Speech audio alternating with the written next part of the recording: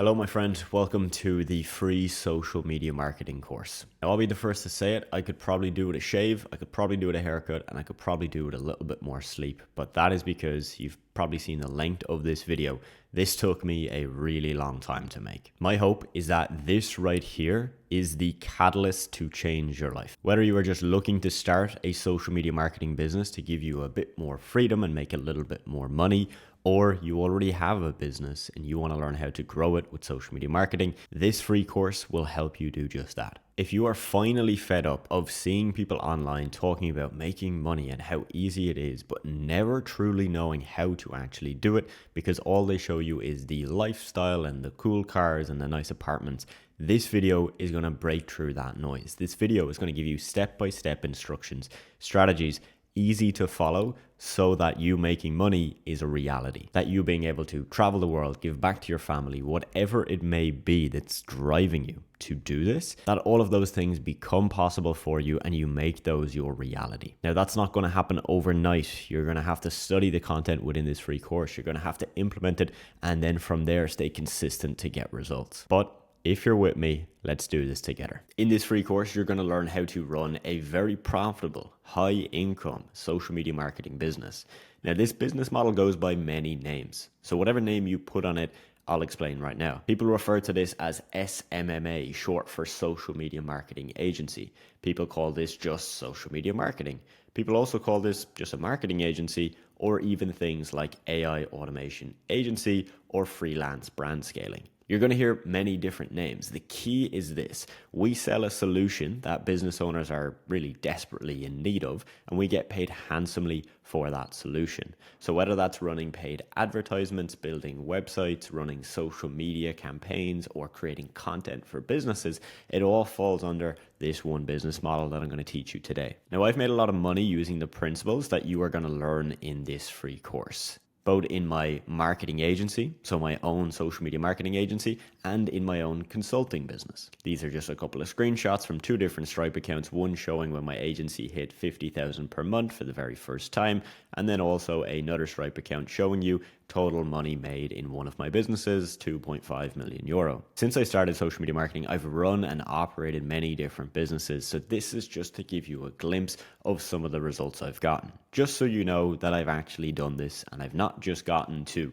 10,000 a month and then started teaching people how to do that, because a lot of people do that. And this right here has taken me years to make. You see, I've recorded brand new content specifically for this free course. I've also scoured my best trainings from live trainings that I've hosted on Zoom and also in-person mastermind events I've hosted across the world. And I tell you this because I probably look a little bit different in these clips. It's because this has been a project of not days, weeks, or months. This has taken me years. I've decided to take the best of the best. I've put out a lot of YouTube videos. I've created a lot of content. I've done a lot of trainings throughout the years. Not all of them are 10 out of 10. So I have scoured and found the best of the best. Trainings that have gotten the most positive feedback. The trainings that people have watched and come to me months later saying that literally changed the trajectory of my life. And I've actually made some other free courses in the past. In fact, one I released back in 2024 got over 200,000 views here on YouTube, and it was about 7 to 8 hours in length. So that, as you can imagine, got a ton of positive feedback and changed a lot of lives. But a lot has changed since then. Some of those principles are still set in stone and work today, but there's a lot of new tactics and new strategies that we're using today, specifically with AI, that does change how we do certain things with social media marketing. Also, before we get into the full free course, I want you to be aware that in the description of this video, there's going to be a link that you can click that says something along the lines of claim your free resources, and that's going to give you access to a bunch of extra resources, completely free. Yes, you just need to put in your name and your email, but those resources are worth thousands. Those resources are really going to help you start your social media marketing business, scale it, and know how to run it correctly. So I'd really recommend take 2 minutes, click that link, put in your name, put in your email, and you'll get all of those for free. So the reason I created this free course as the next step to overtake the free course I made a couple of years back is that I see a problem in this industry. There's a problem with a lot of the free courses that you see online.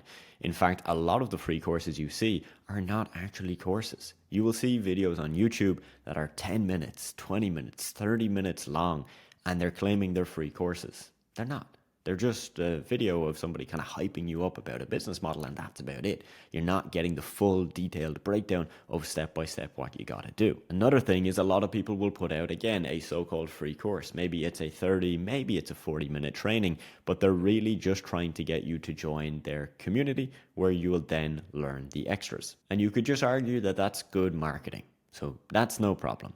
However, I want to make sure that there's really no barrier for you right now and that you can watch this fully free video here on YouTube and use the information to get started yourself. Also, a lot of free courses are just focused on one type of social media marketing, and specifically I see a lot of free courses talking about just paid advertising, freelance brand scaling, running lead generation campaigns, and this is a very specific type of social media marketing that can work. But I've also seen the other side of social media marketing, people making incredible money with different services that, in my opinion, are way easier to learn, way easier to deliver to clients, and way easier to use to actually grow a sustainable business. So that's my goal with this. Now, I do run a mentorship program. So throughout this free course, there's going to be a couple of times that you'll hear me make reference to my students or my community, or the fact that, yes, I have a program that you can apply to join. But I want to make that clear. It's an option. You don't have to join that program. Yes, it gets people great results, but I also want you to get value from this free course. So if you're curious about what you're going to learn, what I have done is I have put timestamps in this video. So in the actual video that you can just kind of click around and skip through to the parts that you want to watch the most, but also that curriculum, that timestamp should be in the description of the video as well. Now look, my recommendation, because I've seen a lot of people go through my previous free course and not get results, is to make sure that you go through it step by step.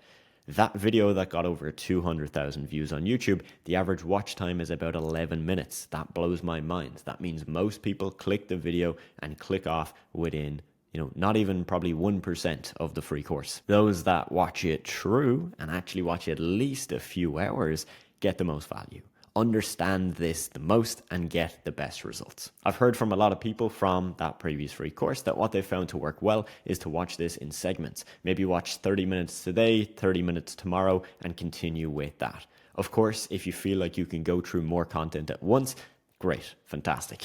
Be my guest. I'd love for you to go through this in a day, 2 days, 3 days. But if you're finding the information is a lot, or maybe you're getting a little bit overwhelmed, just spread it out. Spend a couple of days or give yourself a week or two, watch it slowly, take notes, and come back to this video.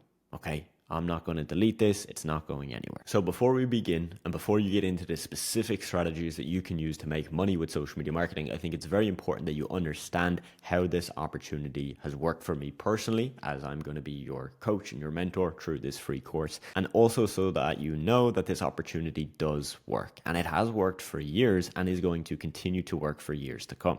So for what I'm going to show you today, you can do this without having a social media presence at all. You don't need to post yourself online or create any content. In terms of the time that you're going to need, you need a couple hours a day to get good results with this. I've found people get great results with an hour per day, so somewhere between 5 to 7 hours a week.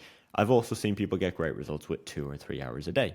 Look, if you have more time, great, but I know even if you have an hour a day, we can make that work. Also, this works in a recession. I've seen people do incredibly well with this during COVID, pre-COVID, post-COVID. During the last few years when we've been in a weird economic place, the markets have been very odd. The job market is a bit weird and inflation is at all-time highs. So I know that this is still working today, even through those crazy periods. And the best part for you is that you really don't need lots of money to start this. You can start a business like this really with a lot of just time and sweat equity, which is fantastic because you don't need a lot of startup capital. A lot of other businesses out there, that is what you need to start them. We are blessed in the digital age that you can start a business with your phone or your laptop and potentially make tens of thousands per month. Okay, this has genuinely changed my life, and it's crazy to look back that I started with probably about €50. Which for those of you overseas, that's maybe $55, $60. That's really all I use to get started. Now, of course, if you're going to work with me in my mentorship program or become a client of mine, yes, that costs money. I can't do that for free because I'll be spending time with you every day, coaching you and guiding you through the process. But if you're just going to watch the free course, then yeah, you don't need a lot of money to start this. I know you're probably thinking, money wise, am I going to make money? Like, is this guaranteed? Look, nothing in life is guaranteed, okay? But what I'm giving you here is the blueprint that if you do follow it and you do everything as I say, it's going to be very difficult for you to knock out results. And I know that because most social media marketers make close to a full-time income in the first 3 months. I've had people in my program that you're going to see sprinkled throughout this video that have made 5K in their first 3 months, and that's 5K per month, okay, recurring income. I've had people where it's 2 to 3K a month in 3 months. Everybody's results are different, but I know if you put in a lot of effort and you put in the time, you can make this work. Okay, now also, what I'm going to show you, you don't need employees, you don't need to build out a big business with team members and all of that. You really don't need any experience. You don't need to post content on social media like I do, and you don't have to be an expert. You see, AI has made this a lot easier, so I'm going to be giving you a lot of trainings throughout this free course showing you how we use AI for social media marketing. Now, if you're completely new, this is why this works. You see, the average business owner is about 51 years old. And so most 51-year-olds don't know that much about social media. Some of them do. And even the ones that do don't really know how to market their business on social media. Because there's a difference, right? Between using social media and actually using it to market your business. And also, a lot of business owners are just busy. So even though they might know how to do it, they don't want to do it. They want to pay somebody to just handle that for them. So for just a moment, I want you to imagine making an extra 1,000 to maybe 5,000 to 10,000 per month, each and every month online. For example, to make an extra 5,000 per month, okay, you need 10 businesses to pay you $500 a month, or 5 businesses paying you $1,000 per month. Now, this right here, this business model, this is the probably least riskiest business model I've come across personally. And I've tried dropshipping, I've tried e-commerce, I've tried building YouTube channels, I've tried trading crypto and Forex. Everything under the sun I've pretty much tried. All of it has led me back to social media marketing. For me, this amount of money, okay, 5 to 10,000 per month, meant that my life was going to change forever. You see, it meant that I didn't have to get a 9 to 5. That's an email I got back in 2019 as I was graduating college saying, hey, we've looked at your application for this job and we just don't think you're the right fit. And I got that email from many different places. And at that point, I realized that me starting my own business, creating my own luck, was going to be the thing that I needed to do. And it meant that I could then actually travel all over the world, live in amazing beachfront apartments like this. All right, this was the first fancy Airbnb that I rented. It was for a month, and then I extended it for another month because I loved it so much. And this opened my eyes. This showed me the possibility of, wow, like if I just make decent money through this business, I can live a lifestyle that some people will never ever live, because I can travel to countries where the cost of living is cheaper and still make money online from my clients in Ireland or the US where they have more money.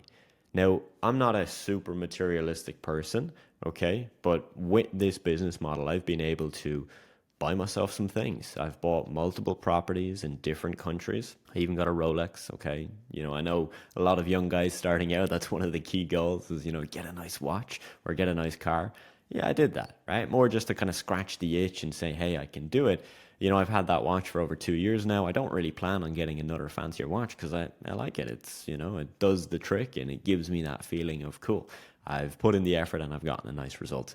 But really for me, you know, buying properties, this is a different move. This is long-term wealth building. This is building my legacy, essentially, for me, for my family in the future. And those are the things that I think are really important for you starting into a business like this. It's not just to get the cool car and the nice watch. It's to actually build assets that can eventually make you money or that you can sell down the line and actually then make more money from them. Okay. Now, none of those would have been possible without learning the skills of social media marketing.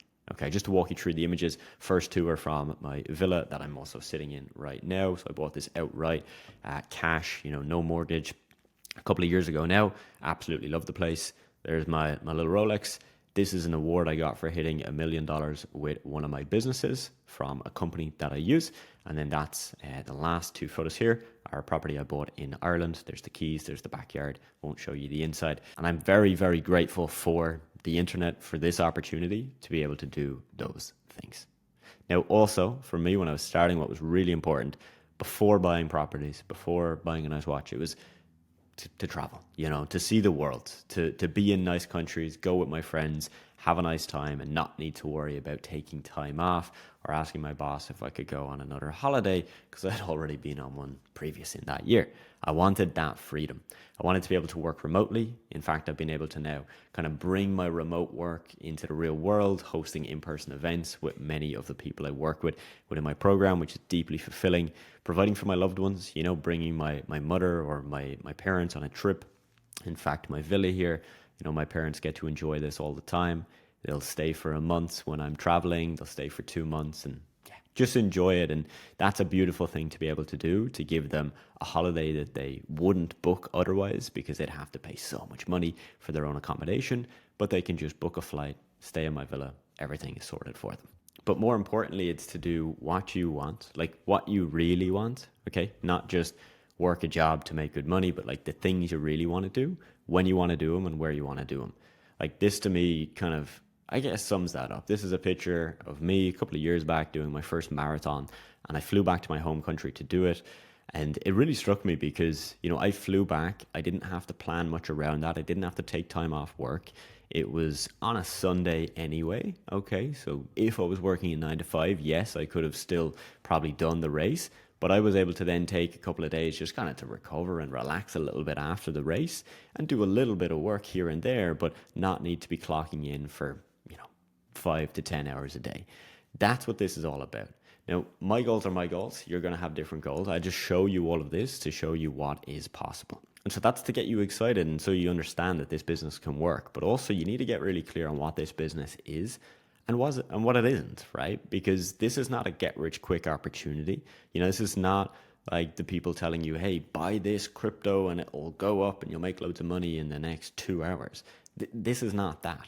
Okay, this is a real legitimate business model. It's going to take you a little bit of time to learn, but if you learn it, you can get life-changing results. And this is not the sexiest business model on earth. It's a business model that's been around for a long time. People try and dress it up and put new names and new spins on it, but really social media marketing has been around for such a long time. And that should be a good thing for you because the thing that's the cool new business model doesn't last, okay? That doesn't sustain. That works for a month or two and then everybody tries it and then it gets saturated. Okay, this is something that's actually worked for a really long time. It's not some new hidden way of making money online. Okay, a lot of people, of course, don't know about this and it's massively untapped. But there's people like me that have been in this industry making money in this field with social media marketing for a very, very long time. And it's also not a trend or a fad. Okay, again, a lot of these things that you see marketed online come and go so quickly. It's hot today and it's gone tomorrow, okay? So here's the reason why. It's not the craziest, sexiest, cool, unique business model in the world. Essentially what we're doing is we're selling online services to other businesses. Not very sexy, right? Most of running a business like this is not hopping on planes, to fly to another country and make a meeting with a client or selling like the Wolf of Wall Street. No, it's just repeating the essential tasks, which is maybe sending messages, maybe talking to your clients, maybe managing their social media pages. Like that's what this is. Now that mightn't sound too exciting, but you can get really good at this. You can outsource a lot of the work and you can really step back from the day-to-day operation. It's not a get rich quick, okay? Yes, it's possible to start and make money quite quickly with this, but it does take time to scale. Most startup businesses, right? Not this specific type of business, but just in general, right? Most startup businesses, they're not profitable for the first 3 to 5 years. However, with this business model, there's people making a profit within 30 days, 60 days, 90 days. So when you look at traditional business versus this, yeah, you can make a lot of money pretty quickly. But also you got to make sure that you're willing to see it out. Don't just try this for a week and then if you don't get results, give up, okay? Like give this time. When I started, I said, hey, I'm going to do this for maybe minimum 6 months, and then I'll reevaluate and see from there. And again, as I said, it's not a new hidden way to make money. Okay, online marketing businesses have been around like literally since the internet began. Like businesses have been on there needing help with different types of their marketing, getting a website set up, getting a Facebook page set up, learning all of that. Now, the first marketing agency was actually opened back in the 1700s, okay, before the internet even existed. So this whole idea of marketing has been around for such a long time. Of course, it's now different because we do it on social media, which is just way more effective and easier to do. But the principles that we're building on have been around for literally decades. And that is fantastic. Okay, that's why you're learning a skill that is not going to go out of style or out of fashion. Now, we have a very lean and efficient way of running this business online. So you're not going to need employees, you're not going to need an office, you're not going to need to have massive expenses. You know, most people that do this, their profits are really, really high, like disgustingly high. And I'm going to teach you all of that in this training. So don't worry, stick with me and we're going to get there. As I said, this is not a trend or a fad. You see, marketing businesses and online service providers like us, we've been around since the internet began. And since we're now in a post-COVID world, like this is more prevalent than ever before, more important than ever before. You know, we know people who have run online marketing businesses for the better part of a decade. Okay, I've been in this industry, you know, you could say about 10 or so years between all the different types of marketing I've tried. And I know people that were in it way before me. People that I knew that when I started had already been in it 5 to 10 years. You see, this model is something that has existed, will continue to exist, and will make you good money if you get on it. So this is a legitimate business model that's been around for years. It's one of the best ways to create predictable income. It's a future-proof business model that has steady demand, and it's a business I would start again if I was at flat zero. Like if I was to start from scratch, take everything away from me, this is exactly where I would start. I wouldn't start anywhere else. And that's from me after being in this industry for years. It's still the same thing I would start with. That's how powerful this is. Now, this is a very flexible business model. You know, you can create a very simple business, okay? For example, you could have a graphic design agency, okay? So that's it. You just create graphics for companies. They tell you what they need, you go and create it, and that's that. Or you can have a more complex business. You could offer content creation. So instead of just creating graphics, you can create graphics, you can create videos, you can create animations, you can create YouTube videos, TikTok videos, Instagram videos, right? And this is where I think you're going to make more money. So I'm going to walk you through building a slightly more complex business, but still not that complex. Don't worry. It's very manageable, very attainable. And that's the beauty of this model because you pick the route you want to go down. Profit margins are fantastic. With dropshipping, e-commerce, software as a service, any of these types of online businesses, the margins are really low and there's a massive upfront cost. Okay? Like massive. You know, some drop shippers that I know personally, they'll make maybe 10 or 20% profit. So if they make 100 grand in a month, they might only make out of that 10 to 20K as profit, which is still great. But I would much rather make 50 grand a month and keep 80% as profit, wouldn't you? Makes just a lot more sense because to run a 100K a month business versus a 50K a month business, 100K a month is probably more stressful. Probably a lot more things could go wrong, right? So I can, in theory, make less money, but make more money than somebody else in a different business model. So I've given you these three numbers here. People in my program that I work with, some people get 100% profit because they do everything themselves. Some people get about 70 to 80%. They do some work themselves. They hire and outsource some of the work, and then cool, their margin is somewhat in the middle. Some people get about 60%. They outsource everything. So they barely do anything. All they do is maybe speak to a potential client, and then once they pay and agree to work with them, that's it. The rest is history, and they outsource it from there. So again, flexibility. You choose the route you want to go down, and again, based on your time, you can figure out which of these is best for you. It's also a cash flow business, which is what I love. You see, old school service providers used to wait to get paid. All right, like a friend of mine from college, I remember in college he would do video shoots and photo shoots for companies. And he would do all the work, and then they would pay him maybe 60 days later. I remember thinking that's absolutely crazy because he's spent the time. He might have even spent money on his camera gear. Like, wow, to do all that work and hope that they then pay you in 2 months from now. No, thank you. You see, what we do is we get paid first, and then we deliver our marketing service. So we only get paid first and then deliver it. And this means that you have monthly cash flow. So each month you should have positive cash flow. And this gives you security. This gives you sustainability. This gives you a predictable income. And this is my next point, predictability. You see, when you sign a client, you should do typically two things. Number one, get them to pay you a monthly fee. Okay, not just, hey, pay me a few $100 to create some content for you. No, it should be a set package for a set amount of time per month. Okay? That brings me to point number 2. Ideally, that time should be a 3-month minimum.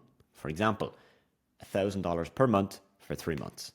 Okay, this is giving you 2 things. Lock in of, hey, I'm getting paid monthly, and I'll lock in of, hey, they're going to commit at least 3 months with me. After that, we'll reevaluate and see if they want to keep working with me. Now, some beginners don't do this. You don't have to do it, but I really recommend that you do those 2 things. Longevity, okay? I know people, again, running these businesses for over 10 years, and it's super easy to pivot and change the service you offer, which is great, because if there's a shift in the market, if there's a new industry that opens up, you can shift and you can profit from that. For example, in my own agency, I started with just creating content and managing social media pages for companies. Then we moved a little bit more into content and consulting. So we stopped managing pages and we would kind of teach our clients how to manage their own social media page. And then we did some other changes as well. My point there is that it's flexible. You can change this based on where the market's going and where you think you're going to get the most out of this. You don't have to show your face. This is really important. You don't have to post your own content on social media. You can really keep yourself very anonymous. So if you want to start a business like this, not tell anybody, and then maybe tell them when it's making you money, you can do that. I'll talk more on this throughout this free course, but just know that this is possible. And you don't have to be an expert, okay? You can use your experience from any jobs you've worked, from school, from college, if you have it, but you really do not need direct experience. Okay, I'm going to talk a lot in this free course about how you can sign clients without experience and why businesses would actually still pay you, because there's still a benefit for them even if you don't have experience. All of that I'll explain for you. Now, what's really important is that you understand this, okay? This has worked for many, many people I've worked with, okay? Minimum 140 people that I've taught this to have gotten great results. For example, Pavel, you'll see here I'm on the left. This is where he did 6.5K in 7 days. This is Rachel, where she did 8.9K in 1 month, which if you add that up, that's like 100K per year. This is Amanda when she got 20 new clients in 1 week, which is insane. Alvi when he got his 5K per month award. This was back, you see here, in 2023. And if you see on my YouTube channel, I even interviewed him quite recently, an update as to where he's at now. Still crushing it, still doing really well. This is Ryan, where he got 3 clients in the first 2 weeks of 2023. And the reason I'm showing you some of these older wins to start off with is because you can see, again, the longevity of the business. Okay, go onto my YouTube channel. You're going to see lots of new interviews. You're going to see people I've interviewed in the last few months still crushing it, making great money with this. Some of them just starting, 2025, 2026 and going forward as well. And some of them that have been doing this for years, like these people. I make it my business to interview as many people in my program as possible. Of course, some people are private and that's no problem. They keep the results to themselves, but those that are happy to share, I interview them. I send them nice awards like this that they can put on their desk when they hit 5K a month, 10K a month, 20K a month. And this to me is just really fulfilling. I send these out for free when they hit those targets, and I know it puts a smile on their faces. This is Leia when she hit 9,000 per month. This is Karsten when he hit 5,000 per month. This is Oliver when he hit 30,000 per month. Reese when he hit 6.7K a month.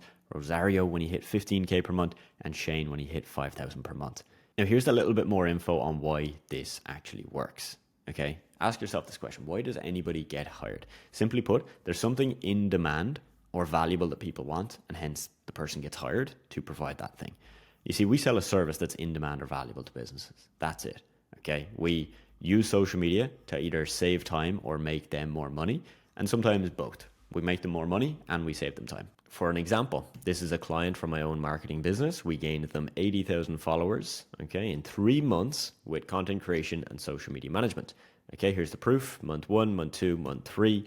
We got them 7,304 new followers in 1 single week. Okay, so you average that out over the month, and we were typically getting them anywhere from probably, on the low end, maybe 20,000 followers a month. On the higher end, probably 25 to 30,000 per month.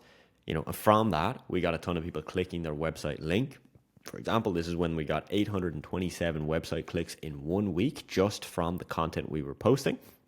And from that, as you can imagine, a lot of those people will buy their products. And these guys were selling supplement products. They were also selling fitness programs, and those fitness programs would go for hundreds of dollars. So you add it up and you start to see where, wow, they actually were making serious money from this. We had content that we would post. This one got 95,000 views, 3,000 likes, 2,000 saves. This is the real world impact of us actually not just making the money, but building their reputation in the industry and giving them a solid social media presence. So if you want to learn like the specifics of how to grow a business to social media channels, I got you. I've done it for many clients. I've done it for myself. I can show you how we do it. Again, to recap, guys, you just need a little bit more. You need to know a little bit more, right, than the business owner about social media, about marketing, and how to help a business get more customers online. You don't have to be an expert. You just got to know a little bit more than them, which I'm going to teach you in this training. Before we continue, to recap, we sell in-demand marketing services online. We deliver them ourselves, or we can hire somebody to deliver them for us. Again, I'm going to go into a lot more detail on how all of this works. And we're hired, okay, clients pay us because our services are valuable, they're cost effective, and they're convenient. We make them more money, we grow their social media, we grow their business, okay? That's what you need to know about the business model. That's the way it works. Now, again, we're going to keep going with the free course, walking you through the specific strategies, how you get clients, how you sell to business owners, how you get them on board, and how you deliver a service to them. Okay, I'm going to cover as much as I can with you in this. Now, as I mentioned, this has taken me years. So a lot of these clips are going to be in different settings, okay? Different parts of this year or previous months. So I'm going to look a little bit different and I'm going to be in different backgrounds. But I have pieced together the best of my work. So this, I know, is going to really help you. So enjoy. So if you're just not really sure, can you actually make good money with marketing? This video is going to explain to you how much you can actually make. I'm not going to give you pipe dream figures. I'm going to show you realistic amounts of money that you can make with this type of business. So can you actually make good money with marketing? This is the question I've been asked many times. When I left college and I decided, yeah, I'm going to do this marketing thing, I'm not going to get a corporate job. Yeah, that's what most people were thinking, is how are you going to make actual, good, real money with marketing, right? In Ireland, for example, where I'm from, jobs in marketing don't particularly pay well. Where you work 40 hours a week, you do marketing for one specific company, they're not high paid. So these beliefs, they're true, right? So when people were saying to me when I graduated, hey, how are you going to make money with marketing? They were kind of right. But here's the real story of how marketing actually made me a ton of money. You see, that business that I started once I graduated college did very well. In fact, it was doing 6 figures a year within the first year. By year 2, or I think near the end of year 1, we were doing multiple 6 figures per year. So marketing, a thing that actually for most people doesn't make a lot of money or doesn't pay well, ended up making me a ton of money. This problem all stems back to the fact that we are just bred and conditioned to think that really the only way to make money in any industry, whether it's marketing or finance or accounting, is you get a job, right? You study hard, you get your degree, you get a job in that industry, in that field, and hope for the best, right? Whereas in reality, there's so many other ways you can make money. So in my case, with marketing, I didn't have to just work with one company 40 hours a week. I could work with 10, 20, 30 different companies, right? But have a team that supports me where I'm not doing all the work. I might not even need to work 40 hours a week, but somehow give all of those clients a great experience, create systems and structure where those clients actually get results, and then we make way more money. That's the difference. Tourism Ireland, which is basically a company, as you can imagine, responsible for tourism in Ireland, they're paying 65 million euro this year just on marketing, right? And that's a tourism company within a country, right? And we're a very small country. So you think of other nations out there, budgets are hundreds of millions a year. Some might be even billions a year, right? So marketing, yes, there's a shitload of money in it. You just have to be in the right part of marketing. If you're going to apply for a 40-hour-a-week corporate job as a marketing manager or a marketing director in a company, yeah, you are not going to make that much money. Okay, I got offered a marketing job for around 24K a year as a digital marketing specialist.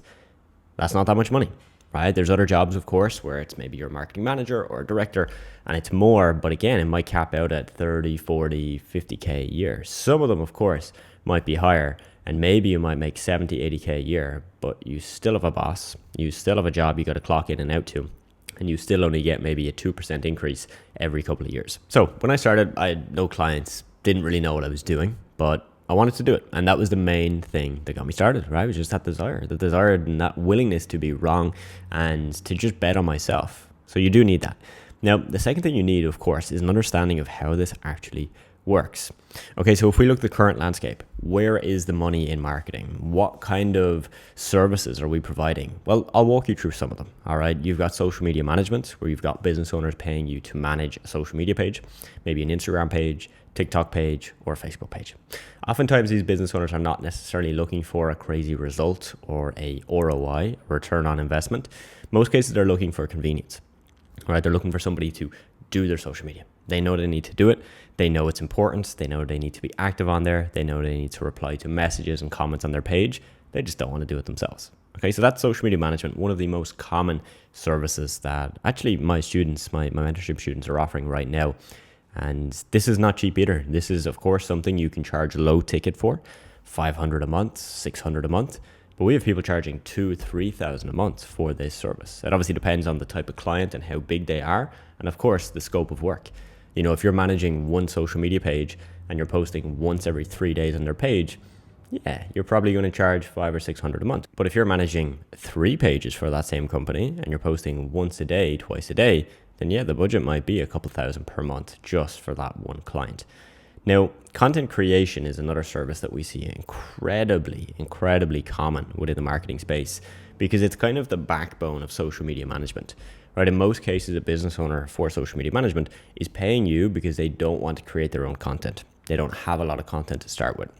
So in that case, content creation is where you come in. Now, obviously, these days with AI, there's a lot of content you can create with AI. And there's a lot of content you can create without ever needing any input from the client. So this is a lot easier now than it was when I started. When I started, we did need a lot of direction and input from the clients, okay? Now, content creation, we typically charge a price per piece model, okay? So we might be charging $30, $40, $50 per piece of content we create, whether that's a video or a graphic. Now, if you followed my story before, you'll know we do a lot of outsourcing, okay? We hire a lot of graphic designers, video editors that do a lot of this work.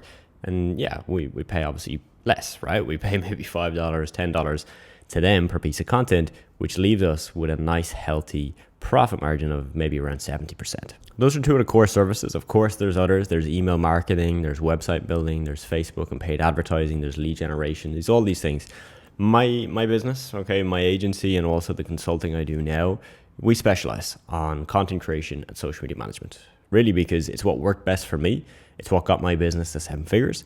It got there with a really high profit margin and a pretty lean enough team. But also it gets you clients, again, that are not just looking for ROI and return on investment. Because when a client is looking for that return on investment, the problem is the second you don't deliver that, they are gone.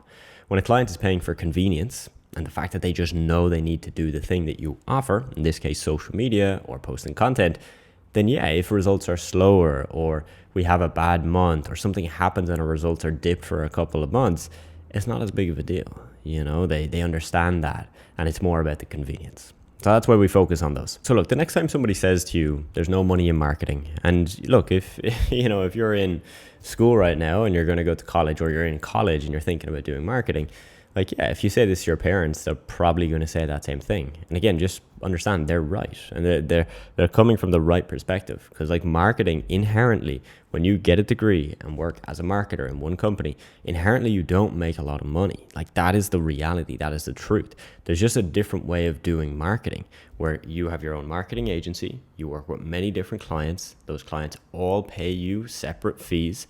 They don't pay you per hour. They pay you per project, per month. This gives you that control where you can work 20, 30 hours a week and potentially make 10 times you would make in a marketing job, right? As a director or the marketing specialist. So to answer our question, can you actually make good money with marketing?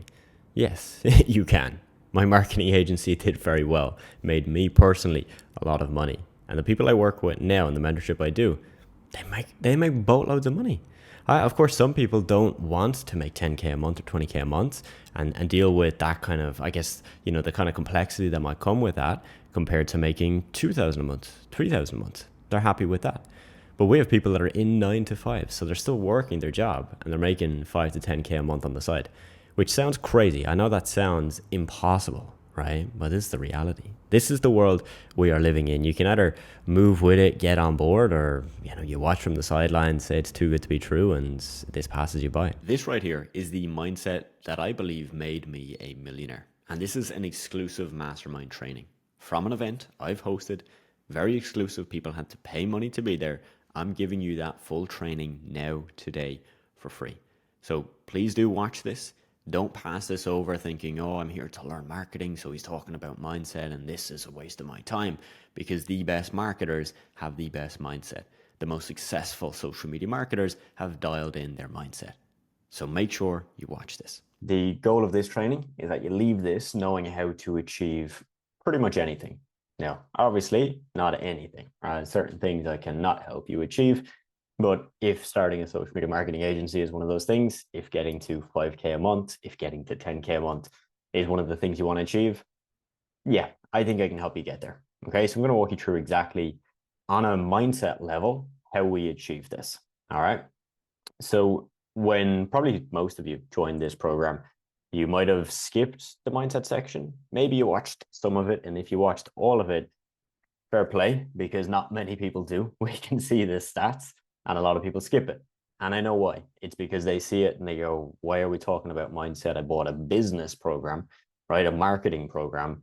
And this seems too kind of airy fairy, woo woo stuff. Now, the reason it's in there is for very good reason, because there's a lot of people that come in and join and say, hey, I just need the tactics. And then they don't really get the results they're looking for. And we look at somebody else in the program who went deep in the mindset section, who really spent the time uncovering what I'm going to show you today, and then they got results. So there's a very strong correlation, right, between people getting results and watching this type of content. Now, what we need to make really clear, obviously, guys, is mindset is not this magic pill. It's not, putting a Ferrari or a Lamborghini as your phone screensaver and then it magically appearing one day. You can put it as your screensaver. It's not going to magically appear. It's not about writing down, if anybody has read The Secret or any books about law of attraction, sometimes you can get a bit of a perverse view on what manifestation, quote unquote, is, right? People, writing down every day, hey, I'm going to make 1,000 per month, but they're not doing the work to get 1,000 a month, of course, are not going to get 1,000 per month, right? So that's not what we're talking about when we're talking about mindset here. Okay. What it really is all about is changing your beliefs, changing your worldview, building real lasting confidence, obviously in the subject matter of social media marketing, but more importantly, yourself, right? You as an individual, and building yourself and your character. So some of you probably remember this, right? But I need to remind you, right? When we look at the outcome, that's the outer ring here. This is what everybody wants. That's 5K a month. That's 10K a month. That's financial freedom. That doesn't just happen. How that comes about, as you can see here, it starts with your identity. So how you view yourself, how you look at yourself, how you view yourself, how you talk to yourself, right? The things you would say about yourself in your head when nobody else is listening. Okay, that's your identity. This shapes what you do, right? Think of it. If you identify as, hey, I'm a healthy person, or I'm a person that likes to exercise, you'll exercise and you'll probably find that quite easy. If you identify as, hey, I'm someone that struggles with exercise, I'm someone that is out of shape, whatever, you're probably going to struggle to do the action of exercise, which then leads you to getting a certain outcome. Okay, so in the context, right, of what we're talking about today, social media marketing, building financial freedom, the identity needs to be there. Now, I also want to make sure, guys, look, nobody's perfect. Okay. So me saying this, I'm not saying, hey, I've got my identity so, well crafted and it's set in stone. That's not the case. This is something you're going to revisit, you chip away at, and you'll have to constantly reinforce. Okay. So it's not just like this overnight thing either. And I say that because if you're hearing that and going, oh, well, I don't have that identity, so now I can't be successful. Well, you can get there.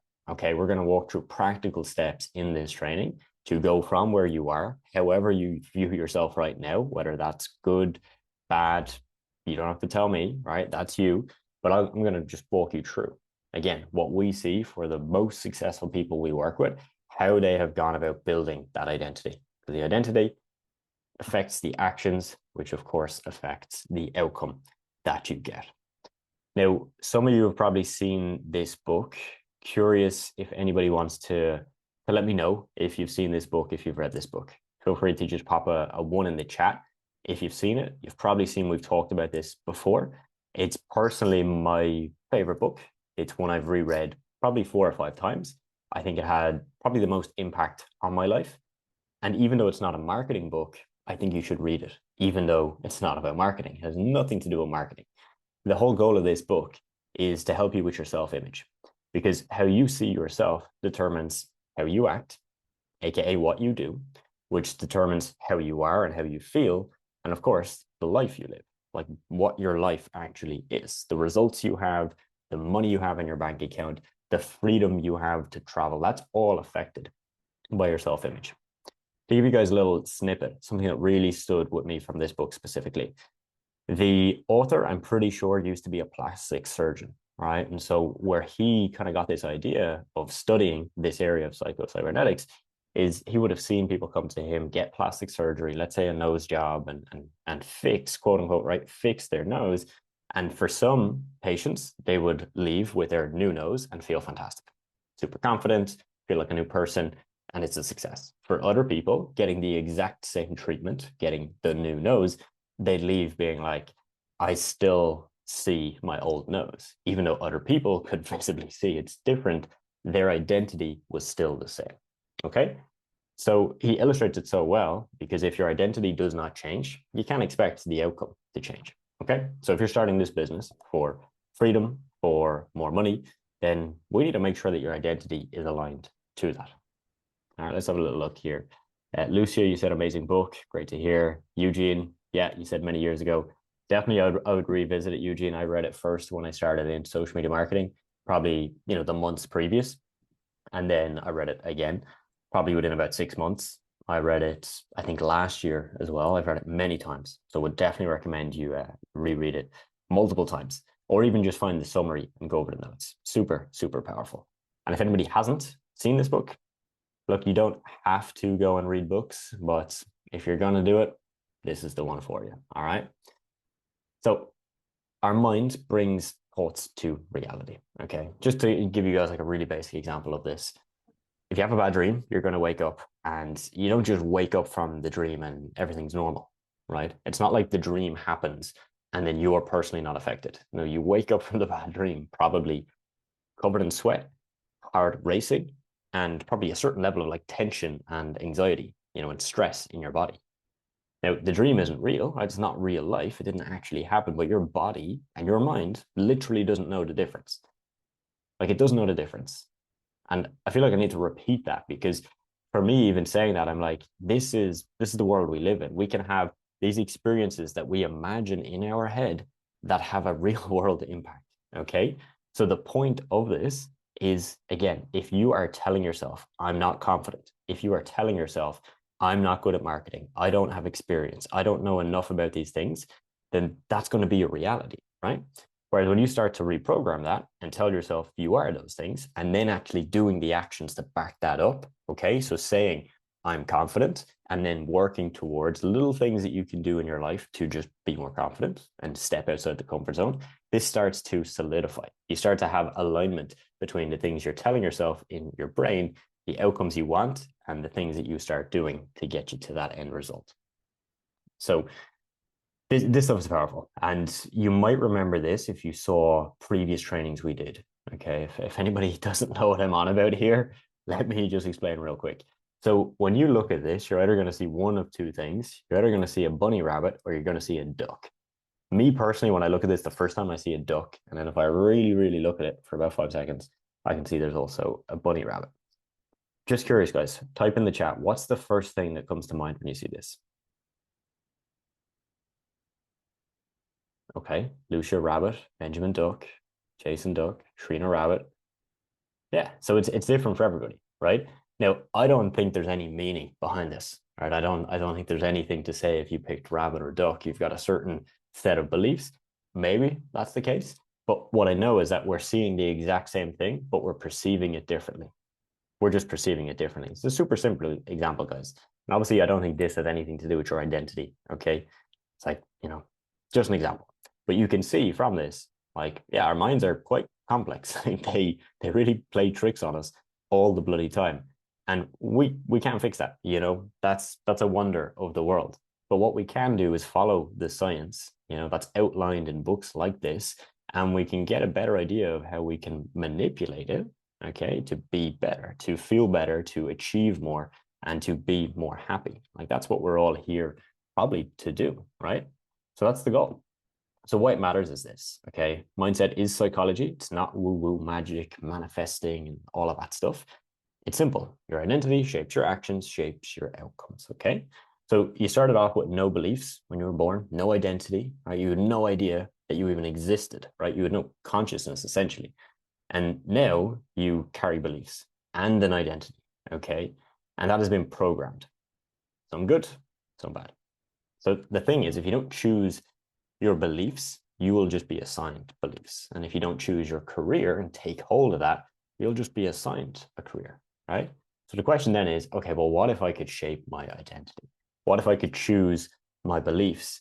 Well, I'd probably be living the exact perfect dream life that I want. Like that is the reality. Now, again, guys, a heavy pinch of salt. I've got some right here for you, okay?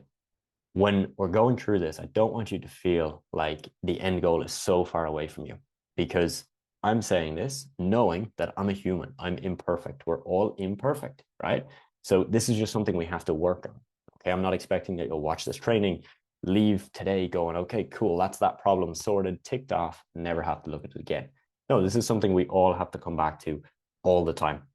And believe it or not, but everything you do every day backs up your identity, backs up your beliefs, and reinforces, again, either good or bad. Okay, so we just need to make a really conscious effort that if you're getting into negative thought patterns of I'm not good enough, I don't have experience to do this, or other people are just lucky, that we catch that. We catch that early and we start to change that. It's not going to change overnight. You're going to have days where you're going to feel very low in yourself and your identity is going to be a shell of what it could be. But if we can start to slowly chip away at this, my days, the results you can see are absolutely astonishing. Okay. Now, to bring this back to kind of just practical steps for you, there's a massive difference between being interested in building a social media marketing business and being committed.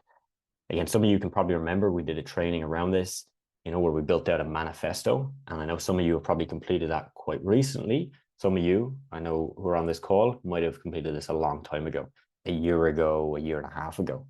So we're going to revisit that entire section and how we do that, because, you know, what does, right, somebody who's interested in social media marketing do? What do they do?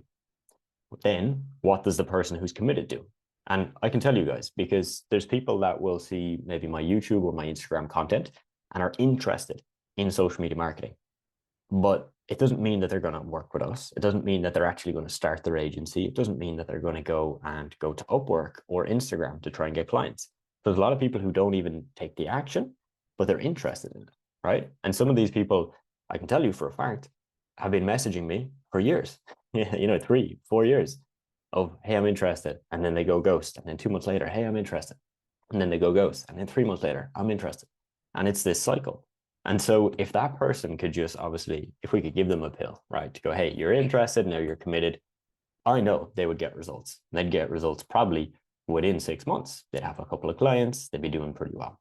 So this is why we need to look at how do we take you from, if you're interested right now, how do we get you to committed? Or if you're kind of committed, like 1 foot in, 1 foot out, how do we get you to fully committed?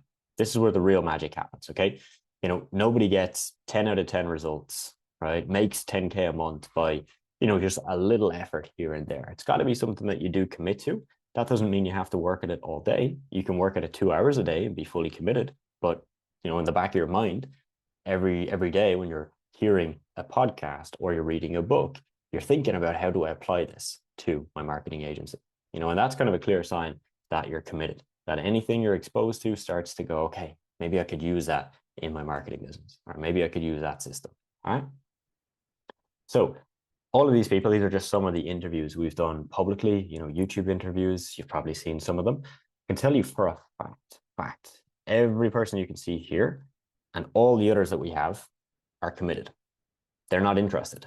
Like, they are not interested. They were interested, and then they took the leaps and they changed their identity, their beliefs, their actions to be committed. And I can tell you that for a fact. If you were to ask Erica, Amanda, Alvi, Kira, and Megan, like, ask them, are you committed to building your social media marketing business? They'd say 100% for sure.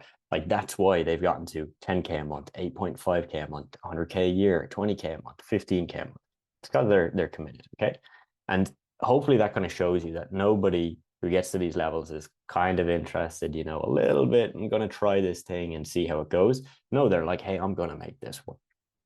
To give an example, Megan, right? She started with us, 2 kids, school teacher, not a whole lot of time. Not, you know, very difficult to make this the top priority when she had 2 kids, like 2 very young kids, like a newborn and, you know, a kid that was maybe like a year old or something. So obviously she had to make that hard decision of, I'm going to commit to this thing and really, really, truly make this work. Another example, if we say take Kira, she was a teacher as well, actually, before she started with us. And she, you know, completely left that to be committed to this. You know, this guy, Alvi, didn't even go to college when he graduated school in the UK because he was that committed. You know, he had a couple of clients and was like, hey, I'm going to make this my full-time thing. And guys, to even paint this further, I did this about a year ago. This was last summer. I did this interview with Alvi at 100K a year. What's he at now? Over 200K a year. Funny how that works, you know? And I've seen him. He's been at like in-person events we've hosted. I can tell you for a fact, that man is committed. You know, he's really, really committed to making this work. So essentially, with this training, I'm offering you a choice. Okay, on the left-hand side today, you can let your default programming just rule you and run your life. And this is just the reality. Okay, if we don't change this, what you have gotten is what you will continue to get. All right, what you have gotten is what you will continue to get. What we have to do on the right-hand side is decide that, one, you want to change your life. You want to build yourself into the person that you need to be to achieve that life that you want. And then you choose the life that you get to live. But this doesn't just happen. Okay, this is a very conscious choice you have to make. And we have to back this up. Of course, we got to back this up with massive, massive action. Okay, so this is the choice you have today. So guys, that was kind of step 1, right? Just actually getting to a point where you decide, okay, cool, I want this thing. I will make it work. And when you have that level of certainty in your brain, beautiful things happen. You know, again, I want to give you that pinch of salt, right? Because I know for me, when I started into social media marketing, it took me a while to go from interested to committed. It took me a while. It took me probably a year to go from, I'm kind of interested, I'm doing some research, I'm watching some YouTube videos, I'm building out my portfolio, I'm looking at Upwork, I'm looking at these platforms, to committed. So it took me quite a long time. There's people in the program where it happens really fast. They make this switch really fast. The reason it took so long for me is that I wasn't fully aware of this stuff. I didn't know that this is what I needed to do, right? I didn't know that I had to be committed. And so it just took longer. So if you've been with us for a month, 2 months, a year and a half, doesn't matter what the time frame is, I just want you to be able to move forward from this today going, yeah, cool, I am now committed. And it's not going to be, you know, day and night difference. Okay, like, I'm going to have days where I'm going to feel doubtful, and I'll have a little bit of maybe limiting beliefs, right? Am I good enough, right? But I'm committed to that now, and I'm going to follow this training. I'm going to go put these steps into action to make sure that this becomes the thing that really truly works for you. Okay, there's a quote: if you can tell me exactly what you want, you'll probably get it, right? So we basically just need to start there. We need to look at, okay, cool, what do we exactly want? Again, some of you watching this have already done this. Okay, you've done the manifesto, you've written that out. And if you haven't, I'm going to just kind of walk you through how this works. Now, please keep watching and stay on the live if you've done this already, because a lot of people fill out the manifesto and they never look at it again, ever.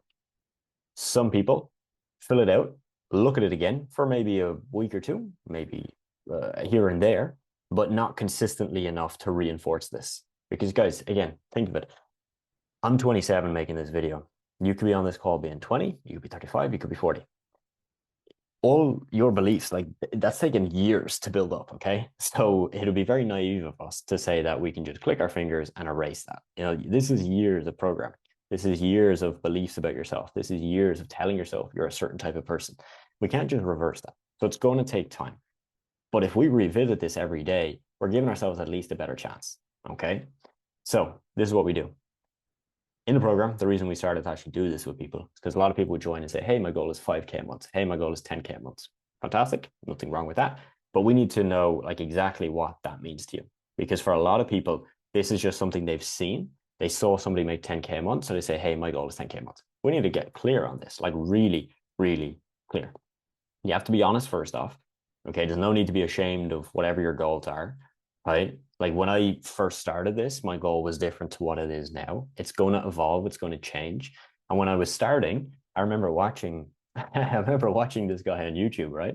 And this guy on YouTube was talking about donating to charity, right? And he was talking about that was something that he did and he was making a lot of money and that was something he was really proud of. And I saw that and I was like, that's pretty cool. Fair play, you know, clap, like amazing. Love to see that.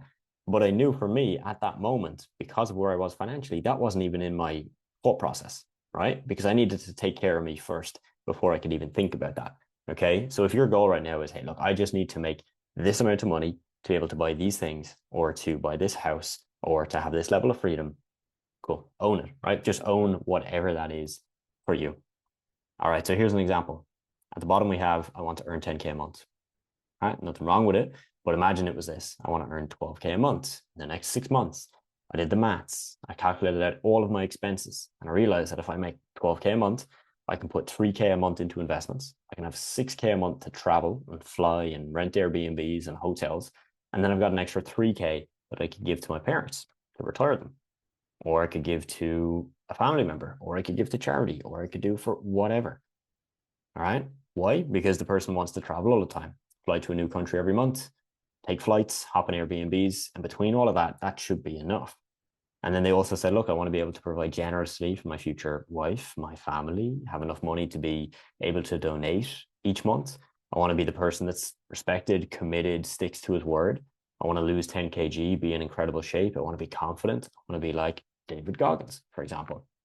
And you can imagine when you go to this depth, you have such a better idea of who you need to be, how you need to look at yourself, what you need to tell yourself. And I think for me, right, when I see this here, immediately when I see this level of detail, I know that it's very difficult to write this level of detail, look at it every single day, and then act as you've always been acting. Right? Like it's actually very difficult for your mind to do that. It's very easy for your mind to write this and start to kind of question how you're showing up and start to question, why am I actually doing all these things? Like all these little habits that I have, these little kind of quirks in my routine, why am I doing them? Because if I want to be like this person, I want to achieve all these things, is that what they would do? And that's something that's really helped me when I've kind of built out manifestos, right? Is pick someone, don't idolize them. Everybody has flaws, right? But pick the person and then think, if this is like your frame of reference, what would that person do? What would they do? I remember thinking when I first started, I booked in my first sales call and I was absolutely petrified, like super nervous, palms super sweaty, probably waiting an hour before the call to kick off, kind of hoping they would just cancel because I was that nervous. And I remember thinking about this guy that I saw online that was doing this very well. And I was like, well, what would he do? Like, what would he do in this moment? I was like, this guy would probably just show up 5 minutes before his call, get himself a glass of water, maybe take out a notepad and write down 3 things that he wanted to ask on the call, maybe have a rough idea of what he's going to say, and he would just do it. He wouldn't even think about it. He wouldn't stress about it. He would just go with the flow. And so obviously that wasn't me on my first call. I still took time to build that confidence, but I started to, again, use that as my frame of reference, right? What would he do? How can I do something similar? And eventually I got to that point where I was relaxed on calls and I was able to close calls quite easily. And so that's the power of this, guys. It's really, really, truly powerful. Okay. Now, if you want to go a step further with this, you create a vision board, you review it daily. Okay. You can have this on your phone, like your screensaver, you can put it on your wall, whatever works for you. Again, the thing I don't like about vision boards is people make them once and then they never look at them again. You have to make it and just revisit it all the time. And if the vision board has a Lamborghini and it's got a bank account and all these things, great. But like always go deeper and realize, what do I need to do to get those things? Okay. Now, what you're going to see below this training Okay, if you're on the live, you won't see this now. I'll send it to you after. But if you're watching this in the training format, you're going to see below this that there's a link, a template for the manifesto that you can fill out step by step, and it's going to follow this structure that I'm going to show you here. Okay, so it goes through pleasure of basically the thing you're going to benefit if you achieve these goals, and the pain, the things that you are going to experience if you don't, and if you don't do what you know you need to do. All right. So again, guys, just to re-emphasize this, pleasure, right? So if I go back to this slide, right, and I do all these things, and these are the goals I want to get to. Well, the pleasure is I'm going to make my family very proud. I'm going to retire my parents, and they're going to have to, well, they're going to be able to just not get super old and work until they die. They're going to be able to maybe work less, enjoy life a bit more. That's going to make me feel pretty damn good, right? I'm going to be able to go wherever I want, give my family an incredible life, and then I'll also be able to retire early and me not have to work forever as well. So that's pretty damn good. And, this is what we call positive motivation. You find something you want and you push towards it. That's your North Star. But it's also very important to go to pain. Some of you know where I'm going to go with this. I've talked about this a lot of negative motivation. For me personally, right? Negative motivation almost makes more sense for me.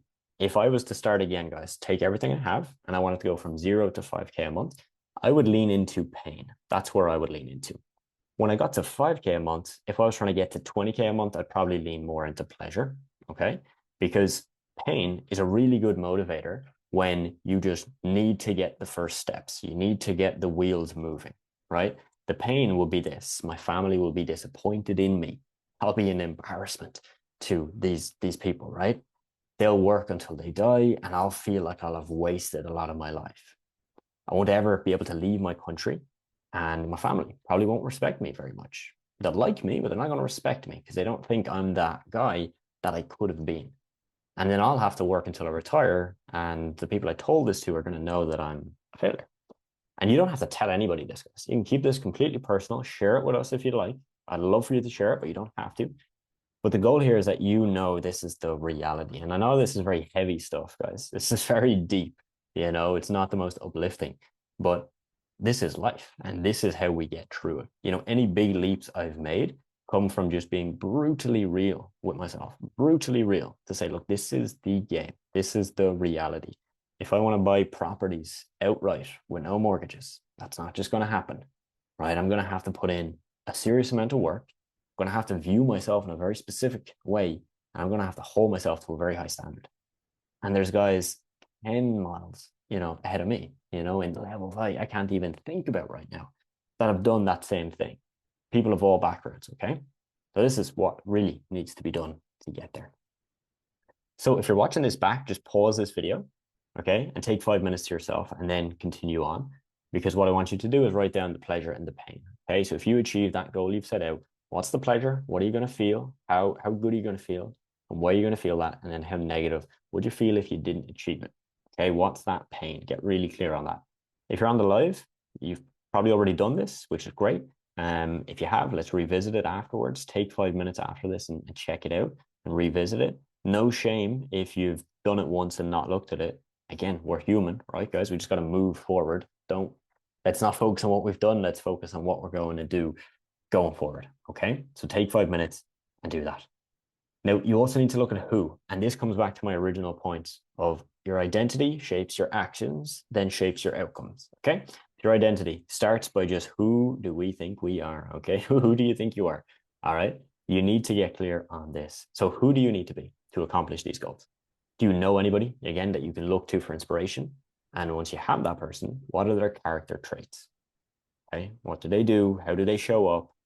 Are they disciplined? Are they consistent? What do they do? Get clear on that, okay? So find somebody that you can idolize to an extent. Again, know they're human and they've got their own flaws, but from what you can see, what are the positive character traits that they have that you could start to embody?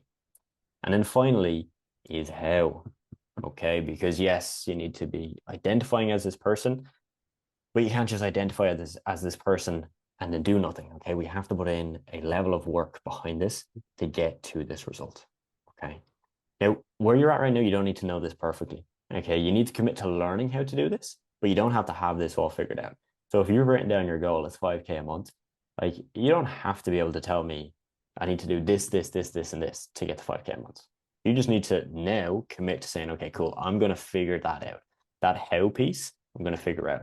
There's a saying, if your why is strong enough, you will get through any how. Okay, you'll figure out a way. But that why and your identity does need to be strong. So let's start working on that. Okay. Now, you also can't just replace a false belief with another false belief. Okay. You need to prove to yourself your new belief is true. Okay. So, for example, you can't tell yourself, hey, I'm healthy. Hey, I'm healthy. If I'm way, way, way overweight, right? And I don't exercise. It doesn't make sense. Okay. So it has to be realistic. I can't say, hey, I'm wealthy or hey, I'm a millionaire. I'm not a millionaire, right? Like it has to be real. So again, this is my point around the law of attraction and manifestation, where they can get misconstrued and people use it in the wrong way because they see people talk about that and they just say, okay, well, if I just tell myself I'll be a millionaire, I'll be a millionaire. No, it's not how it works. You tell yourself you're going to be a millionaire and you start acting like the person that does the things that the millionaire does. You identify and you look at yourself the same way. Okay. But if you don't have the action, none of it really matters. So the how, okay. So how you actually achieve this. Again, you don't need to have it completely figured out right now. And a lot of you might be experiencing chaotic thinking, or just call it brain fog, right? Just call it, this is a mess, right? Chaotic thinking, typically, if you can't reverse engineer your goals, if you don't know what to work on next, right after this, like you're hyped up, you're motivated, but you don't know what to work on, you probably have a little bit of chaotic thinking going on. If you're overwhelmed constantly, right, at very small things, probably a little bit of chaotic thinking. If you have a sense of dread about your business, right, or starting this business or doing outreach, it's probably a bit of chaotic thinking.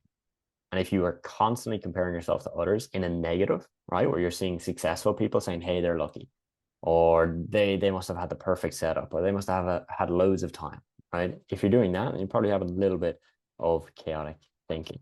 Now, again, heavy pinch of salt, guys. Not every day you're going to wake up and have clarity on all of this.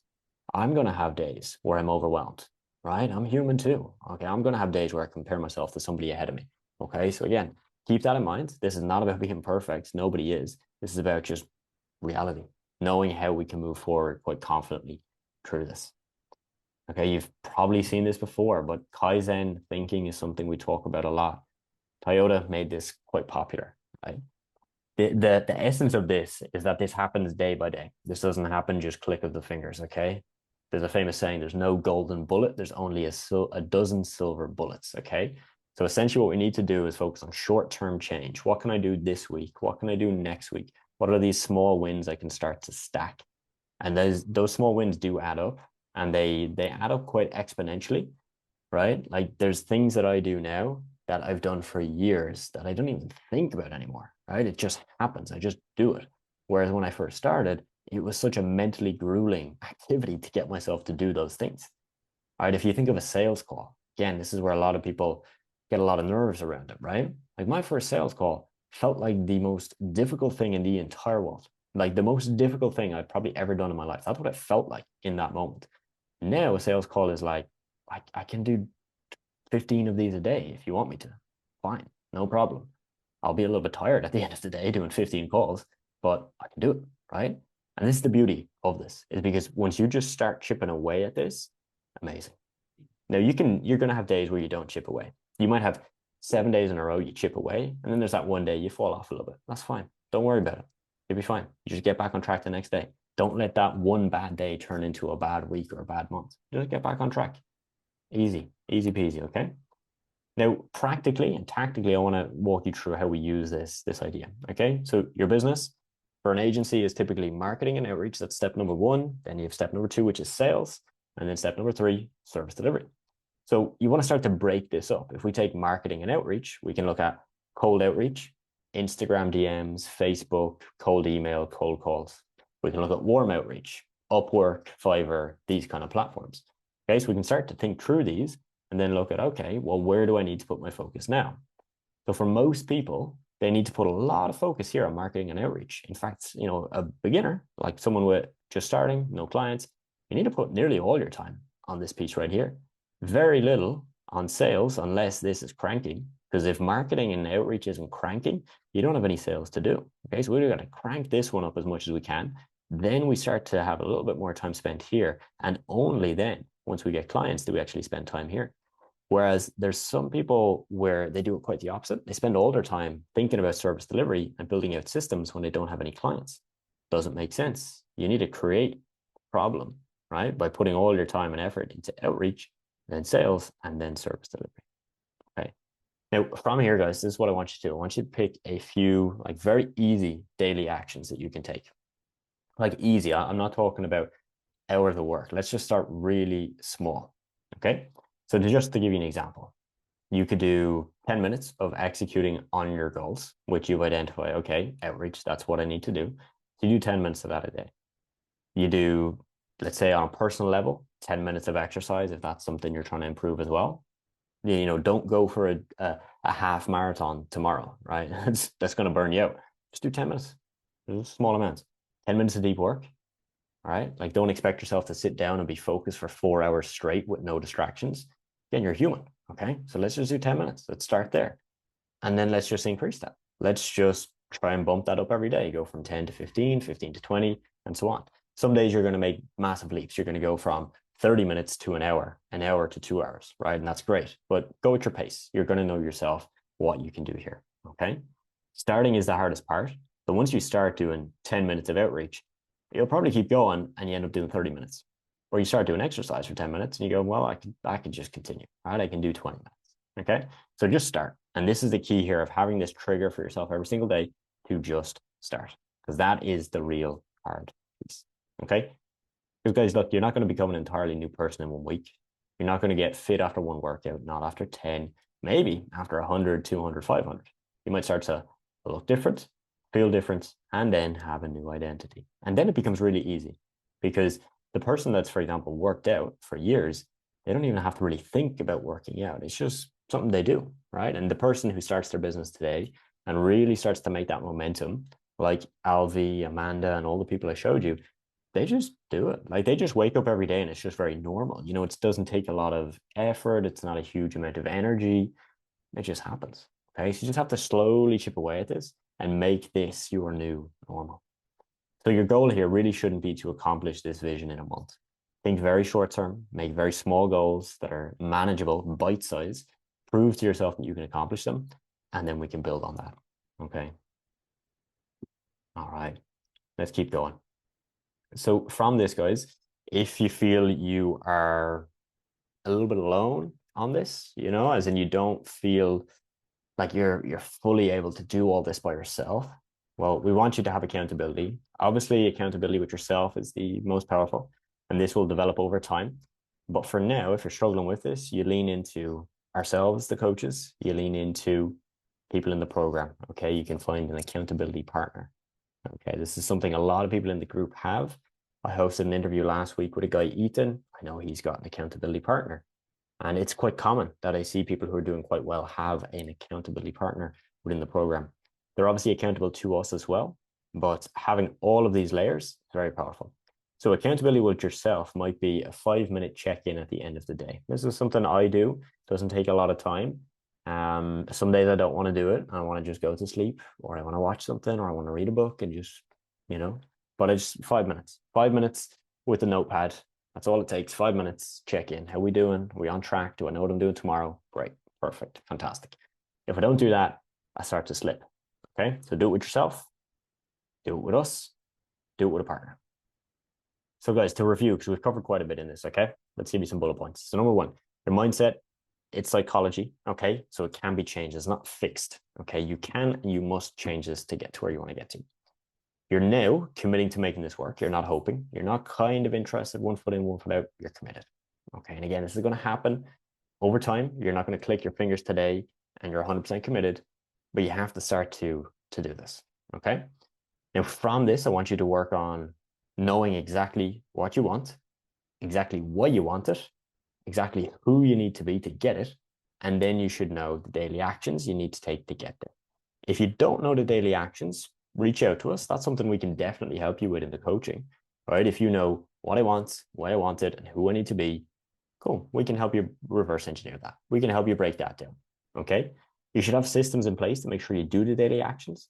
So check in with us Okay. Like we have people in the program that check in with us every single day.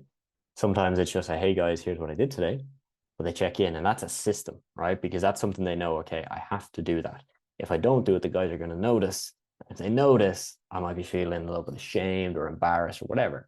And a little bit of that is good, right? Because again, it's going to get you to do the thing that you don't want to do. And then understand Kaizen thinking and commit to doing it right. Okay, thinking through what's my bottleneck right now. If I don't have any clients, service delivery is not my top priority. If I don't have clients, doing outreach is my top priority. If I have 5 clients and my clients are leaving and everything's a mess and I feel chaotic, I should probably spend more time on service delivery. Okay. So guys, manifesto, again, link for that for this training is going to be down below. So you can check out that template. If you're on the live training, we'll kind of just switch up and do some Q&A here in a moment. So if you have any questions on these topics, let's run through them. And if you haven't done the manifesto, please do. I know a lot of you just seeing your names. I know you've done them. I remember reading them. So great to see that. And again, this is just your reminder to revisit that. Go over it again, write a new one if you need to, do what you need to do. Let's just move forward from here. Let's just make sure that tomorrow we are starting fresh with ourselves on the right track. All right, guys. Let me know if that was valuable. Just drop a message in the group or in the chat here. If that was insightful, if it was valuable, should I do more trainings like this? I'm completely open to doing more like this. If you feel like you need more content on this and you need more help with it, so just let me know. I'm going to check into the chat here and see if there's any questions.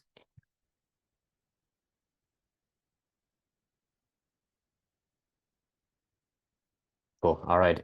Tanisios, you said you've seen the vision board in a book called The Comfort Zone. Cool, man. Yeah, it's quite a popular one, man. You'll see a lot of people in this kind of in the mindset space talk about it. Very, very common, and definitely helps. Just to touch on that, guys, one thing for me when I was starting my agency, for a long time I didn't use a vision board, because a vision board is typically, you put photos of the things you want, like where you want to live, your lifestyle, cars, all that kind of stuff, right? And it's kind of more materialistic because it's images of things that you want. What I had for a long time was my desktop screensaver, and then on my phone was literally a bullet point list of what I needed to do and the goals I was trying to achieve. So I remember vividly having this like black and white screenshot that I had as my desktop background, and it was for my agency. And I remember it being like, get to 20K a month, and we were at maybe 10K a month, and it was a full breakdown of I need to do this, and this, and just seeing that every time I turned on my laptop and my phone made me check in with myself, made me go, am I actually doing that? Like, am I actually doing what I need to do to get there? And many times I wasn't. And it was a wake up call because I couldn't bloody ignore it. It was right in front of me every time I checked my phone. And you can't see that every day and ignore it forever. You might ignore it for a day and say, oh, well, I'm busy today or something's going on today. But eventually you start to go, hold on, I need to call myself out on this and I need to do it. Sahib, you said you have chaotic thinking right now. Yeah. And look, how do we get over that, man? Chaotic thinking. For me personally, I'll just give you some thoughts, right? Again, notepad at the end of the day, super simple. 5 minutes with this bad boy helps me out a ton. I can get very overwhelmed. I can have a night where I'm overthinking so much. I've got this problem to solve, this issue to solve. Business is problems. Okay, we're going to have problems. And so if I don't take that time to just check in, I'm a bit messy. Some other things that help me, again, guys, not advice, it's just what I do. I like a cold shower. I know it's controversial. I like a cold shower. I've not had a warm shower in a long time. And that helps me because it's something I don't particularly like to do in the moment, but I like how it makes me feel. And it gives me a sense of clarity. It does, because when I'm in there, I'm not thinking about a business problem. I'm not thinking about, did that payment come true, right? What I'm thinking about in the cold shower is, it's cold, but I'm going to stay here because if I stay here for a couple of minutes, when I get out, I'm going to feel rock solid. I'm going to feel really good. So that's something I do. I journal, I write down. And recently, what I've started to do is actually use AI. Okay. So if I'm super confused about where I'm at, something I'm starting to doing is just going to AI, ChatGPT, or any tool like that, and just brain dumping, literally just brain dumping, almost like sending it a voice note. But because it's not going to a person, I can be kind of more vulnerable, more open than I might be with myself or with somebody else. And that really helps, because if you prompt it to say, hey, ask me a set of questions after I give you this brain dump to help me figure out what I should do next, because I'm feeling very confused. I'm feeling like I have a lot of chaos going on in my head. You're going to get a really good breakdown. So try that one. I really think that's going to help out. Sharina, you said definitely valuable, needed this. Awesome to hear. Appreciate you coming on. Sahib, you said it'd be awesome to have more of these. Awesome, man. Good to hear that feedback. Jack, you said the same, 100% useful. Great to see that, man. Riley, you said perfect timing. Love to hear it, man. Athanasios, same thing. You said it really helped you. Awesome, man. Lucia, you said it was great to get a refresh on this after the training. 100%. My thinking is chaotic right now. And that's the beauty of this, Lucia, is you start to identify, cool, that's what's going on. There's no shame in it. It is what it is. We all have it time to time. So now we know practical steps we can take to get over it. Back one, you said very valuable. Awesome to see, man. Asha, you said very valuable. Awesome. Lucia as well. Yeah, great. Jason said gained a lot of game, man. Awesome. And the brain dump method, back one. Yeah, it's powerful. It's powerful, man. Really, truly is. So again, guys, I just want to re-emphasize no shame with any of this. Okay. It's very easy to see content like this and feel like, whoa, these people have it figured out, whatever. This is just it's a journey, day by day, step by step, we make these steps, and, to give you an example, guys, like there's things that I have to do each day in business that I don't want to do, but again, you get to a point where you do them, and you don't do it out of hatred and like actually really hating the task. It's just that starting point is the difficult thing. Just sitting down to actually do it, that's the hard piece. So my friend, because you're in this program, I think it's only fair that I walk you through my entire journey. 0 to millionaire and my story with online business, because this isn't my first rodeo. Many people think that I potentially got lucky when I started back in 2019 and it all just fell into place. It's not the case. I have been trying this stuff for years. I tried it for years before I had any real success. I'm going to walk you through that today. So I've got a series of slides here. Some of these are from an Instagram story I made some months back because it sums it up pretty well. So I'll rush you through these slides, hopefully give you the full picture. And I think you're going to resonate with me. If you have tried any other way of making money online, I mean, trading, business opportunities, anything of that nature, then you'll resonate with this. And I want you to keep watching this, because why you failed with some of the other business models is probably why I failed with them. You see, a lot of other business models have flaws, right? Meaning that they're just not as good, right? Categorically, like it's just a fact, okay? But more importantly, there's a way in which I approached them and probably the way you approached them in the past that just didn't make it work. And if you approach this in that same way, this might not work, all right? So let's get into it. So I tried a lot of side hustles, as I mentioned. If you're like me and you've always had that burning desire for more, you wanted to be better, to make more, to always make something of yourself, I became obsessed, right? Whether it was self-improvement, working out, reading, meditating, anything I could get my hands on to quote unquote become a better person. Yes, I did it.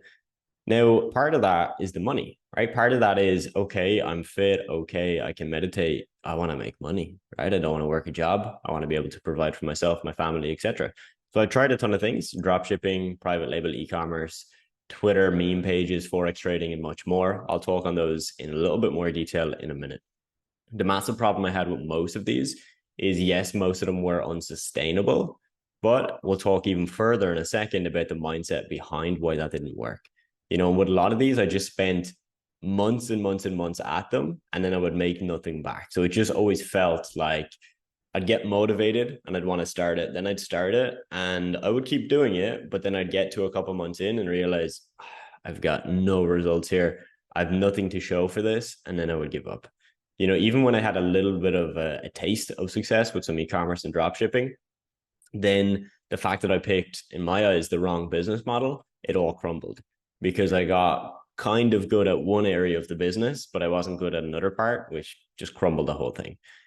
Then I went to college. All right. Went to college. Didn't really have any other options. My side hustles weren't doing too well, and my parents always wanted me to. So I said, okay, I got the points. Let me go ahead and do it. Now, when I was in college, everybody there, like I mean, fucking everybody, wanted to get 9 to 5 jobs. I felt incredibly out of place. I wanted to work online. I wanted to travel.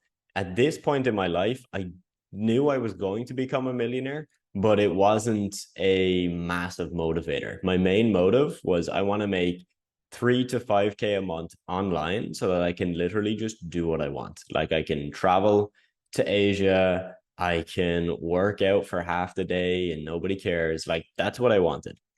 Okay, that obviously changed as time went on. In my final year of college, this was 2019, this was when I learned about appointment setting and social media marketing. From other side hustles I had done, of course, I got a taste of social media marketing, of digital marketing, of email marketing with e-commerce, right? But this is where I really got introduced to these things. Okay. So when I graduated in that same year in 2019, I actually applied for corporate jobs. I went completely against what I knew I wanted. And I just felt really pressured by the people around me, my lecturers in college, and my parents to get a job. And that's what I tried to do. Now I got rejected by all of them. And the reason I got rejected, when you really think about why I got rejected from all the jobs I applied to, I clearly didn't want them. And if you don't want something, you won't put in as much effort and people will see that. And that's why I didn't get the jobs. So look, at this point, I got the opportunity to work as an appointment setter and social media marketer for a couple of online fitness coaches. How did I get those clients? Well, one, I was building my own Instagram page at the time. So I was posting health content, nutrition tips, fitness tips. And there was a couple of people I followed where we had followed each other for a couple of months and they literally just put up job postings on their story. Like, hey, I'm hiring an assistant to help with some social media marketing, X, Y, and Z. Applied to them, very low paid. We're talking $10 to $15 per hour, like very low, but I knew I would get the experience that I needed. So I landed these clients not longer after starting that journey. And, it worked. All right. I got to 5K a month with these clients. Now, you can probably hear the hesitation in my voice, which is, yes, I got to 5K per month, but I was working 60 hours a week. 60 hours a week for 5K a month, not so good. And I mean, I had to work 7 days a week. There was no days off, which was fine. I was happy to do so, but it wasn't fairly rewarded, right? Like I knew the skills I was learning were amazing and I'd be able to make way more by myself. So that's when I then later that year started my own social media marketing agency. I'm going to touch on a minute how I actually tried to start my agency back in 2018, right? Note, I said tried to start because I didn't start, and I'll explain exactly what happened. So at this point, my goal was very clear. I wanted to make more money and have more scalability. So I decided I'll start an agency where I hire other people to do a lot of the work. Now, you don't have to do it that way, but I'll explain how I did that. My goal here was to make more money, give back to my family more, and travel the world. And I knew I wasn't going to be able to do that with my 5K a month, side hustles that I was doing, right?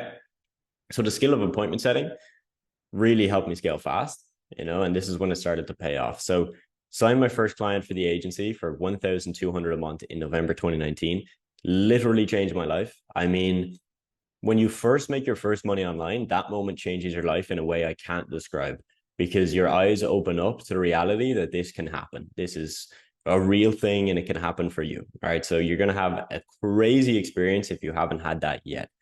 The second one for me was signing the agency client because this now solidified to me I was able to sign a client for a business that will actually scale, right? Something that will actually be able to give me the freedom I'm really looking for. So at this point, I was like, oh my days, like we are on to something. So yeah, you probably know my story. Within about 45 to 46 days, we scaled to 10K per month, right? 10K per month. So we literally went from 0 to 10K per month in that time frame. Pretty crazy. And obviously that's because of the months and years of other things I had tried beforehand that allowed me to have such a fast growth. But really, this is what can happen for you. I don't want you to think that you also will scale this fast because it is rare. I've not found many people to scale this fast, but it is possible. And I want you to take that away from this. So in 2021, with that same business, we scaled to a record of 54K in a single month. At this point, I was pretty shocked. I knew I would always get to that point, right? As I told you earlier, I always knew I would become a millionaire, Now, in 2021, at that point, I wasn't a millionaire, but my business was making $500,000 a year. I was very shocked, right? Because I went from growing up in a lower middle class family where everyone in my immediate family and cousins and extended family, everybody just works government jobs or minimum wage. Like that's the norm, right? Like anybody in my family probably makes 20 to 30K a year. That's a good job and they're all happy with that. So to go from that to then all of a sudden like 21 or something, and I've got $500,000 a year business with like a bunch of team members. Pretty surreal stuff, to be honest. This business was paying me more in a month than most of my family would make in a year. Like it's kind of crazy. So look, this is the power of taking action when an opportunity presents itself. All right. And this is the power of actually making it happen, like seeing it through to make it yours, because it's not going to just happen for you. So at this point, I had freedom, right? I could travel whenever I wanted. I was making more than I ever thought I would make. I could treat my family, friends to nice things. I had ultimate freedom. And so that's when I started to coach, consult, and mentor with people. We started in 2020, but 2021 is when I took it really seriously. When I started coaching and mentoring in 2020, it was very low scale because my business, my agency, was at around probably 15 to 20K a month. It got to, I think, around 30K a month by the end of that year. And then going into 2021, when we started to hit these record months, that's when I really realized, okay, I'm onto something here, right? Like I've figured out something that so many people I know are struggling with. They want what I have. And that's when I started doing coaching and mentoring. So the business models I've tried, we've looked at a few of them. Twitter theme pages was the first. I started when I was about 15 or 16. Then some drop shipping, some e-commerce, crypto, stocks, forex trading, all that. Selling digital products. So fitness, ebooks, training plans, diet plans, did all of that for some time. Then freelancing, then social media agency, and then consulting and coaching as well. Now, these last three I want to highlight: freelancing, social media marketing agency, consulting, and coaching. All three of these are the basis of this entire program, right? And these are the three where everything we teach you here is going to relate to these. And it's all about learning how to attract clients to pay you money for a service or your knowledge. It's as simple as that. They're all just different variations of that same model. So the big question I want you to think about, right, is, Adam, why did all the other business ventures not work? Right? As I mentioned, right, the last point here, the business models did have some flaws, but 90% of the problem was my mindset, how I approached it, who I thought I was. So you see, when you see an opportunity, right? And let's say it was drop shipping for me. I knew it could work, but a lot of the problem laid in I didn't think I could make it work. Like even then, there was a point where I did get some good results with it. I still didn't really believe it. You get me? I couldn't really believe that I was the type of person that would build this online business and it would actually make money, and not just make money for 1 month, but make money for 1, 2, 3 years.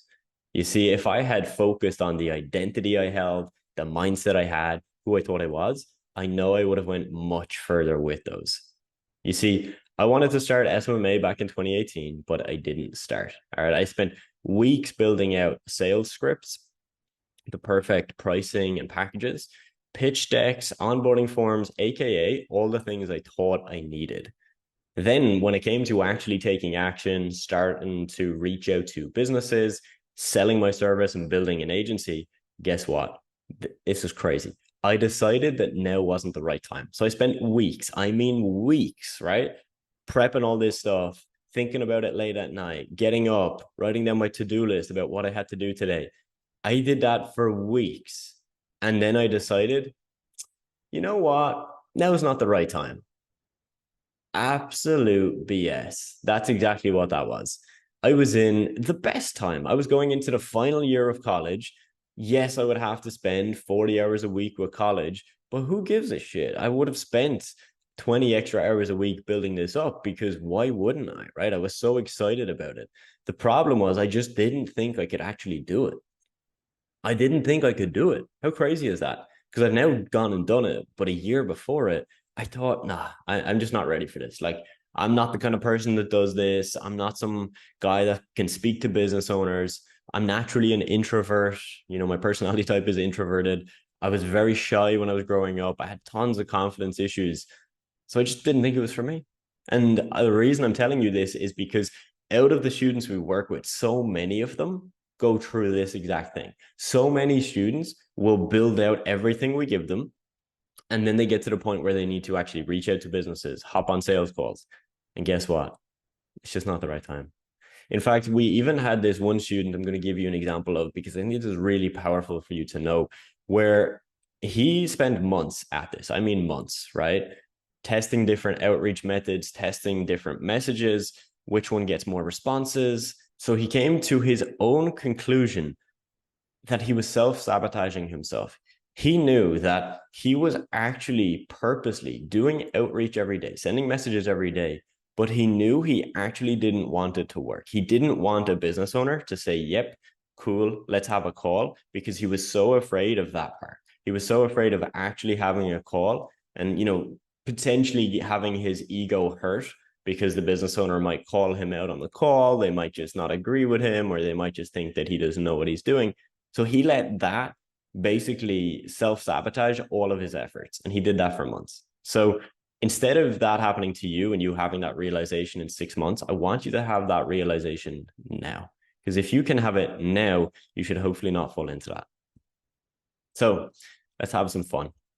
I'm going to pull up this presentation. This is a presentation I built back in 2018 when I tried to start my agency. And it is quite funny to look at, because all of the things I did in this are what we tell you not to do. All right, so this is a pitch deck. I, at this time, thought I was going to send this to companies where I would email them or message them on social media or LinkedIn. And then I would say to them like, hey, my name is Adam. I'm a social media marketer. Let me send you over some info about what we do. All right. Again, you'll learn in this program as we go through. This is the complete opposite of what you should do. All right. So I was going to send this. All right. The first slide is our company, years of experience, locally based with a team of globally connected freelancer, not your typical agency. All right. Immediately wrong. I'm talking all about me and my company. I haven't even spoke about what I can do for them. I've just spoke about myself. Incredibly ego driven. Targeted results-based marketing. Okay, so instead of picking one service, as you'll figure out later on, here I am trying to do absolutely everything, like things that I had no idea about. Whereas, could I have just done social media marketing, Twitter, Instagram, Facebook? Of course I can. Anybody can learn that in a week. All these other things, you actually need to spend a lot more time learning. Email marketing, PPC, SEO. So ignore all this, right? It's just crazy. Common misconceptions about digital marketing. All right. Again, like super generic stuff that doesn't work. Saying it's too expensive, it doesn't work. I haven't told them anything about what I can actually do for them, what results I can get them, how I can grow their business. None of that. Getting started with us, you provide us this, this, this, and this. Again, this would be filled out fully for them. What we do, we develop a strategy and a plan. Vertical selection, right? I'm using words that I've never actually used with real businesses. This is the thing I want to get to you guys, right? I'm using words, vertical selection. Yes, I know what that is, but I've never used that ever. I've worked with over 355 businesses for my agency, yet I've never had to use that word. In fact, none of my clients would have even brought me those words, right? And this is something you'll probably fall into. You'll probably use these technical words that you hear online, right? Because you think it sounds good. You think it sounds like you're intelligent. You see, the thing is, people are people. People want to know black and white, what do you do? So when you say what we do, like nobody cares about any of this stuff. Track and adjust for results. Nobody cares about that. What they care about is you're going to make me money. You're going to grow my business. You're going to get me leads. You're going to get me customers. You're going to save me time. Nobody cares about this stuff. All right. Steps in our process. Again, they don't really care. Showing the services we do. Yeah. Cringy stuff, to be honest. Highlight competitors and what they're doing. You know, that's a good point, right? Show off what competitors are doing so that the person you're speaking to starts to think, I should be doing what they're doing. So that's some good stuff. Yeah, okay, do an optimization rate of their site. Again, fine, but this is then delving into website development and a service that really I wouldn't recommend many people hop into. And it keeps going, right? Like this entire presentation just goes on and on and on. Okay, so I don't want you to do this. You'll learn later in this program. This is the complete opposite of what we do. The reason I wanted to highlight this is because look at the time I spent on this, right? Like putting this together probably took a day, like 10 hours, right? From slide one to the last slide. So why spend all that time and then not actually use it? Why spend all that time and then actually get to the end of the process and say, no, I'm not ready for this? So avoid all of this. Focus on the mindset stuff first, because otherwise you'll do all the things and then you'll confront your mindset in 3 weeks from now. And then you might decide, no, this isn't for me. So this video will be a little bit heavy. I'm going to walk you through my entire story, my struggle, my battle with depression, because I went through this before I started on this journey. And chances are, if you've seen me on TikTok, YouTube, Instagram, you've seen what I am now. There's a part of me that you haven't seen, and there's a part I want to talk about. And the reason I want to talk about it is not just because I want to talk about it. It's because I think you will actually learn a lot from this. You, if you've gone through this in the past, may resonate with this. If you're yet to go through it, maybe you're better equipped to go through it. And because a lot of our students are in a very similar state, maybe not as down and as far gone as I may have been, but pretty down. Okay. So this is why it's important. A lot of students we have in our program are miserable. Like, I mean, miserable, right? They hate getting up in the morning. They fall into self-sabotaging sprees. And, this behavior is not going to make it for you. So you need to cut this behavior. You need to figure out why are you doing all these things first, and then you need to start correcting them. And you might not figure out the exact reason, but you need to start to try to understand it. Because if you just try and put a band-aid over this, all right, it's not going to work. Okay, so let's get into it. So that's young Adam on the left. All right, I'm going to talk about him in a second. Current Adam is on the right. Just a couple of recent photos to show where I'm at, right? At bottom right-hand corner, that's me speaking at a mastermind event where students attended, never thought I would have done that. Then there's a photo of me and my mom having a glass of wine together, right? Giving back to her, giving her holidays, trips, all that good stuff. There's a photo of me after I finished my first marathon, right? With my mom and my brother. I should have kept that part in. That's better than just looking at me. And then there's a photo of me just in a nice hotel, right? A very nice hotel. And, this photo really stood out to me, right? Because I've got a MacBook, which is obviously, a couple thousand. I've got a Remarkable, which is a fucking $500 notepad. And I'm wearing a Rolex, right? It's a lot of material things. And I don't want to stress that. But those material things are because of the inner work. They're because of the inner journey that I went on. Okay. So where I'm currently at, I've got freedom. So young Adam, if you look at that photo, that's probably when I'm 16 or 17. So if you don't want to know my whole story, you can click away from this video. I don't feel like everyone needs to watch this. Some of you will want to watch this and will need to watch this, okay? I'm going to go a little bit deeper here. I'm going to be very vulnerable. I'm going to open up to you on a level that I've probably never opened up publicly ever before. So the main message, if you decide that you don't want to watch all this, completely cool. I don't take offense.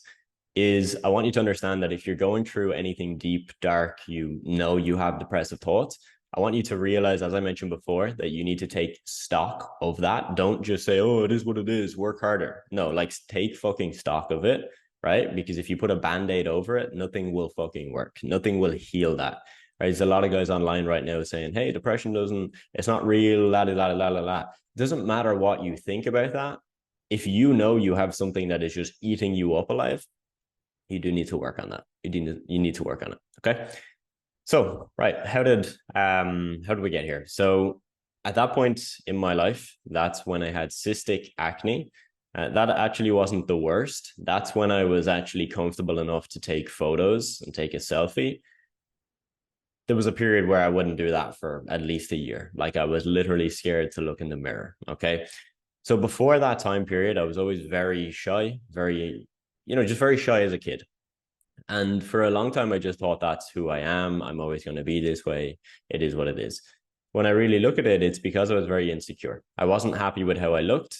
I wasn't happy with my appearance, how confident I was. And because of that, that just made me less confident, right? We looked at this earlier in some of the mindset training, how it's all a feedback loop. So when you start going down negative, it can keep going negative and negative, right? So cystic acne, you can see it on my face. You would notice it, right? But at the same time, you would be able to look past that. Whereas I thought at that time in my life, I genuinely believed everybody was staring at me. I believed everybody thought I looked horrible, disgusting, repulsive. Like my brain, my thought process was incredibly negative. This then led to a second issue with my skin. You'll notice my lips in that photo. I was on this medication called Accutane. Some of you might have had it or heard of it.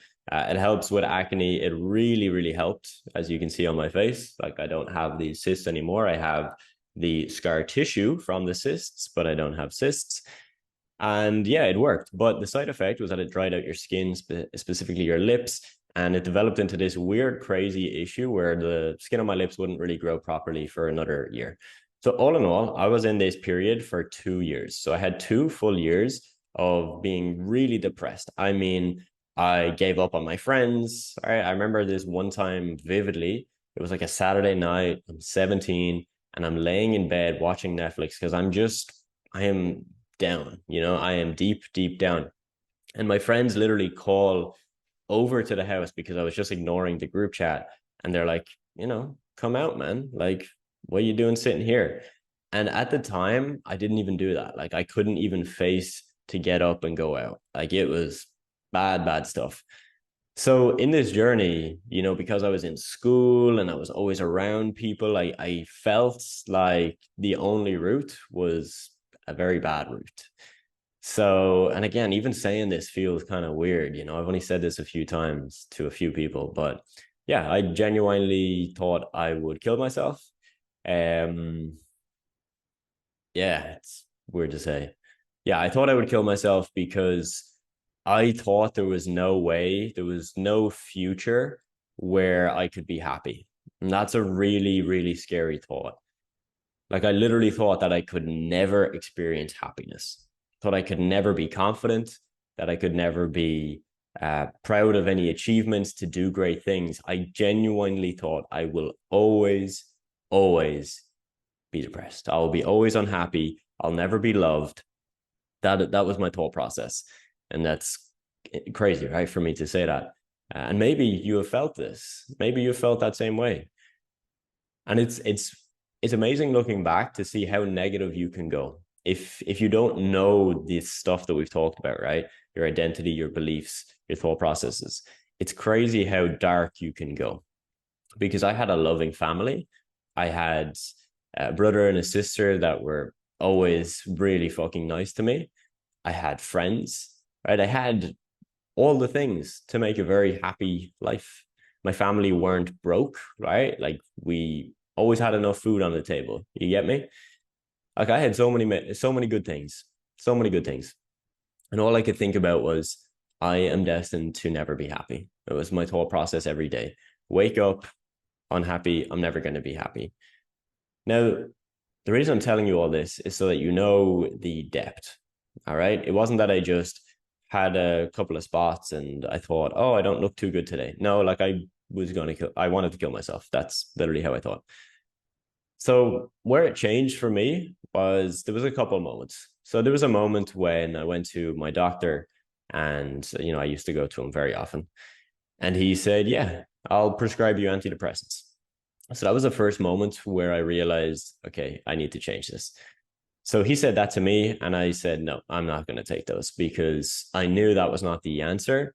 And I knew all that would do would just dull my brain. It would bring me down, or maybe it would falsely bring me up, but it wouldn't solve the problem. I knew the problem was deeper than just a couple of pills. So I said, no, I'm not going to take those. So that was first point. The second point, and this is where it really changed, was I went to a appointment for like a skin doctor. Can't think of the name. For a skin doctor. And I come out of the appointment and I was with my mother. I'm in the car. She's driving. I'm sitting in the passenger seat. And the sun is just beaming in the car window. Like, I even feel emotional just saying this. It's fucking weird. Sun is beaming in the window and it's like in my eyes. You know, when the sun is like literally in your eyes. And I literally just think to myself, the only reason I am so unhappy and so depressed is because of me.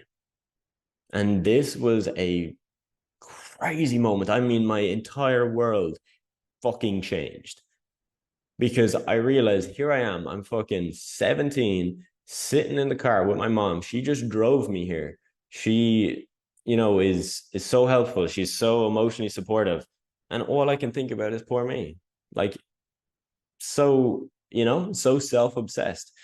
And in that moment, even though I realized, fuck, this is all me, I got this crazy wave of joy, this crazy wave of joy that I'm going to change. It was insane. I cannot describe it. And hopefully I'm doing an okay job at this. But I literally couldn't describe. I went from, I want to kill myself, to, oh my God, I am the fucking problem, to, I'm the only one that can fix this. And now I know the answer. I have to change my life drastically, radically. I've got to change everything about who I am, what I think, what I believe, and what I do every fucking day. And that's exactly what I did. I went on this extreme journey, right? And the reason I say extreme is because I say this and most people are like, why the fuck would you do all that? This is just an example, okay? You don't need to do any of these things if you fix your mindset. These were just physical things I did that helped me fix my mindset. So cold showers every day. If you live in Ireland, it's already pretty cold. So doing cold showers every day is not fun. Cold showers every day. No FAP, no pornography. Maybe you've heard of this, maybe you haven't. This, one of the biggest things I think specifically guys, because more guys struggle with this, you need to stop doing this, okay? I could make a whole separate video on this, but that's something I did. I realized, okay, I'm addicted to pornography. That's clearly not making me any happier because it's completely fucking up my worldview of women, but it's also fucking up my self-identity and how I feel about myself. Because every time I do it, I feel miserable. Every time I do it, I feel like if somebody had saw me do this, I would be disgusted. So I decided, why the fuck am I doing that? That's completely ridiculous. So I stopped doing that. Really hard to break that habit, but I did it. Quit for an entire year straight. I remember it very clearly. Loads of other things. Started training much harder at the gym, started cleaning up my diet, stopped binge watching YouTube, Netflix, all of that. Started listening to podcasts, self-improvement, reading books about personal development. I mean, anything you can think of, I did it. Meditated, yoga, spirituality, the whole 9 yards. And it worked. It worked really, really well. I mean, in 1 year, I was unrecognizable. Like literally, I would be at a family event. We'd have them maybe 3-4 times a year. And I remember being at a family event and people just could feel it. People could feel it. They could feel my confident energy. They could feel that I had become a new person. And it was amazing. It was absolutely amazing. And that only changed because I decided to change. This is the message of this video. You will only change when you decide you will change. Because if nothing changes, then nothing will change. So hopefully you have not had this same experience as me. Hopefully you'll never have this. But there's something beautiful about an experience like this. When you get an experience like this and you go so low, so deep, so dark, your brain does everything in its power to never go there again. Never. You never want to go there again. You know how scary and how painful that experience is. So there you have it, folks. that is a quick recap of that story. I hope you really actually got some value from this, because I think if I had heard more people talk about this when I went through it, I would realize that there's a way out of it. Whereas during the time, for me anyway, I would just see other people online and they looked happy. I would see people I went to school with and they were happy, they were confident. And I used to just always think to myself, some people just get dealt this hand. Some people just get dealt this shitty hand and they have to go through it. Some people don't. And those people have their own struggles, of course. I'm not taking away from that. But if you've had this struggle, hopefully you've learned from it. And if this resonates with you right now, and some of the stuff I've told you like hits a nerve with you, good. Because you'll have the realizations I had. You'll have those moments where you realize it's all on you. And that realization is scary, but it's also beautiful, because you know everything in your life is your fault. All the good things, all the bad things. So you have full control. How empowering is that? You have full control. Now, a lot of you watching this are probably in a position, maybe you're working full time, maybe you're in college, maybe you're studying, maybe you've got something else that's taking up a lot of your time. So you really cannot do this full time. You have to do this on the side, whether that's for 30 minutes a day, an hour a day, or you've got a couple of hours. That's your reality. So in this video, I'm going to walk you through step by step, if I was working a full-time job, how I would approach this to get the best results, sign the most clients, and also get great results for my clients so they kept paying me. This is not an excuse, okay? You working full-time, you can still do this at a very high level, and this video is going to prove you just how. So at this point in my journey, I've had the pleasure of working with a lot of people that build really successful social media marketing business while they're working full-time. And it kind of blows my mind. I've seen people in my program like a guy, Johnny, who I've interviewed on YouTube if you want to watch that, who got to 10,000 per month with his business consistently while still working 40 hours a week. You know, a lot of people see that and think it's just not possible, it's unrealistic, and it's a pipe dream. But Johnny has done it, and many other people in my program have done it because they've followed a very specific strategic approach. So from having worked with, at this point, probably 100 people that have done this while working full time, and they've gotten to at least 2, 3, 4, 5,000 plus per month, I'm going to give you the breakdown now as to what you should know and how to do this if you're still working full time. So the first is your time. So when are you actually going to work on this business? What I've seen to work the best is to have a time block in the morning and a time block in the evening at which you work on this business, rather than just having one big block in the morning or one big block in the evening. That can work. I have many people that follow that because they might work a bit of a different work schedule, and that's the only possible way for them to do this, is to either do it in the morning or the evening. But if you can, and if you have the luxury of getting up, let's say an hour earlier than you need to go to work, to get an hour in then, and then an hour in the evening, that works really well. If you want to take this to the next level, you go and make sure that you have a little break during the day. Maybe it's during your lunch break where you take an extra 15, 20, 30 minutes and you allocate that to this work as well. Here's why this works really well. A big part of running a social media marketing business is getting clients. It's talking to business owners. It's essentially trying to get a deal secured. And when you're trying to get a deal secured, communication and how fast you can communicate plays a big role in that. So if you message a business owner at 8 a.m. and then they reply and you don't get back to them till 8 a.m. the next morning, there's a high chance they've lost a bit of interest, because money loves speed. And we have this saying, speed to lead. Like when you have a lead, somebody who's interested, you need to be fast in replying to them. Now, the beautiful thing is that you can reply pretty easily. Okay, you could do it on your phone. Like you could literally do it on a bathroom break. So it doesn't mean that you need to be sat down for an hour writing a reply. So you might even have more blocks during the day where you can just check in and reply back to a few messages. The second part is working with a team. So if you're starting this and you work full time, you probably don't have the time to do all of the marketing work for your clients, and you might not even know how to do that. So that's when you're probably going to look at outsourcing and building out a small team, maybe a video editor, a graphic designer, and somebody else to help you deliver the marketing service to your clients. And so when you're working with those people, the same thing applies. Communication is important. For example, your video editor sends you a video today on a Friday morning and you have a look at the video and you give them some feedback.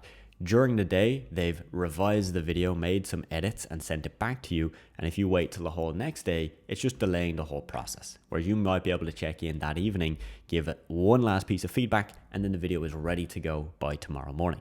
So again, speed of communication is going to help you run this business. The second question on your mind is, okay, that makes sense to kind of split up my time blocks, but how much time do I need to put into this?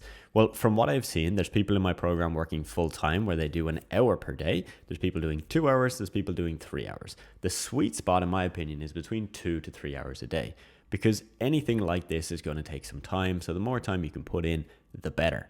But that being said, there are people in my program that do an hour per day, again, following this approach, maybe 30 minutes in the morning, maybe a quick check-in on a lunch break, and 30 minutes in the evening, and they can make it work.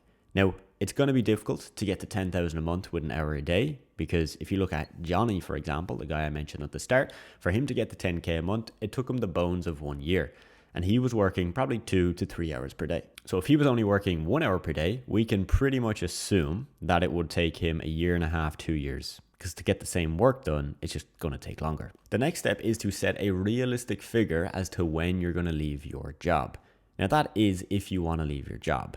Again, that guy Johnny that I mentioned, he's a good example where he hasn't left his job. He's gotten to 10K a month, he's sustained that, and he's keeping his job. I really don't know why. It's a question I ask him very often, but that's up to him. But for most of you watching this, you're probably looking to build something up on the side.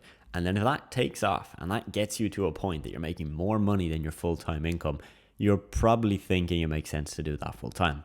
So assuming that's you, what I recommend is you pick a number. So let's just say you're making 3,000 a month right now in your job, and that's take home. All right, that's your profit that you take home. Well, first we need to figure out how much you need to make in this type of business to match that. So let's say you want to take home 3,000. We can assume your taxes are going to be maybe somewhere around 20%. So in fact, you need to probably make about 4,000 profit to come home with 3,000. Just rough figures, right? And then to get a 4,000 profit, again, assuming you're building out a team and you're outsourcing, you're probably going to be working with a 70 or 80% profit margin, which means that you're probably going to need to pull in revenue, maybe 5.5 or maybe 6,000 a month to come home again with that 3,000 profit after tax. So let's say you've identified that figure, okay? So 6,000 per month revenue that you need to get to be in that comfortable spot. I personally probably wouldn't quit a job at that point, and I'd probably want to run that for a couple of months. So see if I can sustain that amount or at least increase it. And if I can do that, great. Then I can quit that job and I can go full time on this. So personally, I would do that for probably 2 to 3 months and then make the leap from there. Now, there are people in my program that don't do it that way. There's people that get to even half of their income and they say, hey, look, that's enough that I need to see the proof of concept that this works. And then they go quit their job and do this full time from there. So it's really up to you. So like take a check on it yourself, look internally and figure out how do you operate best? Do you operate best when your back is against the wall? If so, you should probably quit your job before you're making enough money to give you that pressure.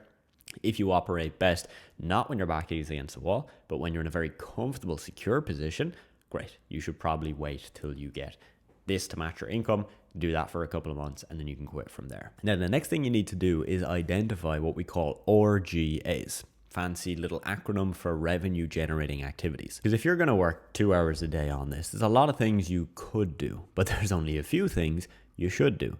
These are your revenue generating activities.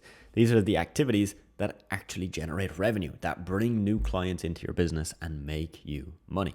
So if you're just starting, assuming you're working with me, the highest revenue generating activities you can do is use the coaching with me to get everything up and running in the first few weeks, okay? So that you have your packages, you know who you're going to work with, you have a little mini team built out. Great. That's very, very high impact work. The next phase then is to move into revenue generating activities such as getting clients. So getting on platforms like Upwork, sending out proposals, and really actively trying to get deals coming your way. And then when you're using your, let's say, morning block for an hour and your evening block with another hour, so your 2 hours per day, you want to make sure that most of your time is spent on those RGAs. Because if you spend a little bit of time on your RGAs and then you do a bunch of other kind of busy work and admin work that really doesn't need to be done right now, you're just prolonging how long this is going to take. There's people in my program that do just that. spend a couple of weeks really intensely working with me to get everything set up and running. And then from there, they switch that focus. They still work with me and still keep me in the loop as to what they're doing. And I help them get better at client acquisition and where to find clients. But they're really putting most of their time into those RGAs. And that allows those people who have 2 hours a day to get phenomenal results. But you could also spend 2 hours a day doing a lot of just things you don't need to do. I think of this like the gym a lot, right? When I started in the gym, I used to go to the gym with my friends and, it would take us 2 hours, right? Because it'd be 3 of us working on one machine and then we'd move to another machine. And so I'd do a set and then the next guy would do a set and it would just take way too long. That same workout I can now do if I just go to the gym by myself in probably 30 minutes. Because number one, I'm not sharing with 2 other people. And number 2, I'm not actually talking. So I'm taking less time between my sets and I'm just getting, again, if we come back to the business term, revenue generating activities. I'm just doing those and I'm not doing anything else. And it's also the same analogy that when you're starting into the gym, or let's say you want to do some running, right?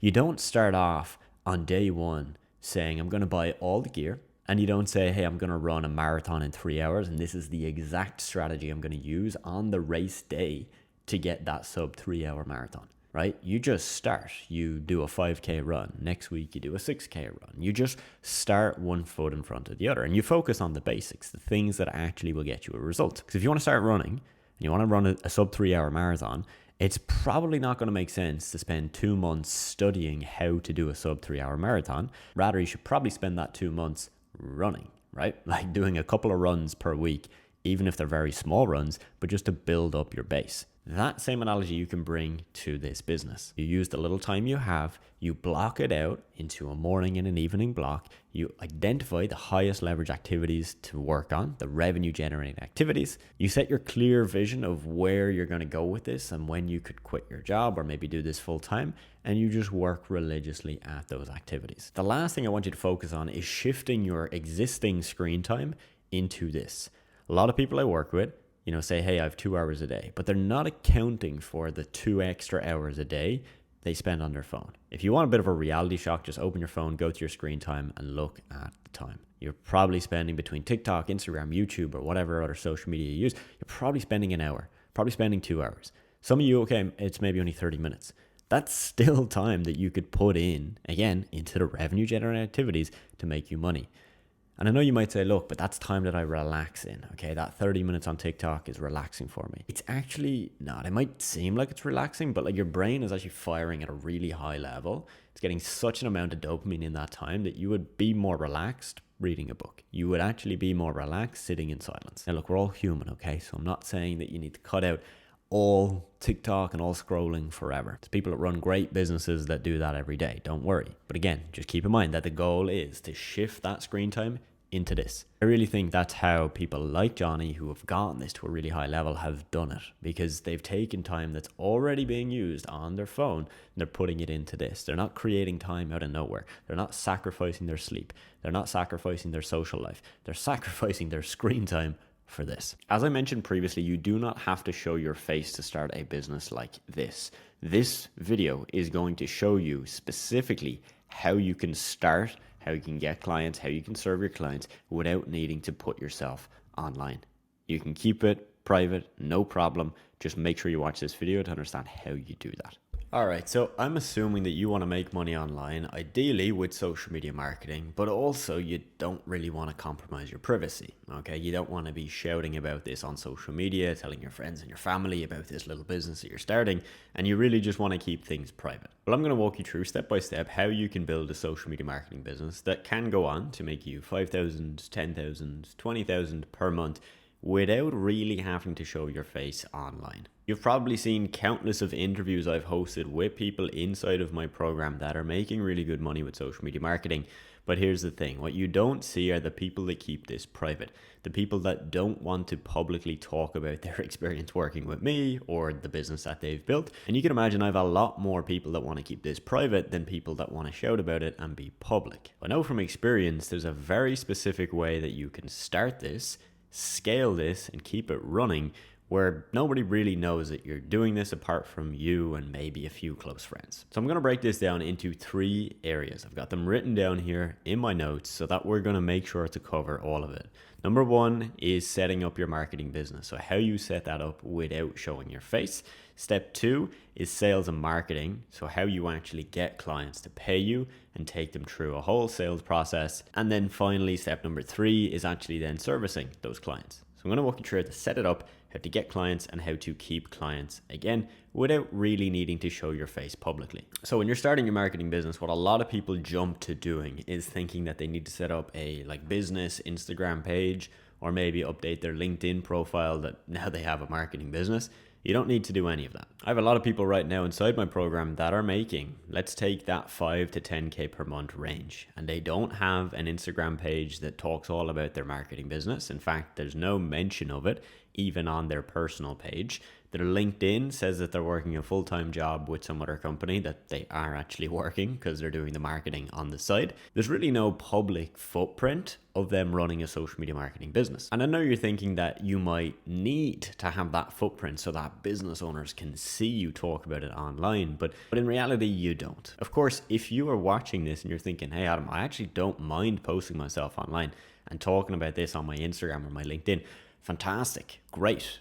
Yes, that gives you a little bit of an advantage, but it's still very, very much possible to do this without ever needing to do that. So your blueprint is that you're not going to set up a new Instagram page, you're not going to change your LinkedIn, and you're not going to mention anything on your personal Instagram page about this new social media marketing business that you're running. You are, however, most likely going to look at setting up a profile on Upwork or similar platforms where you can apply to jobs where people are essentially looking to hire social media managers. And when you set up a profile there, yes, you need to use your name, your real name, and yes, you need to use a photo of you. It doesn't need to be, just of your head. It can be just a photo of you, but it does need to be you. But the only real way that someone is going to find that profile, let's say on Upwork, is that if they also have an account on Upwork and they search specifically for your name. The chances of anybody doing that is so low. So that's it for the setup process. You will, however, most likely look at setting up a website, and on that website, you're going to use a business name. So let's say your name is Adam Walsh. You might set up awmarketing.com. Right? A similar abbreviation of your name, or you can use a completely random set of words. I'm looking at the ocean as I record this video, so I could call it Blue Ocean Marketing or Scale Further Marketing, right? A generic name. You can go on to ChatGPT, ask it to give you a bunch of variations. It's very easy to do. You're probably going to have a website set up with that business name, and also you're going to have a professional email with that business name.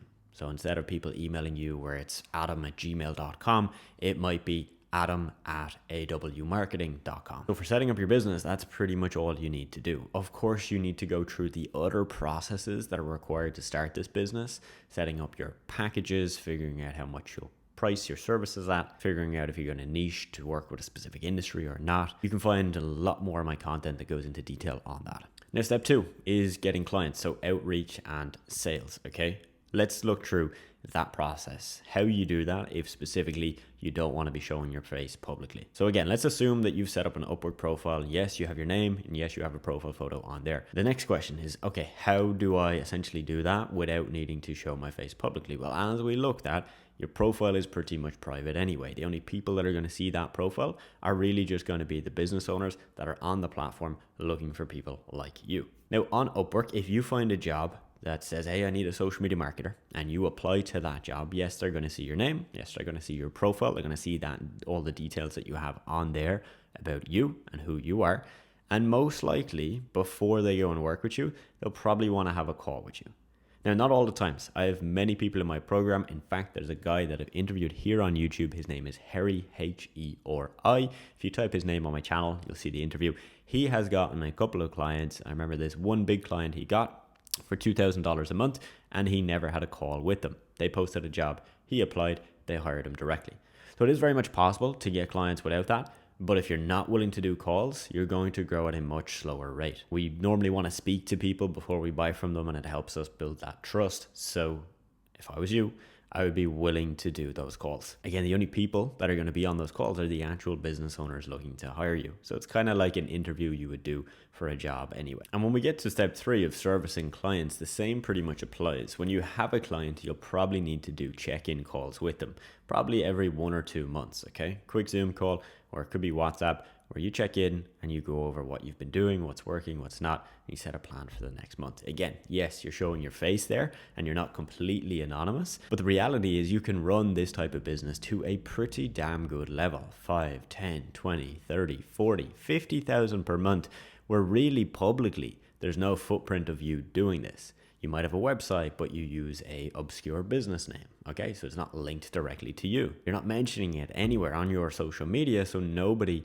outside of the people you want to know about this are gonna know about it. And so I wanted to make this video because a lot of you who are looking to start social media marketing have this fear of, hey Adam, I don't want, people that follow my Instagram page to see me talking about marketing.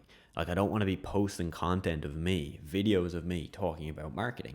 And I completely get that, because when I started, although I create content now, I didn't want to do that either. I tried it, and I remember posting a few videos on LinkedIn, and I was like, I don't really like this. I didn't want the people that I was in college with to be seeing that type of content. Now, looking back, I know that a part of that was insecurity. And in fact, now I have no problem doing it. And that's just because I've matured a bit and I've had more experience in this business to know, hey, look, it doesn't really matter what people think of me. But again, I'm making this video because if you're starting, I don't want this to be a barrier for you. I want you to be able to start, get clients, see how amazing your life can be with this being a side business that you run, and maybe being your full-time income pretty soon. I want you to experience that before you even think about needing to post yourself online, have a personal brand like me, or anything like that. Now I'm going to walk you through why you don't need to set up a business, a legal entity, because that process can take anywhere from a week to multiple weeks. And I don't want you to hinder yourself. I don't want you to have to jump through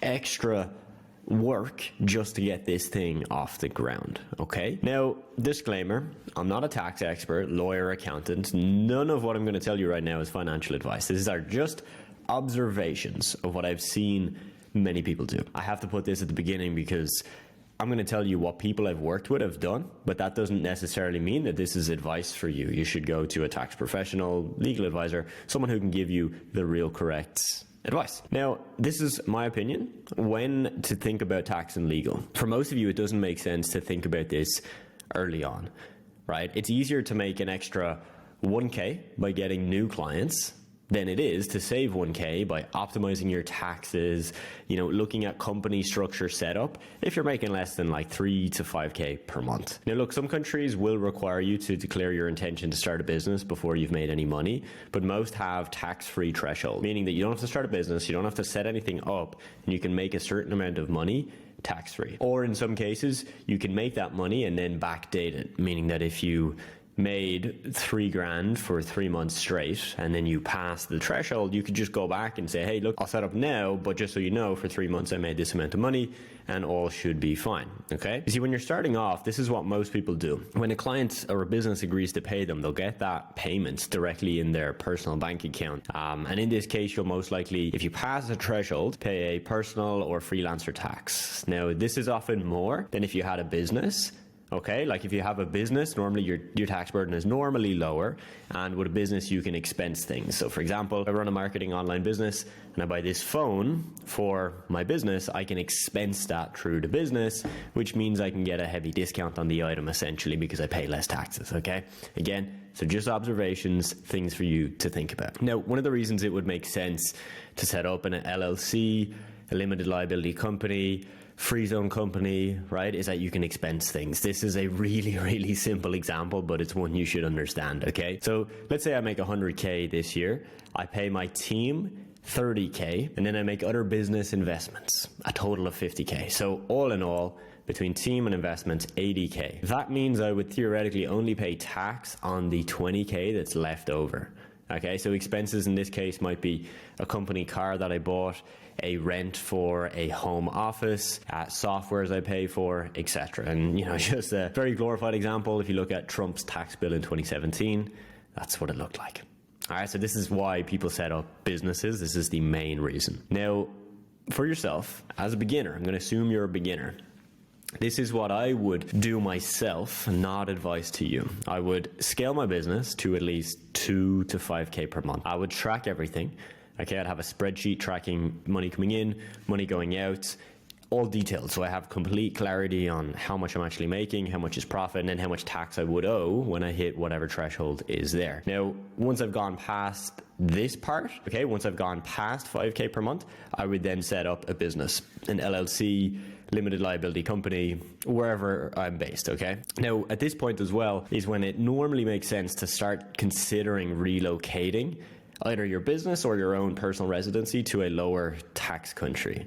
Again, I would never look at this if you're under 5K per month. And in some cases, you'd want to wait to maybe even 10K per month to really get the benefits of doing that, okay? There's no point of going to Dubai. If you're making 2K a month, you won't save much money and you'll just spend more money on the cost of living, okay? So make sure you're making enough before you start looking into this. Now, please keep track. Don't be silly. So many people do not track this stuff. And you ask them how much they make and they're like, oh yeah, 5K a month. But they have no idea if that's actually how much they make. They just think, because they like counted up how many clients they have and what they paid. Right? Like you need to track how much you're making, how much you're spending, so you actually know profit, how much of that you're keeping, okay? It's gonna be super simple. Get yourself a Google Sheets, a spreadsheet, something simple. Separate your bank accounts, okay? So like if you just have one personal bank account, don't use that one personal bank account for everything. Right, like set up a second Revolut, a TransferWise, a separate account that you can use for this specifically. Keep it separate. This is the bare minimum. Okay, so in this video, I'm going to walk you through using GoHighLevel, how you can create a really good website or funnel for your business, but also funnels and websites that you could sell to other businesses using templates that are already inside GoHighLevel. One of the tools I now use, which I wish I used years in advance because I would have saved a lot of time, a lot of headache, and a lot of money, is GoHighLevel. If you sign up with the affiliate link in the description below, which yes is my affiliate link, you will get a free trial to the software, but you will also get some bonuses. You will get a custom snapshot that I'm going to show you in this video specifically about this website template that I'm going to give you. So you're going to learn in this video how to build it out, but also you can just take the template from me. And I'm going to be adding a lot more bonuses throughout. So if you sign up with my link, there will be a lot there for you. Let's jump straight in. All right, so once you're inside your GoHighLevel account, you're going to need to click over on here and make sure you're in the right account first off. So you'll see I've got a couple of sub accounts set up here. I've got my Figure Accelerator account. This is the active account I use to pretty much run my entire business. So I'll be showing you some of that within this video. And then also you're going to see I've got my test account, which I'm going to swap over to in a second. So first, when I'm in my main account, if I come to the left-hand side here and click on sites, this will show me all of my web pages, funnels, and essentially my websites, right? You'll see here, I'm in the funnels tab. This is the main feature I use to build out web pages. I'm sure, of course, you can play around with the websites tab, but this works the best for me. First off, on the left, you'll see this is like all the different pages. So essentially, this is the page somebody starts on, and they go all the way through to the end page from here. I just want to show you this website so that you can get a grasp as to what you can actually do with GoHighLevel. I think this is a very good funnel. It works very well, and I know that because I can see the stats of how many people visit the site and then actually buy the program that I offer. But you'll see here, it's very robust. Like you can do a lot of things here. You can have full bullet point lists of what you do and who you help. You can add in lots of screenshots, testimonials, graphics like this, very easy to add. External links to other web pages. As you see here, if I click this, it'll go to another web page. Okay, this is really useful for me where I've got a lot of results that I need to showcase and I can't fit all of them on one page. So I can essentially use this to put all of my results on one page if people want to go there. Of course, I have checkout buttons throughout so that people can click this and it will bring them down to the actual checkout section of this web page. To show you what else we've got YouTube videos linked here, so super easy. Somebody can click these and it'll start playing this video right away. Same then with some testimonial videos. You'll see these ones are with like the red button from YouTube. These are from Vimeo, so slightly different. But we can link those in directly as well. Okay, nice little checkboxes here, and a lot of this has been built out using just very basic templates inside of GoHighLevel already, so you don't need to have any coding experience or anything fancy like that. Okay, so this is an example of what you can build out all within the platform. And to be honest, I've used a lot of different platforms in the past. This is easy to use, trust me. All right. So now you'll see here I've swapped to my test sub account. And this is where I've put together my website template, which I'm going to show you how to build out and how to modify this website for yourself.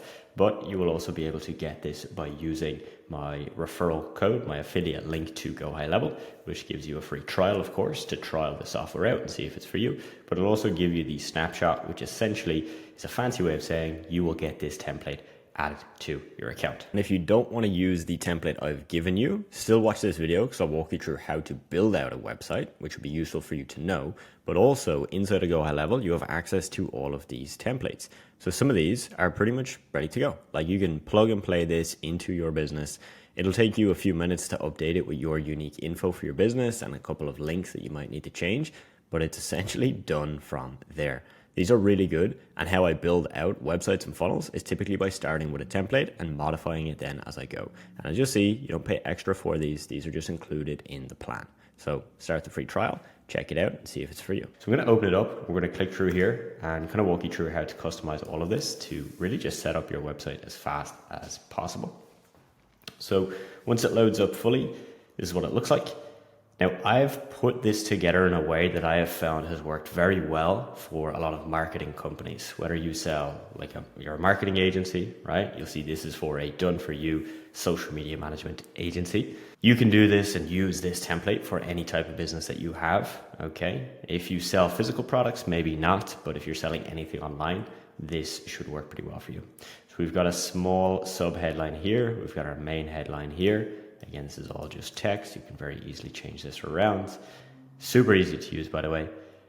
We've got a nice banner here for the video. And then this is where you would put a video similar to how I've put here on my program website that actually starts auto playing the second you come onto the page, which is really unique because it means that when somebody clicks on here, they're more likely to watch this because it actually starts playing, right? So that's something you can do directly in here. Of course, if you don't want to put a video on your webpage, very easy. You can just click the delete button here and that will remove it. And then you can add in something else. For example, click the plus. Let's say you want to just add an image, click add image. Voila, you can add it in from there. Okay. You'll see here throughout, I've got this link for a free strategy session. And this is actually linked to another page within the funnel, which I'm going to show you here on this video. So when they click that, it'll bring them to the next page, and that's when they can go and actually book in a free call. So we've got a quick about section, essentially what you do, a little photo of yourself, so you can swap this out. How you do it, very important to not just say we do X, Y, and Z. You need to give a bit of a breakdown. This builds a lot of trust to show people how you actually do what you do. I've given you an example of my marketing business. Okay, so my marketing agency, I've taken screenshots of results we had for clients and some content we made for clients and such, and that's where I would display them here, plus then a breakdown of how we actually do that. Okay, so you'll of course change this for your own business depending on what you do exactly, but you'll see this is just a very simple, easy breakdown of what you do and how you do it. Some frequently asked questions. Okay, you want to go for, as you'll see here, let's go back to my program page, come back to the end. You know, I've not just put these together randomly. I have taken the most common objections that I hear from people, whether that's people messaging me on Instagram or maybe on a call that they might have with me. These are the things I get asked. What's in the program? Does this work in this country or that country? How long does it take to get results? How much time do I need? Do I need to know much about marketing or sales to do this? So you want to take the most commonly asked questions in your industry that are specific about the service that you offer and put them here. This button here, again, this would redirect people over to, you guessed it, the next web page, which is going to be where they can go ahead and book in a call. Testimonials, if you have any. Obviously, if you don't have any, okay, you can delete this section. Very easy. Just come up here and click delete. All right. But if you have results, you even have some sample pieces of content that you could show. You could put that all in here and obviously just change this out to basically just describe the piece of content, right? You could take a graphic that you've created, put it here, call this sample infographic for Instagram, and then give a breakdown on why you created this piece, right? Again, this button will redirect to the next page. And then this is where you can add some kind of like standard website info. Not that important, to be honest. Not many people are going to click around here, but just some info, right? Like links to social media pages, your business name, and so on. All right. So that's what it all looks like. If I click the preview button here, you'll see it will save for me. And then we can go ahead and open this up so you can see it live. So that's what it looks like. Pretty clean, basic, to the point, everything you need. All right. We're using this just as a very basic website landing page that you can push people to if they need more information. And it's very important. If you see here, it's going to say unable to find form. Okay, this is where you would essentially, I'll show you in here. Come to our pop-up settings. All right, so the pop-up here, let me click edit. And this is where you would integrate a form. Okay, so this works if you want people to fill out a form first and then be able to book a call with you. If you don't, you could do something different and you could have, for example, a direct calendar integration in here. Or in this case, you can actually just remove it completely, all right? Because as you saw here, we've got these links to the next web page, which will have the calendar on it. So the pop-up, you know, if you don't have it all configured, right, what you would do is just delete it, okay? So essentially just delete it, get rid of it, and then we can just focus on pushing people to this button here, and that will push them then to the next page when they can book in a call from there, all right?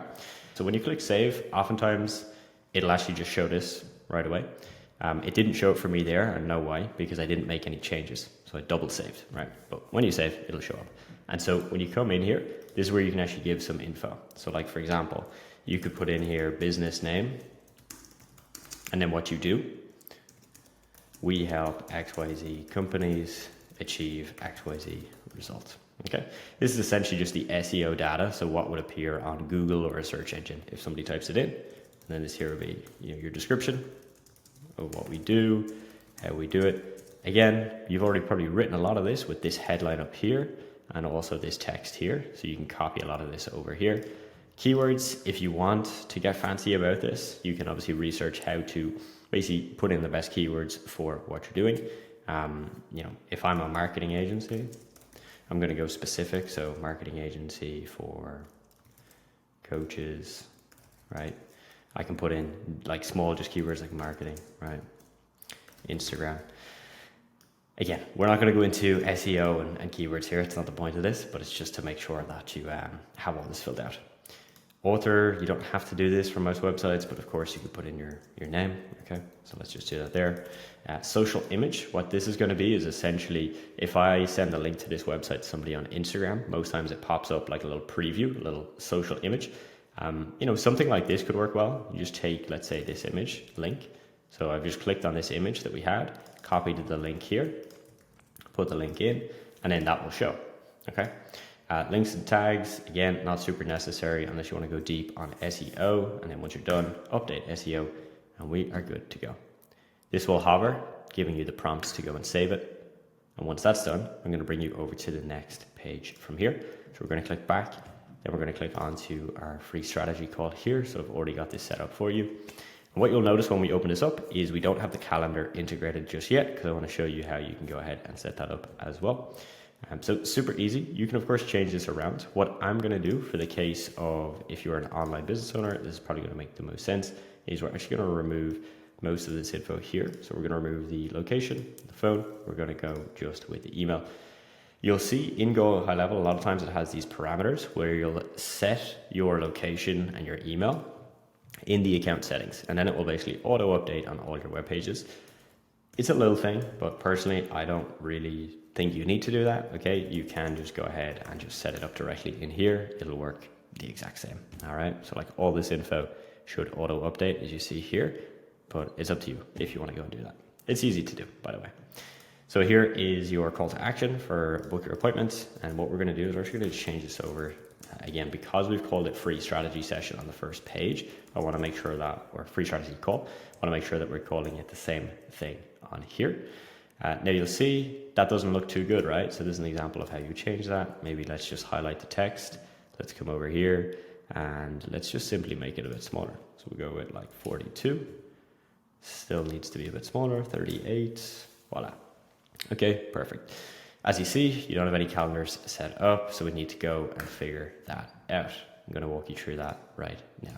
Okay, so in your account, you're going to come over to calendars. Okay, let me just show you again how to find this. Okay, so we were just in sites. You're going to come up here to calendars. When you come here, it's going to have all this blank info. So we click go to calendar settings, and then in here is where we're going to go ahead and create it. So you'll see it's got many different options for calendars. I'm not going to go into detail on each one. For example, as you see here, this is good for like webinars, online classes, where you need multiple people to book in for the one time slot. This is what we're going to be using. So one-to-one client meetings, private consultations. This would be if you had like a sales team, 3 people on your sales team, and you needed people to book into the sales calendar, but you wanted it to be distributed between all 3 people. You would use that. We're just going to go ahead with this one because this is the most basic. So we're going to call it free strategy session or call. Team member. Yeah, so you're going to have to set up yourself as a team member to make sure that this is, of course, going to go to you. In here, I'm going to call this free strategy call. Okay, you'll see this is taken. Reason being is I haven't actually connected a domain to here. So what this means is it's going off of GoHighLevel's domain. So of course, there's somebody else that uses the GoHighLevel domain that has free strategy call. So we're just going to put in some random figures to make sure that it is unique. Cool. We're going to do 30 minutes. Booking availability. Let's just do Monday, Tuesday, Wednesday, Thursday, Friday. Cool. Let's do 8 a.m. to, let's do it a little bit later. Okay. So once we've set up our calendar, we can then open up to edit more of the details. Okay. If you want to add in a little logo to your calendar, you can do that. There's no need. Okay. We won't need to do it for this setup. Team member, I've just created myself as Adam Test, the team member. So you can go ahead and set yourself up. You just go to my staff and click basically create team member. Very, very simple. So once we're done here, this all looks good. You can actually link this up, as you can see, to Zoom, Google Meet, or anything else. It's completely up to you. The way I would do meetings is directly in Zoom or Google Meet. So you can link it up. And this is where then you're going to need to go and connect your Zoom account to have all that set up as well. Okay, so once we have all of this, then we can go click save. Let's check through everything else. Cool. We're going to go into the form. Okay, so the default form, as you see here, is first name, last name, email, phone, and notes. Okay, so what we're going to basically ask from people. So how it works is they select the date and time, and then they fill out the form. So that's how it's done. You could do it the other way around, but it doesn't really make sense to do it that way. It makes more sense to do it this way. Consent box, yeah, this is just to make sure people opt in for you to then contact them, so that's good. If you want to allow people to add guests, you can do that there. The default confirmation page, you know, again, this is pretty standard. If you're running an online business, there are some of this that you of course want to tweak. Okay, so for example, thank you for booking your free strategy call. We're just going to make this to sound aligned. The last thing you want is somebody to book using your calendar, be interested in working with you, and then get confused on the messaging. Okay, so I'm just going to delete this and write one for you. Thank you for booking a free strategy call. So our call will be hosted on Zoom, which you'll receive an invite to in your email to attend. Super simple. And then I'm going to add in some contact info. If you have any questions, here's my email. Okay, let's just put in a random one. Cool. Good to go. If you want to accept payments, you can do that. Again, in this context, most of you don't need to do that. If you do want to do it, you have to, of course, then set up your payment provider like Stripe or PayPal or one of these inside of GoHighLevel. Okay, so click save. Now we're going to go through to the next steps. These are very, very important. Okay, so don't skip through these parts. All right, so appointment booked notifies when an appointment is booked with an earned confirmed status. Okay, so I'll leave that on. Appointment booked, status confirmed. When somebody is successfully confirmed, you may as well just leave all of that in for now. Cancellations, yep, reschedules, reminders. These are just notifications, right? So good to know what's happening. You don't want somebody to book and then not have these set up, and then somebody cancels and you're sitting there waiting for the call. Okay, so let's just leave that there. Rescheduling of meeting, yeah, again, most cases you're going to leave this on. Same with cancellation, so I don't think you're going to need to change this. These are the meeting notes that the person will see. So this will just give them, again, all their info that they booked with, and the cancel and reschedule link as well. Okay. I'm just going to show you how some of these look though, because you might be wondering what this is, how it works. All right. So for example, as you can see, this says the notification is going to be sent after the appointment as a follow-up. So this is, you've had the appointment, afterwards this email is going to be sent from there, and it's going to show you basically who should it send to. So the contact, this is what they're going to get, like feedback. So if you're, for example, running a marketing agency, could you go and add in here, hey, great to speak to you. Here's a link to our website with all of our results, or here's one of my clients that's doing really well right now, put in their social media link. All right, this is something, of course, you can automate. Do you need to do it? Only if you're dealing with a high volume of calls, because most cases you'll personalize this and you'll write it out specifically for the prospect after the meeting. But if you wanted to do this, of course, you could do it. Let me just show you here as well. Let's say this one, so you can see what it looks like. So again, let's go to the contact. So this is what they'll see. These are the details. This, again, I would recommend you customize, and I would recommend you turn on, keep this turned on. For example, you're giving them all the info they need for the meeting, but then you can put in some links like, here's our social media, or here's my past client results, or again, here's a client of mine doing really well, okay? All of these are really good to have in there to make sure that the person receiving the call is gonna know who you are, what you do, and they're ready for their meeting. Last step, customizations. This is just fancy stuff that you don't really need to do, but if you wanna, change your colors to red, of course you can do that in here, so the buttons and everything look like that. Now that we've got our test calendar set up, we can essentially come back to this. I'm going to reload the web page, and we should be able to link in our calendar now, and this should be functioning very, very well. So let's just load this up. All right, calendar, Adam's test calendar. Voila, look at that, beautiful. And we've got that bright red that I selected on the last slide. All right, so I click save, and then we are good to go. Again, same as last time, you've got all your SEO here. So it's worth going in here and basically updating this, okay? I'll let you do that yourself, customize it to your needs. Let's take a quick look at our preview. All right, looks pretty clean, right? Again, this background image you can change. You could add even a photo of yourself here, add more info, but this is everything you need for now, right? You can see I can book in, put in my info, fantastic. All right.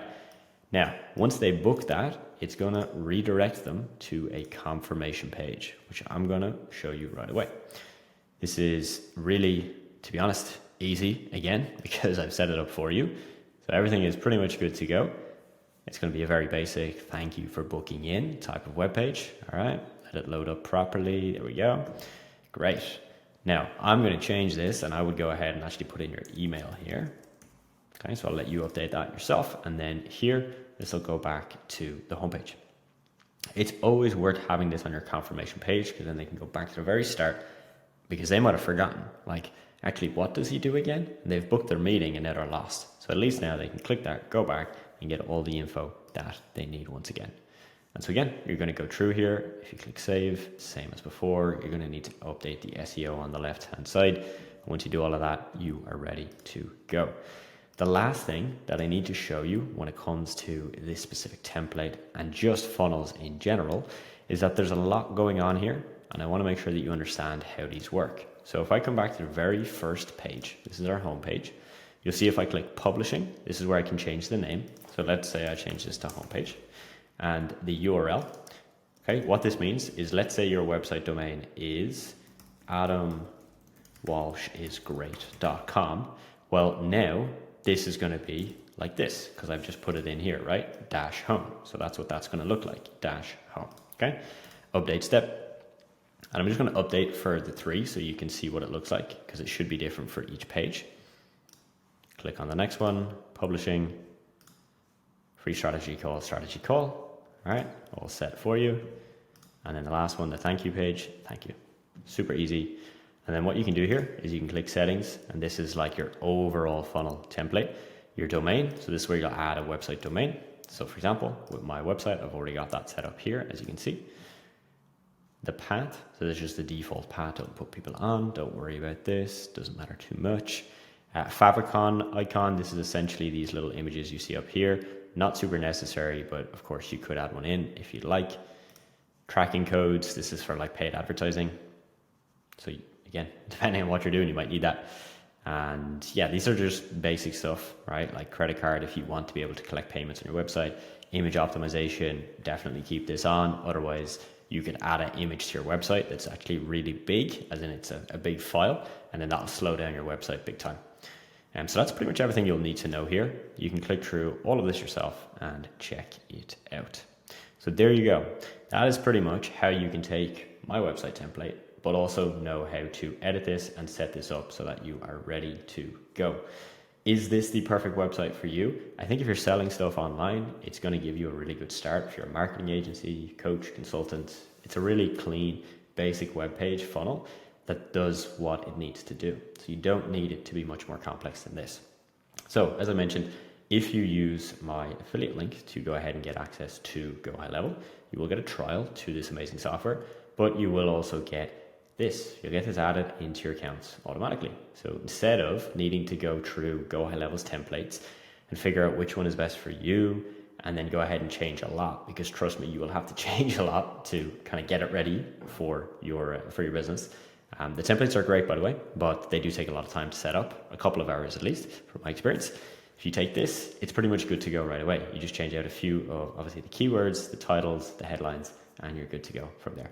So if you use my link, this should get added to your account as well. And there will be many, many more bonuses that I'm adding as part of kind of, I guess, my incentive of you using my link versus maybe somebody else's. If you have any questions on this, of course, let me know. And I hope this has made sense so far. So now you know exactly how to go ahead and get my template using the link in the description of this video to GoHighLevel, which will also set you up with your own free trial. So you can try it, see if it works for you, if you like the software, and if you do, fantastic, you can keep it. So beginners can sign social media marketing clients that pay them between $500 to $1,000 a month, sometimes even more money. In this video, I'm going to explain to you why. Okay, because right now you're probably doubting the process, thinking, but I'm getting all of this so far, but like, why would they pay a beginner? Why wouldn't they pay the person that's got 10 years of experience? This video is going to explain to you very clearly why. And when you finish this part, you will see it so clearly that those people with loads of experience are just not competing for the clients that you're going to be signing. Okay, so in this video, I'm going to walk you through why beginners that start social media marketing can sign clients, specifically clients that will pay them hundreds a month, sometimes 1,000 plus per month. And I completely get it, because if you haven't started this type of business yet, a social media marketing business, and you're seeing people that I've posted on Instagram or here on YouTube that are making a lot of money, I totally get it. You have doubts. How is that even possible? How can I do that if I'm a beginner? I literally have no experience, Adam. How am I going to get clients? And all of your doubts make sense. Like, they are completely logical. So I want you to know that you're not crazy for thinking those. But the reality is there are people doing this who are beginners, who may even know less than you, that are making the money you want to make. I spoke with somebody recently that's been in the social media marketing space for probably at least 6 months now, running her business, working with clients, really understanding this space. And what she's really struggling to do is get clients that will actually pay her good money. She's way undercharging, which is okay to get started, but to scale your business, there's a point at which you need to respect yourself enough and understand how to find these clients that will pay more money. So let's get into it. Here is exactly why.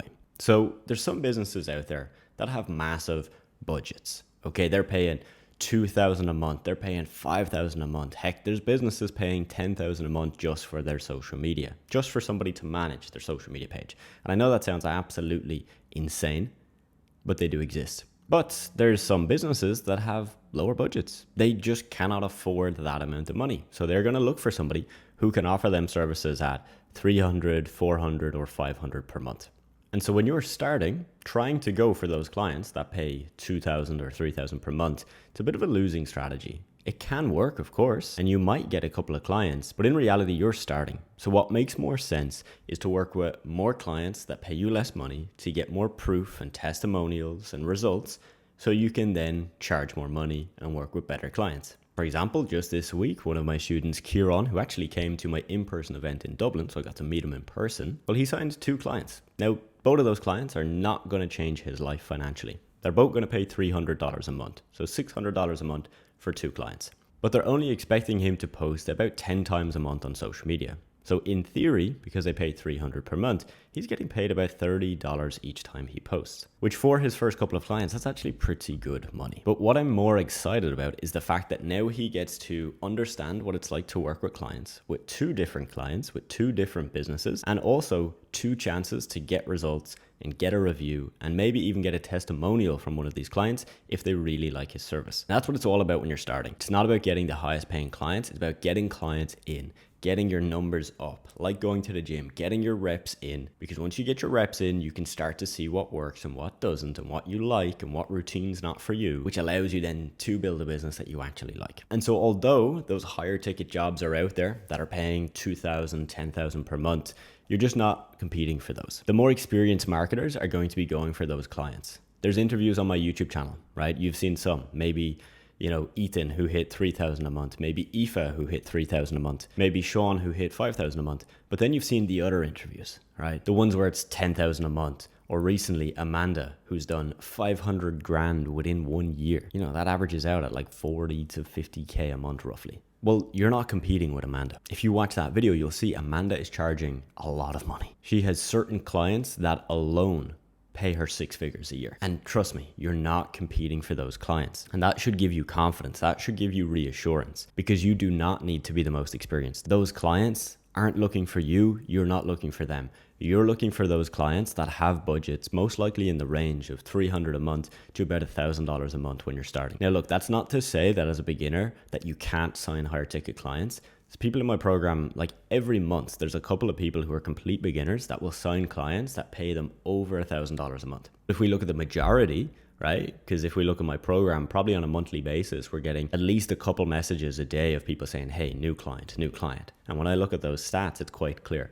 $300 to about $1,000 a month. That is the most common when you're just getting this started. So understanding that you're not competing with Amanda who made 500K this year should give you that confidence. You're competing with the other people. If let's say you're getting clients on a platform like Upwork, you're competing with the other people in that price range. And so a lot of those more experienced marketers will price themselves out of the market. On their Upwork profile, they might be listing their hourly rate as $20 an hour, $50 an hour. You're probably going to be listing yours somewhere around $10 to maybe $15 an hour. And with that, when a business owner posts a job, they're going to have the option to select who they want to look for, beginner, intermediate, or experienced. So those people with those higher budgets will just be priced out of the equation right away. Again, leaving you and the other people that are charging less. Now, if you're a beginner, there's other ways that you can build up proof as well, because I know if you're watching this video, again, you're completely right in thinking this, but you're thinking that it's just not possible as a beginner to get these clients.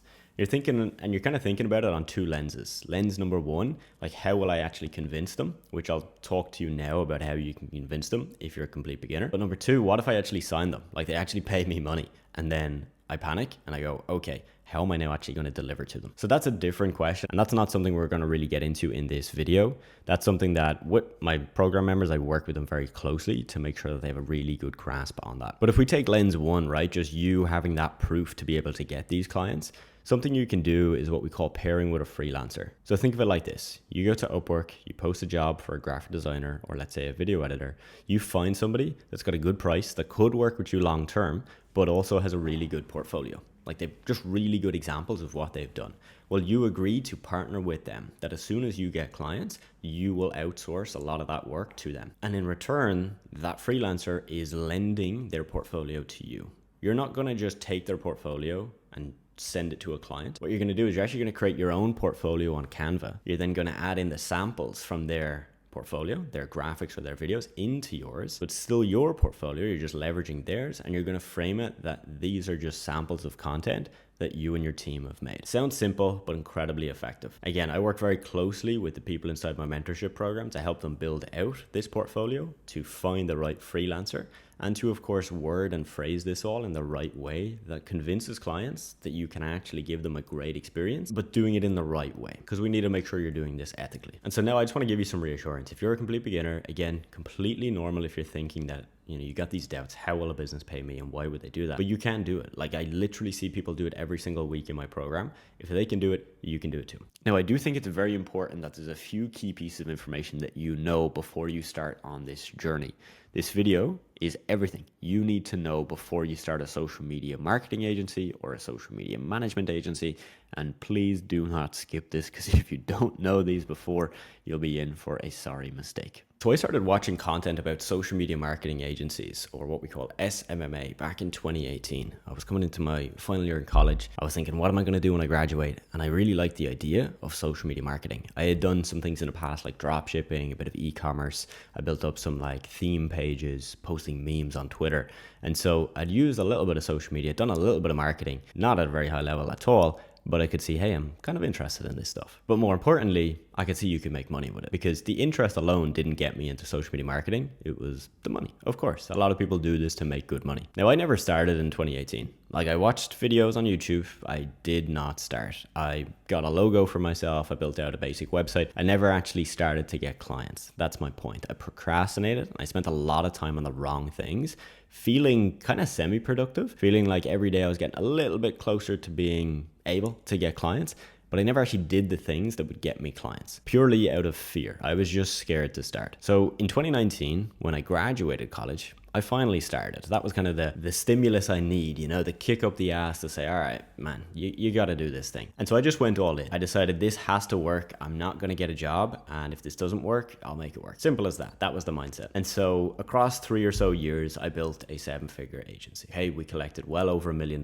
in revenue. We served hundreds of clients, and I learned a lot about what to do and what not to do if I was to do it all over again. So I'm going to give you those lessons now, so that again, if you're just starting, you know where to start from. And if you've already started, that you can maybe course correct if you've gone down and made some of these mistakes already. Lesson number 1 is to give your clients and to sell them what they want, but deliver to them what they actually need. So I'll walk you through an example of mine. Megan, one of my students, I actually have an interview with her on YouTube as well that you can watch if you search her name on my channel. And there was a point in time where Megan struggled. She's now doing incredibly well, but there was a point in time where I remember we had a coaching call. She had taken 19 calls with people in the construction industry in the UK, and I think she closed one of them. So 1 out of 19, it's not too good. And when I say calls, these weren't cold calls. These were people that she had spoken to, maybe on Instagram or a different platform, arranged a meeting with to actually like sit down together and talk about how social media marketing might make sense for their business, and then they had their call. So 1 out of 19 is not good. The problem was she wasn't selling them what they wanted and then giving them what they needed. For example, she would speak to one company and they would say, hey, I just want more inquiries. Others would say, hey, I just want somebody to manage my social media. Just take the burden off my hands. Others would say, hey, we just want to show before and afters, right? We want to have, when a customer comes to me, that I can just direct them to my social media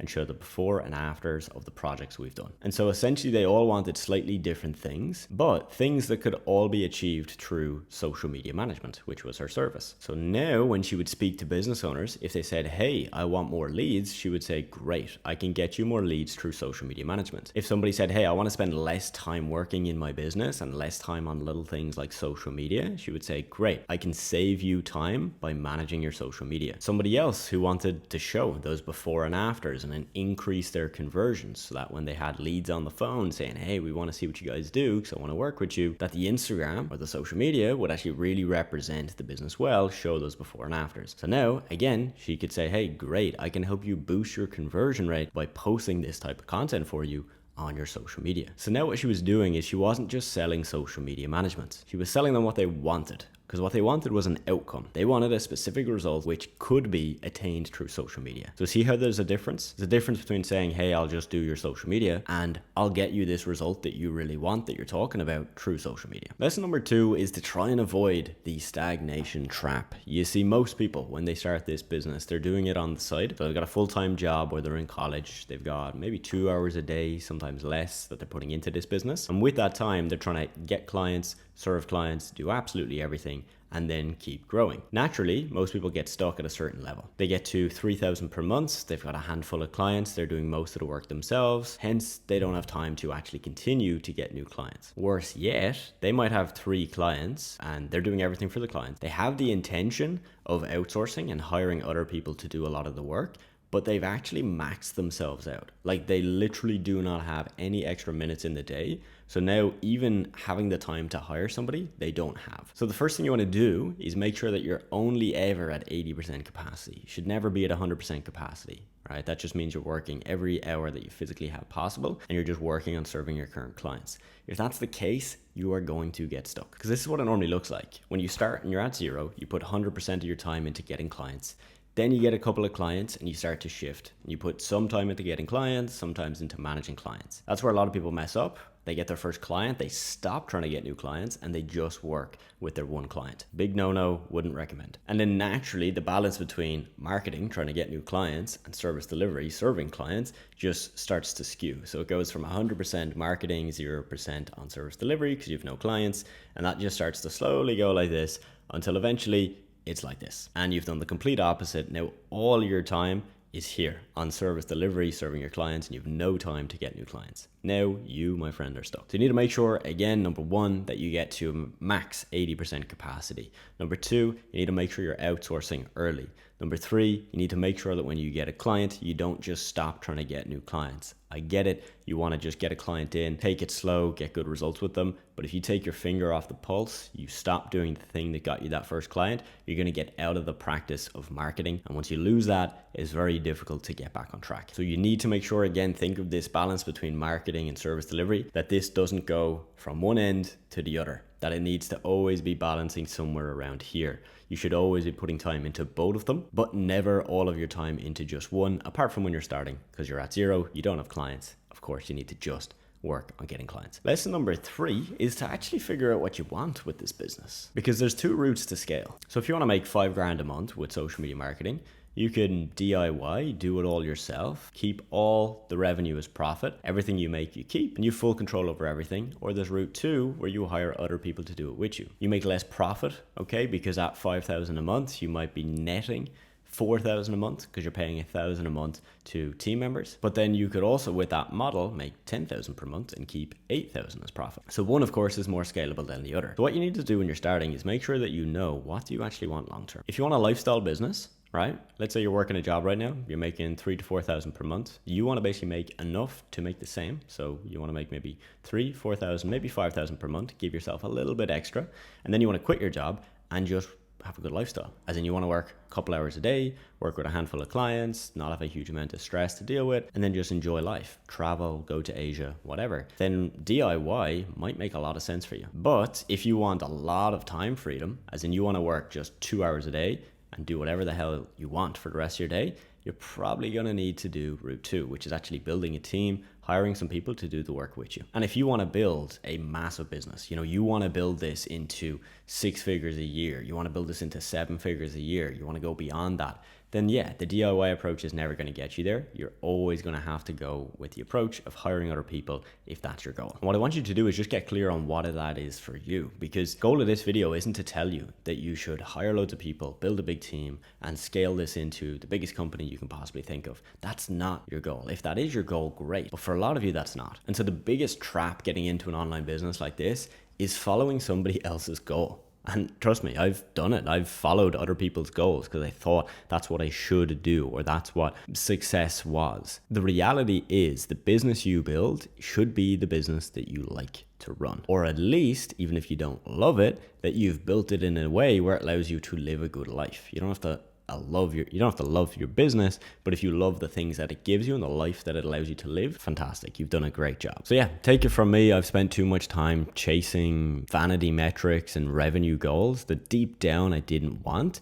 I just wanted to hit a certain number to say, hey, cool, I can hit that number, because I saw other people do it and I thought that's kind of what you were meant to do. Now, these lessons would have helped me start sooner back in 2019. It would have allowed me to avoid a lot of the scaling hurdles I ran into between 2019 and 2021. And it would have given me more peace, knowing that I was building something that I actually wanted. So to recap, that is what I would do if I was starting again with a social media marketing agency, and what you should probably keep in mind as you start or continue on with this journey. All right, time to get into the good stuff. This is the service, aka the thing that you are going to sell to business owners to make your first 5 to 10K per month.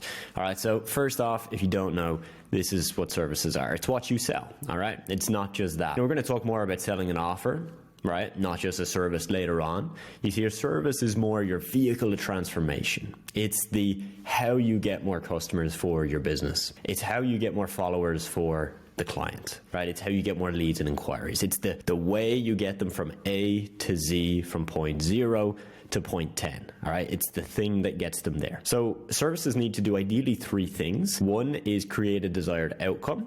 For example, go from 0 to 10, right? That's the transformation. That's the outcome, 10. Solve a problem and offer convenience. Okay, I'll break these down in a little more detail for you now. So the first ever client I sold social media marketing to paid me $1,200 per month. So let's go through these 3 things and why they bought from me. Number 1 is they wanted a desired outcome. Right? They desired an outcome that I was able to give to them through social media. And the thing is, they didn't know that was going to happen, but they believed me.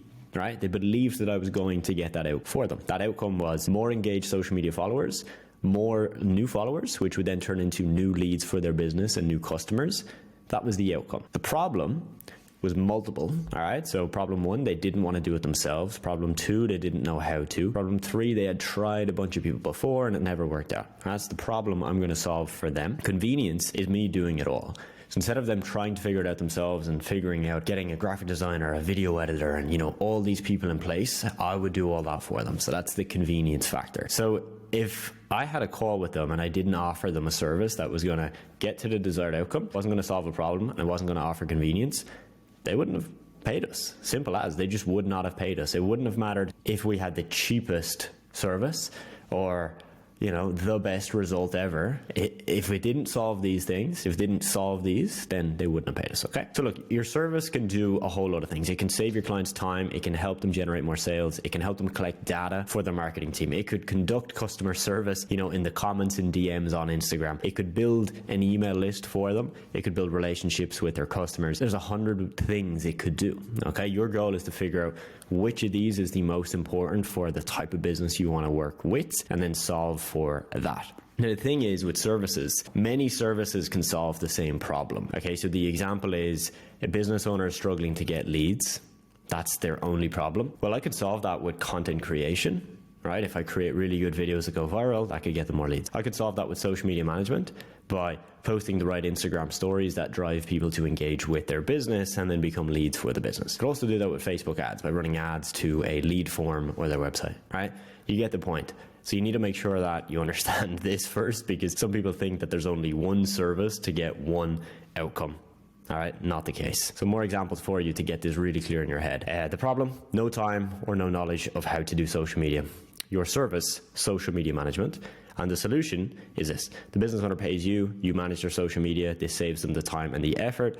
Plus, this is the extra benefit, not the one they're paying for, but the extra benefit. It boosts their online presence, brings them in more followers, more customers, and more sales. Another example, the business is not getting enough customers or leads. My service, content creation. Solution, business owner pays me to create engaging video content that reaches more followers and convinces people of the reasons why they should buy the products of the business. All right, that would be true content creation. And again, as mentioned, this way of looking at it works for all different services: paid ads, Google ads, YouTube ads, copywriting, email marketing, etc. These services I would only recommend to somebody that has experience in doing them, because content creation and social media management are the 2 things that are the most beginner friendly. They're the easiest to learn. You don't need to do a fancy certification to learn how to create content, right? You can learn all of this stuff very, very easily, which is why we focus on them. Well, one of the reasons why. Now, do keep an eye out for new services. So for example, when a new social media platform comes out, that can create a new service. So when TikTok first came out, that created a massive,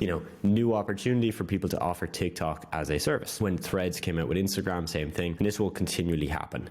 There's alternative platforms that not a lot of people talk about. So for example, if you were to manage a Reddit for a business or a Pinterest account, like I know off the top of my head, those are not as common. So not as many businesses will want that, but then there's not as many people providing a service to that. Okay, so have a think about these and see if you can find a unique angle where there's sufficient demand for it as well. That's important, right? There's no point in me saying I'm going to manage Pinterest if no business wants that. Okay. User-generated content, just an example of a service that has been around for a very long time, but became very popular in the last few years. And these are the kind of things that you want to keep an eye out for when you're looking at new services to add on. And there's a whole bunch of other services. But as mentioned, we want to focus our efforts on content creation and social media management for all the reasons of them being the best for beginners. And I'll go deeper into this as we progress, but just know that it's worked the best for me, and I do think it can work the best for you. Very important that you don't try and offer all of these services, okay? A jack of trades is a master of none. There are certain services that we combine and make a lot of sense to combine and do two of them together. For example, content creation and social media management, perfect fit, because you create the content and then you post the content. All right. Facebook ads and funnel building, for example, work really nicely together. Email marketing, copywriting, really nicely together. Okay. But apart from these, pick one thing, get good at that one thing. You see, before I started my social media marketing business, I was a freelancer. Okay. I did everything, like everything you can think of. I did appointment setting, email marketing, content creation, copywriting, like so many different things. And I was okay at all of them, but I could never truly be great at one of them because my focus is split between 5 or 10 things. When I decided, no, you know what? This whole freelance thing of me doing everything isn't going to work. It'll get me to a few thousand per month, but it's not going to help me build a real long-term business that can replicate the same thing over and over again for our clients. That's when I decided I would do the marketing business with just one thing: content creation, social media management. Those are the two things we started with. I say it as one because they link, right? But doing that, if I didn't do that, I would not be here. Okay. If I continued on this path of trying to do everything for everyone, I wouldn't have been able to get this far so far. Okay. Now, a really key point is that even if you just pick one service, it doesn't mean that you can never offer other services. My advice is that you focus on one service until you have enough clients, get enough results for your clients, and then you can add in what we call upsells. Okay, so you've sold someone and then you upsell them. It's selling them an extra thing, okay? An example is my student success manager. This is a very common example for him is he gets a client for 500 or 1,000 per month for social media management and content creation. And then he actually upsells them onto paid advertising, but not immediately, maybe after 3 months with him, so that he can get a business in, create good content, build their brand up, right? Make it look really good, very professional, build up their social media, get more engagement, more followers. And then when that starts to work for them, they can then do paid advertising. And when they do paid advertising, they get better results on the ads because the social media actually looks good. If he just ran the ads and the social media was really bad, then people would take that into account. When I buy from a business, right, this watch, if I was to buy this watch right here, if I got an ad for this watch, I wouldn't buy just based on the ad. I would buy based on the ad, the website, the social media, and other factors. So it's very important in my eyes that if you go down the route of paid ads, that there's some element of content creation and social media management in that. So this is why social media management and content creation is the service pairing that I would recommend to you. It worked for me and I know it can work for you. I genuinely believe it's the easiest path to your first 5 to 10K per month. And one of the biggest reasons why is that it's easier to sell. If I'm selling you a $1,000 per month social media package,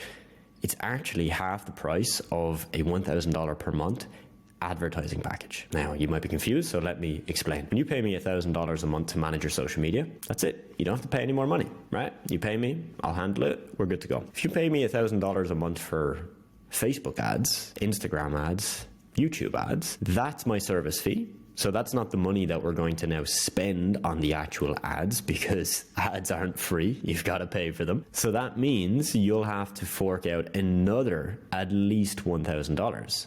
Like minimum. It wouldn't make sense to pay me $1,000 to manage $500 in ad spend for you. It wouldn't make sense.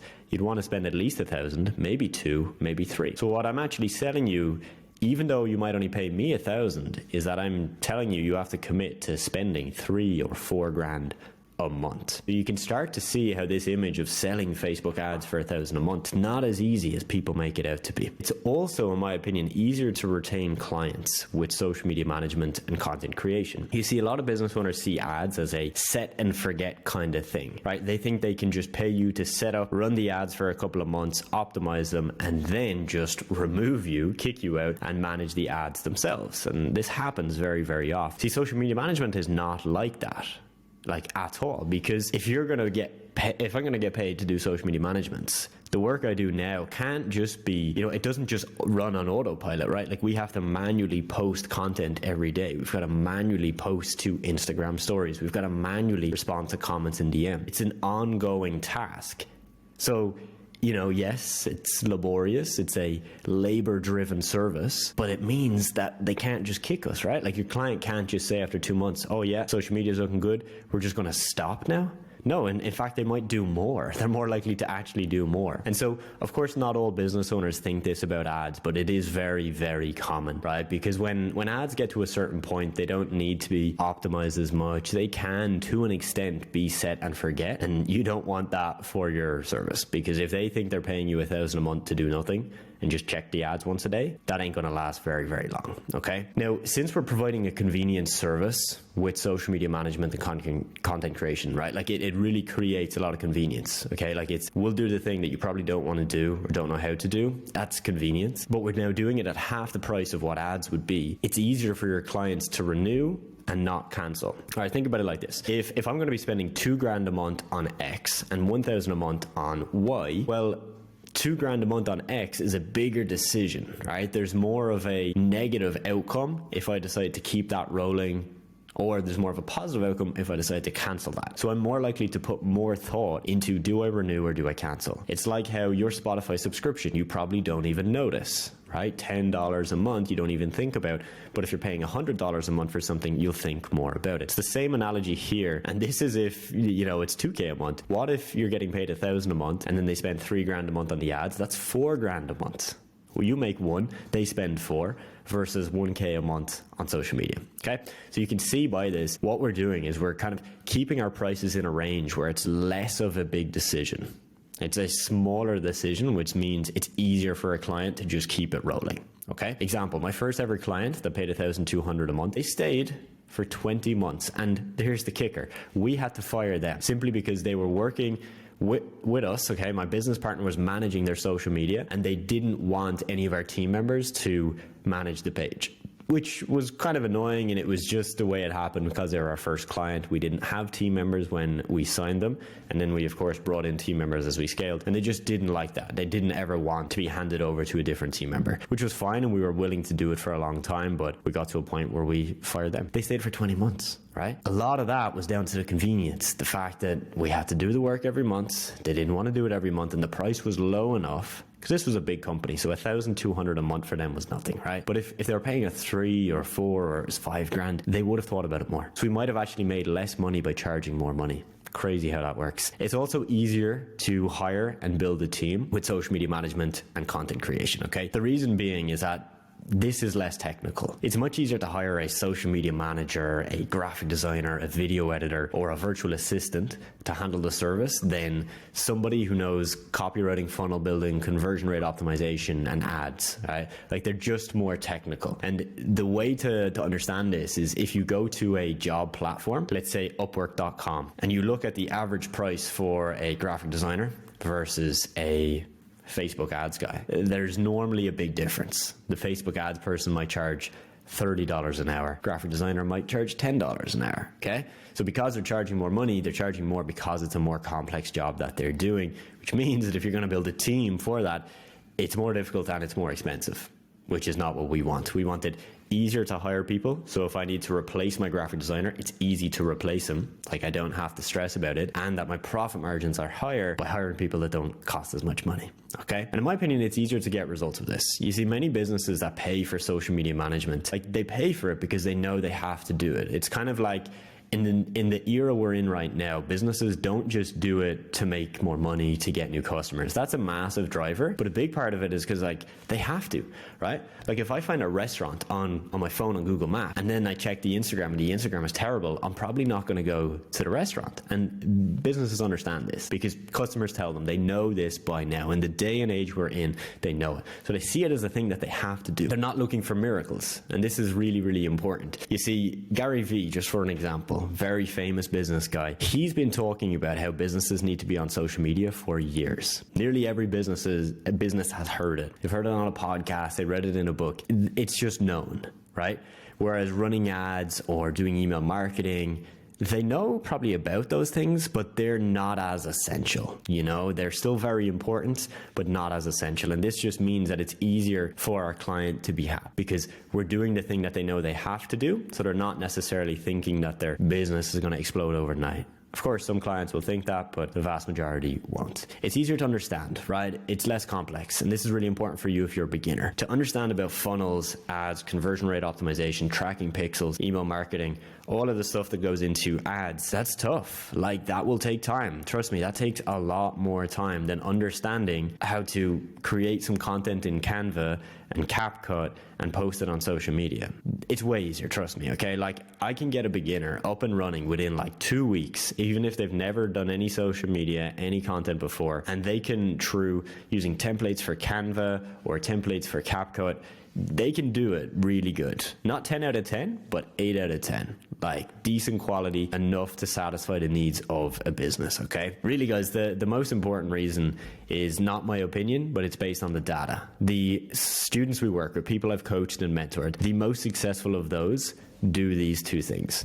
We have successful students that do ads and emails and different services, but the overwhelming majority are doing content creation, graphic design, photo shoots, video content, and social media management. Managing Instagram pages, Facebook pages, TikTok pages, etc. You know, some of these people here, just a couple examples, they're all doing this. This is, you know, all of these people got to this point with this being the main thing that they do. And me personally, I built my agency to 50K a month doing this, over $1 million in revenue, got it to fully automated stage, meaning I did 30 minutes a day. That's what I mean when I say fully automated, is 30 minutes of work a day, communicating with my team, checking in, managing, just seeing everything is good to go. And that's, you know, having a sales team, client managers, service delivery team, the whole 9 yards. And so much so that, you know, I'm going to actually show you right now. I'm going to show you what a package looks like for $2,500 per month. So you can see for your own eyes how you would package this together, how you would sell this, and really that you can charge a lot of money with it.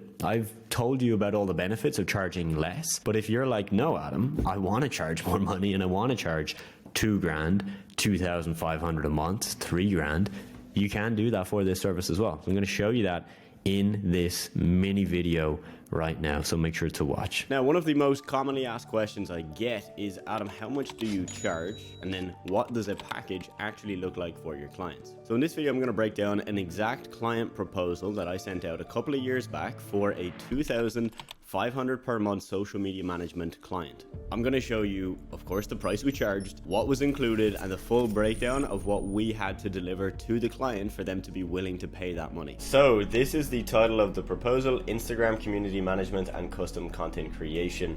We have listed here what's provided by the client. So the client needs to give us guidelines and directions if needed for the content and community management. For example, if we are creating content, we want to get our client to approve the content before it goes live, so that when it goes live, there's no issues. The client needs to give us a shareable folder, aka a Google Drive folder or a Dropbox, with any content that my agency can use in the community management and content creation services. So this means, again, this is putting the onus on the client, so that if we have not received any of their raw photos or photos of their product or whatever we may need to create content, that they need to give it to us. This is very important because in my agency, we have never provided UGC or photo shoots to clients. We have always told the client that they have to sort that themselves, and then they got to bring it to us and we'll use it in content. The client must provide us with any promotional or bonus material that will be included in any content creation services. For example, if they're running a sale on their products on the 14th of the month, they need to let us know, and they got to give us the heads up and the content for that beforehand. Same goes, just to reiterate that, time and schedule to follow for any promotional launches or live Q&As that they may be hosting in the weeks. All right, here's what's provided by my agency. Now, if you look really closely, I actually have here, find a breakdown of hours and pricing below this section. I don't believe we give the full breakdown of hours, so we may have removed that, but maybe we forgot to remove it from this part. So first, custom content. This is infographics and captions created, scheduled, and posted for the Instagram page, which is listed below. Content will be studied and analyzed on an ongoing basis to ensure posts are designed to reach the largest audience possible. And content can be based on specific product launches when requested by the client to promote more revenue generating activities. Okay, so again, this is saying when requested by clients, so that if the client is just expecting us to promote the sale that they're running, they need to let us know in advance that, hey guys, there's a sale running, let's post about it. Community management for the page listed below. This involves responding to DMs. This involves replying to comments, responding to DMs, and adding content to stories. This also includes directing followers to relevant product pages to boost sales. And promotional content provided by client can then be scheduled and managed. So here's the price. We have $2,500 as the monthly price, and this is for 3 client accounts, not just one account. So client account 1 is the highest paid of $1,200. This includes 30 infographics, and we say at least for the first month, based on this and this, and it's all done by us. Aha, I was correct. We do include the hourly breakdown for the community management. So we're saying to the client, because of the size of your page, because for this specific client, this was a big client account, they already had 80,000 followers, that we recommended we would spend at least 1 hour per day on the community management. For client account 2, it's only $800 because we're creating 15 infographics ourselves, and this is for one of their meal pages where they post about meals. And then 15 posts would be provided by the client. So they would send us the photos and we would just write captions and schedule the content. Actually, in client account 2, you'll see we dropped it to 45 minutes a day for community management. And client account 3 is only 500. Why is it only 500? Well, 2 things. One, we're doing 15 to 20 posts provided by clients. We're not creating any content. We're just taking what they give us, putting captions on and posting. And then finally, the community management is only 15 minutes per day. This is really important. If you're managing multiple pages from one client, I recommend you add this in.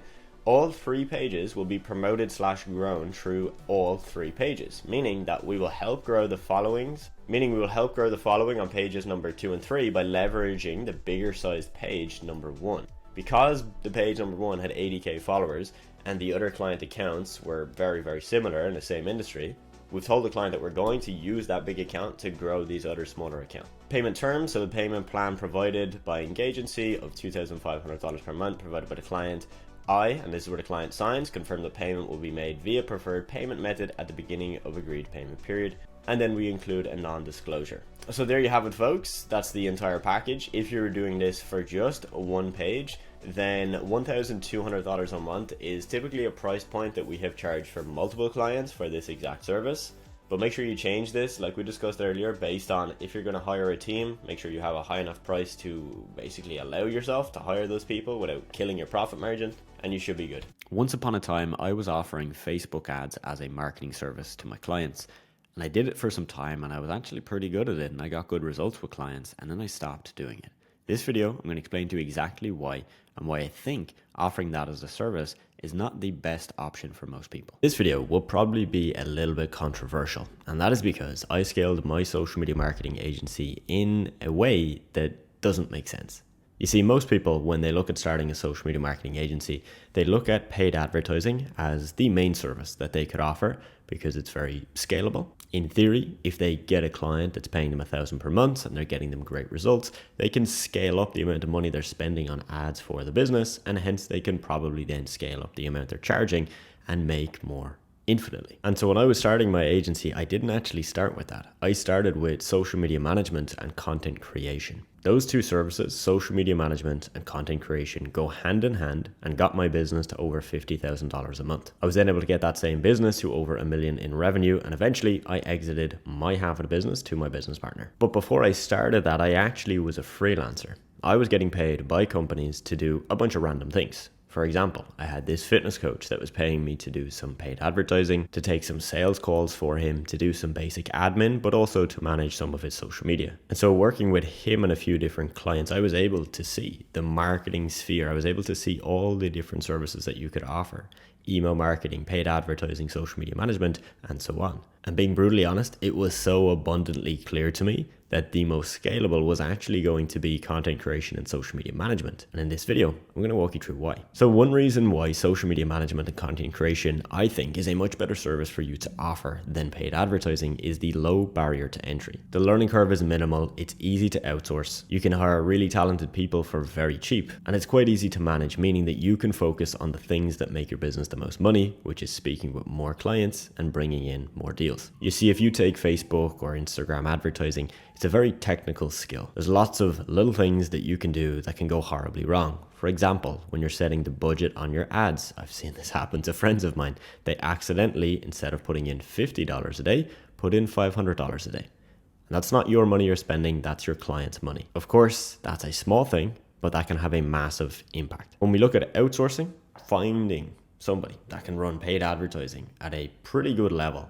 but also in a way where it's going to be profitable for you, as in they're not going to cost too much money, it's quite difficult. When we look at the amount of graphic designers and video editors, because of that lower barrier to entry, there's more of them, meaning that there's just more people out there to find those that are actually really good and won't charge you much money. Probably the most important reason why I love offering social media management and content creation instead of paid advertising is because paid advertising is seen as a return on investment service. Essentially, that means if a business owner pays you money and you don't make them money right away, they're probably not going to pay you for next month. It's very transactional. They pay you, you run ads hopefully make them money. If ads don't make them money, they're going to cancel. However, with my favorite service, social media management and content creation, it's completely different because a lot of clients are buying that because yes, they want to get a return on investment, but they know that that takes time. And they also know that they can't just expect to post a few pieces of content and immediately get a result. If you're posting on social media for a business for 3 months, and let's just say you haven't hit that financial target that they're looking to hit, you haven't made them as much money as they would like to based on how much they're paying you, it's still not the end of the world because you've built up brand, you've built up awareness, you've created assets, pieces of content that they can reuse down the line, and you've done that for 3 months. So it's very unlikely that they will now cancel with you if they like the content, but they're just not happy with the result because of the fact that now their audience is used to seeing that amount of content. If they go from posting once a day with the content you're posting right now to nothing, their audience is going to know that, and they're in fact probably going to make less money, because some of those people in that audience were probably buying based on the content they were seeing. Another reason that Facebook and paid advertising is probably not the service I would start off with as a beginner is yes, it's very complex, hard to learn. That's the main thing. But also, it's quite difficult to have very good profit margins with that type of business unless you do everything. Again, way easier to find a graphic designer that will create really nice graphics for Instagram at $5 per graphic versus a guy that can run really high level Facebook ads and create the content for those Facebook ads at a reasonable price. The typical way, if you're running paid advertising and you're building a team, is you'd ideally pay your team a percentage of what you're getting paid from the client. But trust me, I've been there and a lot of my friends run these types of agencies, so I know it's quite difficult to find those people that are really good at advertising but also won't charge you an arm and a leg. The last thing I want you to consider is this. I've seen this play out time and time again with people in my program. You get a client, let's say it's a roofer, and you're running Facebook ads directly for this guy that offers roofing services. Well, it's a pretty high ticket service. You know, he's not going to be doing that kind of work for $50 or $100, right? It's high ticket. He charges quite a lot of money and he's probably the one doing the work. Maybe he's got a small team, a couple of guys that help him out, but his capacity is probably going to be quite limited. When you run Facebook ads for him and it doesn't work, he will fire you, right? Because he's spending money and he's not getting a return. When you're running Facebook ads for him and it works and you book him out, cool, great. But he also may stop working with you. It's really common with this service where even when you get a client, great results, depending on how scalable their business is, they may need to cancel anyway. So you can get them fantastic results. And then all of a sudden, 3 months in, they go, hey, we got to take a pause here. We've enough business here for the next 3 to 6 months. We'll come back to you in 3 to 6 months. Whereas if we go back to social media management, content creation, we're not just getting paid for that return. So even let's say if we're posting on social media for a business and it's absolutely blowing up for them, right? Like it's clearly getting them tons of leads and now they're booked out for 3 months. Again, are they going to cancel? Way less likely, because that audience has now been built up. That audience is used to seeing that content, and the content we post to that audience, we can now shift. We might talk less about directly their services and pushing people to sign up for their services. And we might talk a little bit more about just like awareness and reviews and different pieces that will still build the brand and build that momentum. And we can let people know that there's a waiting list for now. If you want more proof on this, just go to my YouTube channel and look at the interviews I've hosted with people that are making 5,000, 10,000, 15,000, 20,000, 30, 40, 50,000 and beyond. Most of them, guess what they're doing? Social media management, content creation. You're not going to find that many people running ads. There are some people running ads in there, but when we look at how much of their revenue is coming from ads, it's actually quite little, and the work that they do is quite high for that amount of money. Quick question for you. Do you want my full program where I give you absolutely everything you need, kind of like a business in a box setup, and I give you daily coaching to get results. This is everything you get. You get my full step-by-step training videos, so all of my course content, my private mastermind group, our weekly live calls, the daily coaching with me, copy and paste templates to start your business, a one-on-one onboarding call, and even a certification once you finish. If you are interested in working with me, you'll see some options in the description of this video where you can go and learn more about getting my help. At this point, you might be struggling to understand the day-to-day. Like, what does this actually look like for you day to day? What do you do and what do you need to make sure you're getting done to do this well?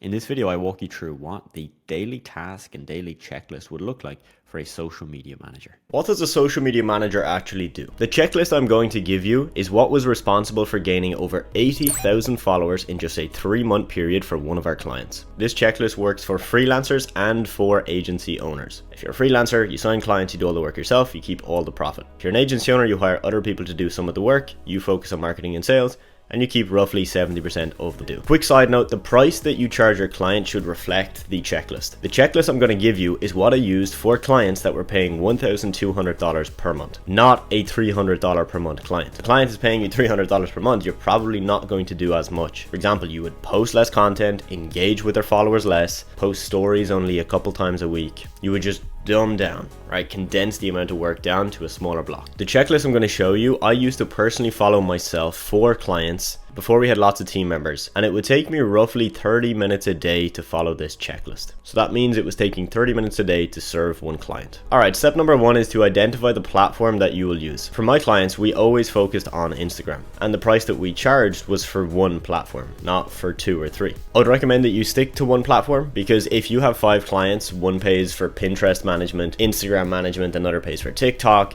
it gets messy and you will not be able to perfect your strategies because each platform is different. For my agency, because we just stuck with Instagram, it meant that we could get very good at that. We didn't have to be TikTok experts, we didn't have to be Pinterest experts, we just had to be good at that one thing. Cool, so that's step number 1. Step number 2 is to create your content strategy for the month. In my agency, we never once took any photos or any videos for clients. Here's how things would work. Clients would send us access to content they had. For example, if they're a supplement company, they'd send us photos of their product and some videos. Now, 9 times out of 10, the client had barely any content. So then we would have to create most of the content ourselves. So we would rely on a lot of quotes, graphics, carousels, and animated videos for Instagram. So if somebody is telling you that you have to go physically to your client, take photos and videos, it's cap.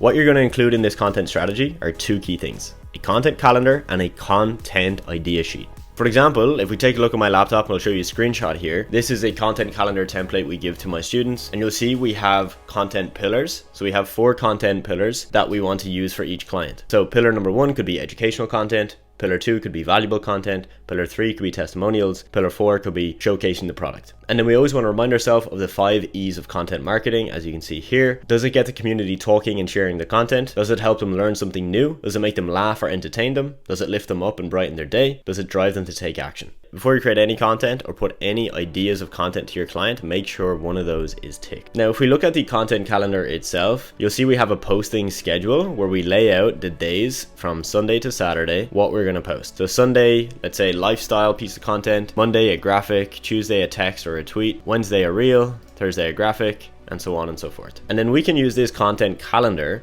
to put the ideas on this sheet. We can show them what type of content it's going to be, what's the title of the piece of content, and even a screenshot of an example of a piece of content that it might look like. And then we can track if it's made, if it's in progress, or if it's ready to go. Cool. So that's step number 2. Step number 3 is actually creating the content. So if we're focusing on Instagram, we need to create content for the feed and for the stories. The easiest way to do this is to have given your ideas in the content calendar to your client. They approve all the ideas for the month. You then send those ideas to your graphic or design team, or you do it yourself. While they're working on the designs and the videos, you can go ahead and start writing the captions and the hashtags for the content. Step number 4 is to actually post the content. Follow the content calendar each day. That's why we've already done that, because it saves you a lot of time and effort each day. Step 5 is to monitor and engage. So check the comments and DMs, respond to anything you need to respond to. And finally, growth hacks. If you are creating good quality content that's educational and shareable, your client account should grow. And if it's not, the content is probably not good enough. But some clients will want more growth. you're getting them 300 followers a month and they're expecting 1,000. I'm going to give you some growth hacks that I have personally used in my agency. Not all of these I recommend. Some of these I would not do, but I'll give them to you. You can make up that decision yourself. So growth hack number 1 is the $80 strategy, coined by Gary Vee. You basically give your 2 cents on a bunch of pieces of content every day in the hope that people then follow you back because they saw your cool comment. Then we have follow for follow, where you basically hijack somebody else's followers. In my case, I would find another business coach, go to his followers, follow them, and hope they follow me back. Again, pretty spammy, wouldn't recommend. Then you've got buying shoutouts. Very, very useful, but only applies to certain industries. For example, in the fitness industry, works really, really well. There are tons of fitness Instagram pages with millions of followers, but again, you're not going to have those type of pages in every industry. And number 4 is running paid ads. I have seen social media managers run very low budget paid ads, such as $5 a day, to boost engagement, boost likes, and to bring in followers. Would I recommend it? No, definitely not, but it's an option. Now you might be thinking, Adam, how do you follow that entire checklist in 30 minutes a day? That seems a little bit unrealistic. Here's why it's realistic. That 30 minutes per day is averaged out from the hours that I put in each day over the entire month. So because ideally I want to plan out all my content and give it to my client for them to approve at the start of the month, that block of work that I've done creating the content calendar might take me 2 hours, but that's it. I don't have to touch it again for the month. Same when it comes to creating the actual content, the graphics, the videos, the Instagram stories. If my client has approved all my ideas, I can get all of that content done. If I'm creating it myself, maybe I can just go into flow mode for a day and create all of the content. And if I'm working with designers or editors, I can send it off to them so that they get it all done. The 30 minutes per day is primarily consisted of you actually taking the content, posting it with the caption, with the hashtag, and then monitoring the account. If a client is agreeing to pay you money, you need to know how to create content for their social media if that's the service you're offering. These right here are going to be the 3 questions that you need to ask your clients before you create any content for them. This will save you a lot of heartache, a lot of headache, and this will save you a lot of time. For the sake of this video, we're going to focus on a client that is paying you for short form video content. But the questions I'm going to ask will also apply if you had a client paying for graphics or for any other type of content that you have to create. And these questions apply whether you are personally creating the content yourself as a freelancer or if you're sending the content to a video editor who does the work for you. Question number 1 to ask your client: did you send me all of the raw footage and the raw video files that are required for this specific piece of content? This question you should not have to ask to your client every single time you create a piece of content. You should cover this exact question in your onboarding call with a client. This is the call where you set up how you guys are going to work together. But from time to time again, you will need to re-emphasize this question and re-ask this question so that your client remembers to send you everything. Making sure that you have all the raw video files, everything that you need, is key because it's going to make it easier and faster for you to go ahead, get the content made, and then to get it back to your client. Question number 2, you definitely need to ask, if the client has not given you this information already, is what style are we going for with this video? For example, if you pull up my TikTok page, like my editor will do right now, you'll see there's various different styles of content on my page. Some with animations, some with just text on screen, and then the text on screen even changes style,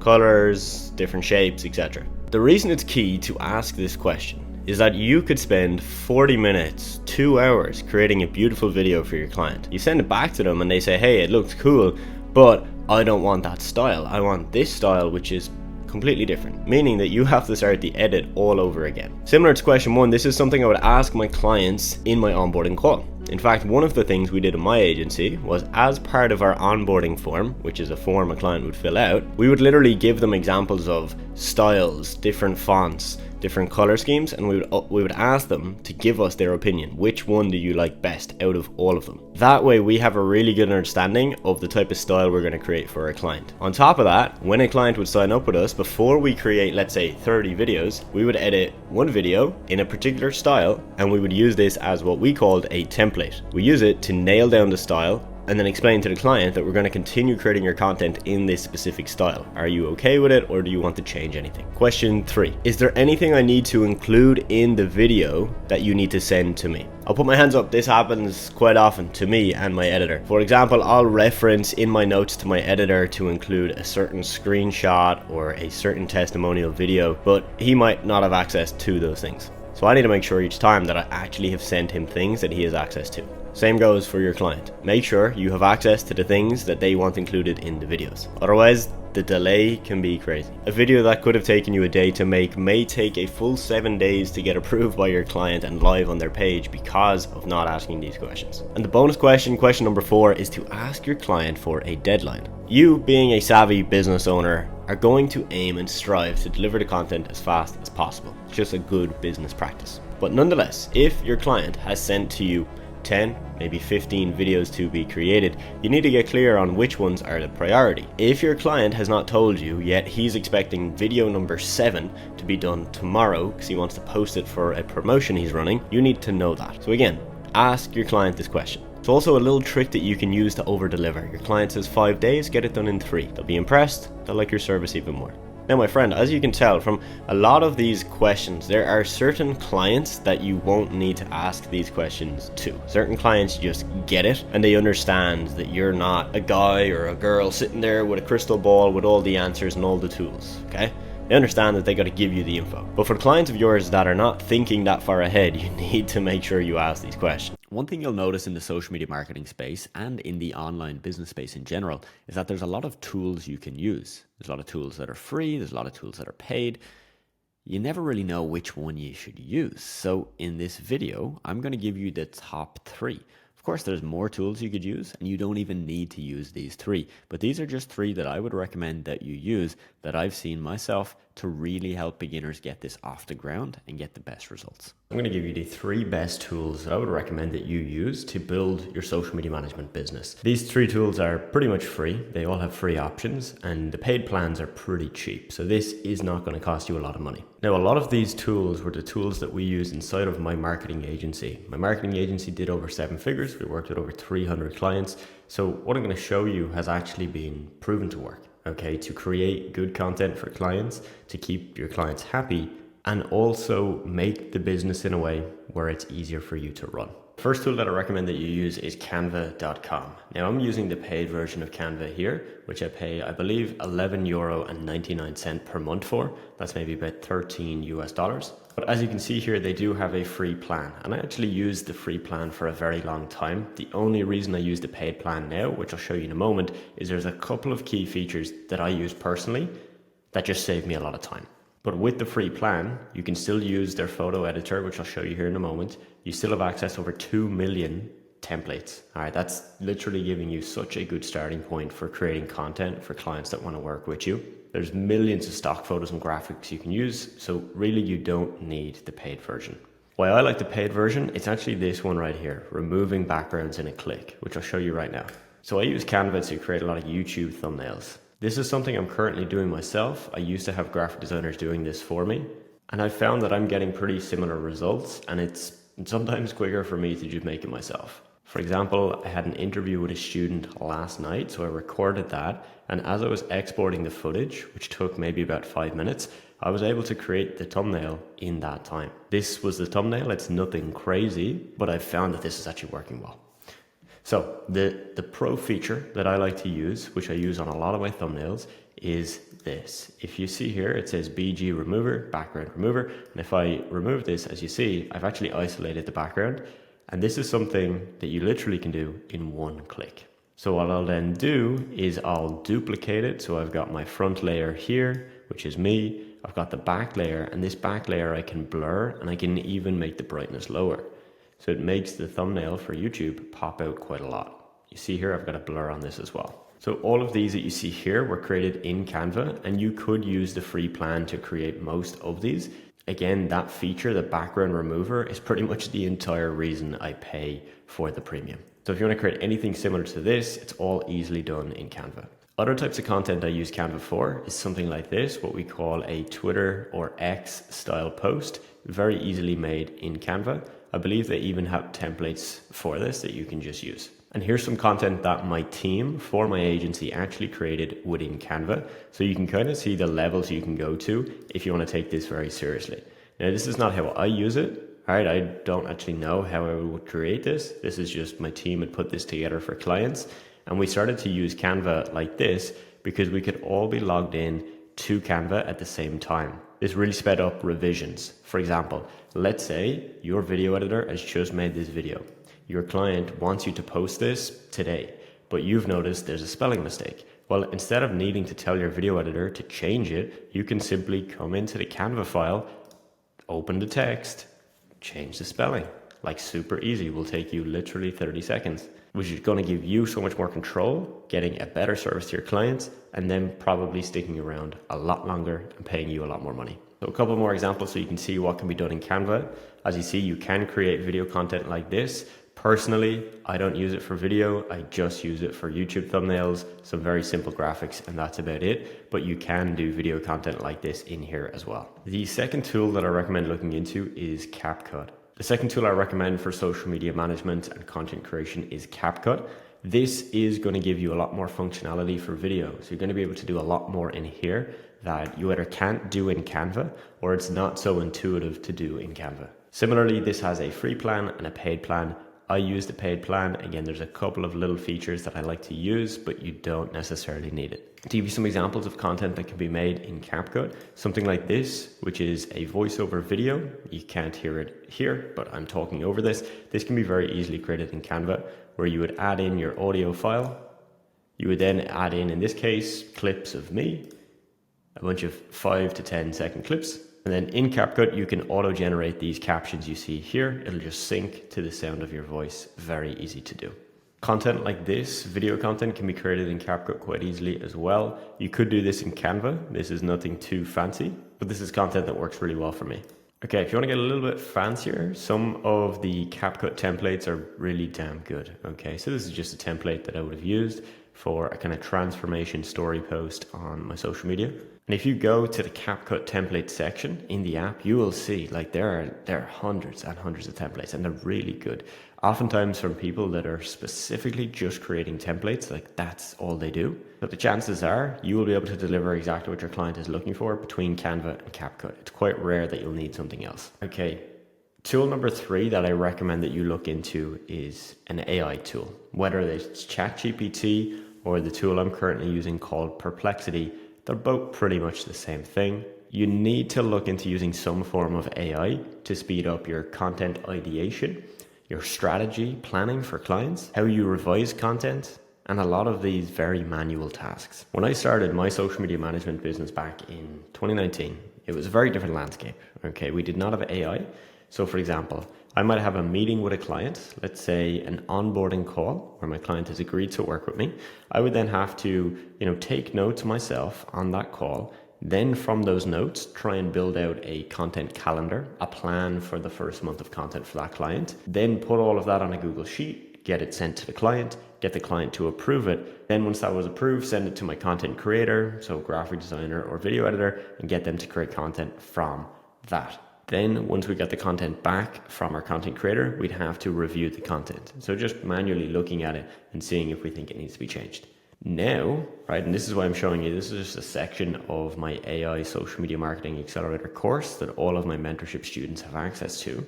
In here, we talk about a few key ways you can use AI to save a ton of time. For example, in this section, we're looking at content ideation, and we talk about the fact that you could have an onboarding call with a client, which is recorded by AI. Then you take the recording of the call, you plug that into Perplexity or ChatGPT, you prompt it with the right prompt, and it will give you back a really good content calendar for that client based on the call that you had. So it's not generic, it's specifically tailored to what the client mentioned they want, their goals, and what their brand is all about, which they would have mentioned in the onboarding call. So that cuts the entire process pretty much, not even in half, it cuts it nearly completely, right? That once very manual process can now be done 80% by AI, and that 20% is you putting the final touches on it, making sure it all looks good. We send that to the client, we get the approval from the client, you then send it to your content team, and when your content team sends you back your content, you can manually review it, or you can put it through AI. Let's say they've given you a graphic, right? Let's say they gave you something like this.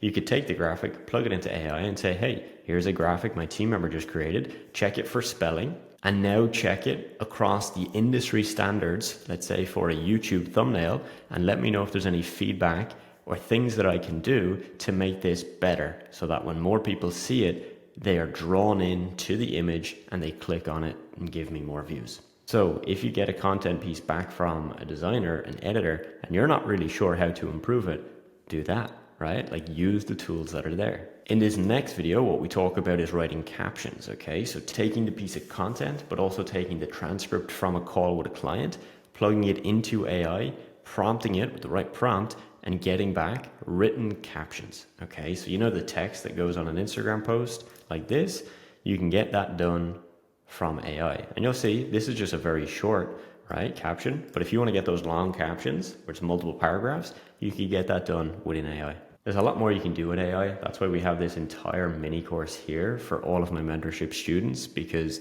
it's not just going to help you create ideas and content calendars and then write captions. As you see here, there's a long list of things you can do with it. So it doesn't matter what type of marketing business you want to start, whether it's social media management or a different service, doesn't matter. One thing you need to get very clear on is if you're going to do this as a freelancer or an agency owner.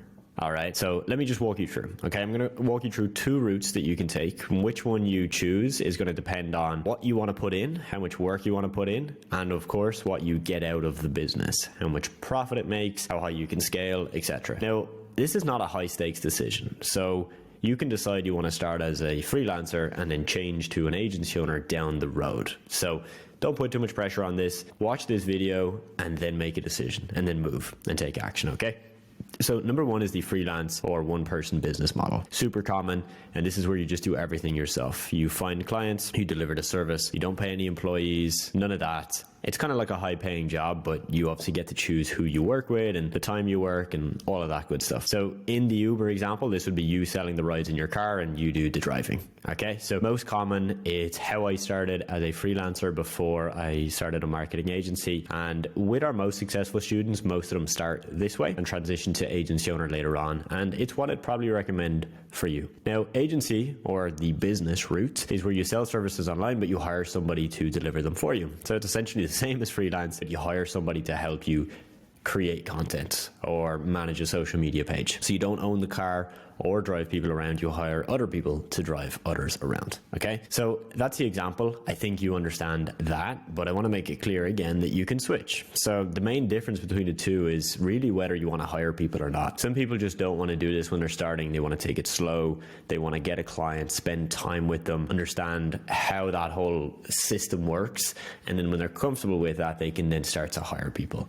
So this is, again, how I started, and then I transitioned to agency owner. So whichever route you decide, just make sure you make that decision now. So for most of our students, this is what it looks like. 0 to 3 clients is freelance, do everything themselves. 3 to 10 is a hybrid between freelance and agency where they don't hire people to do everything, but a lot of the work. Okay, so for example, Chris and Robbie, 2 of our students I can think of right now, they're in a business partnership. Those guys are doing about £10,000 a month, so about like $12,000, $13,000, and they do the hybrid because they've got around 10 clients and the profit margin's like 85%. So they do a lot of work for their clients, like communicating with them, but then they have graphic designers, video editors, appointment setters, people on the back that do a lot of the other work. And then 10 plus clients is when you typically go agency route, because trying to scale the freelance route is a recipe to burn yourself out very fast. You'll get annoyed, you'll be stressed, you'll be working way too many hours. Okay, so make that decision now and get clear on this. Okay, so if you're not sure, you want a quick refresher, this is the most common. Freelance, you do everything yourself, find clients, deliver service, don't pay for employees. It's a high paying job. Best for,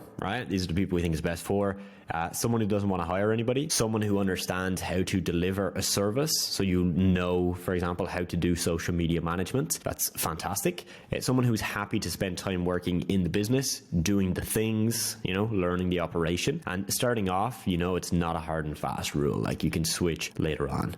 Okay, so student success manager example, right? My student success manager, he did freelance until about 4K a month and then scaled to 20K a month with hybrid / agency. Okay, so this is, again, very common to start off. Now, working on your business, not in your business, is a term you're going to hear in the business world. You might have even heard it from me. Okay, so the idea here is that, you know, the most successful people don't do the work. They figure out how to hire other people to do the work. But when you're starting off as a beginner, it's not really the best advice. I think one of the best things you can do as a beginner is to get your hands dirty, do a lot of the work, And then later on, you can work on and not in the business, okay? You see, when you're not managing a team, like, there's benefits. You don't have to track time, making sure they did the work they said they did and double checking stuff. You don't have to worry about selling your client this service and then your team delivering a subpar, a not so good service, and profits. You make more money. Like, you will profit more money. Obviously at scale, it just doesn't work and it breaks, okay? So the profit margin for freelance one-person business is between 90 to 100%. Right? Like, you don't have an office, you've no employees, you might pay for a couple of tools or softwares, but that's kind of it, right? Like, your income potential with this is up to about 10K per month. And then after that, you're going to be fairly burnt out. Okay. But obviously very high profit margin. An example would be Rachel, one of our students. This is a little old, this photo. This is just the award we sent to her, but she got to over 10K a month with freelance. And, she worked a lot, but she didn't work 70 hours a week.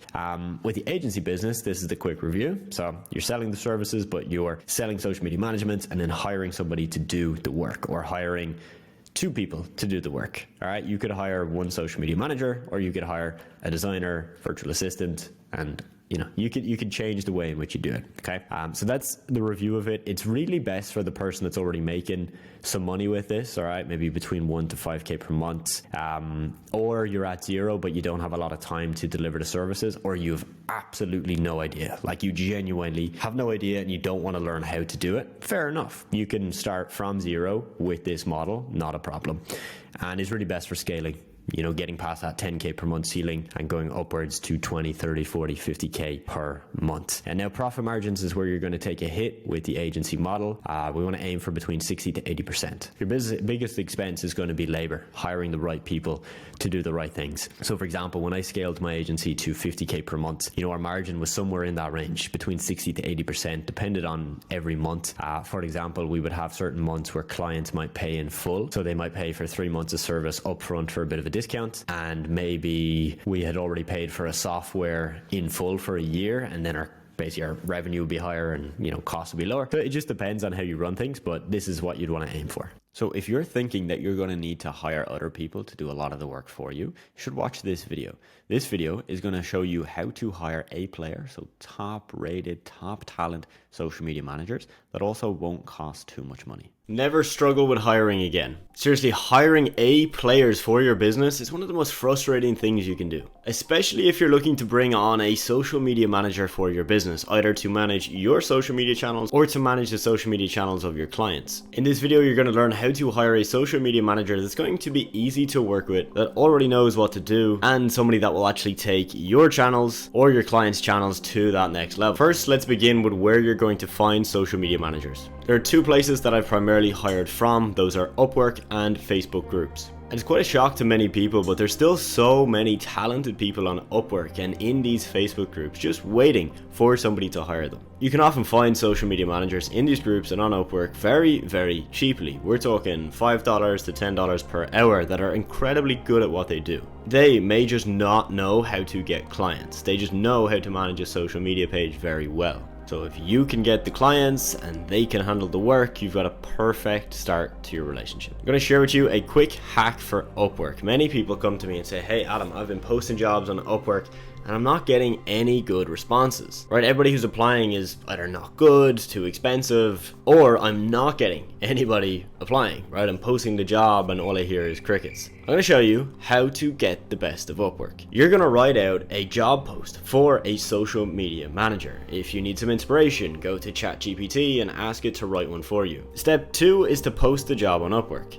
Step 3 is to repost that same job 2 to 3 times per day, each and every day for at least 1 to 2 weeks, and just change the wording in the title and in the description of the job post. This is a little trick that we used to use in my agency that literally changed this entire process for us. It made hiring a social media manager very difficult and changed that into a very easy task. If you follow this approach, you will get inundated with social media managers applying to your job. You now need to know how to filter so that you can look at 1 or let's say 200 candidates and pick the perfect person from that batch. What I recommend you do is you send them a trial task, then invite them to an interview, and then hire the best. And here is a sample trial task that I actually sent to one of my students during the week that I'm going to give to you guys for free. So before you hop on 100 interviews with 100 different social media managers. Get them to finish this trial task. This trial task will give you a really good understanding of if they are going to be a good fit. I'm going to call it out for you right now, and we're going to put it on screen. Task number 1 is to send us a Loom video. This Loom video is going to be sent to our client John, and you want to explain to John the following analytics from his social media: 1,000 new followers, 15,000 new accounts reached, engagement up to 200%, and keep in mind John runs a skincare business, so make sure he knows how these analytics are going to help him grow his business. Step 2 is to come up with 10 ideas for new content for John's skincare business for the following month, and step 3 is to check out the attached graphic that we've made for a client and identify what needs to be changed to make this post better suited for Instagram. So really the idea here is very, very simple. If we post this job 2-3 times a day and we get hundreds of applicants, we need to narrow down the applicants to find out who's going to be a good fit before we waste hours and hours on hundreds of potential interviews. So if we have 300 people that applied to the job, maybe only 50% complete the trial task. So that means 150 people complete this task. Out of those 150, trust me, you will get a very, very good and clear understanding within a couple of minutes of reviewing each application who's going to be a good fit and who's not going to be a good fit. You may only have 3 to 5 people that you then need to go ahead and interview, invite them to an interview, and it makes the hiring process 10 times easier. The reason this trial task works is for the following reasons. 1, you understand their ability to understand analytics and social media insights. This is key, because if they want to be a good social media manager, they need to know that.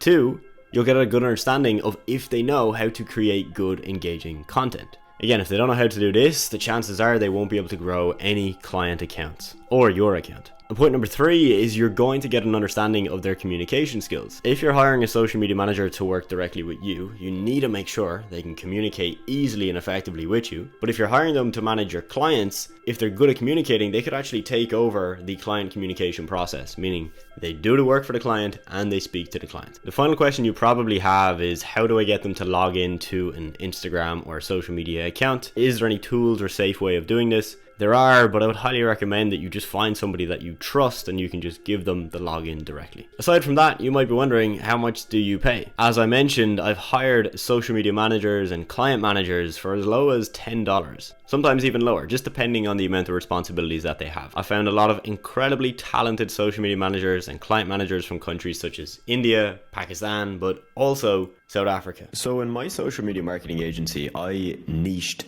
down. Now, many of the students I've worked with in my program have not niched down. So I'm going to give you 2 cases in this segment, showing you the reasons as to why sometimes it makes sense to niche down and why in other cases it doesn't. And sometimes for beginners, it's more preferred to not niche down. It gives you a bit more flexibility. You don't tie yourself into working with just one specific type of business, and it can give you the flexibility that we're going to discuss. Okay, so I wanted to make that clear that there's 2 routes. We're going to discuss them here.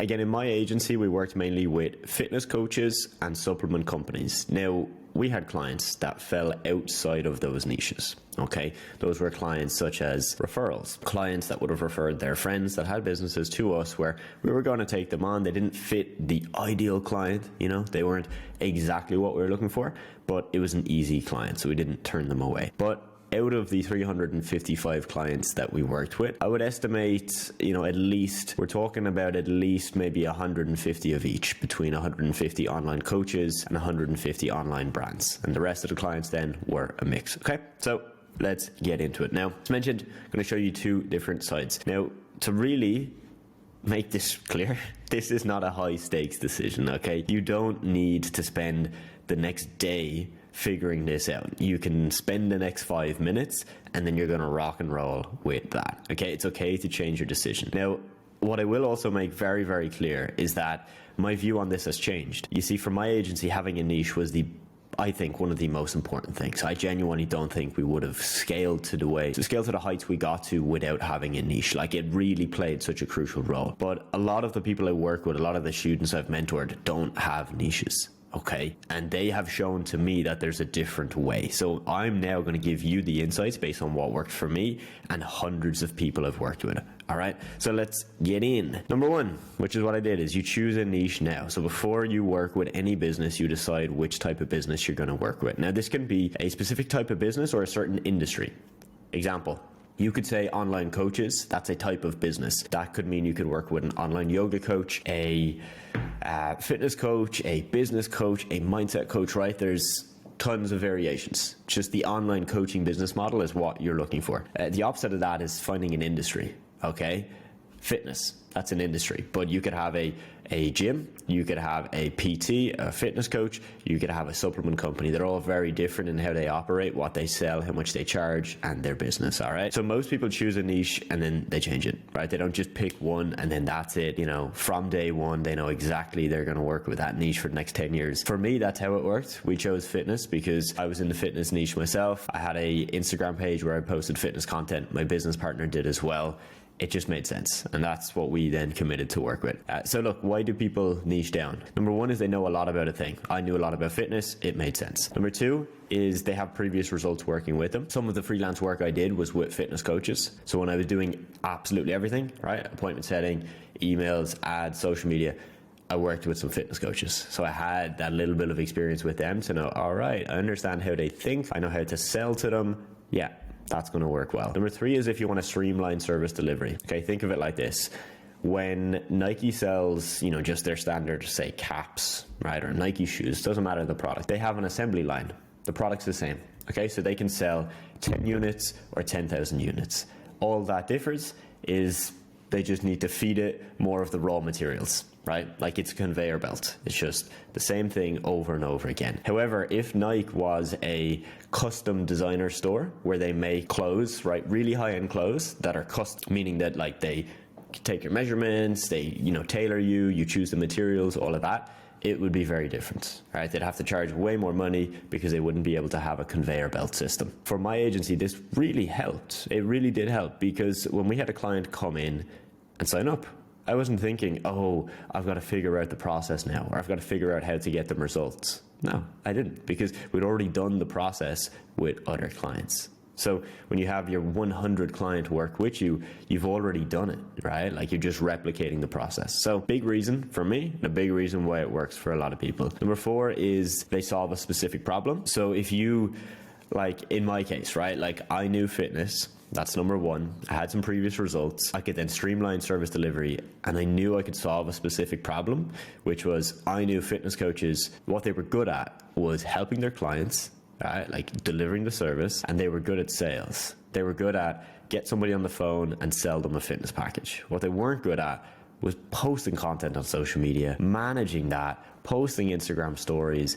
That wasn't what they wanted to do, and it wasn't what they were good at. So I knew I could solve that problem. Number five then is to have clarity when you do outreach. We're going to talk more about this in outreach, but this is one of the reasons why you would and wouldn't choose a niche. If you decide to go with an outreach platform that's not niche specific, more on that later, you won't need to worry. Okay, so if you're going to niche down, I'd recommend that you don't just have one of these factors. You ideally, like myself, want to have multiple of these factors that you can say yes to. If you just know a lot about something, but like you don't really understand the other stuff, it mightn't make sense for you right now. Or it might make sense for you to pick a niche, not be married to it, and then potentially change it down the line. Okay, so we've already looked at Nike. We don't even need to go into detail there. So who should niche down? Typically, it's someone who has a deeper understanding of marketing or the service they'll deliver, or they've got relevant experience.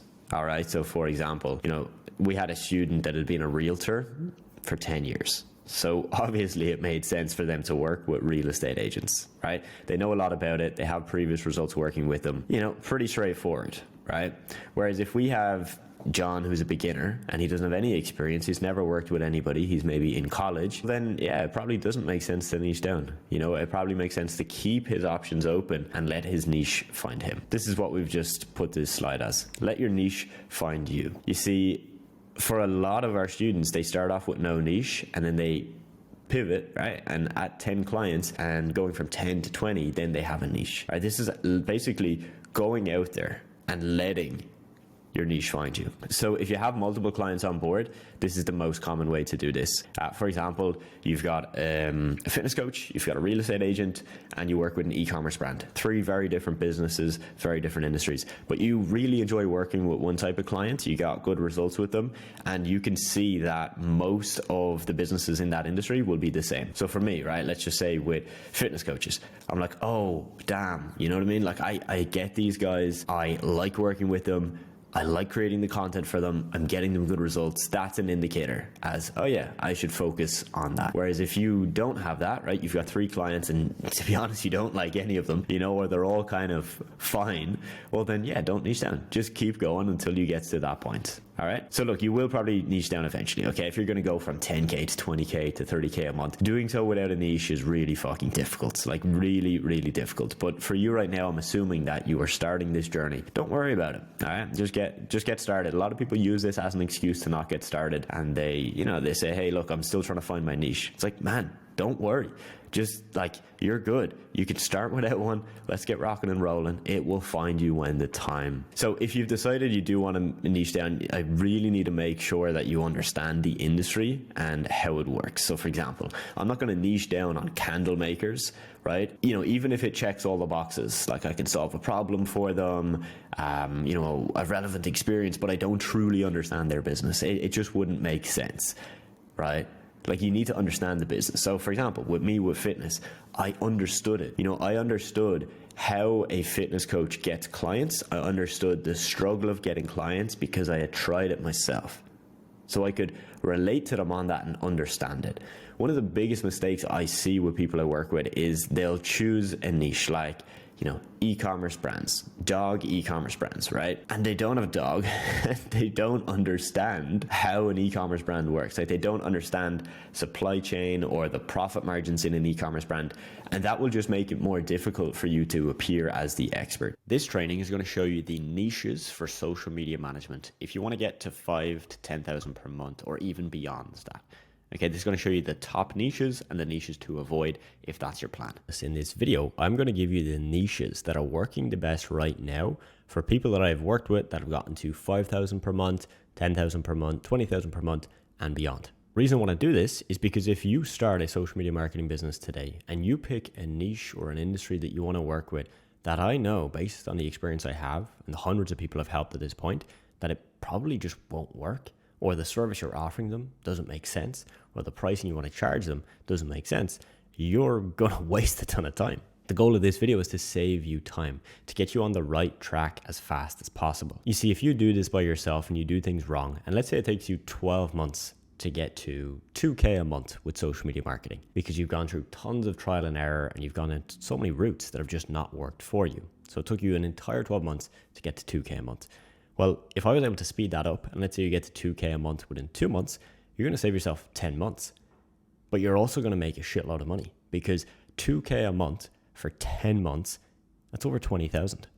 So you would essentially save yourself a ton of time, 10 months, but also you would make an extra $20,000. And that's on the minimum, right? That's just if you get to 2K a month. That's not assuming that you'll scale beyond that. So you can see how important it is to make sure that you're doing things correctly from day one. So I'm going to walk you through all the case studies I have here. These are live interviews I've hosted with people that I've mentored one-on-one. And I'm going to give you the breakdown of what niches I've seen to work the best for social media management. I saw this guy, Alvi, get to about 10K a month with his business, not operating with one single niche, but working with a bunch of different businesses, all in random industries. I then saw him go and decide from 10 to about 20K a month to niche down to one industry. He worked with fitness coaches specifically and was able to essentially add an extra roughly 10K a month to his business just in the fitness coach industry. I know for a fact, based on the results Alvi got, and also my own agency, which worked with a lot of fitness coaches and supplement companies, that does work. That niche is golden. I've seen with Kira, she works with a lot of local business. Okay, we're talking about a lot of contractors, roofers, construction companies. I've seen her get incredible results with them, but also be able to retain those clients long term. She mentioned in this interview, I believe, or it was on a call I had with her, she's had certain clients for over 2 years. So I know that industry, when we look at handymen and contractors, right? Typically local service providers, they are typically recession-proof industries as well, which means that you can keep your clients long-term. Megan, who's based in the UK, this is an interview I did with her when she was at 10K per month. She started at 0 and she's actually now at 15K per month. She works with construction companies. Very similar to what we found with Kira, Megan has found that construction companies typically tend to stick with her long-term. Okay, she's obviously clearly found a way to help them with their social media and their marketing, which gets them more business, brings them in more leads and more projects, which, you know, if you know construction, one construction project could be upwards of 50K, right? So there's a lot of money to be made for them. And she obviously saves them a ton of time and a ton of effort. And that is why we found that industry to work very well. This is David, one of my students. He's 17 years old. This is a pretty recent interview I released. He's gotten to 10K a month. Also similar to Alvi, this was in the fitness coach industry. I believe he has one or two clients that fall outside of that scope, but the vast majority of the revenue he makes is from the fitness coach industry. This is Robert, who got to 12K a month with his social media marketing business. He's based in the UK and he works with a lot of real estate or property agents. He essentially helps them take boring photos and videos of their properties, right, and turn that into something that on social media looks good, represents the property well, and actually brings in buyers for those properties. So I've seen with him, that's an industry that's been doing really well. This guy, David, works exclusively with people that have podcasts, okay? So business owners or even personal brands that have a podcast, he helps them take that raw footage and edit it to make it look really good. And this just saves them a ton of time. So what you're probably getting an image of here is that there's not just one niche that works, right? All of these people here pretty much have tried different things. Some of them have a niche in one specific industry that they work with. Some of them work with clients in all different types of industries, okay? There's no set industry. They might have one client that's a gym, one client that's a restaurant, another client that's a online coach. I think this is really important to understand because you might feel right now that this is the biggest decision that you need to make.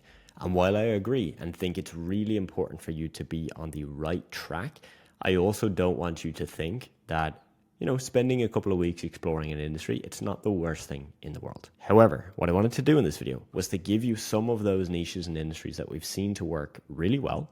If you've thought of an industry or a niche that I've not listed there, that might be a sign that maybe that's not one of those that works very well. But it also means that it might be too early for you to make that decision right now. You might need to get started, get a few clients. I'm talking maybe 2, 3, 4, 5 clients, not in one industry, okay? Just in different industries.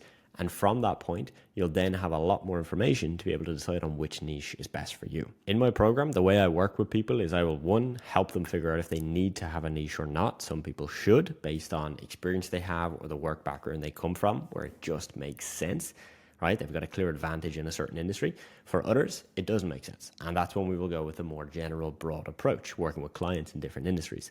Then, once they've had a few clients on board, I'll help them make that decision of when it might make sense to pick an industry to focus in on to be able to scale their business up. Also, before we get into the full free course, I want you to be aware that in the description of this video, there's going to be a link that you can click that says something along the lines of claim your free resources, and that's going to give you access to a bunch of extra resources, completely free. Yes, you just need to put in your name and your email, but those resources are worth thousands. Those resources are really going to help you start your social media marketing business, scale it, and know how to run it correctly. So I'd really recommend take 2 minutes, click that link, put in your name, put in your email, and you'll get all of those for free. So if you're starting a social media marketing business, a question that has probably come into your mind already is, how much do I charge? How do I know how much to charge that's fair for me and I get paid a good amount of money, but also a price that's reasonable, right? A price that a client will actually pay. And then you're thinking, okay, but what if I go and outsource and I hire a video editor and a graphic designer? How do I make sure that my pricing is correct so that when I bring those people on board, that I'm still left with a good profit? That's exactly what we're going to cover in today's video. I'm going to walk you through how we're using AI to come up with packages, knowing the profit margin to make sure that we can outsource and scale, and based on rates that we've found that the market actually pay for. So you'll walk away from this video knowing, using AI, how to go about calculating these packages so that if you're on a sales call with a prospect and they're somewhat interested in what you do, you can go ahead and pull this up and calculate the price with them live on the call. This is going to help you close more deals and it's going to give you more confidence as well. So how you would do this is show it your past packages that we've sold, or in your case that you've sold. You can use our copy-paste pricing examples. So for example, if you are in our main program, you'll see that that's in our pricing section. You would then give this specific info for this new potential client, aka like how much content they're looking for, what kind of goals they have, and then basically ask it to use the packages to come up with this new package. That's one way, very easy. Number 2 is use this pricing calculator prompts that we've put together for you. So you give it the data. And this is the data we have on our pricing calculator. We say the average cost for a freelancer to design or edit one graphic or video is $5 to $10. We say our desired profit margin is 70% plus, and this is the job task. Social media management work, such as replying to comments and messages, should be priced hourly, approximate $5 per hour. That's typically what you would pay a virtual assistant to do that kind of work for you. Approximate time is around 20 minutes per day per 5K followers. Okay, so this should be capped then at 1 hour per day if it's a page with a larger audience. So if it's a page with, 50,000 followers, we can't be doing 200 minutes a day. That would be a bit ridiculous on the page.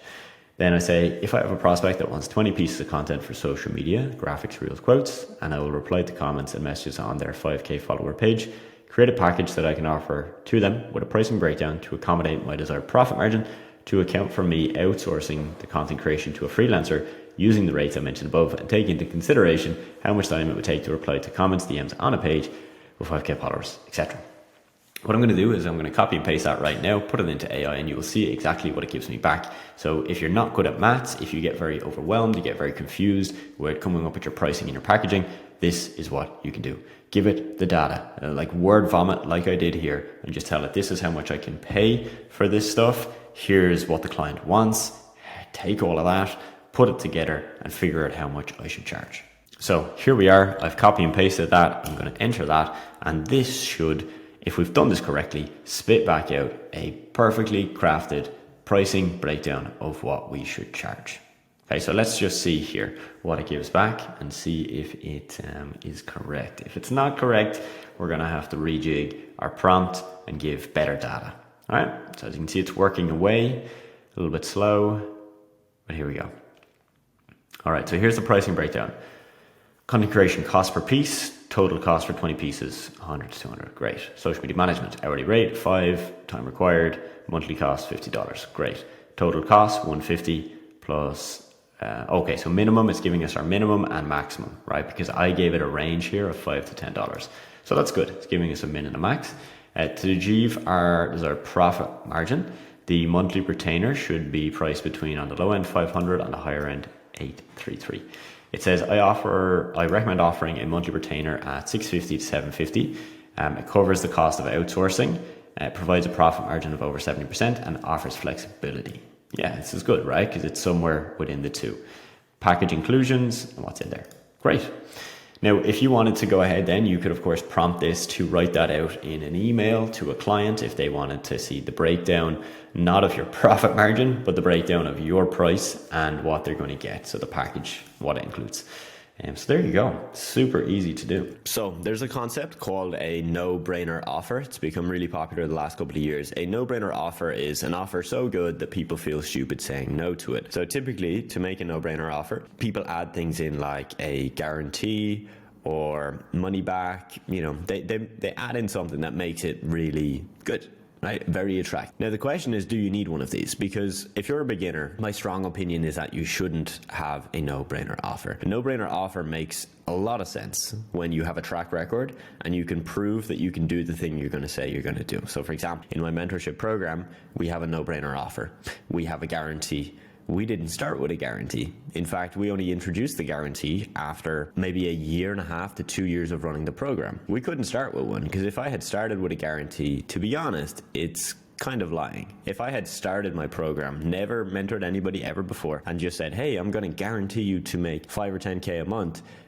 Yeah, could I really guarantee that? Because have I been able to take somebody else from 0 to the first 5 or 10K a month? No. So, my friend, if you're hearing about this concept, I want you to take it with a heavy pinch of salt. It's important. Having a good offer is important, but it is truly not necessary.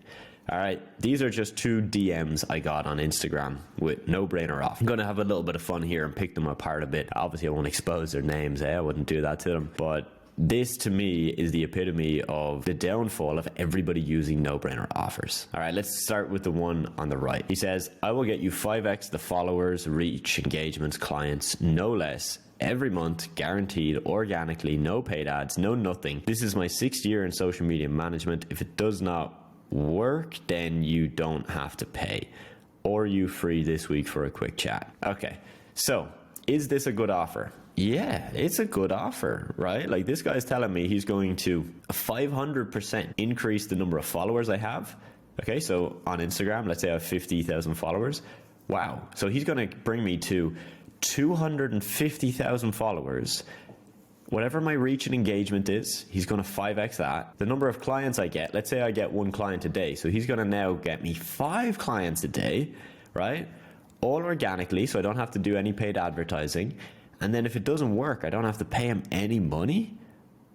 That, to me, sounds way too good to be true, right? That's number one. Number two is the way he's written it, the text, it just doesn't look professional. Let's be real, right? Like this is like buying a real estate property and the listing has spelling mistakes and, you know, there's no contract. Like it's just all over the place messy. Yeah, even if the property was 20,000 euro for a penthouse apartment, you wouldn't do it, right? Because it's something is off. That's how I would think about that DM right there.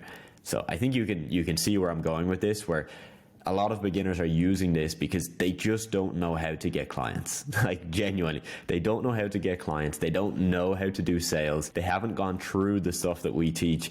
And because of that, they resort to, oh, well, if I just tell them I'll get this crazy result for free and then they don't have to pay me unless I get it, I'll get a client. No, please don't do that. If we look at the one on the left, all right, more professional, all right, so we've got good grammar, everything looks good, but still I'm going to kind of explain my thoughts on why I don't think this works very well. So, hi Adam, this is Aman. Feel free to tell me no, but I'm looking to take one more SMMA coach, take their coaching business to the next level through the power of BYA mechanism. Okay, red flag number 1 is he's pitched me immediately. I don't like that. I don't think it works. Number 2 is he's introduced this concept, BYA mechanism, which I've been in the industry long enough to know that he's just watched a YouTube video of some guy who said, like, you know, come up with like a unique name on your thing, right? Like BYA mechanism. Like, bro, what is that? Like, what is your BYA? Like, geez, bro. Like, is it social media management? Are you going to manage my page? Are you going to run ads? Like, what are you going to do? BYA mechanism just sounds like gobbledygook. Made up words to make it sound impressive when most business owners are going to see through that directly. I've nothing against having a name like of your unique strategy, but like that there is just, that's too much to me. If you haven't heard about this, it's a unique system where we come in and help you get a 35% increase in your sales or you don't pay. He's failed to mention how. Right? So he's just basically saying you're going to make 35% more money for free because you don't have to pay if I don't get it. But he's not explaining what that is. He's just saying, again, like it's a unique system. So it's kind of like marketer speak. But look, business owners are smart. You know, business owners are in business. It's not like you're selling to somebody that's never heard of this before. Like you're selling to someone that understands this stuff. Your goal is just to figure out what they need. You know, it's not to try and introduce a BYA unique system mechanism, in my opinion.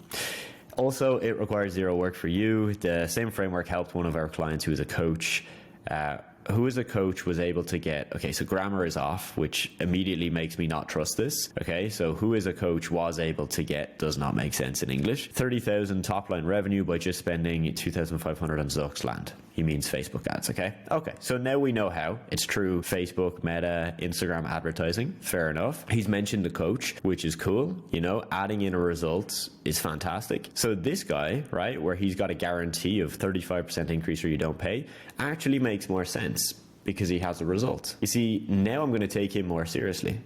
Right? Even though I was not a fan of his outreach, I'm going to take him more seriously because he's actually done this. Okay, so fantastic. Now I'm going to believe him on a base level and maybe I'll have a conversation and see, you know, cool, does this work? In terms of how he pitched me, I would never respond to a message like this and most business owners wouldn't. So again, I'll cover more in this training of how you do outreach effectively.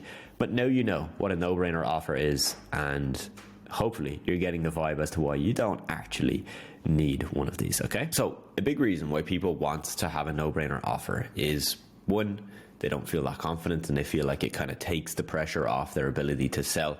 But 2 is knowing what you're actually selling. So look, my advice to you is to actually start your outreach. We're going to talk about outreach very soon. Outreach is the process of reaching out to businesses. I want you to start that before you finalize your packages. You see, like your goal with building a package or an offer, it's to find a starting point. It's not to have the best offer, a no-brainer, or the best pricing in the world. It's just to start. Like some of our students waited until they had the perfect packages, and that doesn't exist. Like they never find the perfect package, so they waste months. You know, I was still figuring out my packages 8 months into my journey. When I signed my first client for $1,200 a month, I didn't go into that call with that prospect with like the package ready. No, like we literally had the call, asked them questions, figured out exactly what they needed, and then I built the package after the call. So you don't need it. And if you're going to rely on this as a beginner, it's not the right place to rely on. Okay. Now, if you are going to build a package, fantastic. You can. All right. If you'd like to, if it gives you confidence, go for it. Don't build out 10 different packages, 1 to 3 maximum.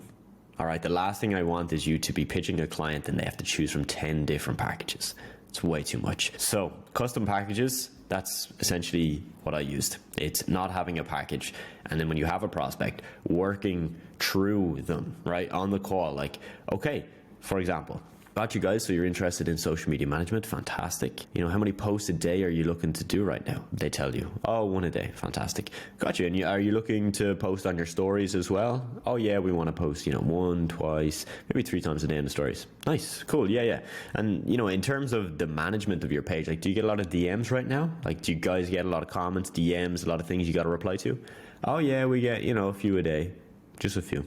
Fantastic. All right. Now me as the guy who's selling to them, I know what they need, right? And I can start to calculate with a custom package exactly what they need, how much I need to charge for that, and we're good to go. So if I was starting from zero, I'd start with custom packages and then I'd build out packages after I've signed a few clients, because you might think your package sounds great, but you don't know.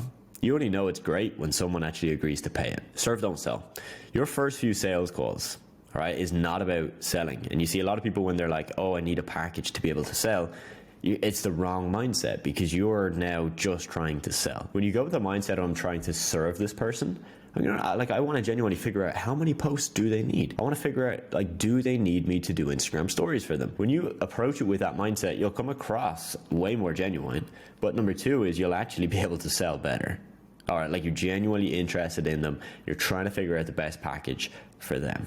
Okay, so think, how can I help the person? Not like, how can I just sell them the best package and make the most money? Now, avoiding shiny object syndrome. All right, I've got to touch on this. New offers. Okay, I've seen this with too many of my students way too often, where they are chasing a new offer.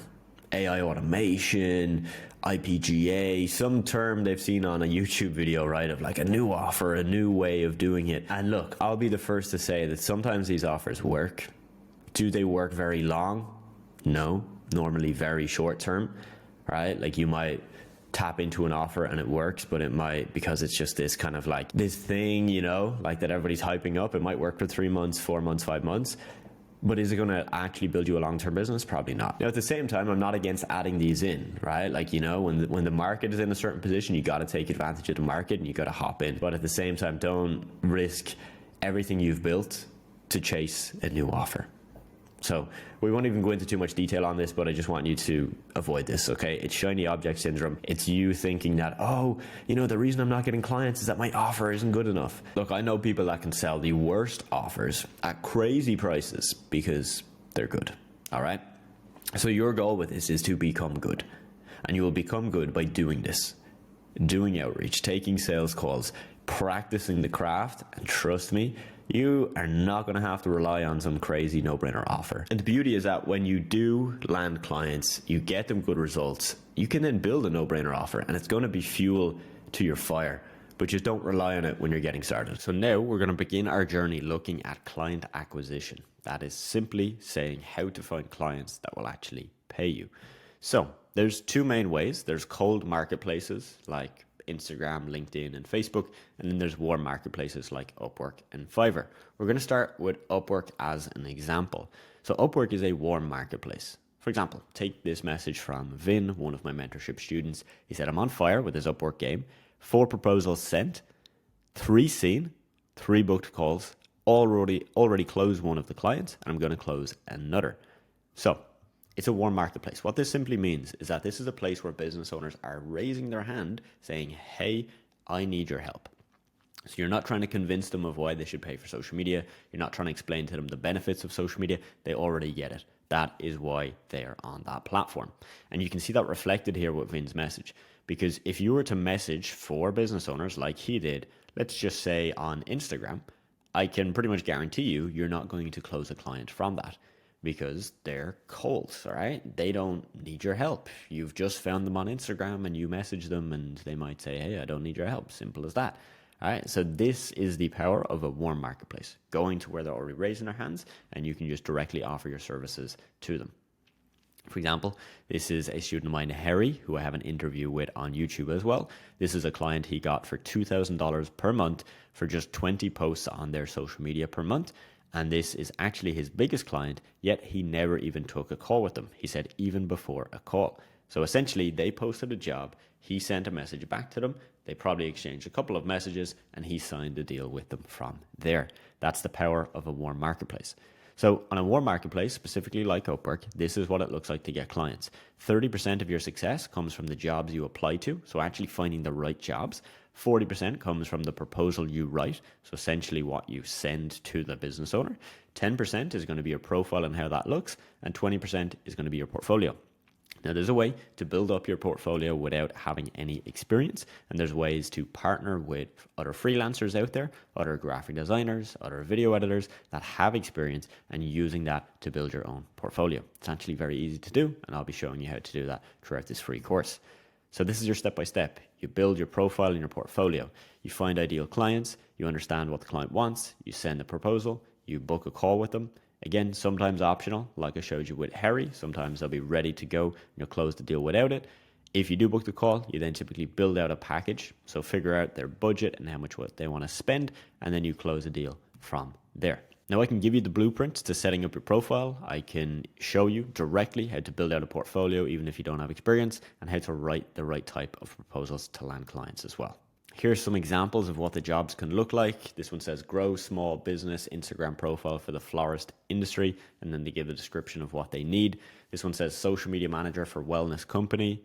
This one says social media manager, very simple. This one's social media manager, Christian nonprofit ministry. This one is social media presence. So a food truck business, they need help growing their business. Now, on the other hand, cold outreach, these are some examples. So sending a DM or a message to a business owner on Instagram, sending an email to a business owner that you found on, let's say, Google Maps, cold calling a business owner, maybe you saw their number on a billboard, sending messages to business owners on LinkedIn, and many, many more.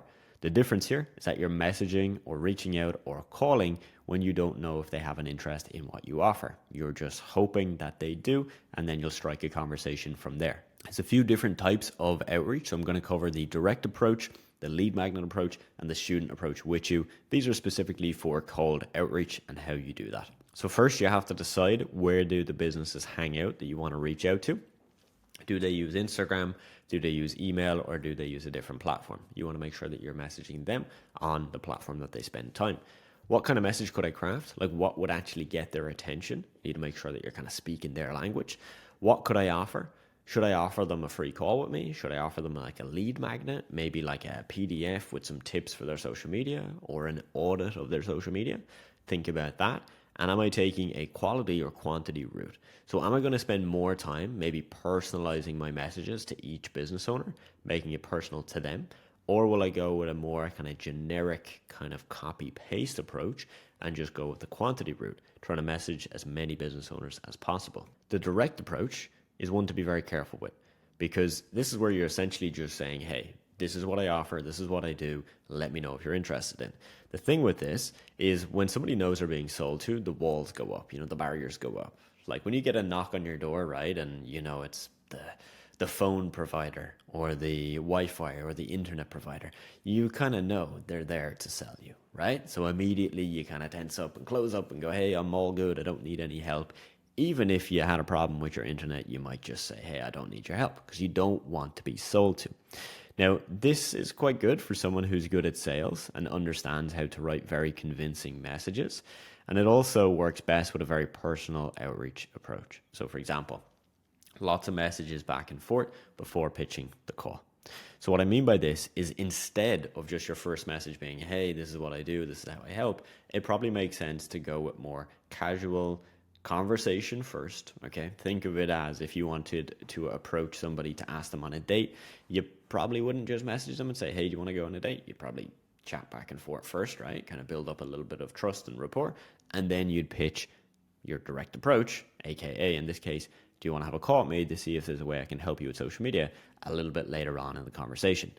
Now, the second approach is the lead magnet approach. Okay, a lead magnet is simply something that you give away to someone in aid of you booking a call with them. So this could be a case study, this could be an audit of their social media, it could be a free strategy session, right? Something that you're offering for free that kind of bridges the gap to say, hey, I've actually something free to offer you before I try and sell you my service. The student approach is directly going in and asking for a call with a business owner just to learn more about their business and how they do marketing. And in exchange, you'll be happy to give them some free advice.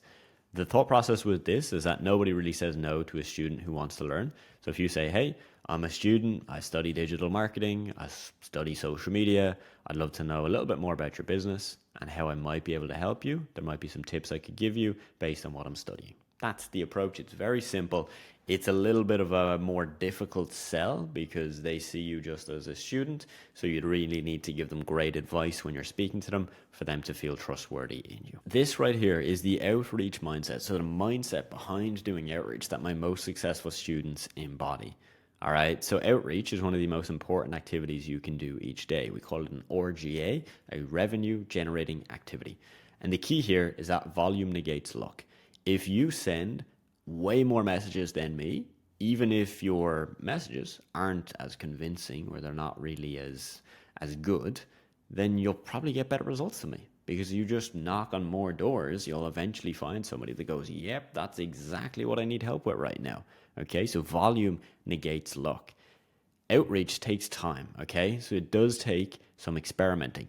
You can't just assume that you'll write like a message and then that message is going to work from day one. You're going to have to measure it to improve it.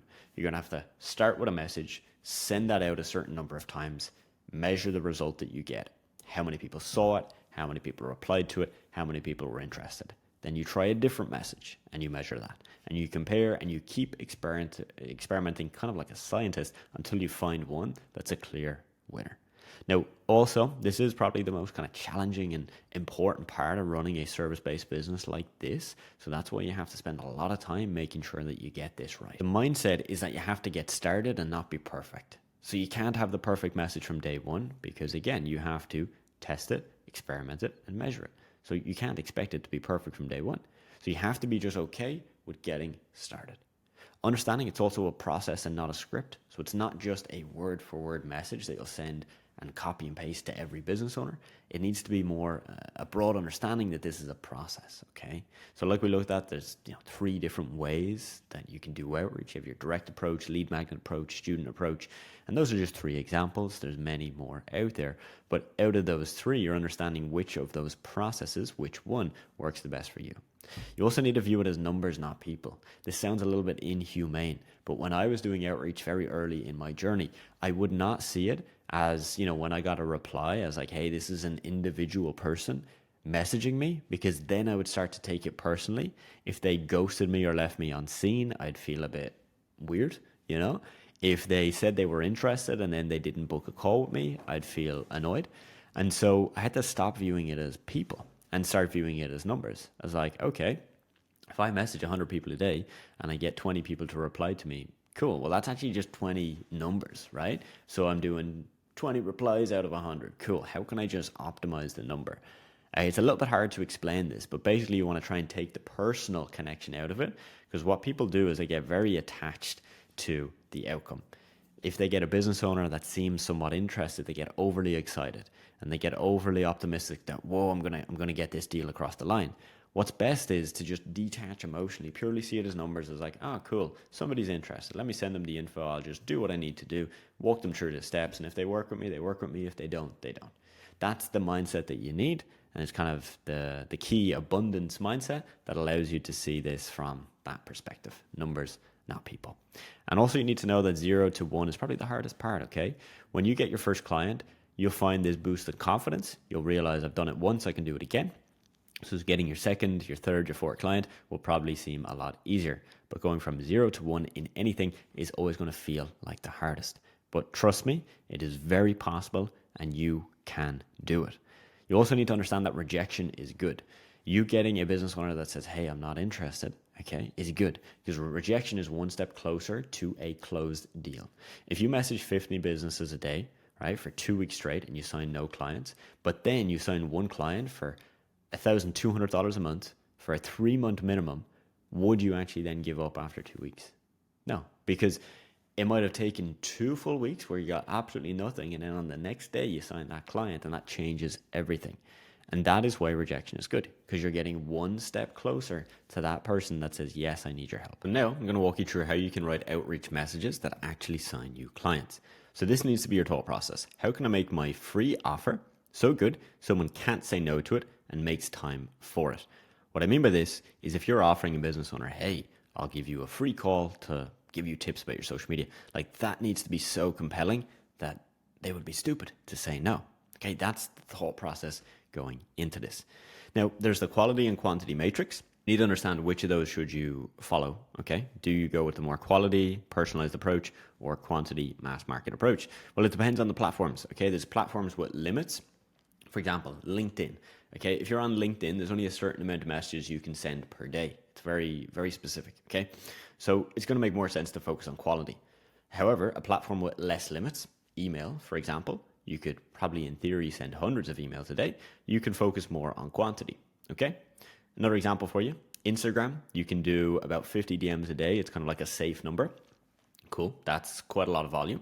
But Upwork, for example, if you were to do 50 a day, would make no sense, because how it works is that you kind of bid connect on each job you apply to. And so 1 or 2 quality proposals a day is going to make the most sense. Now, you also then need to find a platform that your prospects are on, okay? If they hang out on Instagram, you should message them on Instagram, okay? If you work with people, let's say like me, an online business coach, a consultant, yeah, I probably hang out and I spend some time on Instagram. I probably spend some time on LinkedIn. I probably spend some time on Twitter or X, okay? But I don't spend as much time on a place like TikTok, okay? So it wouldn't make sense to message me there. You also need to then match your message to the platform. So for example, what you say in an email is different to a text, okay? And what you say in Instagram is different to an email, okay? So the wording needs to be different for the platform you're on. And also understand that warm and cold is different. So how you speak to the business owner on Upwork that says, hey, I need a social media manager, you can be more direct of, hey, this is how I help you and what I do.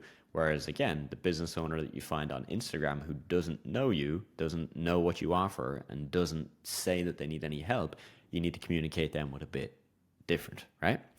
Also, avoid overusing emojis or like exclamation points and question marks. Just a small thing that I notice that, yeah, it's just, you need to know that. Don't overuse that. So let's go through the tips, how you actually write your script. So number 1 is to be personal. Okay, let's read through this example. It says, do you create all these posts from scratch? And the business owner says, yes, I use Canva for most of my content. And then they say, wow, Revive Laser Skin, it's definitely not an easy thing to do, which is the name of the business. What if we could do a whopping 12% boost in your engagement through your content? And then they're offering this free offer, which it's okay, because they've gotten the name of the business in here. So that's good personalization. But this right here is a little bit generic, okay? If we were to write this message again, but this time to have it say something more specific about their business. So for example, here, I'd love to design a free custom piece of content showcasing the magic we can do for you. How about we say, I'd love to design a free custom piece of content showing what laser skin and your team offers to your clients. That's a way at which we make it personable, okay? For example, if you look here, it says, hey, I just saw your fantastic product. A lot of athletes like me miss seeing this. It's personal in the sense that they're saying, I'm an athlete and you must have an athlete or an athletic business, but it's not very personal, right? It kind of looks like it's just copy and pasted and probably sent to many businesses, okay? So that wouldn't be my recommendation. Now you need to create connection and avoid confrontation. So for example, hey, just came across your page and love the content. How come you don't post more? This is confronting them, right? Saying, how come you don't post more? Okay, sometimes this can be seen as quite negative, and a business owner can get a little bit, I guess, emotional when they see this, and they go, it's kind of rubbed me the wrong way. I don't like that. Okay, so for example, if this was changed to, hey, just saw your page, love the content about X, Y, and Z that you posted last week. By the way, were you thinking of posting more content like that? Would love to see more. That's very different. I'm saying the same thing, but I'm not confronting them. I'm creating more connection by saying that. Send something that'll get their attention. Okay, so your goal here is to spark genuine curiosity or a genuine conversation. Okay, don't just send something for the sake of sending a message. Okay, you got to think, what will actually get this person's attention? Okay, like what would get Adam's attention? Okay, you got to be specific to me. Also, you need to make sure you don't bait and switch. You know, don't ask a business what their hours are, like their opening hours, and then ask if you can send them a case study in the next message. A lot of people do this and they say, hey, do you guys ship your products to the US or to Ireland? And then they go, yes, we do. Which product were you looking to order?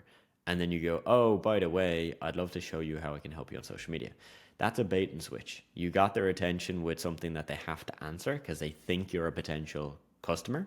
And then you switch it to saying, hey, I'm not a potential customer. I'm actually going to try sell you my thing. Don't do that. It rarely ever works. Also, you need to make it very easy to read your messages and easy to respond to. So don't send large blocky messages because people don't read paragraphs like this. They're going to skim your message. They're going to literally just skim over it. And if it doesn't catch your attention, they move on. So for example, this guy said, quick question, do you make all your content yourself? And he said, yes, sir. And then this is just a monster of a message. It's way too much. Even if the info is good in here, it's way too much. You need to drill this down and get this a lot shorter into bullet points. You need to learn how to check their temperature. So for example, if you've had conversations with now 500 business owners, you need to know what their temperature is and then figure out how to proceed from there. For example, if you message me and I'm hot, which means like I'm very interested in what you do, you of course should message me and talk differently to then the business owner that's stone cold, that's giving you one word answers, one word replies. Okay, this is called temperature checking, and this is just a social kind of skill, but we bring it into outreach and sales. Really important to understand this. For example, if they're hot, you can advance to taking action. You know, if I'm like, oh yeah, great, I've been looking into hiring somebody for social media, I'd love to learn more. Cool, you can be direct with me and pitch me the next step. If I'm lukewarm, I'm kind of somewhere in the middle, you know, like the thought process then is, what can I do to get them from kinda to a strong yes? Okay, so you got to look at your conversation, see how can I really step this up and give them more value? Are they stone cold, right? Well, the first thing is like, seriously, how did they not get at least lukewarm? Are you being too spammy? Are you being a bit too salesy, or are you just not providing any value to them? You're just asking them questions and it's kind of going around in circles. That's what you got to be thinking through when you're temperature checking and they appear as stone cold. The next tip is to ask specific questions and don't ask more than one. Okay, just ask one question and keep it short and sweet. For example, this first one says, hey Dave, how are you doing? And then it says, I found your page on this hashtag. Do you get clients on social media? Are you planning to post more reels? 3 questions. 3 questions, okay? This one is, hey Tyler, do you have a social media strategy in place? Much better, okay? 1 question, that's all. Again, keep it short, sweet, ask one thing and be specific. And get them to take action, okay? Now, you can only do this once they're engaged, okay? So if a business owner is replying back to you going, yes, no, maybe, they're not engaged. They're stone cold, they're not warm, they're not lukewarm. You can't go and push them now and say, hey, book a free call with me, right? They're not really interested, so you kind of just have to leave it as is. Don't waste too much time with them. If they're warm, if they're hot, if they're lukewarm, great, get them to take action. Like always be trying to advance to that next step to get them to book a call with you to learn more. Don't try and just pitch them what you do in your messages or in your emails. Get them to book a call. Get them to sit down with you on Zoom or have a call on WhatsApp and have a chat to see if you can actually help them. So when it comes to your script, you need to begin with the end in mind. What's your ultimate goal? You trying to just get them to book a call? You trying to get them to say, hey, send me a case study or send me an audit? You got to know that. So you got to begin with something that's easily going to lead you to that goal. For example, if let's say I have a case study here and it's about content creation. Well, if I ask a question about their content, well, then I can easily connect the two. Okay, so I should ask about their content if I'm selling them the service of content creation. It just makes sense, right? So I could ask them a question of like, hey, have you thought about posting this new style of content? I saw your competitor posted one and it looks great. And then they go, yes. Well, then it makes sense for me to explain a little bit more on how it works, what they could try. And then once I get some more replies, pitch them a call and explain that, hey, by the way, I'd love to walk you through how I could create content like that for you. Would you be free for a quick call? So that's beginning with the end in mind.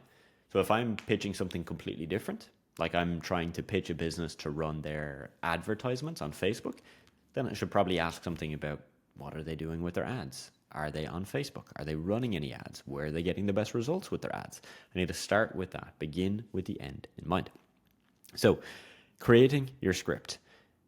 An idea for you is to send them their own content. So on Instagram, you can just find a post on their page. You can hit the little like paper airplane, like the share button, and you can just send a piece of their content to them. That's a nice conversation starter.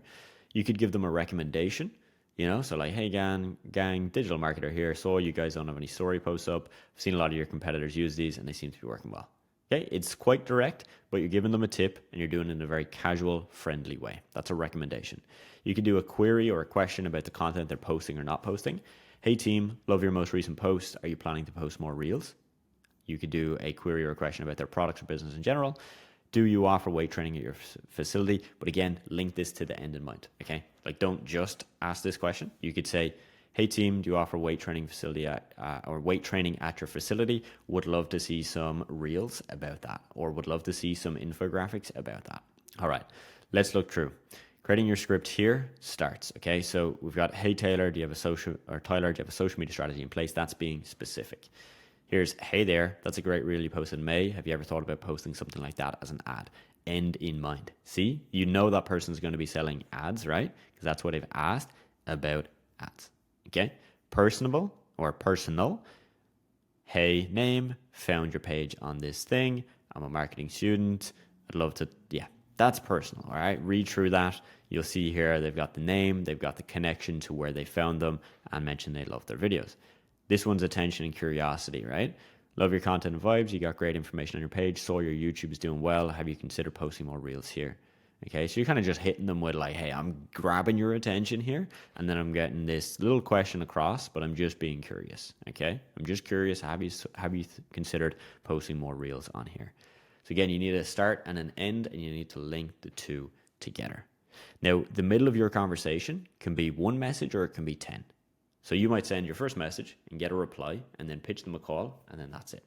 However, most times it's going to be a lot longer, because people are less likely to just book a call with you right away. They normally need to hear a little bit more about what you're asking, what you want to understand, how it is you work. So just know that that's not going to be set in stone. So this is how you sign clients when you have absolutely no experience and no results whatsoever. Okay, the sun may be in my eyes, but I wanted to make this video to make sure that you know how to sign social media marketing clients, even if you have absolutely no experience. Specifically, not just that you don't have experience, but you don't have results. You don't have proof to show these people, so why would they pay you money? Now, believe it or not, if you don't have experience and you don't have results, you still actually can sign clients. But you can't just go empty-handed, right? You can't just show up to a business owner and say, hey, I'll manage your social media, have nothing to show, and for them then to just trust you on that. If you go empty-handed to a business owner saying, hey, I'll manage your social media, or hey, I'll run your Facebook ads, and you've literally nothing to show, the chances of you getting that client is very, very slim. So in this video, I'm going to walk you through 3 specific strategies you can use. And these are 3 strategies that I have seen people inside of my mentorship program use to sign clients. So I know right now these work. So now that the sun is completely out of my eyes, I can give you these 3 strategies so that you can walk away from this video and actually know and have the confidence to sign clients. The first thing you can do is partner with a freelancer. So let's imagine you're offering social media management. Well, you could go to Upwork, you could post a job, you could hire a graphic designer, or maybe you could hire a video editor. You could find somebody that has a good price, okay, so that you could actually work with them. So if a client pays you $500 a month, you might pay $100 a month to that video editor, and you guys can actually work together. You get clients, you give them work, everybody's happy. But more importantly, what we're trying to do at this stage of the journey is not commit to paying them right away.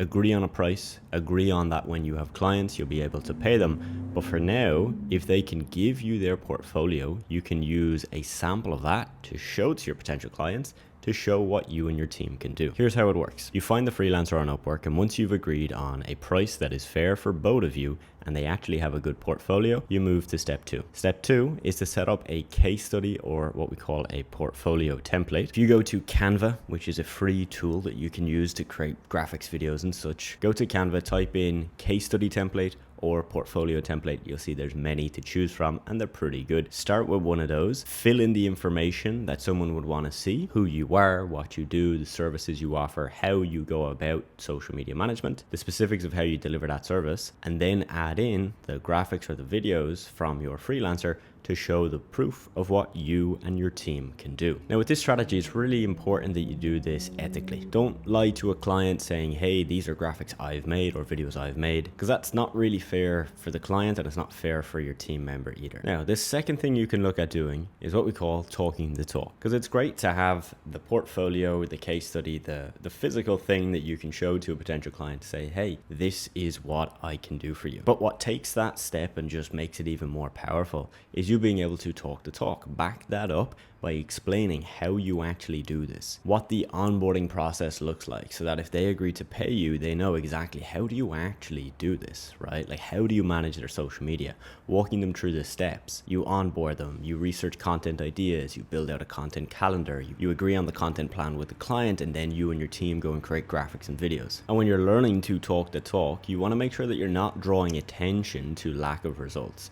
I've had people in my program not have a portfolio, not have a freelancer's portfolio, and still get clients because they were really good at talking the talk. They were really good at, let's say, when they had a sales call with a business, explaining to them during the call, this is what I would do if you were my client. This is something I like to do with my clients. This strategy I'm seeing working really well in your industry. These are all little things that build up an image in somebody's head that you actually get this. You actually understand it, you know how it works, and you're interested in the social media space. That might sound very simple, but a lot of buying decisions we make, it's because the person or the business we're buying from talks the talk. They might have that proof to back it up, like the portfolio, but if they don't have the ability to talk about it, we're not going to trust them. Lastly, when you're starting out, you're not competing with the people that have been doing this for years, right? Maybe you've seen interviews of people within my program.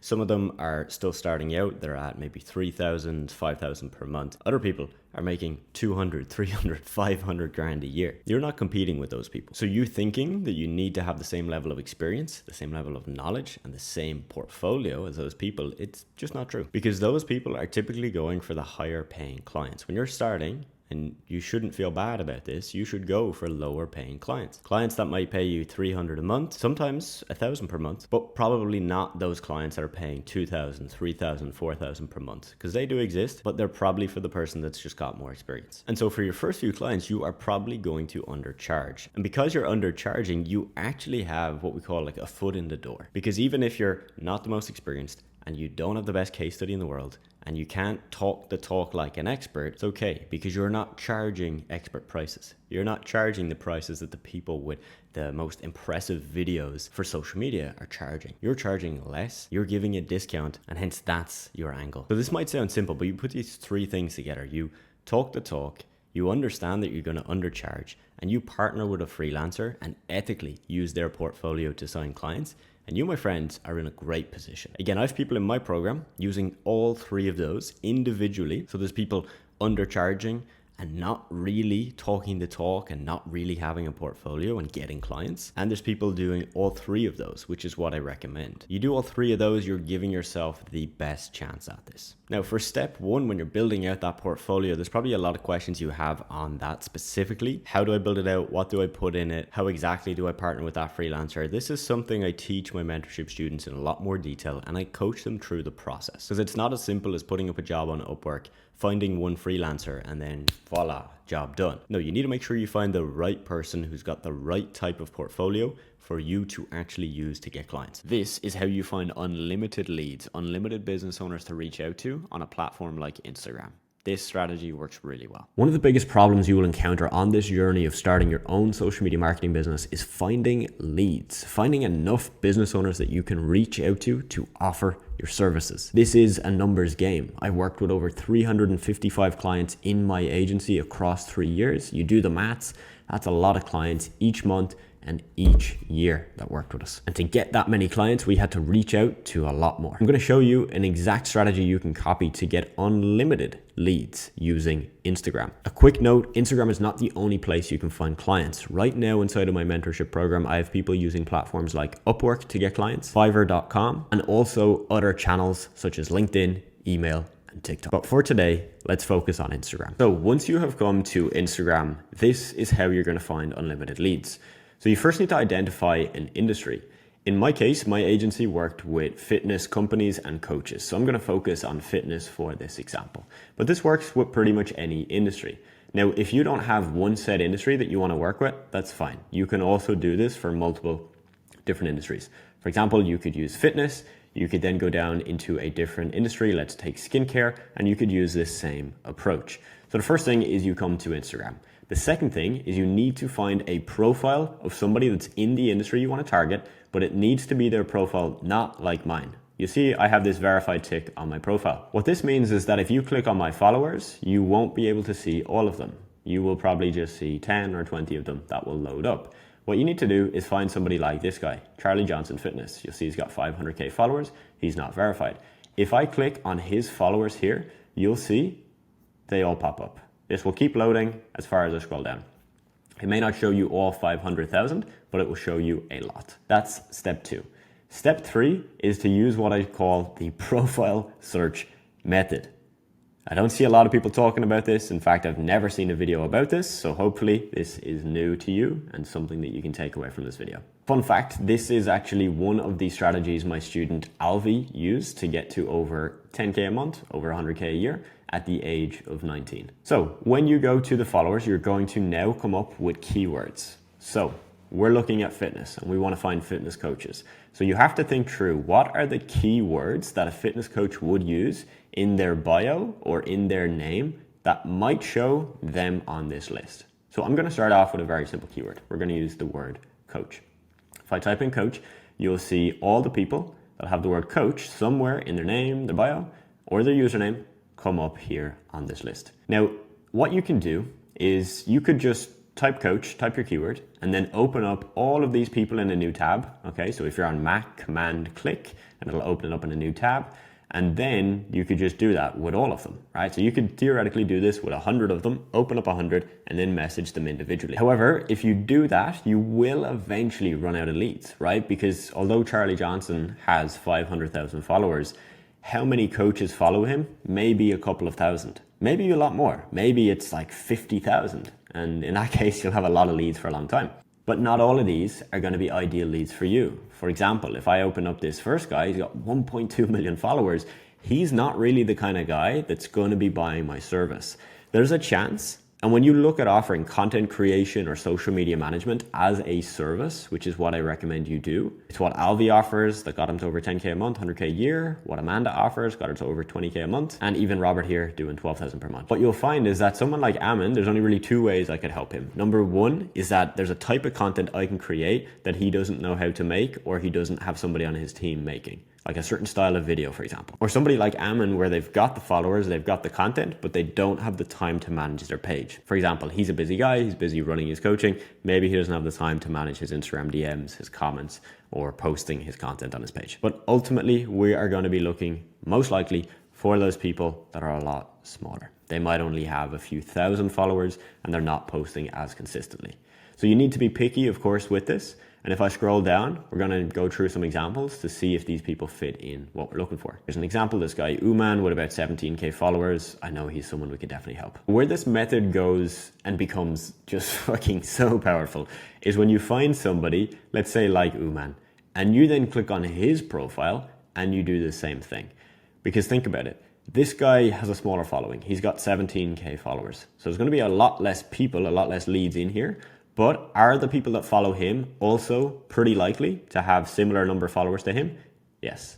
And it's probably going to be quite rare that he has hundreds of coaches that have 500,000 followers following him, right? This is kind of like how social dynamics work with social media. So if I go to his profile and I type coach, let's have a look. Yeah, we can see we've got Mateo, who's got 8,000. We've got Adin, who's got 29K. We've got this guy, Premin Singh, with 5K. So you can see immediately we've got people that would be more target to our market. Now, if you get to a page like this and you notice, for example, in this case, we type coach and we have less than 10 results here, you can use different keywords. So if I use the word fitness, we'll see that we'll have some other people come up, right? We've got Rahul, different guy, Aswin. Or I could go something like PT. Not all coaches have the word coach, right? This guy has it as PT. Or let's just try the word fit. Maybe they don't have the word fitness. So example, fit Limbu, fit like Sid. Now, if you want to really ramp up this strategy like Alvi would have done, you do this and you prove that it works and you build out a script and you test that script. And if it's getting you a good amount of responses and people interested in your services or at least booking calls with you, you then go and duplicate this to multiple pages. So instead of just reaching out from one Instagram page, you can do this across 5 to 10 pages. You could do more as well. In my agency, when we were at our peak volume scaling and getting multiple clients a week, this is what we did. We had 10 Instagram accounts sending out roughly 50 messages a day. It's a total of 500 per day. And you can imagine that gets you a lot of people interested in what you do. If you've got really good systems, you've got good automations, and you've got appointment setters that know what they're doing, this can print money. But the key thing here is that if you just go to Instagram and follow exactly what I did, and you just start spamming, let's just be honest, copy and paste, generic ChatGPT style messages, this isn't going to work. In fact, any strategy that will give you leads is not going to work if you do not know how to do this properly, if you don't know how to actually build rapport with people and make them want to book a meeting with you. For example, with Alvi, he didn't just go and hear me say, hey, message loads of people. He understood and he worked very closely with me. We worked together, we scripted out his messages, we tested them, and then when we got it to work, we then looked at ramping that up with the other strategies. Shameless plug, if you want more details about the coaching I do, the mentorship we offer, you can see that in the description of this video. This strategy is one of the reasons why I love Instagram so much, and I think it's such a good channel to be able to scale your marketing agency at scale. However, if you are a complete beginner, this method is not as easy as other methods because you might not have any proof right now, any portfolio, and there's some other things that you need to put in place to really make this work. That's why right now with Upwork, this is a platform we're using with a lot of beginners inside of my program, we're finding really good results. Because with Upwork, your prospects already want what you offer. Right? With Instagram, you find 10 fitness coaches, they don't all need help. They don't all want help. And there's a whole process they've got to go through to get to the point where they actually exchange money for your services. But when we look at a platform like Upwork, they already want what you offer. They already want to pay for it. They just have to figure out if you're the best fit or if somebody else is the best fit. So there's less of a sales process that needs to happen, which means as a beginner, it's just a lot easier for you. Again, though, very much a right and a wrong way to do this, which is why inside the mentoring we do, what we do is we don't just tell you go to Upwork and apply to jobs. We will build out your portfolio, your profile with you, and then we will help you script out your proposals as well. So you'll know word for word what you should be putting in those, and then we'll coach you and critique those to make sure that they're actually working and getting you clients. In this training, I'm going to walk you through how in my own marketing business, I was sending up to 500 messages a day on Instagram on Autopilot. I didn't do it myself, and I built out a team and a system to do this for me. Today I'm going to show you how I've been able to send 500 DMs a day for my SMMA on Autopilot, literally without sending any DMs myself. Look, the reason I think it's imperative you know this information is because the number one reason why people don't see results with their SMMA is not because of their offer. It's not because of their lack of results or lack of experience. It's because of their lack of volume of outreach. Look, if you're sending 50 messages a day and I'm sending 500, even if I have a worse script, a worse offer, and less experience, less case studies, less results, I will still win. Now look, right now there's a lot of people on YouTube saying that cold outreach doesn't work for SMMA, and that is just blatantly wrong. Those people are lying to you because they want you to buy what they're selling, which is probably some program on how to build a personal brand or a new golden shiny system of how to grow your SMMA or consulting or coaching business. I'm glad we got that out of the way. Outreach still works, because if students of mine can book 7 calls in a day like Christopher, as you can see here, using an appointment setter I placed in his business where he didn't send any DMs himself, or Megan, who just brought in this client for over £1,000 again from an appointment setter we placed in her business, if they can do that, that's your proof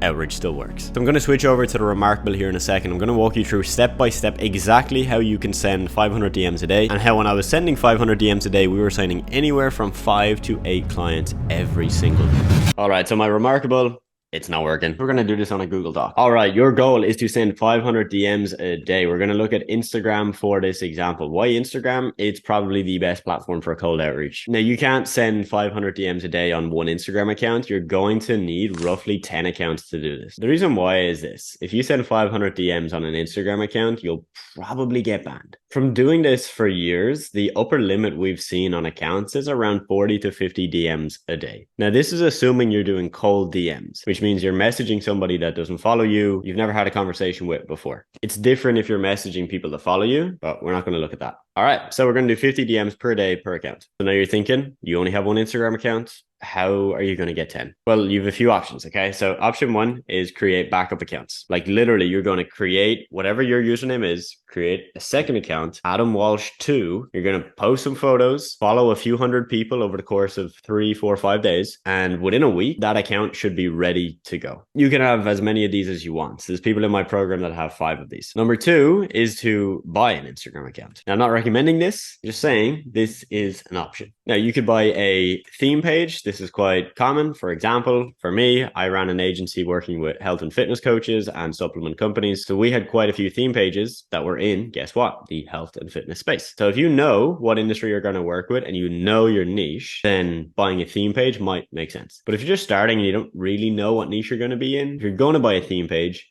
you want to do a swap. All right, so buy it and then switch it to your personal profile after that. AKA just like change the name, change the username, remove the content, post new content, good to go. Those are really your main 2 routes. You can do that yourself, or if you're working with an appointment setter or a VA, you could have them do it. All right, you could have them set up the accounts. It's up to you. Now, if you're not yet convinced this is going to work, let's just run through an example. So let's look at first example 1, which is you're sending 50 DMs a day. We're now going to look at those numbers over 1 week. 50 a day times 7, 350 a week. Now we need to calculate your average response rate. It's going to depend on how your account looks. If people think your account looks legit, if people think you're selling something, if people think you're genuinely asking a question in the DMs, we're just going to go with a safe number, 20%. I have students with 20% response rates, absolutely crushing it, getting tons of clients every month. And I have students that have like 40, 50% response rates. I don't want you to get too focused on this right now. We're not looking at how to have the best script in the world. We're looking at how to get volume. Because as I mentioned, even with a pretty shitty script, if you have volume, you're set. Out of 350, we got 70 responses. Now, then your ability to take somebody who responded into a booked call, again, is going to fluctuate. But we're just going to go with 20%. Now, this is not a 20% booking rate off of every message you send. This is a 20% booking rate off of the people that have already responded. So out of the 70 people, 20% of that is 14. Now, that's a lot. And you can see immediately, if you were to send 50 DMs today for the next week, I would probably guarantee you're not going to book 14 meetings. What this tells us is these numbers are high. So let's just assume you got 30% of these results. All right. Okay. So you booked 4 calls in 1 week. Pretty decent. Then out of the 4 people that booked the call, your show rate is probably going to be anywhere from 50 to 70%. For a lot of people, it's as low as 50%. All right. So 2 people showed up to your calls. That means you have 2 opportunities to sell. Now, I'm assuming you don't have sales experience. I'm assuming you're not very good at sales. It's not something you're very comfortable with. So your close rate is going to be lower than my close rate or somebody that has done sales for a long time. So we're going to assume that you close 20%, meaning 1 out of every 5 or 2 out of every 10 calls you take, which is still good. But someone who's done this for a long time will probably close 30, 40%. What does that mean? That means you close 1 in every 5 calls. Well, you have 2 calls a week that show. So that's 8 people a month that you can actually sell to. With a 20% close rate, you're going to close between 1 and 2 deals. Not bad. 1 to 2 new clients a month. Happy days. But this is assuming that you've got good response rates and you've got good close rate and you've also got a good ability to take somebody from response to actually booking the call. You can see how immediately, if your messages aren't very good, you won't get results, right? You will only sign clients if you were to push way more volume. So if we go from 50 DMs a day to 500 DMs a day, that's a 10x increase. All right, a 10x increase. Assuming all of our numbers are the same, we close the same amount, we book the same amount show, you are now going to close 10 to 20 clients per month. Don't you see how crazy that difference is? And here's the thing. You see, as you do more volume, you get data faster. For example, I'm testing a new script. I send 50 a day for a week. I've sent 350 messages. And then I decide if the script is good, if it's bad, if I need to change it. However, if I'm sending 500 DMs a day, I can probably test that script for 2 days, for 3 days. I've gotten 1,000 to 1,500 points of data that I can look at, and I can do it in half the time. So now I've got double, triple the data. I can make better decisions, and I can do it faster. So the chances are you won't see a 10x increase in results. You'll actually see a 10, 15, 20x increase because of the fact that you'll be able to iterate, make changes faster, better, with more data, and they're more clear. So at the start of this video, I mentioned that I would send 500 DMs a day without doing anything. I would not send any of those DMs myself. So you're going to do this through 2 routes: appointment setters or virtual assistants. Pretty much the same thing, slight difference. Appointment setter, you're typically going to pay like a base salary and then commission. So really their main goal is to get you deals, because the base salary is fine. It's enough for them to put aside the time to do the outreach every day, but the commission is where they make money. A VA is typically just hourly or monthly base. Okay. So they don't really have any incentive to tweak the script, to go off script. No, they just get paid to send the messages. An appointment setter makes way more sense for nearly everybody. Look, if you hire an appointment setter and you sign 10 clients, you will make less money, right? You will pay them more because you're going to give them a good commission. If you were to hire a VA, you'd make more money, right? Because they would pretty much cost you less. But here's the thing, because the appointment setter has commission and is incentivized, when a VA gets you 10 clients, with the same effort, an appointment setter will typically go ahead and get you more, 12, 15 clients. So I've run the numbers in so many scenarios. Appointment setter always makes sense. If you want us to place an appointment setter in your business, you can reach out to me. It is a service we offer. So if you follow this approach, this is what your day-to-day looks like. You should ideally have a weekly call with your setters. Okay, so quick check-in, review progress, etc. You need to make sure that they have an outreach tracker. This is something we give to all of our students. It's essentially a fancy spreadsheet where they can track every day how many messages they sent, responses they got, scene rates, any other notes. And this will pretty much just allow you to see exactly what they're doing, but also to make changes to your script faster. So really, you just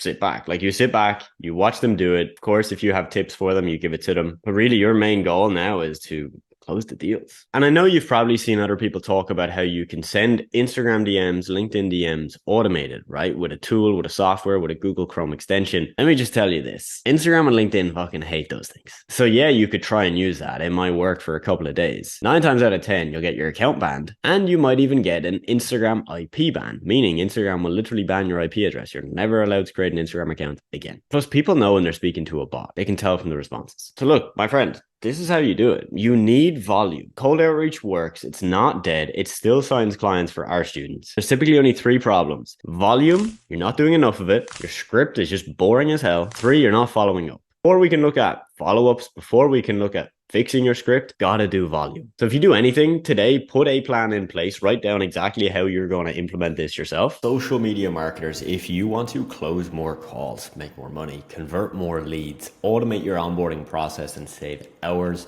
a month, this is probably the video for you. I'm going to be walking you through a full tutorial here on how to set up GoHighLevel so that you can build out just an amazing CRM that tracks your leads, converts more of them, and saves you a shitload of time. I'll be showing you how to set up a form to put on your website that collects leads in your sleep. I'm going to show you how to use my website template to integrate that form that you can send that link to somebody. They click your website, they fill your form, and they get put into your marketing machine, emailing them and reminding them of what you do until they buy. I'll show you how to set up an automated CRM tracking each person and where they're at. Maybe they opted in on your website, maybe they booked a call. I'm going to show you how to convert them from wherever they're at to close clients automatically by using systems within GoHighLevel. I'll show you the full automations and how we build it out and how you can do all of this yourself. And probably the best part for you is that you are going to get 30 days free to GoHighLevel using my link instead of their standard 14 days. So you can just trial it for a full month before you even decide to pay for it if you think it's worth it. And you'll get all of my templates. You'll get a website template. You'll get the templates we're going to go through here, building out these systems. So instead of you needing to build out all these systems yourself and the automations, which does take a little bit of time, you can go and use my templates, install them directly into your account. And I'm going to be adding way more of these bonuses, like way more. So this is just the start. If you're using my link, you'll get all of those as well. So once you've come into your GoHighLevel account and you come into your sub account here, go to dashboard, and this is what you will see. Now this is my test account where I'm going to be building out the templates that I'm going to be providing to you all with inside this account. So it's all brand new. You'll be able to get those using my affiliate link below. But once you come in here, this is what it looks like. All right. So for example, I have set up a pipeline, which I'm going to talk you through in a moment, which basically tracks the people that go to my website, the people that book a call with me, the people that show up to the call that they've booked, the people that don't show up, the people then who become a client, and of course, pay me money. The big thing that we got to figure out is how to get people that go to your website and then opt in on your website, whether that's to receive a free call with you or to receive a free email or even a free PDF, that how do we get them into this system? That's what we're going to go through right now. So this is when you come to the opportunities tab. You'll see I've set up my marketing pipeline. Pipeline is just a fancy way of saying tracking people where they are, all right? The stage at which they are. So I've got opted in on the website, booked call, showed call, didn't show to call, and closed. You can add more, but for me, for this kind of basic type of funnel, this is all I need.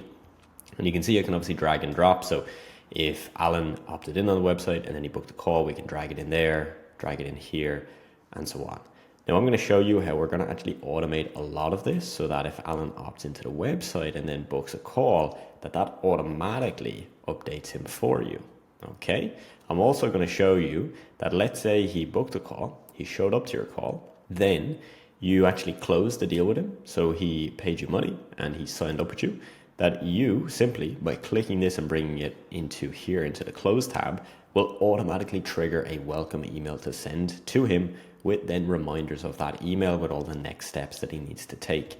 Same for this right here, the no show. I'm going to show you that if somebody booked a call and then didn't show, that by just one click, dragging them here, it'll automatically email them explaining, hey, you missed our call. The call was at this time and date. Do you want to go and rebook a call with me? To set one of these up, it's really, really simple.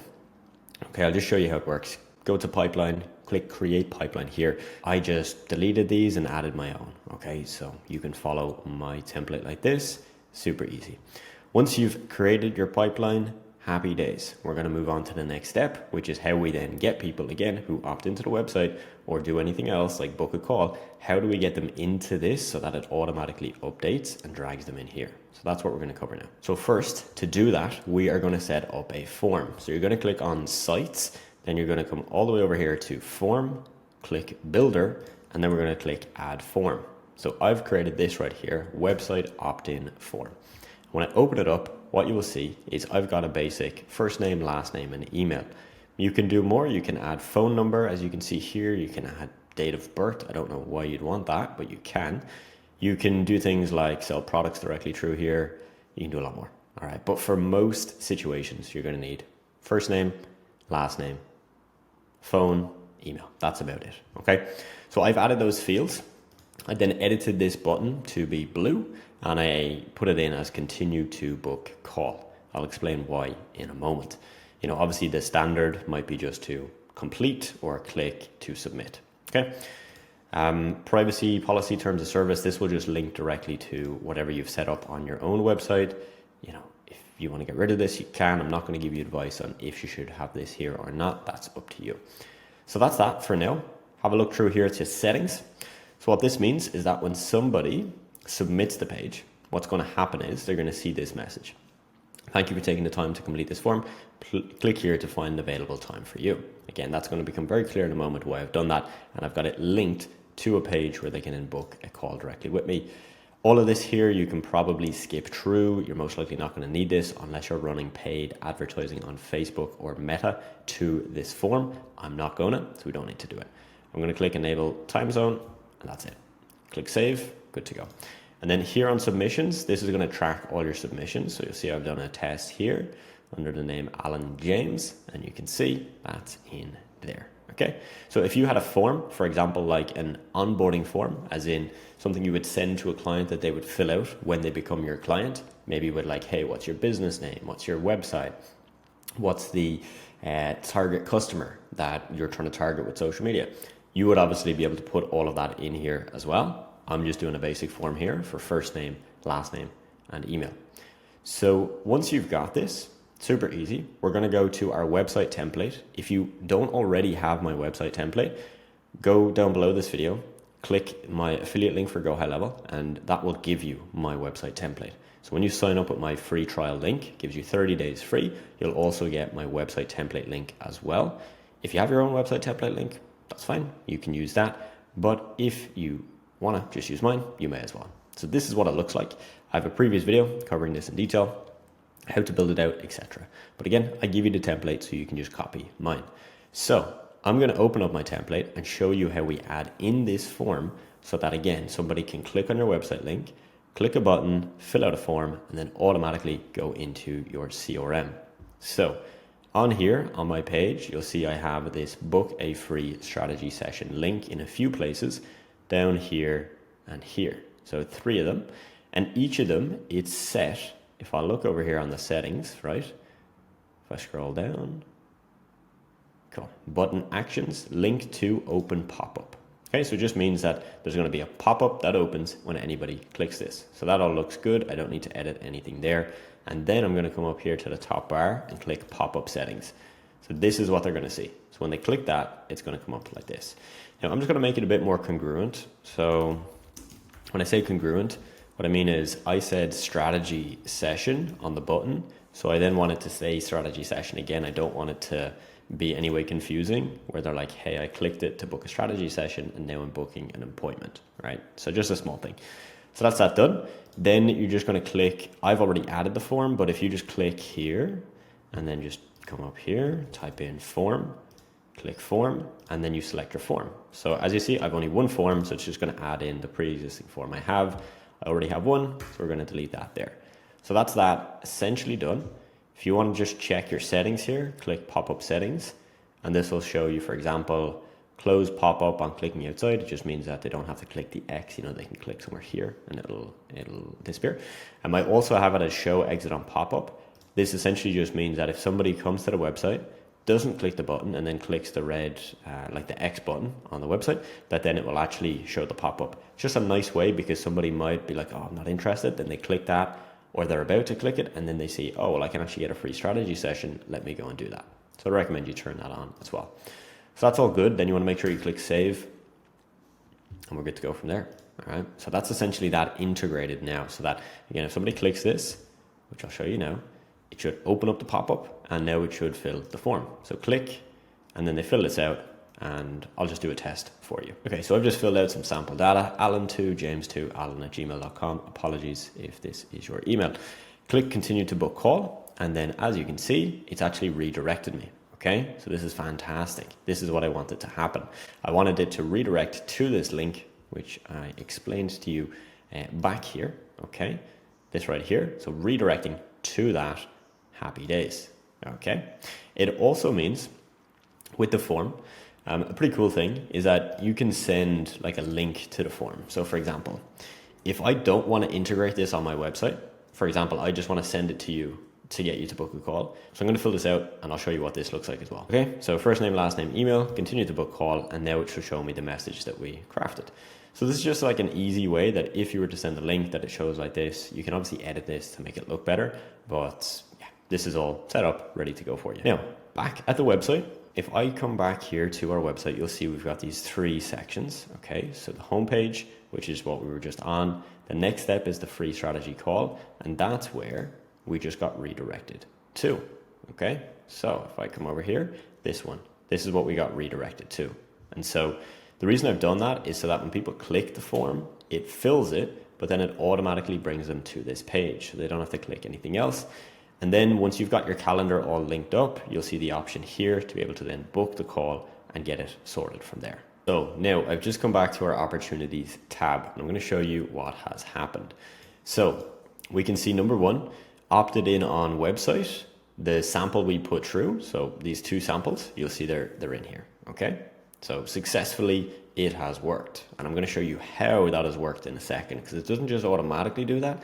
We have to set that up. Again, I've got a template for this to show you, so it's going to be very easy for you to follow. Now the next is I've gone and booked a sample call, and we've also noticed that this is actually booked in the call, right? And what's really cool is it actually tells me when the call is booked for. So it actually gives me the date, the time, and all that info. Just to show you what this looks like if I actually open up one of these, what we call leads. So a lead is essentially somebody in your pipeline here. What we can see here, we've got the name, perfect, email. Okay, you know, I use the fake email, so it's not worked, okay, but you would put in a real email, their phone number that they booked with, and then I can see, as again here, I can see all what's happened. Okay, so they created the appointment, they booked it in, an opportunity then was created, which is what we're seeing right now.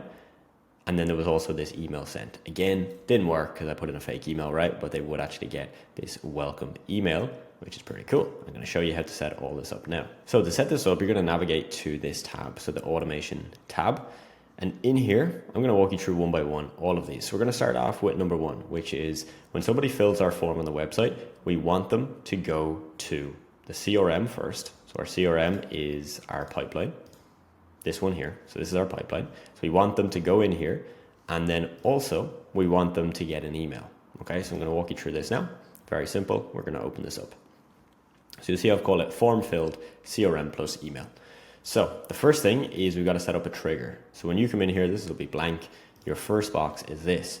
So my trigger is form submitted because they've submitted a form. Okay, so form submitted, and then I've put this filter that the form is the website opt-in form, because I might have 10 forms, right? I don't want them all to go into this. I just want these people to go in. Click save trigger. Yeah, and then we're good to go from there. I've already done this, so that's why it's giving me this small error. So I'll just unconfirm. Here, then we're going to click the plus, and you're just going to type in op, and that's going to give you the option here of create or update opportunity. They might change the wording on this sometimes to this, for example, create opportunity or update opportunity. So in this case, we're going to create it. Okay, so just click create up or create opportunity. Once we've done that, just to show you the settings of it, in pipeline, so I've selected marketing pipeline. In pipeline stage, I want it to be opted in website, and then the opportunity name. Okay, so this is very easy to do. You can obviously just use this as a template. So this will be their first name. So Adam, Walsh, and then email. Now you can do it differently. If you want to put any other info in here, it's up to you. This is just always how I've done it in my business. To set this up, you're just going to click this tag, and this is where you get all of this info. So for example, click first name and it will insert this, the first name tag. So you can play around with that. It's got some other fields as well, right? So all of this stuff here, or if they've booked an appointment, all of that as well. So that's that. Opportunity source, I'm putting as website opt-in.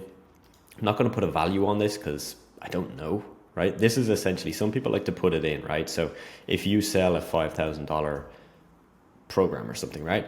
You might put that in here and be like, oh, well, each lead is potentially worth 5,000, which, yeah, it's true. But also you don't really know that yet because they might be just looking at your stuff. They might be fully interested yet. So I just leave it blank, and then the status put as open, save, and then we're good to go. The next step now is wait. So I'm going to do a 5-minute wait. So essentially a time delay, 5 minutes. The reason being is I want them to, when they opt in, get added to the CRM, to the pipeline, but then I want to wait a few minutes before I send them an email, because again, when they fill that form, they then will go to the next step, which is to book a call. But I want to be able to email them to kind of remind them that if they didn't book the call, that they should go and book the call. But I don't want to do that the second they do it, right? Because I want to give them about 5 minutes to fill it out to book the call. It realistically shouldn't take somebody more than 5 minutes to, you know, check their calendar and then book in via your link. Like, it's really, really easy to do. It takes a couple of seconds. So 5 minutes is by far enough. So what I've done is I've set up an email from my name, my email, right here. The subject line of the email is book your free call. You set that up how you want. And then you'll see I've said, hey, first name, thanks for filling out the form on my website. You can book a free call with me here. And then you would put in your calendar link. For example, if you don't know how to get that calendar link, I'll show you really quickly here. So you click into calendars, open up whichever your calendar is. So I've clicked my one here, Adam Test Personal Calendar. There's this nice little arrow, click share, and then scheduling link. Okay, just take that, good to go. So I can just put that link directly here and I can paste it, or I can just highlight the text, click add link, and then this will add the link in here. Okay, so just to show you, if I take that, put that in here, action, new window, boom. All right, so that's that. And then I also say, if you've already booked in, I'm looking forward to speaking with you soon about how I might be able to help you grow your brand on social media. Talk soon, Adam. P.S. Here's a link to a case study showing you how I helped a client get this amazing result. So there's a way at which you can add some more proof. And again, same thing, you can just highlight the word, add a link, and then add your link in there. Now, what's also cool is we have this Write with AI feature. I wrote this one myself, but you can use this. It's really good, actually. I've tested this a lot and it's bloody fantastic. So if you're stuck, you would just click this and say, hey, write an email to the person that opted in on my website and thank them for opting in, but also remind them to book a call with me and include the link to book a call. Okay, so it's actually phenomenal. So that's that. Once that is done, you want to click publish up here and you can test it yourself, okay, just to make sure it works and everything. So that's that. Okay, that's going to get them into your CRM and then send them that email. The next step we're going to look at here, you'll see I've got a total of 4, is when they book a call, I want similar to happen. I want to email them and I want to update it. So again, my trigger here is going to be customer booked appointments in calendar, Adam personal calendar. My step then here is to create our update opportunity. So it's pretty much the exact same as we did last time, except the opportunity source I'm now calling booked call website, and status I'm going to put that as open as well.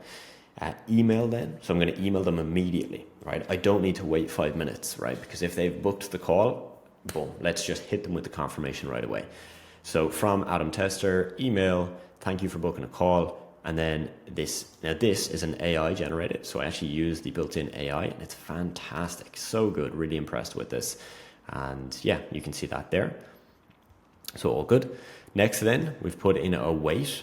Now, this is unique, right? So normally when you add in these weights, it's like you put in a certain number of minutes or hours. But in this case, let's say somebody books a call with me for tomorrow and maybe they booked it for 5 hours from now because it might be late at night.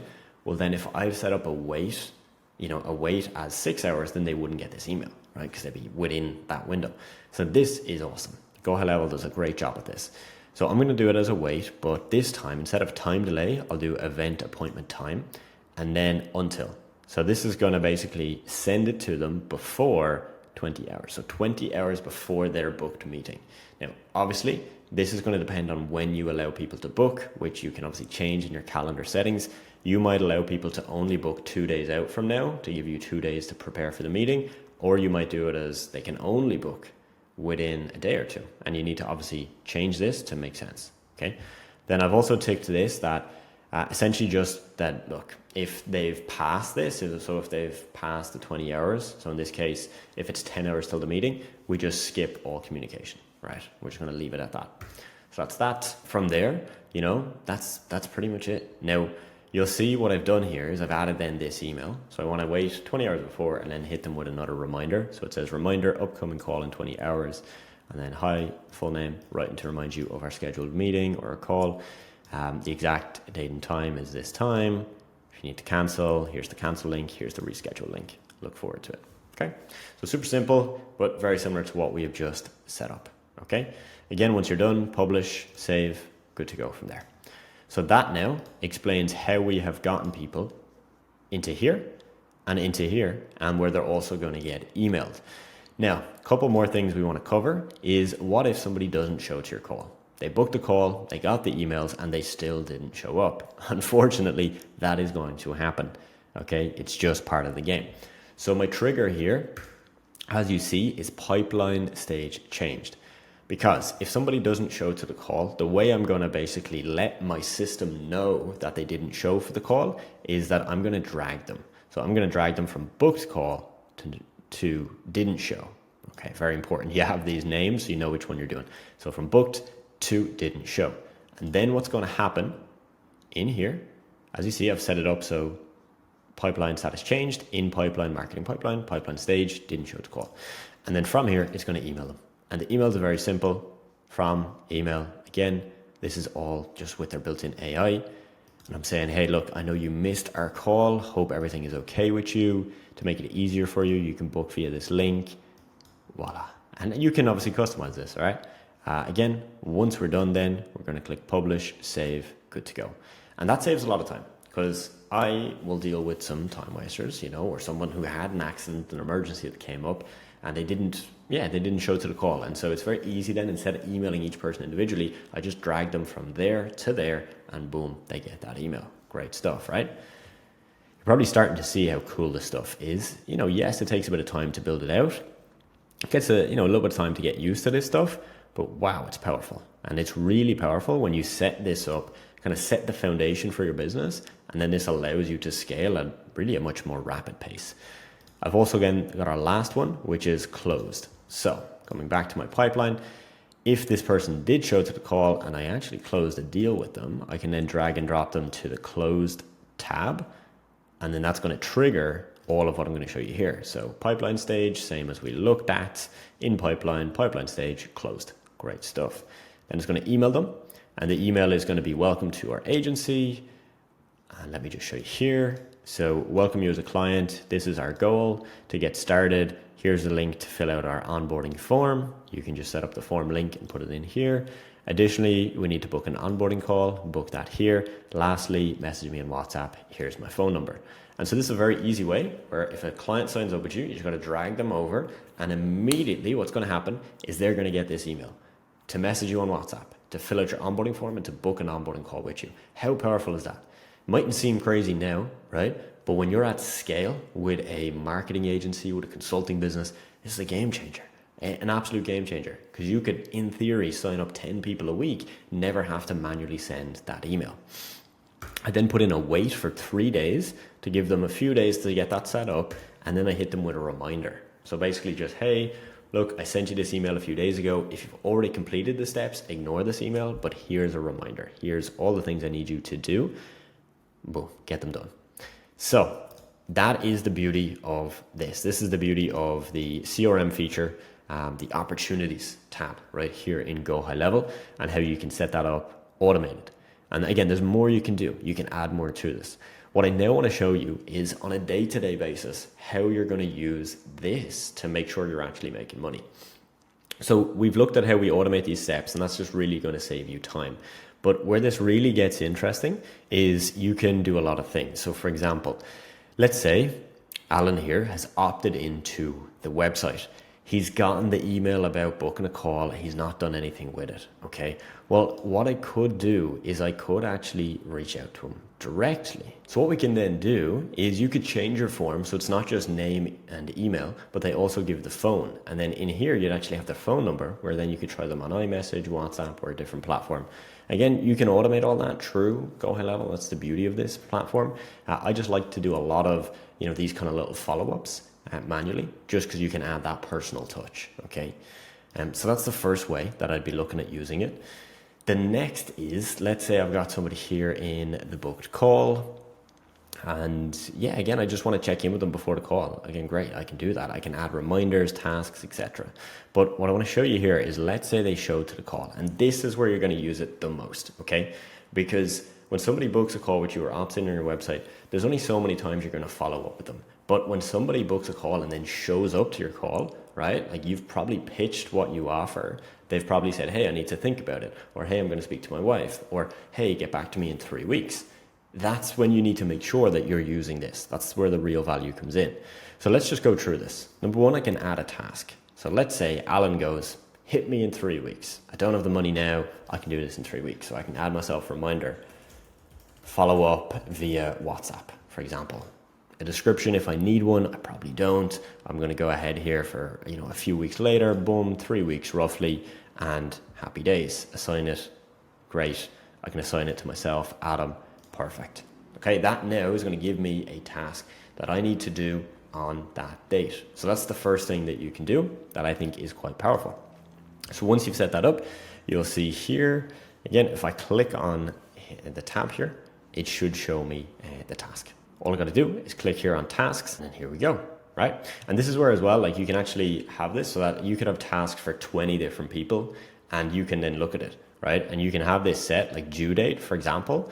If I want to just today, 30th of September, if I just want to go and follow up with the people that I need to follow up with, that I've set a task on for the 30th of September, I just click 30th. I click confirm. It's going to show me just those in the 30th. That's the task. And that's the first thing, the first way I would use this. I'm going to now go back to my opportunities, show you some other things you can do. The other thing that I'm going to do is I'm probably going to add a note, okay? Because I want to know, like, what did I speak about with Alan? So for example, pitched him 5K offer for social media, right? Or whatever it is, okay? And I can just add that in, super simple, save. The reason why you do this is that if you come back to this 6 months from now and you look at your pipeline and you might have hundreds of people in here, you go through each person and you know, because you now have your notes. You have your notes. Okay, I put in, you know, I had a call with this guy. Oh, I pitched him this thing. He gave me this excuse. He told me to come back in 3 weeks. I then came back in 3 weeks. He ghosted me. I then set another task for myself for 4 weeks later to follow up with him again. Okay. And so this is the beauty of how you really truly use this kind of feature, a CRM. Okay. Now, what you could do is you could add a tag. For example, let's say you just want to add a tag for all the contacts that you had a call with that gave you a certain objection. Okay. So for example, I'm going to add in here, partner objection. Okay. So I'm basically going to add this. So I'm kind of categorizing anybody that I have a call with that says, hey, I need to speak to my wife, my husband, my partner. I'm going to add this. And the reason I'm doing this is more so for tracking, so that in a year from now, I can come back to this and I can look and I can search the keyword partner objection in my tags. And then I can see, like, am I actually getting this objection a lot? A lot of time in sales, what happens is we think that we're hearing something a lot. So for example, I coach people running agencies. And a lot of times I'll hear people say to me, I'm getting a load of calls where they just don't have the budget, right? And then when we look at the data, we might see that, no, you had 10 calls, 2 people said they didn't have budget. That's actually not that much, right? 2 out of 10. Whereas in their head, it felt like everybody was saying that. Now we can be objective and we can see the data. So again, if I had 40 people in the year give me the partner objection, I can just type in partner objection and look at that. Alan appears, all right? And so I could do this, again, I could do it for not partner objection, but I could do it for no budget or follow up with me later. So you can create all of these little things where, again, it just gives you more insights that when you're following up with these people, you know how to follow up. So when I come in here and I see that task of, oh, I need to follow up via WhatsApp, and then I look here and I go, oh, I pitched him the 5K offer. And he gave me the partner objection. My follow-up is going to be like, hey, Alan, hope you and your partner are doing well. How did the conversation go with your partner after we looked at the XYZ package? Right? You see how we're using all of the data you're tracking? This is the real true power of a CRM like this. Now, if you want to get really, really detailed with this, you can go back to the automations that we set up and you can make them more complex. I'm trying to give you the bare bones because you won't need the most complex systems today. But if you're dealing with a lot of volume and you're setting this thing up to run for the next 5 years, you might go with a more detailed approach. For example, I could have it here that, for example, when somebody gets added to the showed call tab, I could actually, instead of just manually adding in my tasks, I could do it automatically. Now, there's pros and cons of this because when it comes to following up with people, the more personal you can be, the better. Okay, that's just the reality. However, you could set it up in the automation that when somebody drops in here to the showed call, that it automatically sets a trigger for 4 days from now to follow up, or a task, or to add a tag, or whatever else you need. So you can go very detailed, but for now, this is going to be probably as much as you need. So to recap, how we've set this up is that when somebody opts in on your website, they get fed into here into your opportunities. When they book a call, they get fed into here. And then when they go through these different stages, different actions are happening. You also, as I explained to you, don't have to have this on a website. You can use just the inbuilt calendar link here, and then you can just send people a link directly. They can book directly, and you can have it also update in here so that when somebody clicks your link, books your call, they come in here. You might not have this stage because you might not have a website yet, so you'll leave that blank, but you're going to use this part here. So all you have to do now is to go and click the link in the description of the video, sign up, and you will get my 30-day free trial. The link will look something like this. You just click start an extended free trial. And if you're already a high level user, you can click this link, which will show you the options to get all of the access to my resources, okay? All the benefits you get from using my link, even if you're already on a paying plan. So just click below, go through those steps and enjoy.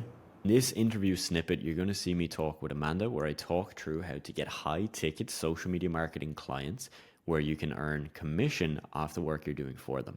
This one is very interesting. So one of my mentorship students, Amanda, signed a client recently that ended up paying her $200,000 in one single month. Now, this client is paying for social media management, which typically is a service that we sell on a retainer, maybe charging $500 a month, maybe $1,000 a month. On the higher end, maybe $2,000 to $3,000 per month. So the question is, and this is why you're here, how did Amanda get a client to pay her 200 grand for that exact same service? Well, I recently interviewed Amanda. She's been in my program for over 3 years, and we've done an interview pretty much every year since she has joined. First at 5K a month, then at 20,000 a month. And this year, so far, she's made over 500K. And so in this segment, you're going to learn how she finds these clients that are up for and are suitable for these commission-only deals, because not every single client that you come across should you pitch to them a commission-only deal. There's only certain clients with very specific criteria that are even qualified to do this. Because if you pitch a commission-only deal to any business owner that has a business of any size, making any amount of money, you might end up working for free, making absolutely no commission back. This is a rarity. I rarely see anything like this. Most people are working purely just on monthly retainers with their clients for social media management. But Amanda has struck gold with this one client. So I want to jump back into this commission deal that you had, because as you said, Amanda, like, you're a big fan of them. I've actually never done a commission deal when it comes to social media, ever. It's always been just, flat pay structure, and that's been it. I'd love to know, what's your criteria for knowing if a client is ready for a commission deal, or if you should just go with your standard certain amount per month set retainer? Great question. So we only do commission-based payment structures with companies that can prove that they are doing a certain amount of money per month consistently. So whatever our monthly retainer would normally be, like, let's just say it's $3,000 a month. We would make sure that that company is doing at least $30,000 a month in online sales before we would sign any paperwork. Okay. So yeah, we do make them verify that. Like, we do make them give us access to their Shopify or whatever payment processor they're using. And then, yeah, that's basically the only criteria, though. Okay, cool. Yeah, makes sense, right? Because obviously we're not going to offer commission for the brand new company that's at zero if they've, no proof. Makes sense. And when you're, let's say, having a conversation with a client, Amanda, are you bringing that up early in kind of like the discovery? So say if you have your first meeting with them, is that something you're talking through then? Or is it more have a call, see if they're a good fit with other criteria you look at, and then you might have a second call to go deeper into logging in, verifying, and really seeing if they're a good fit? Yeah, so we actually send out a pre-call questionnaire. So that's like one of the questions that they have to answer. And then if it's not the answer that I want to hear, then I don't get on the phone with them. But typically I tried to ask that in advance. There was times where we didn't have the pre-call questionnaire, and that was something I had to bring up, like, in the first call, just one-on-one with them. But now we pretty much know everything before we get on the phone with anyone. Nice. Yeah, makes sense. And obviously most people listening, if they've started an agency already, they're probably doing that, but maybe not to the same extent. They might have, Calendly or a basic calendar with a couple of questions, but you've probably got a more detailed one, right, as to monthly revenue and a few other questions as well. Yeah, for different industries, we have different questionnaires because some of the questions don't apply to certain people. But I liked Calendly. When we did use Calendly, I just like the option to give them mandatory questions so that when you go into it, you know sort of what you're dealing with. Yeah, makes sense because it adds a bit of friction, right? Some people are going to start filling that X off the page and never book, but that's obviously not the type of person that's probably going to become your client anyway. So yeah, makes sense. One question that I imagine a lot of people are going to be thinking, Amanda, is like, how do you, I guess, how do you first find these big clients? That's the big question, right? Because as you said, that commission deal really only makes sense if they're doing a certain amount. So is this clients that are coming to you, like kind of inbound, or are you going out and finding these? They're all inbound. So basically, all of our bigger corporate clients or bigger e-commerce clients Mhm. have been referrals Cool. or reached out to me directly based on knowing that I've worked with certain other companies that are, within their industry or in like the same niche as them. Cool. Nice. Yeah, no, that makes sense. Makes sense. And I know even in our last interview, we did touch on that. Like for you, those bigger clients, typically it is referral, it's inbound, it's personal. And Yeah. yeah, I think that's quite the norm in the industry. Yeah, what I will say about that is you can definitely reach out to bigger companies. Like when I, was first starting, I was reaching out to like the directors of marketing or like anyone who I thought could have been the decision maker, like on LinkedIn. Mhm.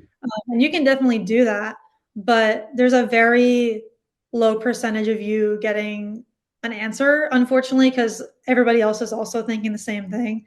And that's the thing with cold outreach to these bigger companies. When you pitch yourself, it's like either you have to have a really good pitch and a really good portfolio and just lay it all out on the table Mhm.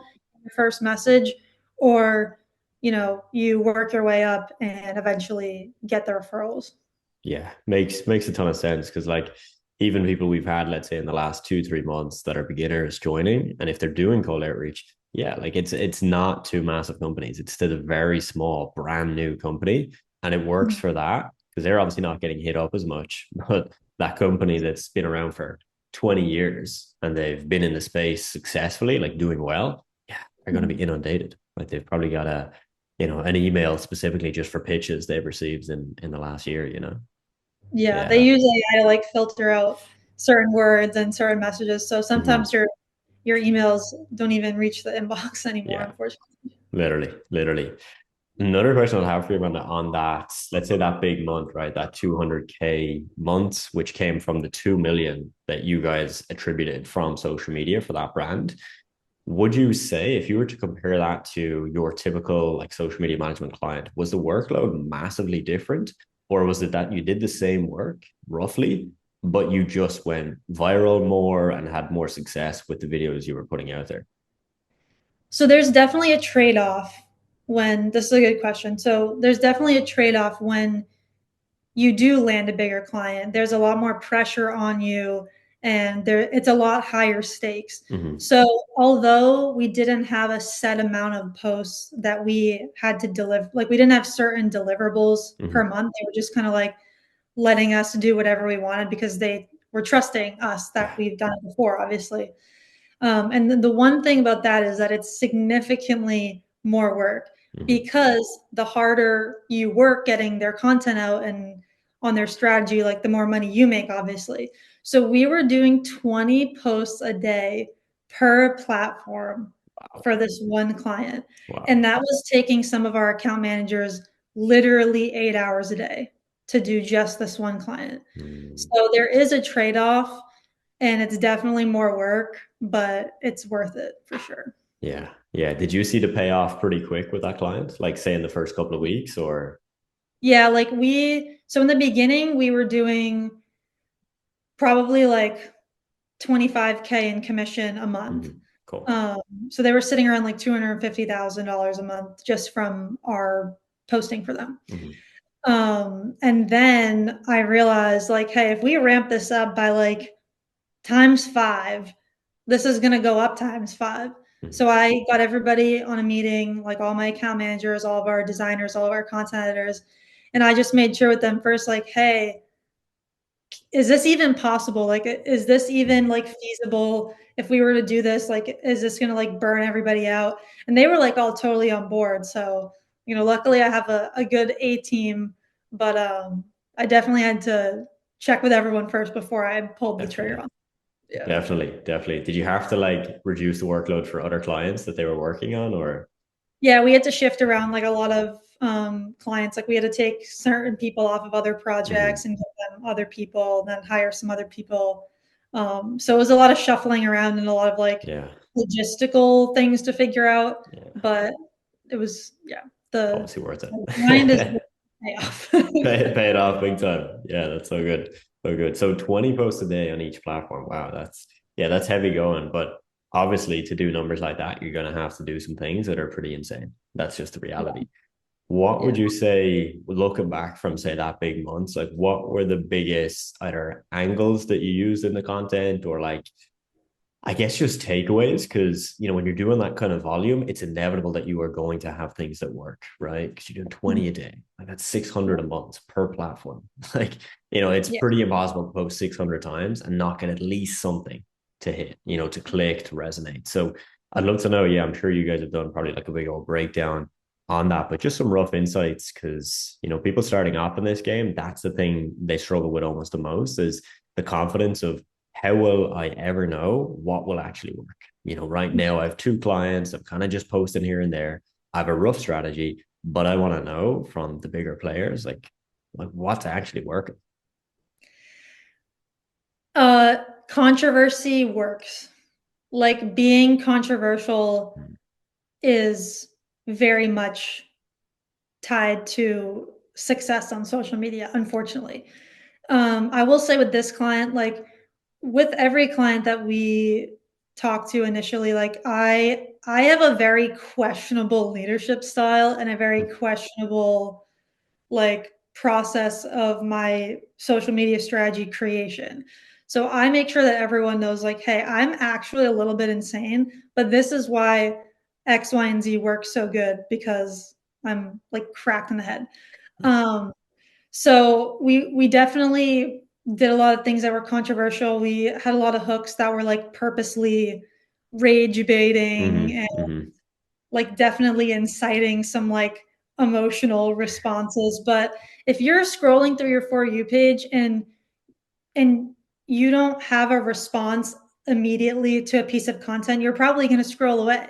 The only time people actually stay and you retain viewers and you retain followers and engagement and even conversions is when you're getting to the root of emotions or thoughts or even like just relatability.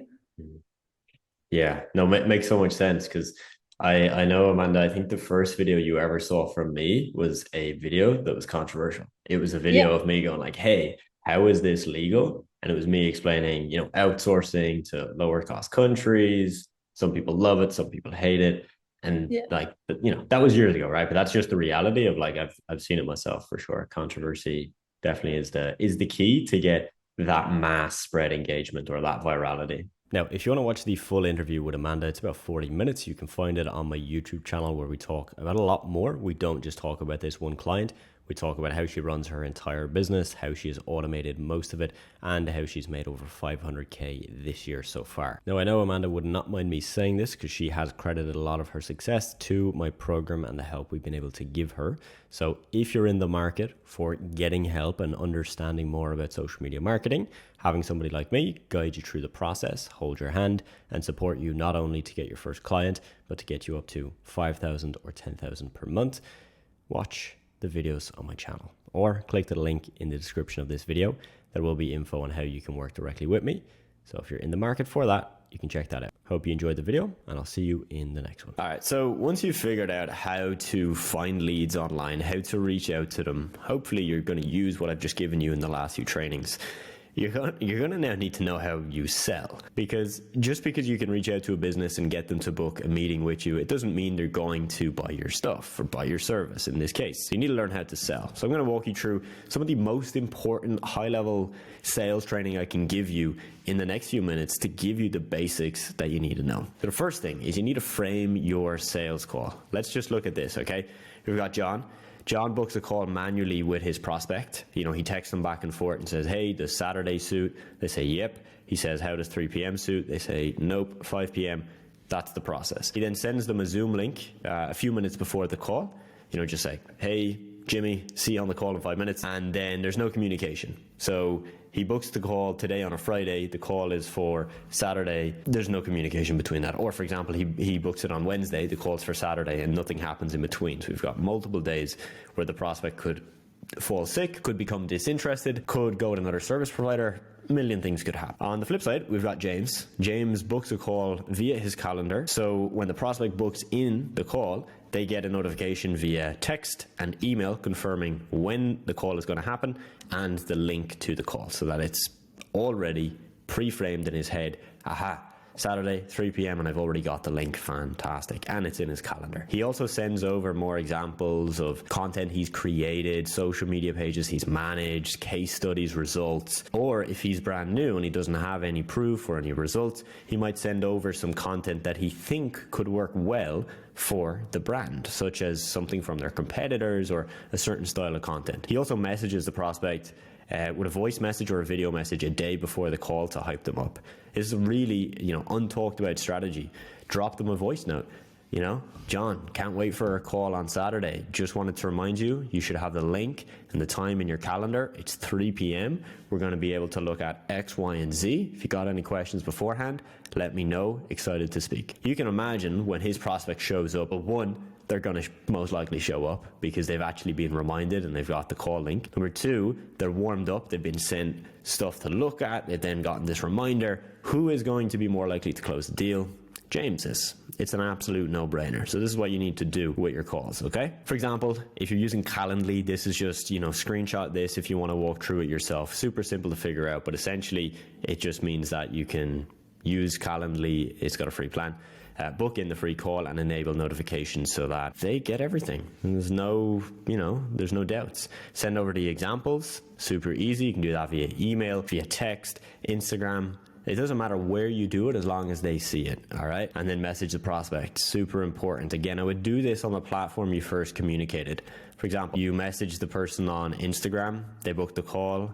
It wouldn't make sense to now email them, right? And send them a video there. No, keep it on the platform you booked it with and you should be good to go. In your voice note, you can also do this, which is setting clear intentions for the call. All right, so you might have noticed when I gave you the example of the voice note, I mentioned, John, we're going to talk about X, Y, and Z. The reason I want to do that is to pre-frame it in his head what we're going to discuss so that he doesn't think it's just a chit chat. He thinks it's actually going to be valuable, but it also puts him in a state to know that I'm serious and I've got a plan and agenda for this. I'm not just trying to waste his time for 30 minutes. Now, my friend, look, sales is not easy. And I really do. I want to say that because some people say it's easy. It's not. I was really scared of sales when I started. I was not confident. I was shy. I was an introvert. I thought this is not for me. I'm not the type of person that's going to do well at this. And I got okay at it. I learned, I did the reps. I put myself through the uncomfortable situations, and that's how you will get good at it too. But I do want to make it easier for you, and I want to give you some tips just now, okay? So when you start off a call,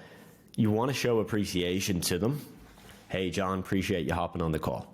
Super simple. You might want to compliment them. For example, you liked the painting in the background, or his glasses are cool. Just something small. Don't go over the top. Don't overthink it. But these little things make a good first impression. State the purpose of the call. All right. What I really don't want you to do, and I see this too often, is somebody hops on a call and they say, hey, John. John says, hey, how you doing? And then John takes control of the conversation and starts saying yeah, so I know you do social media. Tell me about that. And that's not a sales call. That's just a chit chat, right? That's not how we do it. You want to step into the call. John, appreciate you taking the time. How's your day so far? John tells you how his day is. Now state the purpose of the call. John, amazing. Really, again, we can't appreciate enough. Appreciate you taking the time to actually show up as well, John. I speak to a lot of people that don't show up. And today, my goal is to do this. Walk him through. What are you going to do? You're going to show him how social media could be used in his business, but more importantly, learn about his business. Because you help people with social media, but you want to make sure that you get the info that you can actually help him. Tell him what the purpose is. Be honest and set that from the start. These are just, ideas for you.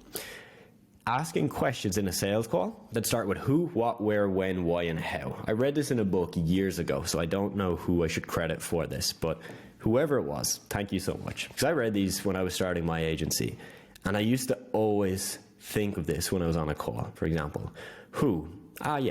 Who manages the social media? What's their goals for social media? Where does John spend the time in the business that makes him the most money?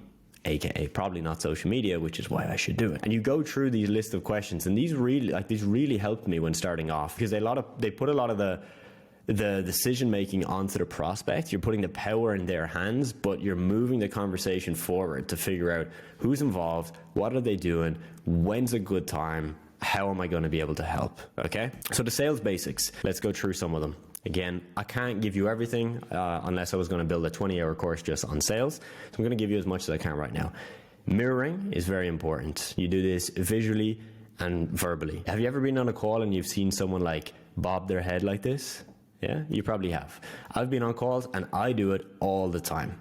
Or have you ever sat down across from someone and all of a sudden you've noticed that you've just crossed your arms and their arms are also crossed? Right? This is mirroring. We tend to copy the people that we're speaking to. Or like it's happened to me so many times where I'm speaking to someone and they just so happen to have their hands on their hips and now my hands are on my hips. And I didn't even know it and then I catch it and I'm like, wow, that's awkward. I just copied that person without even knowing. So you want to do this on your sales call. The head bob just makes it look like you're listening like this.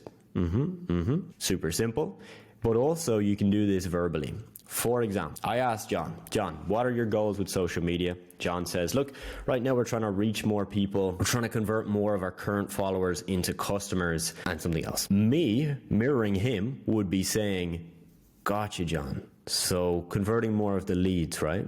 Converting more followers, right? And what I'm going to do there is going to end that with a right, or is that correct, or is that what you mean, for him to then continue and to go deeper on that point. And it shows I'm listening, shows I understand, and it gives him the platform to go deeper on that specific point as well. Now, labeling is defined as describing a person in terms of their behavior. Okay, so for example, if someone breaks a serious law, we label them as a criminal. Okay, pretty simple stuff. This is a very effective sales tactic where if I'm speaking to someone that's really driven, really motivated, I can say that. I can label them as driven and motivated. John, love it, man. Love your view on social media. You sound really motivated to make this work. Like you seem like a hard worker, right? And then of course he's going to like that, right? It's going to build up that trust. Now, labeling can also be, why they're not doing something, what they've tried in the past, or how they're going to solve the problem. John is telling me how they tried social media in the past. They hired someone in-house and she didn't know social media, but she worked in the company like on an admin role, took over the social media, and it didn't work out. The way in which I can use labeling is I can start to basically label why it didn't work. Okay? The reason I want to do this is because I want to move it away from John thinking social media doesn't work to, no, the person you hired was the problem, which means social media does work, and I'm going to show you how we can do it proper. So just an example of that would be like, oh, gotcha, John. So you said she spent 2 hours a week on the social media, is that right?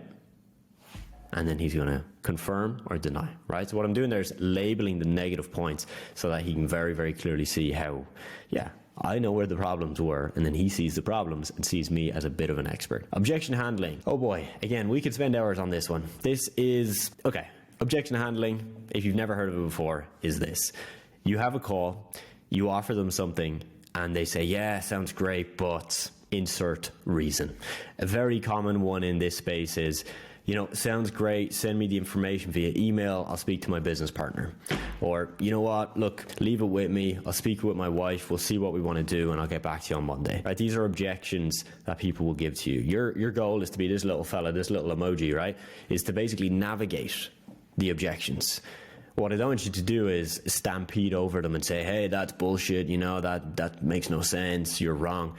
I don't think that's a good way of selling. It works for some dudes, not for me. What I would rather do is, for example, let's say they give this one, I need to think about it. Cool. Yeah, John, makes sense, man. I'd probably think about it as well. How much time do you think you need? And then he's going to give me more information. Or, yeah, John, makes sense, man. Like, when it comes to thinking about social media, what do you think you need to think about? Is it just social media as a whole, or whether we're the right people to help you out? And what I'm going to do, and again, remember what I said earlier? Who, what, where, when, why, when, and how. Those are the questions we want to be using here, because I don't want to be saying oh, John, why won't you do it today? I want to go more as, okay, cool, I get it, man. How much time do you need? What do you want to think about? When do you think you'll have a decision made by? Where do you see yourself going with social media in the next, let's say, 6 months if you decide now is not the right time? I'm going to ask these types of questions to not be too pushy, but to navigate. Right, this is what objection handling is all about. These are 3 sales tactics that I use to make over $1 million with my marketing agency. take note of these. We have a full-length exclusive training about this in my mentorship program, but this is going to be the fundamentals of what you need to know about this. All three of these sales styles work, and I've used all three to sign high-ticket deals for my SMMA business, but I've also used them in my coaching consulting company as well. So I'm going to assume you're an agency owner, coach, consultant, and my goal is to give you value, whichever of those you fall into, so that you can sign more clients. The reason I'm giving this to you today is that most people have a sales problem. You probably have one, and maybe I have one too. Now, jokes aside, every single person that wants to grow their business wants more sales. So if I can give you 3 techniques that you can use that have made me a lot of money, well then hopefully they'll make you money too. So first, let's just clear up a massive misconception. A lot of people have the excuse that they are not good at sales. Let me tell you, my first couple of sales calls were absolutely terrible. And as a natural introvert, I always found sales to be very scary, daunting, and not something I was good at. However, learning sales is not about being good at sales. It's about being consistent. So I don't want you or anybody else to be using that excuse that they're not good at sales, and that is the reason why they can't grow their business. You can be terrible at sales and be good at sales, right? It's a bit of a conundrum, but sales is all about volume and consistency. Now, the reason this is important is because if you run an SMMA business and you have been able to book meetings and actually get prospective clients to book a time on your calendar, you need to be able to close them. And the reason these 3 SMMA sales styles work is because I'm not going to give you a script. I'm not going to tell you word by word what you should say, because if you try and do that now in your current state where you're struggling with sales, I can almost guarantee that the script will sound robotic and you won't even close deals with it. Even if it's a script that I've used to close 40-50% of my calls with, you might use it and close 0. Instead, I need to teach you these sales styles, because these are styles that you can test, tweak, modify, and find which one actually works for you, because one will work for me and one is going to work for you. Alright, so sales style number 1 is the doctor approach. If you choose the doctor approach, you will spend most of your time in silence on a sales call. You will spend your time asking questions and letting the other person speak, letting them open up about their problems. The premise is simple. When you go to a doctor, they don't just start talking at you and say, buy this medication. They sit you down, ask you questions, they get you to open up, and then they diagnose you a solution. Most SMMA/coaching consulting business owners are not doctors. They don't ask their patient to open up, and they don't diagnose solutions. They just try and pitch.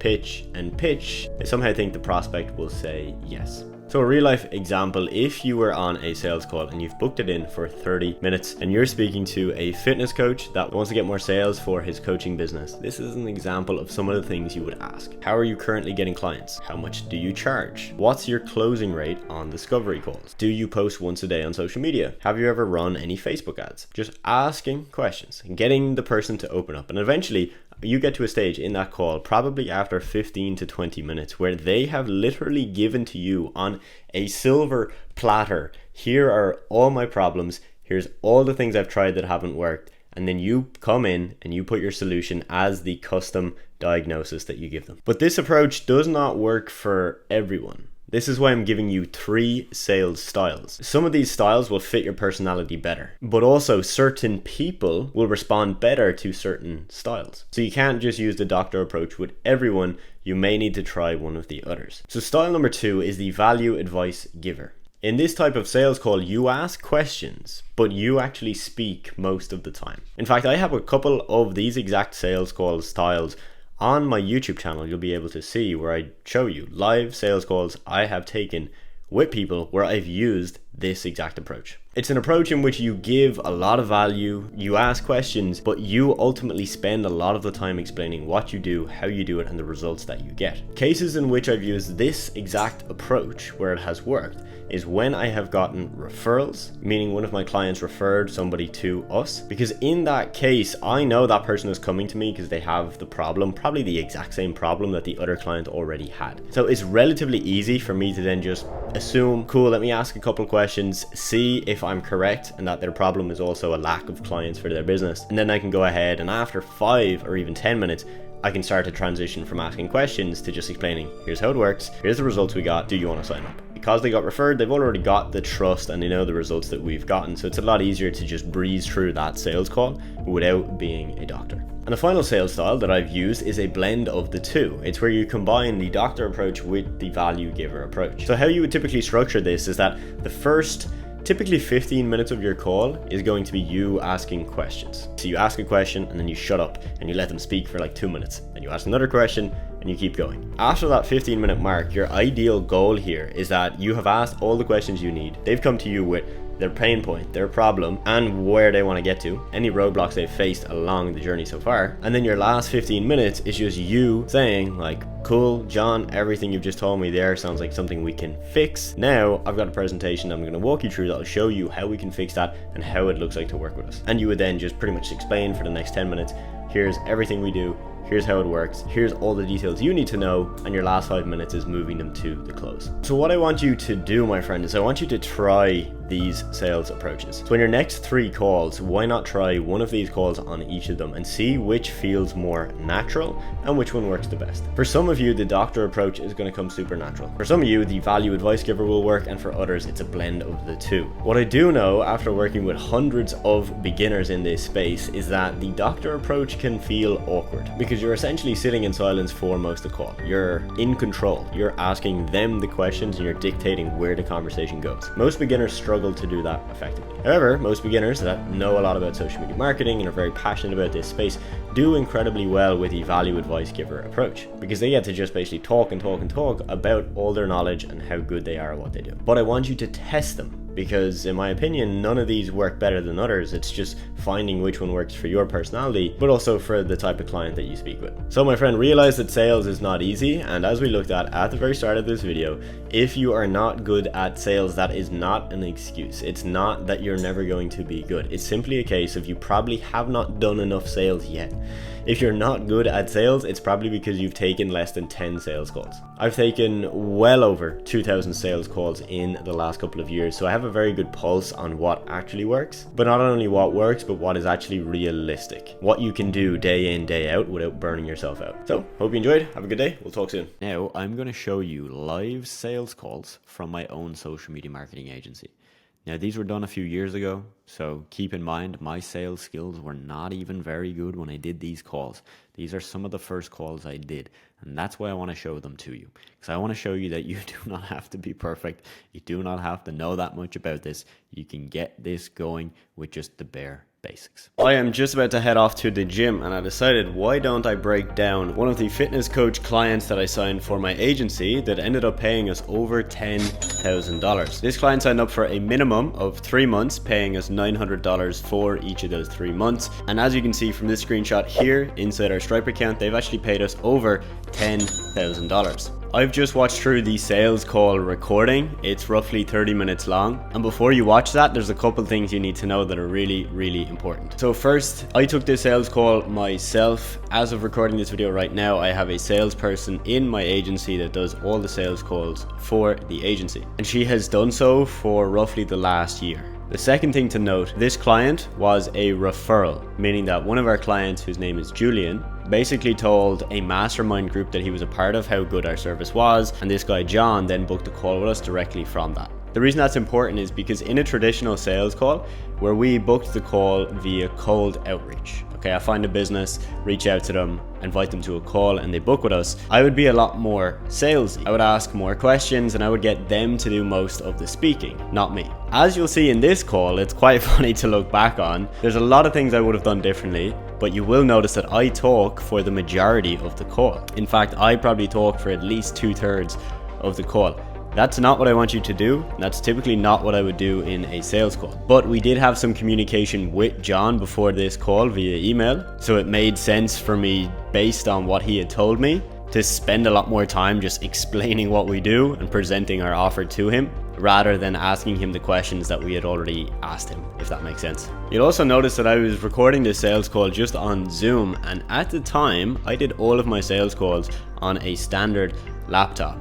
The audio quality was really bad, as you'll hear in the video, and the video quality was even worse. So I'm not afraid to show you this call, even though I've got a terrible camera, I've got a terrible mic, and that, to be honest, from my opinion, the call wasn't very good.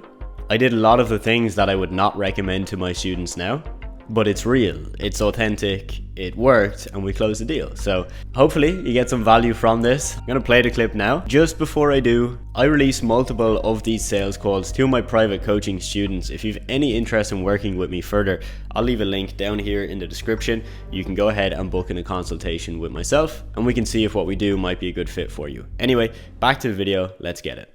How are you doing today? Hey man, I'm doing good. Looking forward to chatting with you. Yeah, great. 100%, man. Cool. So obviously what we do, right, is mainly Instagram. So maybe fill me in on what you're currently doing. You're mainly doing Facebook ads and getting your clients on Facebook, right? So maybe fill me in what you're doing there, and then we can obviously discuss kind of the plan for Instagram and what that might look like for yourself. Yeah, I've always had an Instagram connected to my Facebook, and I think it's connected to my business fan page, I believe. Okay. But I think whatever's posted on there, I think automatically posts on there. So that's really the extent of what I have done on Instagram. Yeah. Now I'm looking, since I do paid Facebook ads, I'm looking at adding the other facet of the organic Of course. lead generation side of things through Instagram, Facebook, YouTube, having them all intertwined. Okay, perfect, man, perfect. And yeah, okay, that's good to hear. And then have you done much on Instagram at all? Just kind of posting just generic content, or was there any strategy at all? Yeah, well, I've got a company that do my content posting on my Facebook fan page, my business page. Okay. And then it just links to that. So we've talked what that strategy looks like and verbiage and those types of things that, who I'm speaking to. Yeah. In that, but outside of those things, it's going to be pretty blanket generic. It doesn't have like pictures of me or anything like that. Gotcha. Okay, perfect. Obviously, what I can do is I can walk you through, say, some of the clients we work with and kind of show you what that usually looks like. I believe you probably would have seen some of the clients we already work with. Is that correct? Yeah, I'm in a mastermind group. I'm in a mastermind group with Julian. Gotcha. So, yeah. And I didn't know he just tossed out y'all's name as who created his content for his Instagram, and Gotcha. he kills it. So yeah, of course. He's such a good example of like what you can do organically. I think he's still just doing organic. So Instagram, he's got his Facebook group, does a little bit on Facebook, but I'm pretty sure he hasn't even touched the paid ads yet, which is obviously great. So yeah, I can definitely walk you through what we do with him, show you what it looks like. And yeah, is that in Nick's program? Correct, yes. Gotcha. Awesome. Yeah, that's always good because we know anybody coming from Nick's program is serious. They know how to close. They know how to actually get the clients. So, we can come in and maybe get you more followers, better content, more potential leads. Our job is pretty easy because you're going to do the most important work. You're actually going to be able to close those clients, which is we've got amazing. systems in place to accept the leads, and we know what to do whenever we get those leads and how to do the reach outs and turn those into, monetize those things. So that part is good, but the content side of things is not my forte. Now we have assistants within the group on that type of stuff, but posting it every day and multiple, that's takes way too much of my time. Yeah, of course, man. Like, how much time do you spend at the moment doing that? So right now I've just kind of worked through and I've optimized my Instagram. I've optimized my Facebook. I've been optimizing my social media platforms with, there you go. So with my link that's pushing into my free group on Facebook and, all that kind of stuff. So that's mostly what I've been doing. And I spent like 10 hours one day doing that. But as far as content is concerned, I'm not posting anything on Instagram right now. So I'm not spending any time doing that. It's the company that I have connected to my fan page.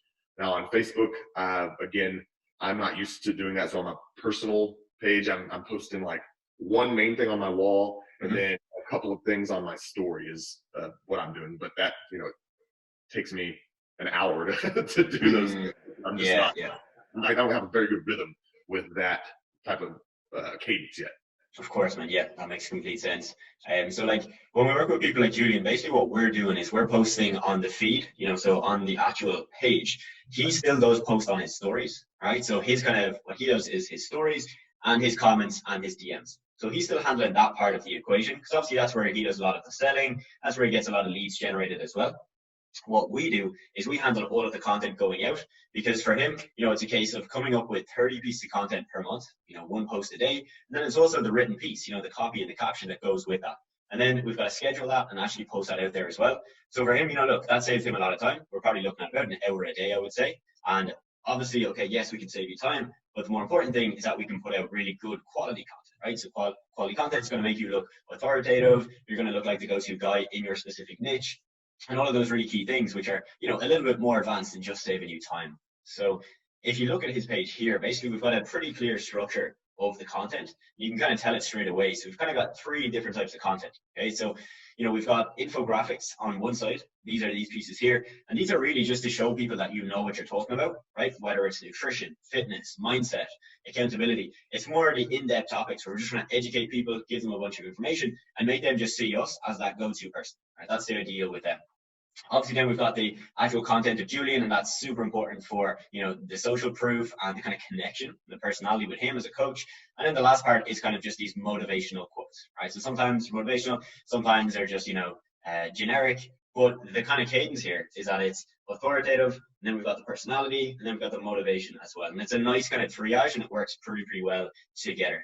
Now, obviously, as well, it looks pretty cool, right? So when people come on, they see it, they're like, wow, it looks clean, it looks professional, and it doesn't look messy. And at the end of the day, you know, if someone's going to invest 3-4K with you as a coach, you obviously want to look professional. You know, it is a very key part of the process, from your sales process, your outreach, but also your page and how you run your business on the front end as well. So it is obviously quite a big factor, you know, that would influence people signing up with you. And so as I mentioned, you know, so we create these, okay? So he doesn't really have to do anything with these. We send him a bunch of ideas for these. So we'll say, hey, Julian, here's 15 ideas for this month. He'll look at them, he'll take off maybe 9 or 10, and we'll go and actually create those bits then. So he gets to approve everything, but we actually do the heavy lifting and we research the content and send it over to him first. Then with this stuff, obviously he takes that and he gives it to us. So he just gives us a Google Drive folder at the start of the month. Here is a mix of 10 photos and 10 videos. And then the last part, we can actually create these. And I'll just show you some other examples of these, because we use a very clean basic one with Julian, because that's what he likes. Some people we work with will actually make them look a bit more in depth. So I'll just show you this one here. So this is just an example of what they can look like. So we can literally just, you know, take it and make it look way better, right? And more professional as well. And these are very easy for us. Essentially what we do here is you would send us a Word doc with like 10 quotes, or you could give us 5 or 6 and we can give you a bunch then, and we can kind of just go back and forth on the last few.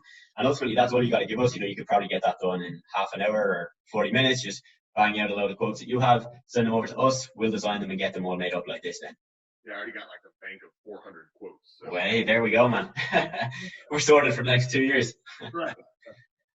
So then, you know, that's the actual front level content. And then obviously, as I mentioned, we obviously write the copy and the captions to go with it. So that's obviously the second part. We've got to write a piece of content that, for example, is going to relate to what we're posting. So if it's the infographic, we're going to talk about snacking and how snacking can be the best or the worst thing. But obviously a key here is to try and get the personality across as well, because that's what's going to ultimately sell you as a coach and, you know, sell your coaching service.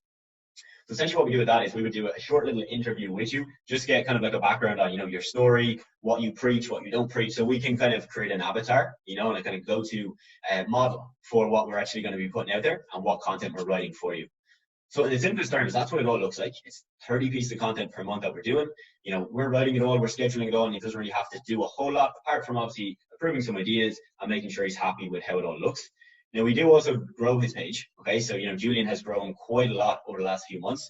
And for any new coaches starting with us, what we essentially do is we would just get a list of accounts that would have the audience that you want, right? So you might have, you know, a list of people that you know have very, very similar to clients or customers to you, right? So it might be another coach, or it might be another, like, it could be a gym, or it could be a fitness brand that has a very similar audience. And what we can do is we can essentially just engage with their audience on a daily basis, where we're sending out maybe, you know, 50 to 100 interactions per day. And what that does is that obviously gets a lot of attention onto your page. You know, most of those people are going to check out John's page, they're going to see what you're posting, and going to have a look. And so that's just a very basic strategy we use as well when we're starting off with coaches, where we can get on average about 10 followers a day, which doesn't sound like that much, but when you put it over a month, it's around 300 or so in a month. And obviously it builds up, right? So when you start getting 1,000, 2,000, 3,000 followers, that number becomes a lot bigger because you've got more social proof, and it's a lot easier to build up that momentum once we've got that kind of validity there. You know, people say, hey, John's got a cool profile, good content, but he also has a lot of people following him, so he obviously knows what he's doing. So the kind of stuff that we provide to our clients is that. So it's content, posting it out there, and then it's actually growing your page as well. And so obviously the idea there with the growth is that if we can get 300 people in per month, obviously then you've got a pool of people that you can do outreach to. So it just means that we're constantly kind of filling that funnel. So when you get 300 new followers per month, that's 300 new people you can message, follow a script with, try and get them into your Facebook group, whatever kind of method you use to get your clients. Cool, man. And then we do have other packages as well, right? So some coaches might start off with us and they don't want that full package. They might just want us to come in and say, let's create 10 graphics and we'll give them to you and you post them out there, or we'll just grow the page. So that's kind of like our top tier package. And what we do with most coaches, because they want that hands-off experience, like you're saying, you don't want to be spending the time, and your time is better spent on other activities. So that's kind of what that looks like. It's $900 per month. And we basically work off a 3-month minimum with our clients.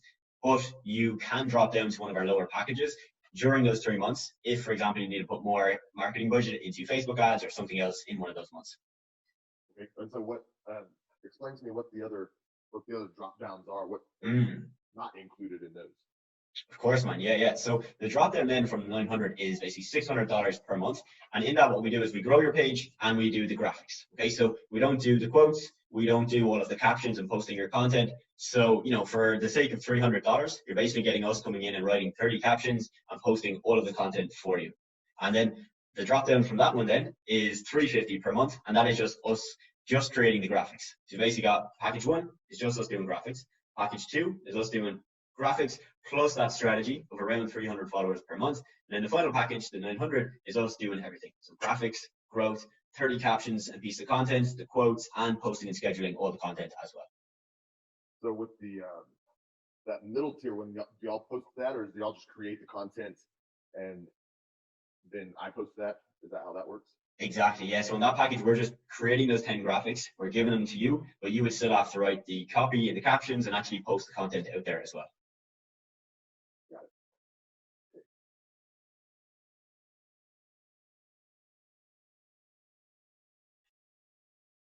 Okay. Awesome, man. Awesome. Yeah. So, there's a bunch of people we've worked with recently actually from Nick's program. And, obviously with a lot of people starting off with us, the main thing we're kind of, focusing on is what is your niche, right? So, having a look at your page and, the ads you're doing at the moment, do you have like a super clearly defined niche, or what does that kind of look like at the moment? Yeah. I've just rebranded my online. Okay. I've got a brick and mortar. I've been doing online coaching for about 18 months now, Mm-hmm. but I've just now actually branded it separately than my brick and mortar. So I do have a very clearly defined person who I'm talking to that I went through a whole process. Probably took me about 3 weeks between the logo and finding out why I, gravitate towards these people and why I want to help them, and then build a whole brand around that. So yeah, I've got all that locked down. Awesome, man. Yeah, that's good, because some people starting with us are kind of still in that phase and they're still figuring all that out. So just makes that process a little bit more elongated, because we're trying to create these graphics and the quotes and things, but if you're not super clear on what your brand looks like, it obviously takes us a bit more time to fully grasp that. So that's definitely good to hear. And from what I can see from the profile, it's busy women and it's mainly fat loss and confidence, right? Yep. Awesome. Perfect. And do you have any specifics in terms of age groups, or is it purely just females? Yeah, it's typically going to be 35 to 65 plus. Mm-hmm. The anything, there might be your one-off that's kind of under that 35. Yeah. But because we're going to be doing high ticket, it's going to be $5K for 6 months. Probably not going to have a disposable income below that mark. Exactly. Yeah. It's good to go for the older age groups, definitely. And obviously the reason I ask that is because that's something that would influence the content we're creating, right? So obviously we want to make sure we're shaping it all very much to that audience. But even in terms of the graphics we create, we want to make sure they actually match that, right? So with Julian's, they're a little bit more hardcore. He's got blacks and dark greens and things like that. A lot of our clients want to go for the more female aesthetic, even if they are male, because they know that's my audience. That's what they're going to resonate with. So that's definitely something that we would just implement into the content. And so I'll just actually show you just kind of some kind of completely different ones to Julian, so you're going to see what that contrast looks like.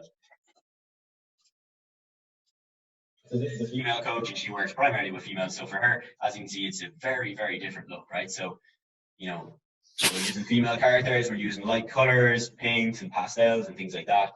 Again, obviously we try and match what your branding is as well. So match the branding, match the niche, and then come up with something that works in there. Perfect. Cool. I like it. Hey, I've got somebody walking up to my door to drop something off. I just got to grab it real quick. No worries, man. No worries. I'll bring you with me, though. Well, I guess he's not there. Bring me on the journey. Yeah, no, I like the idea. I mean, I definitely need the content created and the growth strategy of that. I would like to So you said you do everything on about a 3-month basis, minimum basis? We do. Now that only relates to us creating graphics. Okay. So for example, if you're to come in on the 600 or 900 package, it just means that we're doing the minimum package of 350 for the 3 months.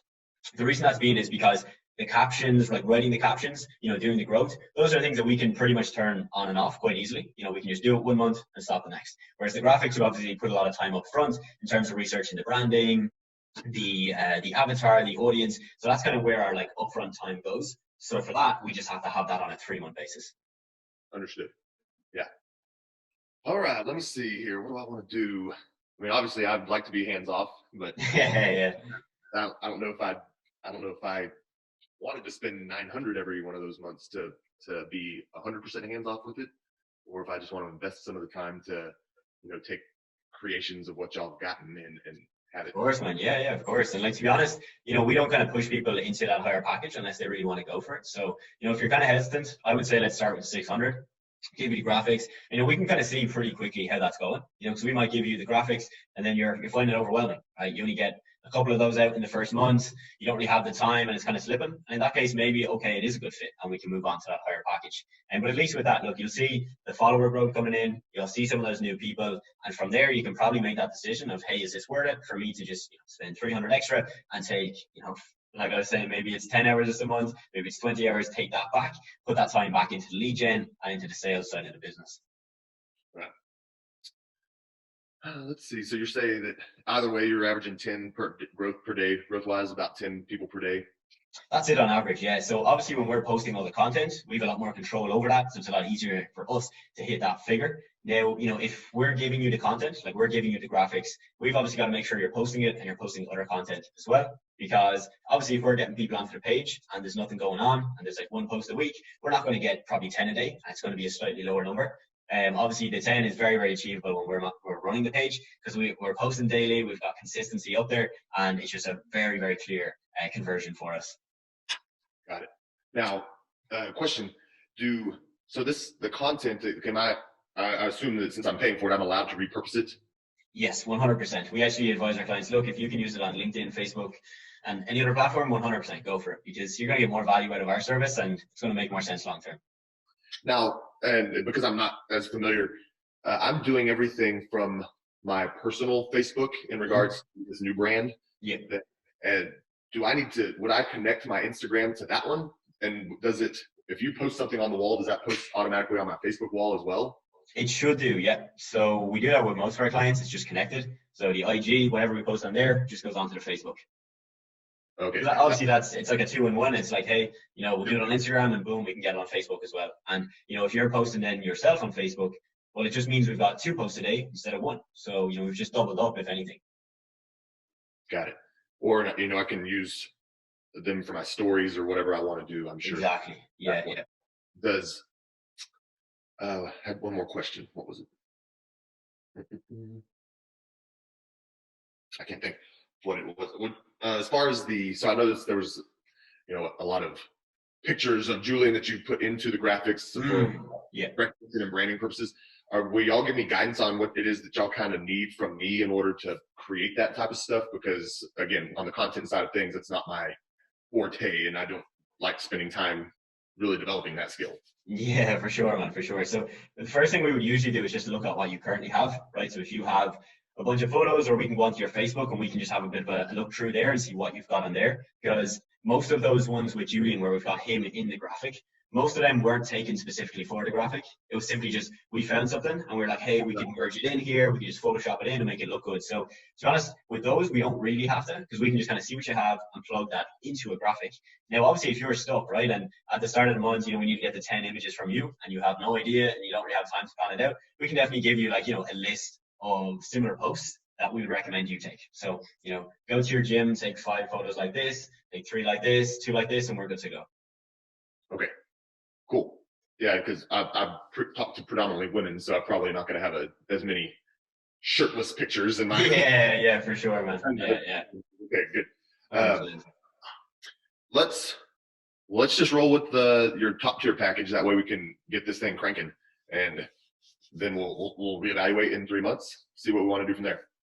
Exactly, man. Yeah, and as I said, you are locked in for 3 months, but only just with the graphics. So for example, look, if something comes up in 5 weeks time and you're like, you know what, I'm putting an extra 1,000 into Facebook ads, it's completely fine. We don't take any hard feelings with that. So yeah, just so you're aware with that. And we also do work basically in the first month off a 5-week basis, just so we give ourselves basically a full week, so that we can get set up. So we're basically not going to bill you for that week, if that makes sense. We give you like an extra kind of week period where we're just like getting all the things from you. We can have a kickoff call. We can just go through the whole process together. And then after about a week or so, we should be kind of hitting the ground. And then after a week and a half, we should be full steam ahead, content going out. Assuming we've obviously had our call, we've got everything from you, and we've got all like the login details and things like that. Right. So just for clarification, the minimum 5-week commitment is within this tier that we're talking about. And then if I needed to drop down because of ad spend or whatever, if I just didn't think that it was, not to say that it is, but didn't think that I was investing into it, then at that point, then I can just go to the paid, the second tier or whatever. Exactly. As long as you give us like a heads up of a few days, we can just drop that down then and put it at, if it's the 600 or maybe it's the 350. Now, obviously it's quite rare. Most of our clients will just stay on the 900 because of time savings and things like that. But that is exactly how it works. Yeah. Well, if it gets me 300 new followers per month, that turns into one sale. Then I've paid. That's it. Exactly. Yeah, you've paid for 3, 4, or 5 months. I'm not going to put that on y'all. So I'm going to do my work on my end to make sure that it's worth it. So yeah, let's just get fired off with that, with the intention of going the full 3 months that way, and then we'll kind of play it by ear as we go. Perfect, man. Sounds good. I can get the invoice up actually now if you want. It'll take me about probably 30 seconds to a minute. I can send that over to you, and then afterwards I'll send you over an email with like the proposal where you have that written detail of you can drop down and just all of that, so you have it in writing in formalities as well. And then from there, we'll send you a second email, which will be like all of the onboarding information, right? So chance to book in that first call with our team, a chance to upload any like logos or the branding materials you have, and just any other information that we need to get from you. So I'll just get that up. Like I said, it'll take me probably 30 seconds to a minute, and I'll just shoot you over a link in the chat here in a second. We all have will there be like kind of that kickoff call availability today, tomorrow, Saturday? Because I'm going to be, next week's Thanksgiving here. I assume that y'all not in America. Yeah, so we're basically based out of Ireland. Most of our clients are in the US, but we usually have times on a Saturday, but I might be able to squeeze you in for something tomorrow. So what I'll do is I'll run it by the team straight away afterwards and see if we can book it in for Friday. If not, book in for Saturday. We'll have that booked in, but I'll try and get it done tomorrow just because 2 of the main staff will probably be around. Perfect. Yeah, that'd be awesome because I know next week as my wedding anniversary and then Thanksgiving, I'm like actually not even going to be here. So I'm not going to be able to, I think our time frames probably won't really match up very well.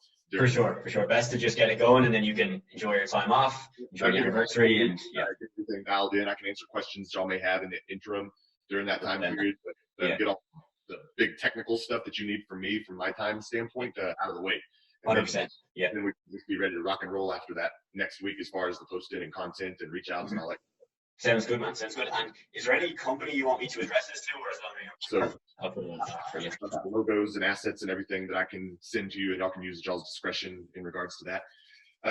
And I may need some advice on that. My Instagram is just under, my handle is business name or anything. Yeah. We kind of recommend sticking with the personal at the start. We have some people who start off with the business page, but to be honest, we see better results with the personal because at the end of the day, they're buying into you. And the company thing is more of like, for example, you've scaled up your personal, and then we can look at the company. So that's what we did with Julian. He's got like 23K followers on his personal, and then we've got a second page, his business one, and we're scaling that one. So now it just means he's got like 2 lead gen sources. But at the start, definitely focus on your one, get that going first, and then we can move on to the other when it's all moving pretty well. Did you see anything just from that view that I need to change on mine? I just kind of followed Nick's steps as far as the optimization of that. I am going to get a new profile picture made where my means that it cut off on the side. Yeah. So the first thing I noticed was the actual link wasn't in the link section. So you put it in the bio. So if you just take that link and put it in the website link, just means it'll actually be clickable. So if you go on the page at the moment, you can't click it. You have to like manually copy and paste it in there. So that's the first thing. But it looks decently well. But obviously in the kickoff call, we can go into that in a bit more detail and just kind of make it stand out a bit. Great. So I just sent that over. And I also have the link here, so I'll just pop it in the chat for you.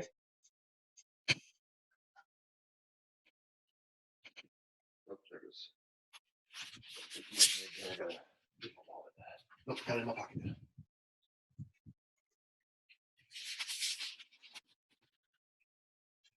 y'all get a lot of the same. I'm sure y'all get a lot of the same stuff as we do. Oh, I don't have my wallet with me. Yeah, exactly. Well, I left it in my car. Yeah. It's at home, and I'm not at home. We'll do that. Yeah. And do you actually have a sales team then involved at the moment, or what does that look like? Yeah, I've got 2 coaches that do fulfillment, and then I've got one that's just a straight up closer. She'll do my reach outs and my closes, and then I also do close calls as well. Awesome, man. Awesome. So we've got the infrastructure to scale up, man. Yeah, I love it. Leads running in. 100%. Yeah.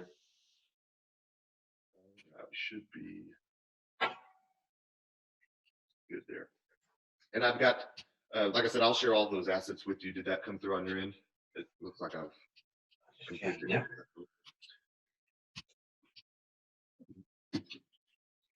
I've got Yeah. the logo for my, I don't know if we want this, and I guess we'll talk about this in the launch call, so I'll just save it for them. But we've got like our tribe name, like separate tribe name for mine. And I've got logos and icons made for all of that, so we can, I guess, talk strategy on how we can incorporate all that stuff into that as well.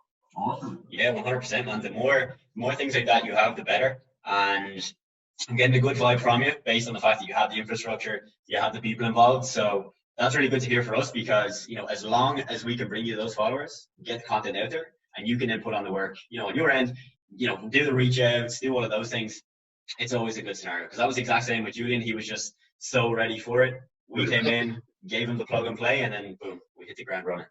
Perfect. All right, man. All right, cool. I got that there. So I'll shoot you over the email with the proposal, the written stuff for you. And yeah, we'll try and book in that call.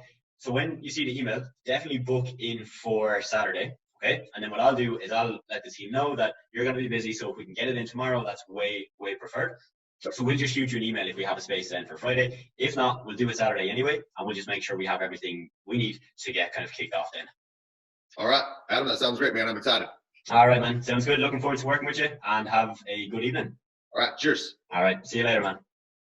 So there you go. That is exactly how we closed the deal. You'll notice that John paid the invoice on the call. So we locked in the first payment of $900. And as I showed you previously in this screenshot, John went on to spend over 10K with us. Now, John did not stay on that $900 per month package. In fact, if you look at this screenshot, you'll see a bunch of different payments. Some where he paid like 1,000 plus, and some where he paid 500 a month. So there you have it, folks. I hope you enjoyed that slightly embarrassing sales call. Kid you not, when I was watching that back, I was cringing at a lot of the things I said and how I conducted myself. I was still very much in my learning phase, and I was not an expert at doing sales calls at this point whatsoever. If I was to take a call right now today, I would do it very differently. But hey, hopefully you got some insights or learned something from the video. My calendar is down below if you want to book in a free consultation with me to see if what I do would be a good fit for yourself, helping you start or scale your own marketing business. I hope you enjoyed. See you in the next one. So this is exactly how I closed a $900 per month social media marketing client. A couple of really key points just before we dive right in. You'll notice at the start of this call, I started the call with my camera turned off on Zoom. I did this intentionally, and typically I will only turn my camera on when the prospect turns their camera on. I do this because I want to match their energy. If they want to keep the camera off, I'm going to keep my camera off. If they want to turn their camera on, I'm going to turn mine on. During this call, I share my screen on Zoom and I'm looking through different Instagram pages for a lot of time. We're not going to show you that here in this call. We're just going to either blur that information or we're going to zoom in on the camera, because unfortunately I just can't show you that information because it will give away the exact client or other clients that we work with. Note number 3 is that this call took place back when Instagram Reels were just getting started and were just kicking off. So just in case you think I'm talking about something that's really outdated, no, it was relevant at the time. Obviously Reels, as of recording this video, are very, very important, but I just wanted to let you know. Last but not least, this sales call is going to show you why client retention is so damn important, because when you have a client that is happy with your service, they are more likely to refer their friends, their colleagues to you as well. And those are easy sales. So without wasting any more time, we're going to get right into it. Hey Adam, how's it going? Good, man. How you doing, brother? I'm doing good. How's your day going?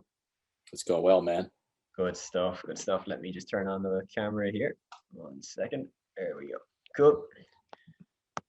Perfect, man. So I know you were referred over to us by Paul. I know you mentioned that you know Julian and Barb as well. So Yeah. good to hear, because that obviously means you're doing good. You know, you've got a good coaching business going if you know those guys. But yeah, fill me in on what you're currently doing. You know, are you currently just focusing on Facebook and looking to move onto Instagram as well? Or what's the kind of setup? I want to use really both, just trying to get more traction. Really want, I know I was talking to Paul yesterday and he said that your really focuses on Instagram. Yep, that's it exactly. Okay. Now, but he did say that you do handle posts for his Facebook. Do you use like Later or Hootsuite? We do indeed. Yep, we use Later, just link it up. So everything on Instagram goes straight over to Facebook. Yeah. Okay. That's pretty much what we want to do, man. Because I don't know if you've checked out mine.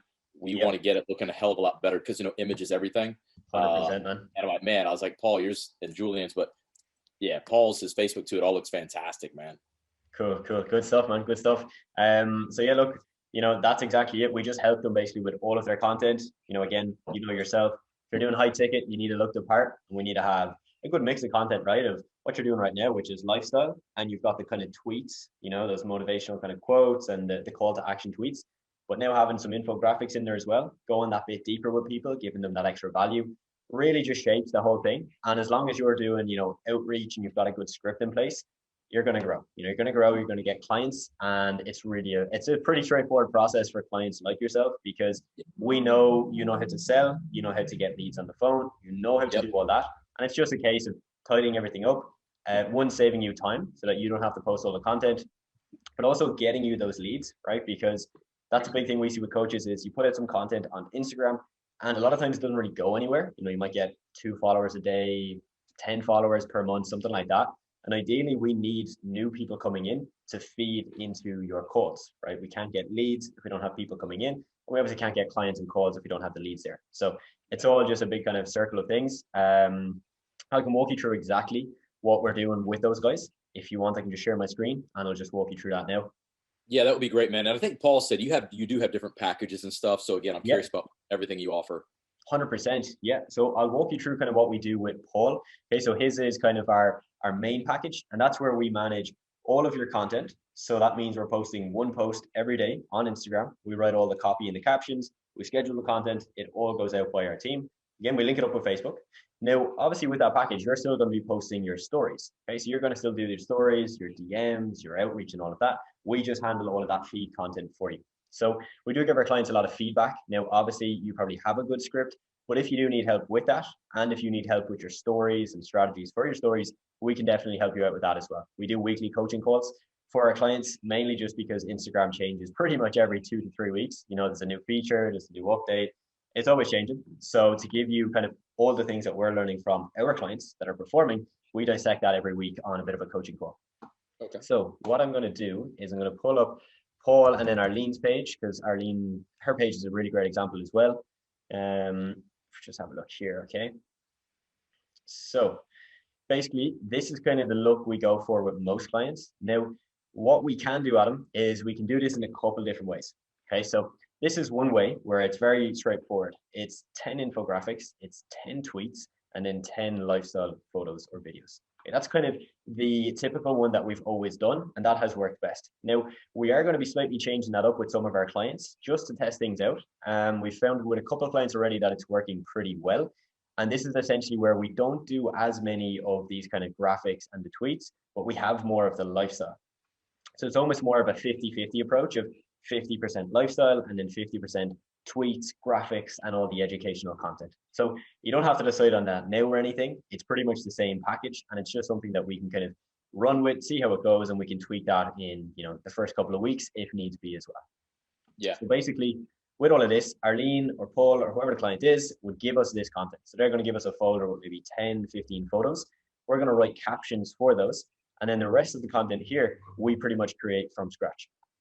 Now, all of the content, just to make sure it lines up with, you know, your coaching program and what you offer, what we do there is that any of the content pieces we create will run the ideas by you first. So it's essentially, we come up with an idea based on your coaching, what you're solving for your clients and your competitors and what's doing well. We send it to you. You say, hey, I like 10 of those ideas. Let's run with them. We create them. We schedule them in, write the copy and the captions, and boom, we're good to go.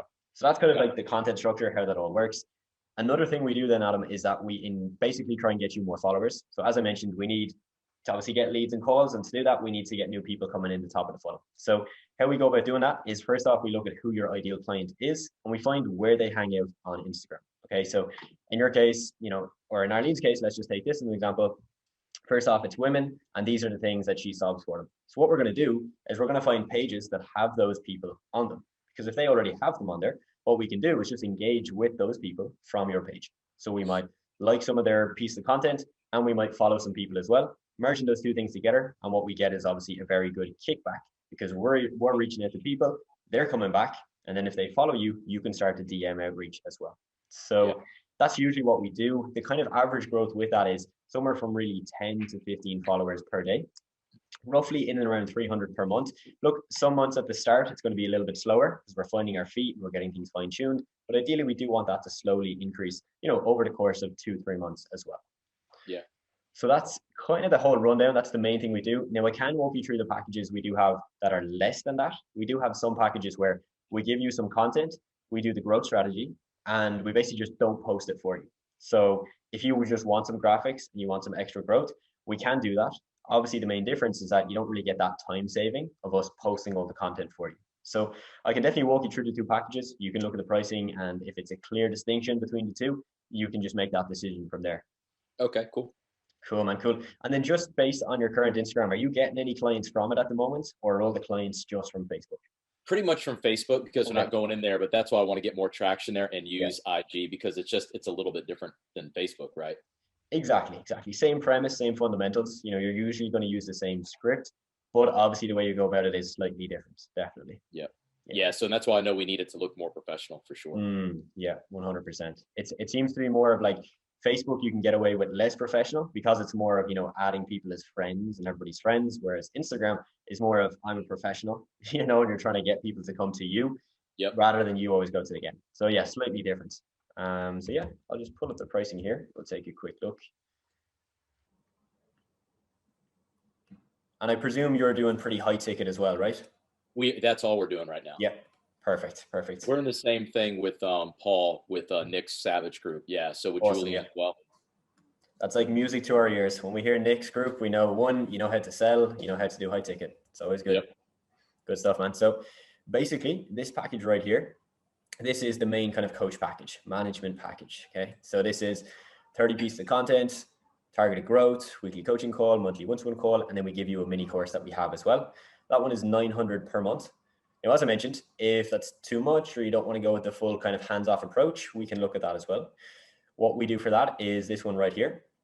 So the growth package, you get 10 infographics, you get the growth, which again, roughly 300 followers per month. You still get the weekly coaching, but you just don't get us posting all of the content for you. So it's basically, the difference here is about $200 and the difference of 20 extra pieces of content that we would write captions for, and we would also post for you. Okay. And then this one right here, this is kind of like our starter package. This is where you choose content or growth. We wouldn't recommend it for someone in your situation. This is more for coaches that are literally getting started and they're not really getting any leads. They don't really have any idea what they're doing. That's more applicable for them. When you have something that works and it's more about just firing that up, this or the third package will be the better fit. Yeah. What was number 3 again? I'm sorry. No worries. So $200 difference. So it's 900 per month. And the only real difference is here we're doing 30 pieces of content. Okay, so 10 infographics, roughly 10 lifestyle images, and 10 of the kind of quote Twitter style posts as well. Now, obviously, all of these we're writing the copy for as well, and the caption that goes with it. Whereas on package 2, we're just creating 10 graphics without the captions. We're sending them to you in a Google Drive folder, and then you would post them from there. Okay. Is there any way, we really want to go to the package 3, but I wasn't anticipating 900. Is there any way you could sharpen your pencil with that one? We do have a pay in full discount. Now, I'm not sure if that's something within budget. If it is, we can definitely look at that. Cool. So usually if you're to do the math, it would be 900 times 3 months, let's say. That is going to be 2.7K. Okay. So if you're doing pay in full, we basically do 2,400. So if you do the maths, it roughly comes out at about 800 per month. Okay. And so you basically do 3 months at a time? Exactly. Yes, we do work off a 3-month contract for packages like this. Okay. All right. So if we want to start today, so what do we do? Yeah, good question, man. So basically, a couple of things. Obviously, invoice and proposal are the main 2 things at the very start. After we get that locked in, then we book on an onboarding call. Okay, so we usually book this in, because it's Wednesday today, for Friday or for the following Monday. Okay, so that one gives us time to sit with your brand, what you're doing, get all the information from you, then hop onto that call and just get straight into things from there. Okay. So basically on the onboarding call, we will have our client executive who will hop on with you, managing the content for you. We may be able to get our branding specialist on as well. He's currently just sick at the moment, so we're just not 100% sure if he's going to be around next week. But ideally, we'll have those two key people on. They'll run you through absolutely everything you need to know. And before that as well, Adam, we send you over an onboarding form. Okay, so the onboarding form has things like give us your logo, give us any details of lead magnets you have, give us more info about your ideal client, the pain points you solve. And again, we use all of that, put that into our research, and we'll use that then to shape all the content as well. Okay. Where are you from? Or where are you? Are you in Europe? Yeah, so we're based in Ireland. I'm not in Ireland right now, but our company is based in Ireland. Okay. All right, cool. Yeah, my wife's from Stoke-on-Trent, England. So. Oh, cool. Cool. Yeah, Good stuff. Okay. Well, so yeah, let's get rocking then, man. Again, because Barb and Julian and Paul spoke highly of you. And again, if this goes well, I'll push it into the group as well. Like, hey, you guys should use these guys. Sounds good, man. And with that, we do have a bit of a referral system as well. So we've had some clients that have gotten pretty much to 3 months with us because they've referred a decent amount of people. So that is something we do have as well. Again, all going good. You can obviously get to that kind of stage as well. We do roughly a 10% discount. Okay, so let's say, for example, you refer 3 people, they all sign up on a similar package. Yours would probably be, 250, 270 off your monthly package as well. And obviously that can go quite down, if you refer a decent amount of people over. Okay. Cool. So what I'll do then, Adam, if that suits you, is I'll just pull up an invoice. Are you looking to do monthly, or do you want to take advantage of the pay in full? No, let's do the 3 months. Yeah, let's do that. Cool. Yeah. No worries. I'll get that up now. And then if we could schedule, like I said, the call as soon as we can too, because I really want to get it rocking and rolling. Sure thing. You know what? I'll pull up the calendar now and we'll see if we have something for Friday. Okay. Yeah, that would be great. And like that, I'll get you the onboarding form straight after this call as well. So you can fill that out straight away and we'll get our team to get straight into that. So while I'm loading this up, I'm just also going to get the calendar and we'll take a look at that. Sure.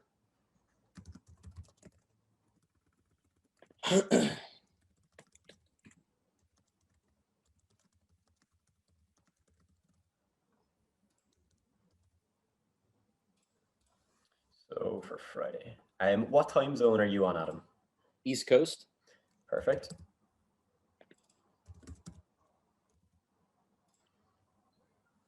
Cool. So we would have, let me see here, we have 8 a.m. your time. We would have 7 a.m., 6 a.m. Do any of those work for you?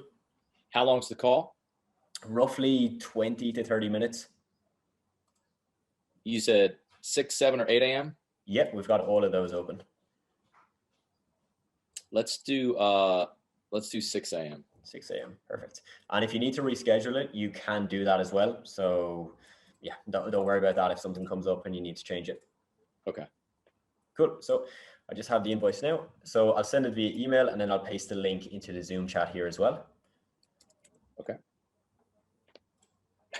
And then afterwards, Adam, what I'll do is I'll send you over the proposal just so you have the kind of full written breakdown of what you're paying for, all of that good stuff, just so you can keep that on file as well. Yeah, that'll be good because the wife's going to ask. 100%. Yeah. Good for the records.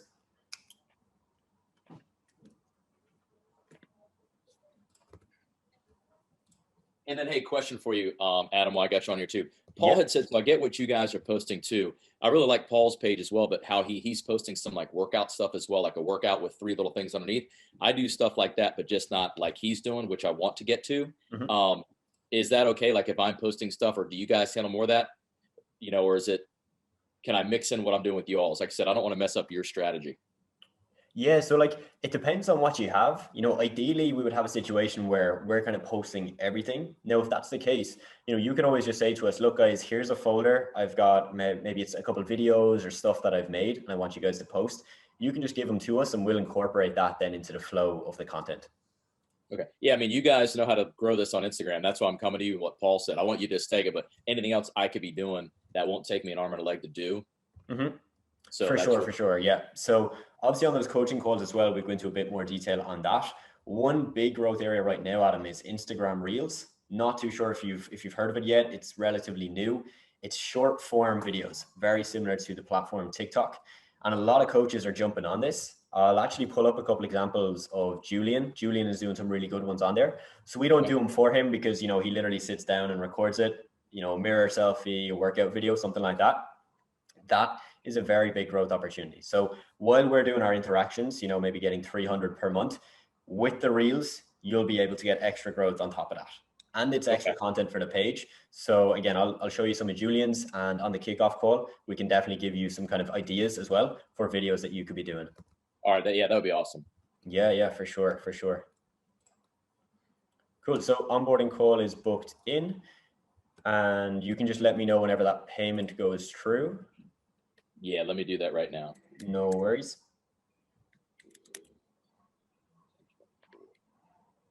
All right, you should be good now.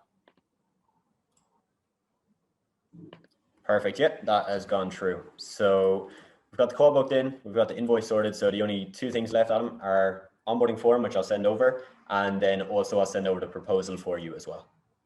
Okay, perfect. Perfect. Right. What I'll also do quickly while we're on is just to show you the ones Julian is doing, just to give you some inspo. Okay. And then also you'll send me the schedule. What days and times are the coaching schedules? Yep. So let me actually just double check that now, but I'm pretty sure we have it in about 10 minutes. I'm just going to double check the calendar. We do indeed. So if you're around in 10 minutes, Adam, we can get you on that coaching call. It's every Wednesday at this time. And how long is it? Roughly half an hour. They're all recorded as well. So if you miss it, you can watch it back too. Okay. Yeah, that'd be awesome. At least if I could email the thing. Yeah. Perfect. Yeah. What I'll do is I'll actually send it over to you manually after this as well. It'll just be on Zoom. You can just join in, and yeah, good way to kick it off, I think. Okay, cool.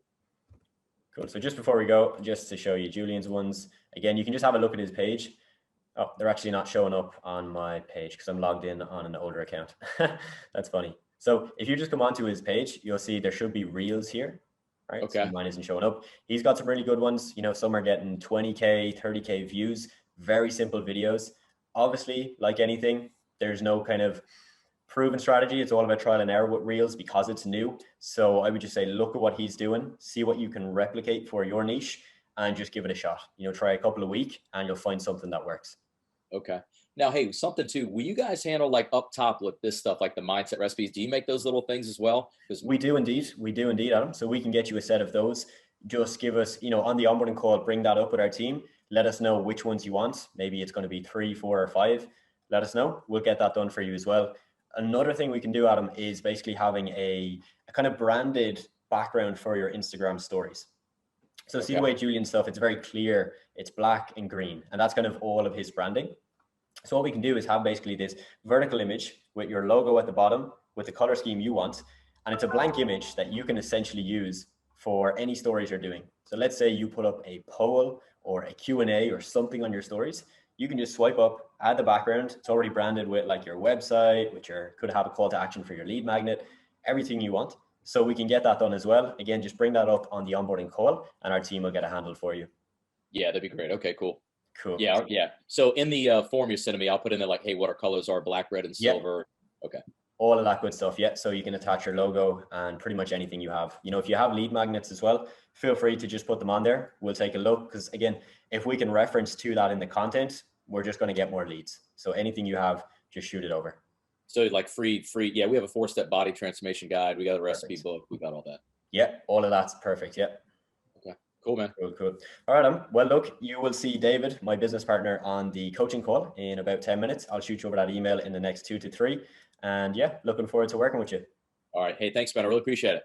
No worries, Adam. We'll talk to you soon. Have a good one. Take care. Bye. So there you have it, closed on the phone, $900 per month, minimum 3-month contract. Not my best call, and there's definitely things I would have done differently if I was to take this call right now, knowing what I know now. But still, we closed the deal, so it worked. And if you want my personalized help, feel free to book in a free consultation. In the description, there'll be a link down there to my calendar page. Go ahead and book in. Don't worry, it won't be a sales call, so I'm not going to sell you anything, but it's a consultation to see if what I do and the programs I run could help you. If not, fair enough. If so, awesome. Appreciate you watching the video. Hope you enjoyed, and I'll see you soon. Now, I'm going to break down a student's sales call. So somebody in my program that I work one-on-one with, a sales call they took with a business owner, essentially trying to sell their service to them. And I break it down, showing them what to do differently and how to get a better result out of this. Look, if you're trying to build an SMMA to 10, 20, 30, 40, even 50K a month, you need to know how to sell. Because if you don't know how to sell, but you know how to get appointments or get people to book calls with you, you will always struggle. And so I tell you this story to illustrate the fact that even if you know how to book meetings and your calendar's filling up, but you're not closing deals, you need to work on your sales. So the goal of this video is to give you the best SMMA training that you're gonna need to be able to close deals quite easily. You know, what I'm gonna show you is how I personally, for my agency, was signing 3 to 8 clients a week, flooding us with work. And that's a good problem to have, and I want you to have that problem. So just the other week, with one of my students, Harry, I decided that I was gonna review one of his sales calls live on a coaching call. Now for context, Harry actually closed this deal. So even though he closed the deal with this client, I wanted to take a deep dive to show him what I personally would have done differently, so that next time he has a call, and for his next 10 calls, that his close rate is higher. If you were to take 100 sales calls in the next year, if you're pretty new to this and you've not done this for years, you'll probably close between 10 to 20%. So you'll sign 10 to 20 clients. With the right training, we can take a 10 to 20% close rate to 30, 35, maybe 40%. So without booking any more meetings, without having more appointment setters, you could literally 2x your business by just being able to sell better. I'll preface this by saying I'm no master salesperson. In my agency, we signed over 355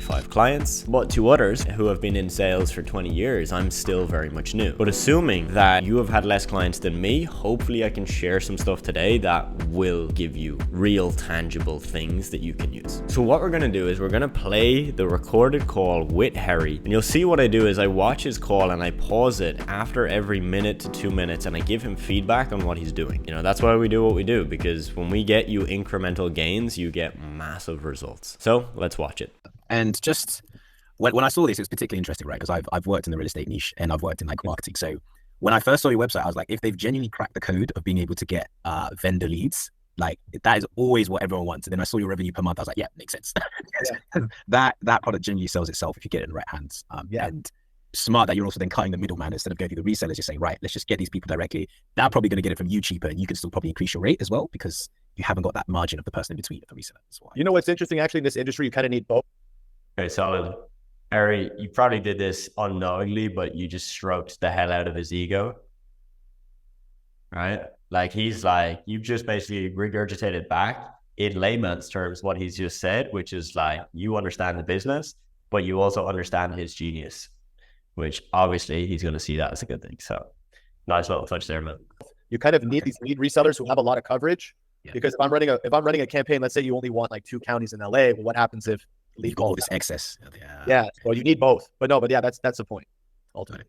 And then you also mentioned something I hadn't seen on your profile and description around. You want someone who can do the cold outreach as well. So you almost want like an appointment setter, or what's your?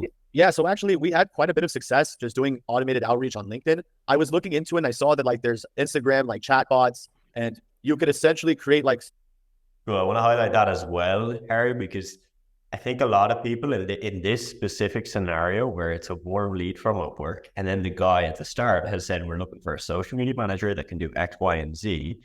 I think a lot of people, myself included in the early days, would just run with that and not really ask many more questions and just be like, yeah, amazing. I can do all of that.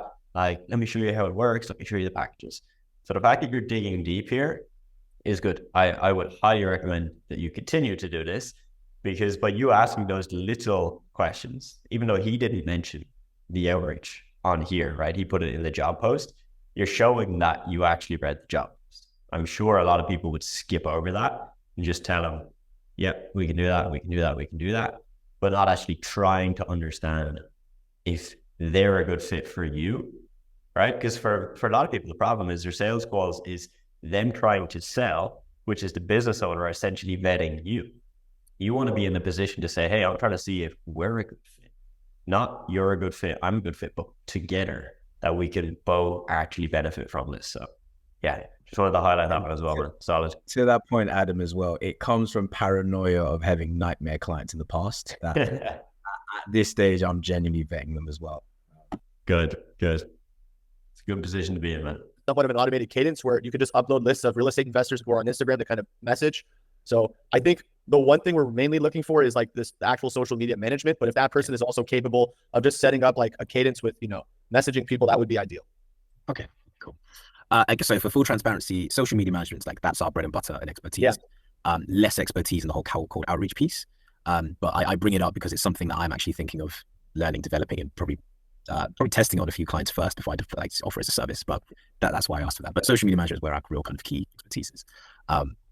Very nice. What I would have done slightly differently here, Harry, was, so he mentioned, right? The main thing we want is the social media, and this other thing is something else we want. Okay, so he's ranking them in terms of priority. I would push him a little bit more on that, and I would push him more to get him to admit to you that his goal of today is to just find the social media manager, and that if the social media manager can't do the outreach, the appointment setting, cool, no problem. Because if in the back of his mind, it is a deal breaker, right? He just hasn't said it yet. And he's like, nah, I really do want someone that can do it. If you have then said, look, at the start of the call, we can't do it, you might shoot yourself in the foot. Obviously, that wasn't the case, but just for future calls, always dig as deep as you can before you start to give out, here's what we do, or this is what we don't do, to make sure that what you don't do isn't something that they want. And how, just that's really good. I've just been taking notes. How would you kind of smoothly get him to say in his own words that social media management, the main thing I'm really after? Like, how would you kind of structure your questions? Yeah, man, it could be as simple as, awesome, John. So in terms of those two things, the social media management and then potentially the appointment setting and the outreach, which one is the biggest priority right now? And now he's already answered that, right? But we want to just get him to go social media management. Cool, got you. So John, we're figuring out today if we can try and work with you and if you're a good fit to work with us. So if we can offer you that, the top priority, is that something that's good enough for you? Or are you looking for somebody that can do this, but also this? Just so we can get it like super boxed, ticked, clear as heck, Yeah, I like that. Thank you. And let me share what I've gone through. I'll also share a little bit about how we work, and then we can take it from there if that works for you. Yep. Brilliant. All right. Okay. What I would do here, Harris, I would dig deep more before we transition to this is what we do and this is how we do it. So the call is 22 minutes roughly. So about a quarter of the call in, we've done our deep dive and we've transitioned now to essentially pitch mode, which does work, right? And obviously worked in this scenario. So it's not that you can't ever do this. I've done this on tons of calls, right? The best calls I've had, and for my salesperson now, the best calls he has are the calls where at least 10 minutes is deep dive, at least. Sometimes 15, sometimes 20 minutes. And so when you think of it, say from Sean's perspective, you've asked him a couple of questions, but there is also a lot that you haven't asked, okay? So you haven't asked, what have you done on social media? Sean, you mentioned that you didn't need to do social media before, but now it's a priority because of the direct-to-consumer domain that you guys have and the business you're running there. What makes now like the best time for you guys to do that compared to paid ads, or email marketing, or something else? So getting him to get really clear on why now and why he needs this today, not tomorrow, not in 2 weeks, okay? Just another example of some questions we could drop in is, one, what have you done on social media? We've done X, Y, and Z, that. Or we've done absolutely nothing. I would also then, because these guys have probably done nothing, because he said that, dig into who are they trying to be? What are they trying to replicate? Before I go and tell them this is what we do and if we do it, right? Because if I know exactly what he's looking for, when I position my pitch, it's easier to give him the things that he actually wants. Because otherwise I'm going to pitch him everything, whereas he might want a very specific type of content. For example, we ask him, who do you want to model? He mentions, let's just say Grant Cardone. And then okay, awesome. I know Grant Cardone's content. I know what type of content he posts. It's going to be pretty easy for me to position that what we do. And I'm going to show him the clients that have content similar to Grant Cardone. Cool. So yeah, man, just a deeper dive. And again, it goes back to when you're approaching this from the, I'm trying to see if he's a good fit for us. You're the doctor, he's the patient. You need to ask more questions. Right? You need to get even clearer on exactly what he wants. Makes a lot of sense. Thanks. No worries with it. Let me share my screen. All right. Can you see that? So what I've done is just an audit of some of your online presence, which I appreciate. That was real subtle. Some people probably didn't notice that, but you had the name of the guy on the presentation. Beautiful. Shows attention to detail. I like it. Appreciate it in terms of like Instagram wise is limited at the moment. So what I've done more is focus on like what other people in your space are doing. Then I'll go into like how we work with people at the moment. So 100%. Quick one here. So Harry, you have social media audit, which is an amazing thing to add into your call. But you asking, what have you done on social media, allows you to further position your audit. So for example, let's pull back 1 or 2 minutes and you're like, oh, John, so before I walk you through what we do, what have you guys tried with social media? And he starts to tell you what he's tried. And what you can do is you can frame that question as, what have you tried on social media? Because John, I'm going to give you a full audit during this call. I've got a full audit. It's going to take us 5 to 10 minutes. I'm going to walk you through exactly what I think you guys need to improve on. But what have you guys actually tried? Have you had any team members work on this? Have you worked on it yourself? Have you hired contractors, agency? Who has been involved? What have you guys done? And I'll show you what I think later. My clients are busy business owners who they get the need for this, but just haven't got the scope to do it themselves. So we'll support you in actually showing you how exactly we do that. A little bit in terms of impact. And then lastly, some of the bundles I've put together and how we could potentially help you based on some of those aims of yours. So inspiration to take. I think you're in the benefit of real estate niche. It does lend itself to being a popular niche or that can gain attention. Conscious that for you, that it would be, you won't just want followers for followers' sake. You want people who are potentially future buyers. But I think it's going to be a case of a funnel, right? Of vast majority just going to be curious about real estate, but by reaching them and gaining traction and getting that social proof, it will help you get a larger amount of the smaller percentage buyers. So I think the way I would approach this is just to kind of be popular and then let that kind of smaller percentage get higher as you bring in more people, if that makes sense. So some best practices I'm seeing. Nice. I really like that point. That's a really good point to make, because a lot of guys will see some of the guys you're going to show now, right? Like this guy with 120K, this guy with 673, and they might be thinking in the back of their mind, yeah, but I don't want to be an influencer. I don't want to be famous. I just want leads. I just want money. So you basically crush that down before they can come to you and say that, because you've literally pre-framed what you're about to show them. So that was nice, man. I'm sure you're probably familiar with some of these faces are kind of real kind of pinned posts or sharing key information. So I think I could imagine some of your pinned posts being about, how you've built such like a extensive database, how you are able to get in these kind of seller leads effectively, and so maybe some of the areas that you cover. I don't know how expansive you are. Is it all of US? All of US. All of US. Perfect. So you could talk about how you're all of US. Cool. And that's just an example, Harry, of you adding more of a deep dive, but you're doing it throughout the call, which is fine. But again, it's easier when you get it all done at the front. So you got everything laid out, and just makes this presentation that kind of database you go over time. A little bit again about kind of who most gets value from you. So that's how I can see kind of deploying this method. And the reason why that's important is when people first come on board, not everyone's vast majority of people aren't going to scroll down to kind of see what you're about and what you offer. So like ensuring that you have those pinned posts so that regardless of what you share afterwards, people can quickly see and get up to speed with what you can share is super important. Same thing as well in terms of the covers, in terms of showing, perhaps it could be reviews, results made for people, maybe with you've managed to get seller leads that have resulted in deals and subsequent profits, kind of sharing those kind of case studies would be a nice way of like real bringing attention. I mean, I actually think that he's done an okay job here, but it could be a little bit better. My personal preference is to actually put like icons, because then that way it makes it even clearer about what these different things are. So for example, under properties, you put like an icon of a house, right? Under news would be like a newspaper. Yeah, I think it's just a lot cleaner. And then just kind of repurposed videos. So I don't know how much, do you have much footage of the properties you have on offer or anything like that? We don't have much. Not so much. We don't. Yeah, that's fine. So what we could do then here is, these. Nice. Again, that was good, right? You asked, nope, it's fine. You didn't even go into it. You didn't explain why you need it. You said, it's fine, cool, all good. Kind of VIP, show me around things always do well. So I think how we could work for you if you don't have those in hand is just repurposing. You could do the things like, this is this mansion in LA with this beautiful view, which you live here, right? And then do it that way. Would you be able then to repurpose the content and like provided, let's say, to us for approval? Yes, absolutely. And then just around LinkedIn as well, you could. Cool. On that one there, Harry, I would definitely give him a little bit more information about that process. So he asked about the repurposing with approval. So the approval, that I know is always a bit of a sticky point for some businesses, because they're like, yeah, we like this stuff, but we want to be able to give you feedback. We want to be able to request revisions. So just crutch that out with him. Be like, yeah, cool.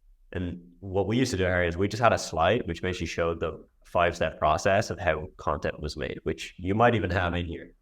I do. It's not pretty, but I do cover it on my. Hey, that's all good, man. That's all good. Sweet. Just do some of that more aspirational stuff to build target audiences. And actually, I think I can imagine a lot of your target audiences would probably be on LinkedIn as well. It is. Yeah. It is.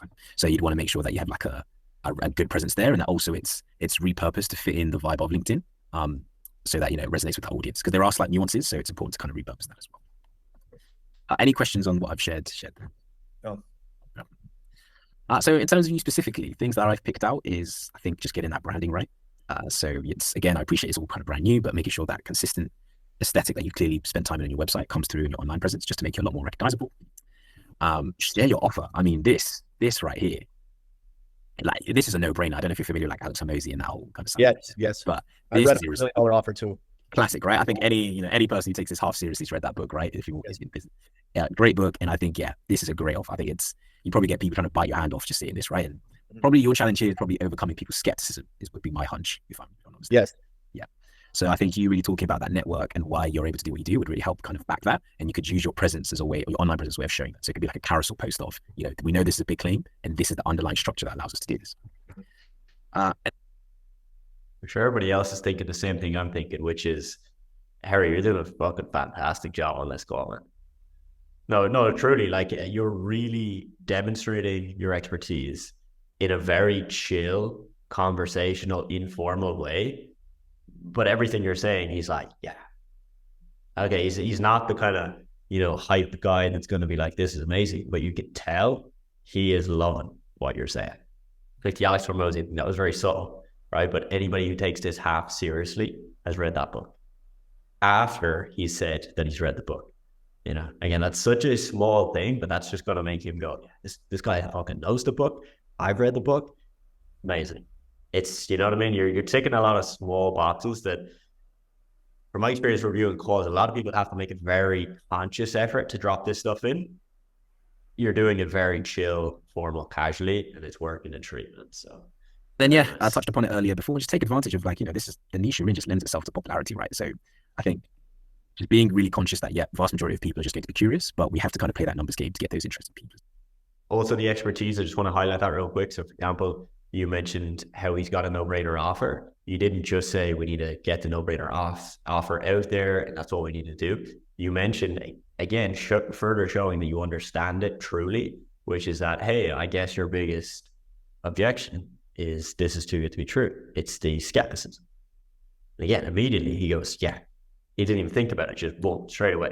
So little things like that are just throughout the call, just showing that, yeah, you're a guy that clearly doesn't just know social media. You understand marketing, sales, the whole funnel and how it all works. And just using that to your advantage. So how we work with people, when you come on board, we make sure that clients fill in a profile form that shares, you know, who's your target audience, who are your competitors, what messages resonate really well. And we use that to create a form, and then when necessarily build a brand, but with your one, will just be basing off your website unless you said otherwise. And from there, just on that one, Harry, I would clarify with him how that's done. So do you send the form to him and he fills it out? Do you guys fill it out together on a call? Again, these are just little things that normally the business owner is going to bring up to you at the end of the call as a doubt, as a question, as an objection. So let's just crush it and handle it while we go through it. It makes the process smoother. This is someone trying to do it themselves, did not have the time nor particularly interest to do that. And we were able to just take that off our hands and say, right, whether it's testimonials, whether it's videos, whether it's posts, we're going to have that consistent polished theme that just makes you really kind of stand out and pop and be recognized for what you do. So then you're working with an agency then, correct? So I run the agency. So you run the agency. So then I have somebody separate be like my dedicated like account rep, or would you be? So it's both. So we're still small enough where I like to be involved. Okay, cool. So I'll still be there in the day-to-day, but you do also have a client manager as well. Got you. Okay, cool. And then this is how we do it, right? So this is the bread. Nice. So that was all good, man. That was all good. Again, I would give a little bit more info. So you mentioned that you're still involved, but there'll also be a client manager or an account manager. Because he brought up that question, he I imagine he might have some more questions on that later on. Or when he gets onboarded, he might have questions about it, right? So again, maybe we can just drop in a little bit more info of, I'll meet with you once a month on a call, or whatever that structure is. You'll meet your account manager every week. Just give him the clarity on that so that we can kind of, again, crush that. Yeah. On that, it's my contact with my contacts. Well, my contact with my clients is minimal. So it's probably at minimum like 2 messages a month, where it's literally, sometimes it's not even me, it's just my client manager saying, these are the content, are you ready for it?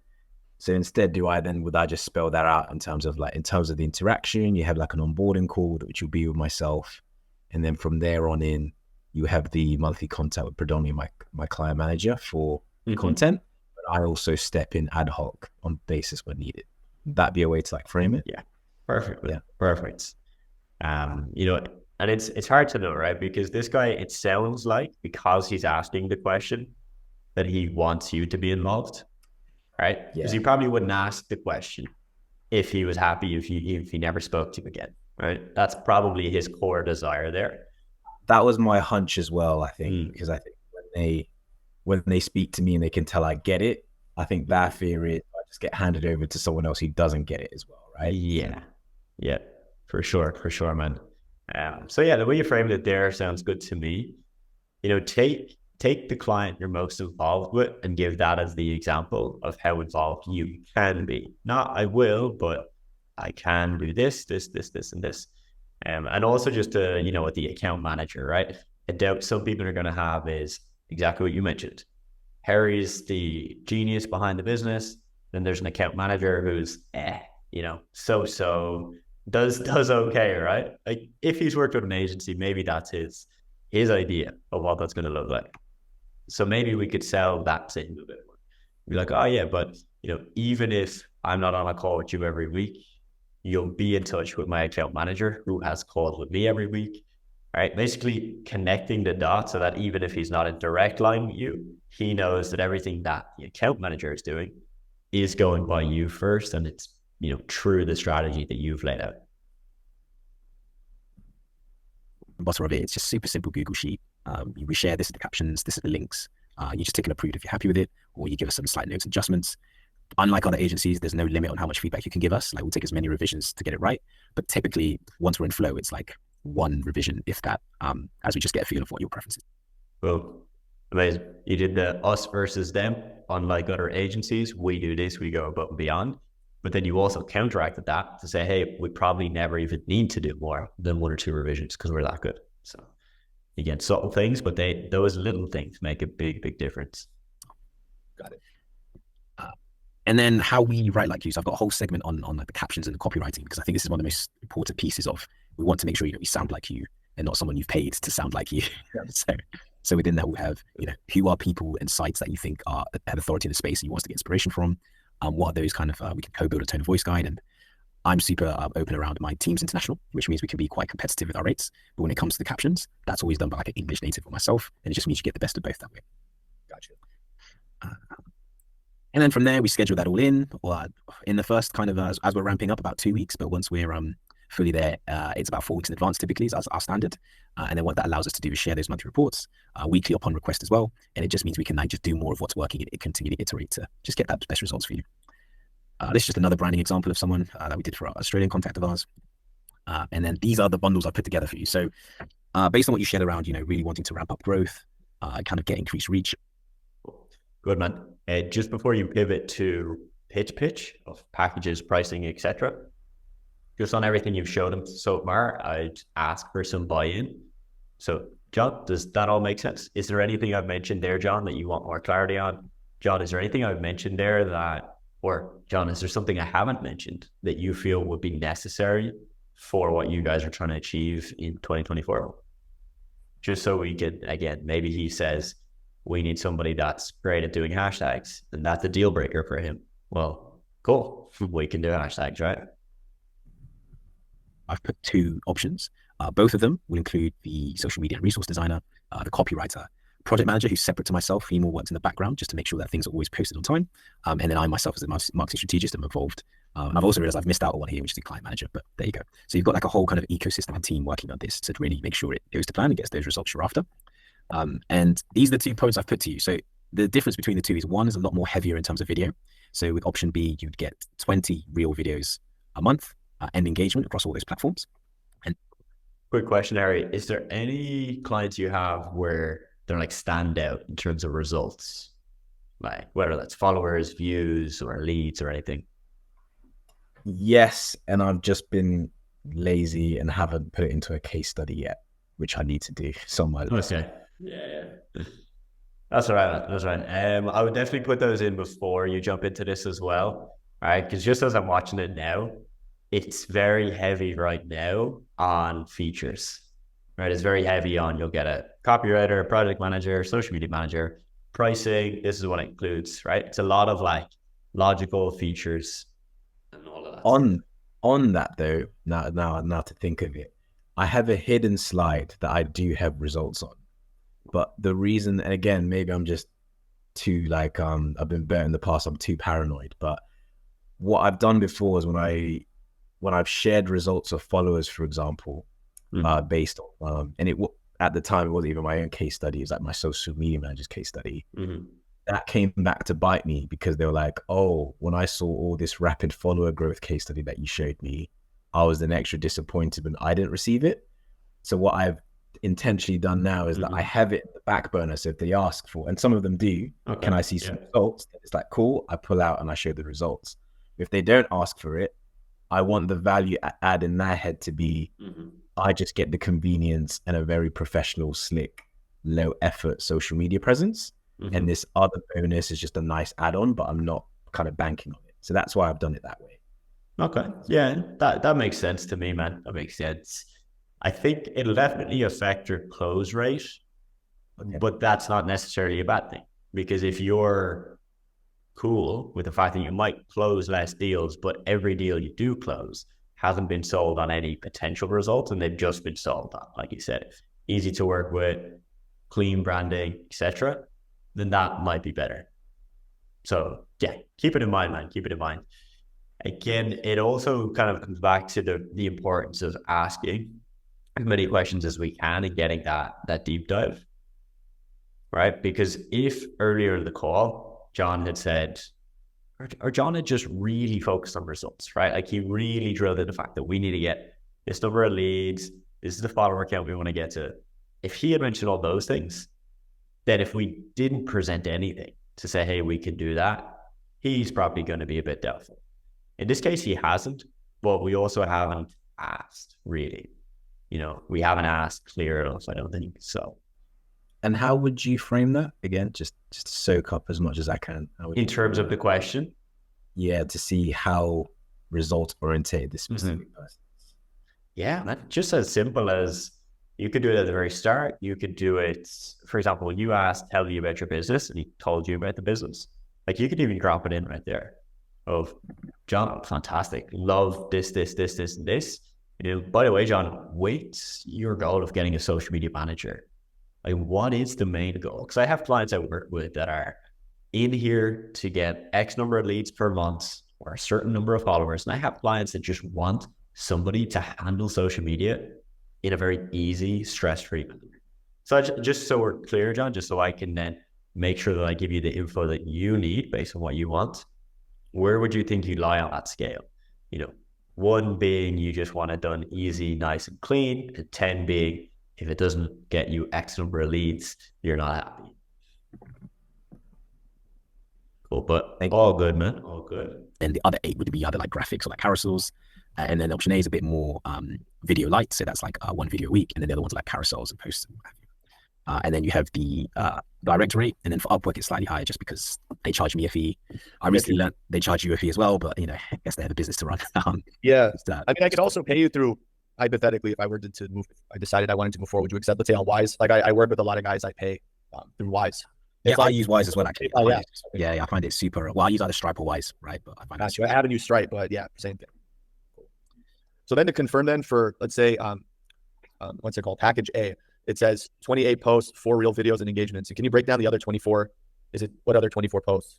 So it would be, the other 24 would be things such as graphic designs, carousels, things such as things to look for when like exploring a home to buy, trends in how the US market's moving, things of that nature. So we try and make it informative, educational, and entertaining, but depending on how entertaining you want to be with your brand as well. Okay.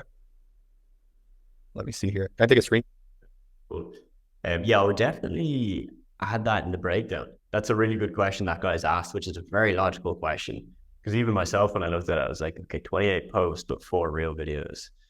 So immediately I'm like, I actually don't know what that would be. So I think if you could break that down, man, I'm like, here's a full list of 28 posts, 4 real videos, 24 from graphics, carousels, this, and this. And I would give examples. Like I would give graphic examples to be like 4 real videos, arrow pointing to examples of real videos. 24 graphics, and then examples of graphics, like different styles, all of that. Because again, as humans, we learn better when we see. And then if we can see and we can read it, fantastic. Double whammy. Shot of this? Yeah, I'll take a screenshot and I'll share. You can just send it to me actually. Yeah, I'll send this to you so you've got it to hand as well, like a summary. Perfect. Okay. But I think those are predominantly the 4 channels that I want to target. I also think I'm also interested in having somebody run my own personal LinkedIn as well. Yep. So in addition to the business one. So I don't know if you'd be able to include. Okay. Yeah, this is good, man. Right? Obviously, conversation's moving in the right way. When you pitched the price, you didn't say, hey, which package works best, but you didn't say, hey, what do you think? A lot of people panic and they go, what do you think about that? Is that something you can afford? So you just dropped it, which is the way I would recommend. Just drop the 2 packages. When you do drop it, how I would like to do it in this scenario is I'd like to walk them through the 2. Okay, so package A is this, and it's this price. Package B is this. If one is more cost effective, I would outline that. For example, if package B is more expensive, but it's cheaper per post, I would make that very clear and be like, by the way, you get this saving on package B. Because we're doing more volume, we'll actually give you a discount of 10%, 5%. So John, really out of those packages, now we can just chat about if you have any questions about them. And then also, if there's a package you like more than the other, we can look at that. And then just kind of further bottle him down. But nice. That in your service as well. Yeah, we run LinkedIn too.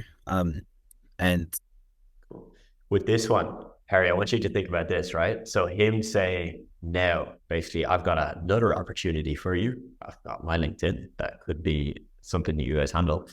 Do you think there'd be a way in which you could figure that out earlier in the call? So instead of him bringing it up, do you think there'd be a way for you to easily ask a question for him to bring that up earlier? Yeah, probably around the point around when I'm asking about his aims for social media, just to add on, and would this just be for yourself personally or as the company, right? Well, smooth, buttery smooth. Again, small thing, right? And obviously, this is a scenario where this worked. Your pitch worked, everything worked. But in a hypothetical, you can imagine if you knew at the start in 5 minutes, he also potentially wants his own personal LinkedIn done. Nice. Maybe when I'm giving him the packages, I can mention how I'm willing to give him a discount if he has extra pages besides just one. Or I'll talk about my client who I also manage LinkedIn for. It'll drop that in. How much output would you want to do from that? I don't know how much output I would really need in order to really, optimize, the posting on LinkedIn. Like, I don't know if I need to only do once a week, if I only need to do twice a week, but I don't really know. I figured you're the expert on it, not me. Yeah, I'd say you'd want to do at least about 3 a week. I'd say that's like a 10. All right, I'm just taking notes here. And then just to get your thoughts on this, was that kind of what you're looking for? Because again, I just based on some of that. No, I really appreciate that you researched us in advance. That it sounds as if I like kind of the presentation. It all sounds very good to me. It sounds exactly like what we're looking for.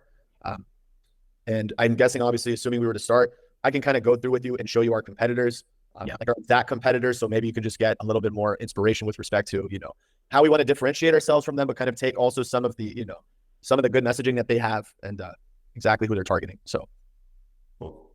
Another example, Harry, just something that we could have asked earlier. So he mentioned, I can give you my competitors, but that is a question that would work really nicely in the deep dive. Sean, who are some of your top competitors right now? Like, who's somebody you'd want to emulate on social media? Yeah. So again, then before he even gets time to say it, we've already asked that. He's like, fuck, these guys are on it, man. And nice, man, nice. Guys, just to give you an example, right? In this scenario, this as a close is like what I would call like a very chill close. You're not putting any pressure. You're just, do you have any thoughts? Do you have any feedback? Do you like the sound of this? Right. It's a very chill, pleasant scenario for both people involved. There's not really high pressure, which is good. Okay. On the flip side of that, the approach that used to work the best for me in terms of closing deals, not only just to close them on the phone, but just to get them to move to a decision, whether it's yes or no, was something like this. So when you give them the packages, okay, John, this is package A, da-di-da-di-da. This is package B. John, if it suits you, because we still have about 5 minutes left on the call, I can walk you through the next steps if you like. There's no pressure, but because we have the time, I can show you what it would look like if we were to work together. And you just drop that. And most likely, right, because you've got 5 minutes on the call, cool. He's not committing to, I'm going to pay you for package A yet. He hasn't said that, but you're now getting a chance to basically sell him again, to sell him on imagining what it's going to be like to be in your business, working with you. And, you know, this is like an old marketing tactic, right? It's why in advertisements for an iPhone, for example, I remember, I think it was like the first iPod ad, right, that was ever made. They didn't just show the iPod and all its cool features. They showed people using the iPod, holding it, listening to music, right? Why did they do that? It's to get you as the viewer to imagine that you already have the product. Because when you can picture it in your mind, you're going to pay more money for it. You're going to buy it faster. So if Sean can imagine, oh, and I'm already set up in Slack, and Harry, we're going to have an onboarding call next week, and you're going to send me the form right after this call so we can get started right away. He's just more emotionally ready to go, fuck it, that's right, bro. Because then he's half in, right? His feet are half in, so it's harder for them to jump back, you know. So I would try that. I'd try that on some of your calls. Again, you can do it, like I said, there, where it's very chill. You're literally telling them there's no pressure, but I want to give you the opportunity to see what it would actually be like for us to be together. Now, this is a role play sales call with a student of mine, essentially giving them practice, showing them how they need to do a sales call to get the best result out of it. John, what's up, man? Hope you're doing good. Really appreciate you hopping on the call. Thanks for taking the time. How's business been over the last couple of weeks? It's been okay, yeah. I mean, same as what we've usually been doing, you know, busy. We're on some jobs at the moment. Sweet. What kind of jobs are you taking at the moment, John?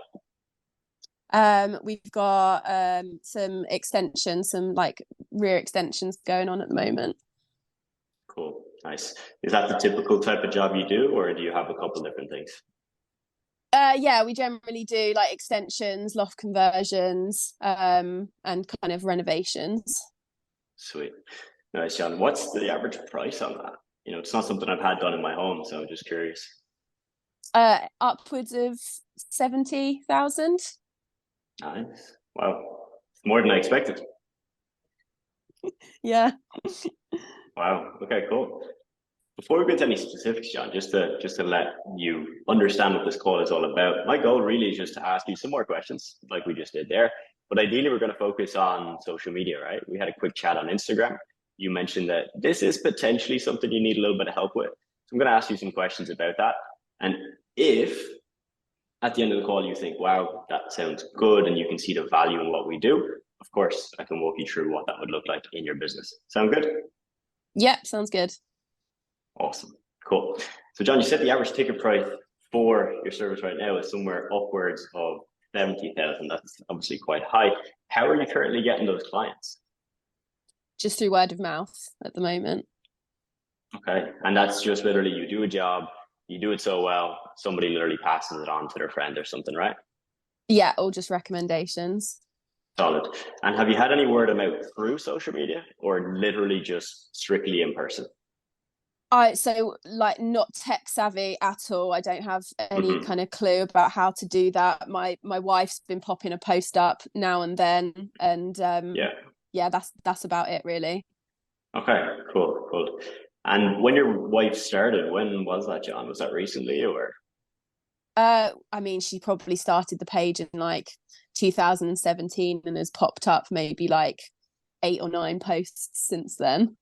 Right. Okay. Yeah, it's not many posts. It's only a couple a year, right? Yeah, we don't really know how it works, to be honest. Gotcha. Gotcha. And when you started, right, in 2017, why did you actually decide we're going to give this a shot? Thought it'd just be some good like advertising for the business, really. Hmm. Cool. Gotcha. John, just out of curiosity, is anybody in your industry that you've seen on social media, like anybody that's pumping out more content than, let's say, the 7 or 8 pieces in the last 4 or 5 years? Is there anybody you know that actually puts out content on social? I mean, I know that people are doing it, but Hmm. it's not really something. It's not really a platform that I'm very familiar with. Makes sense. Makes sense. And I think our goal really here today, John, is again, we want to see if you're a good fit for what we offer. So the main thing I need to figure out is if this is something you actually need help with. Right. So you mentioned you're not really tech savvy. You said your wife put up a few posts, totally get that.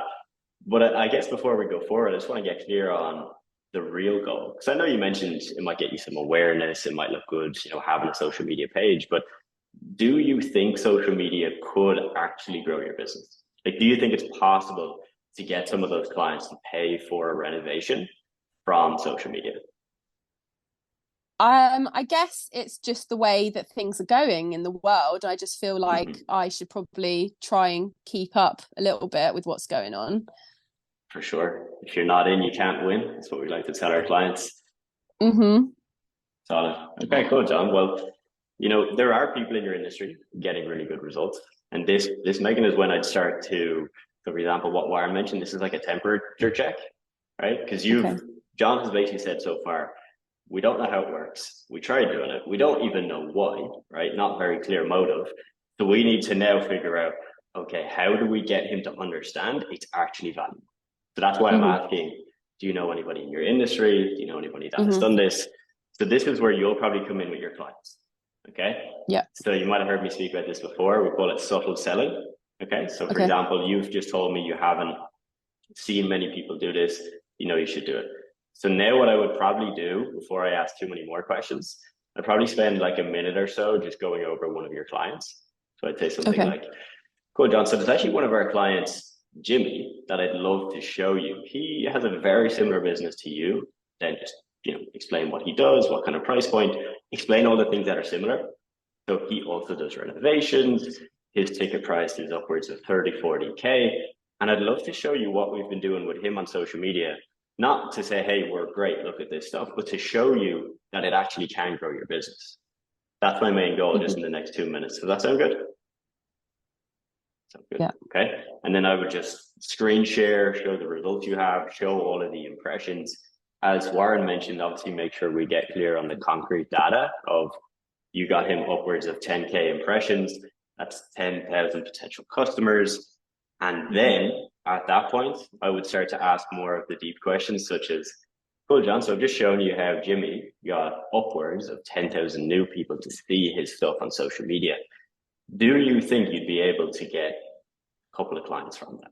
Like, do you think it's a possibility that, let's say 10,000 people see your stuff, maybe 200 of them actually decide, you know what, this guy's got stuff that I like, so I'm going to follow him. I'm going to like his content.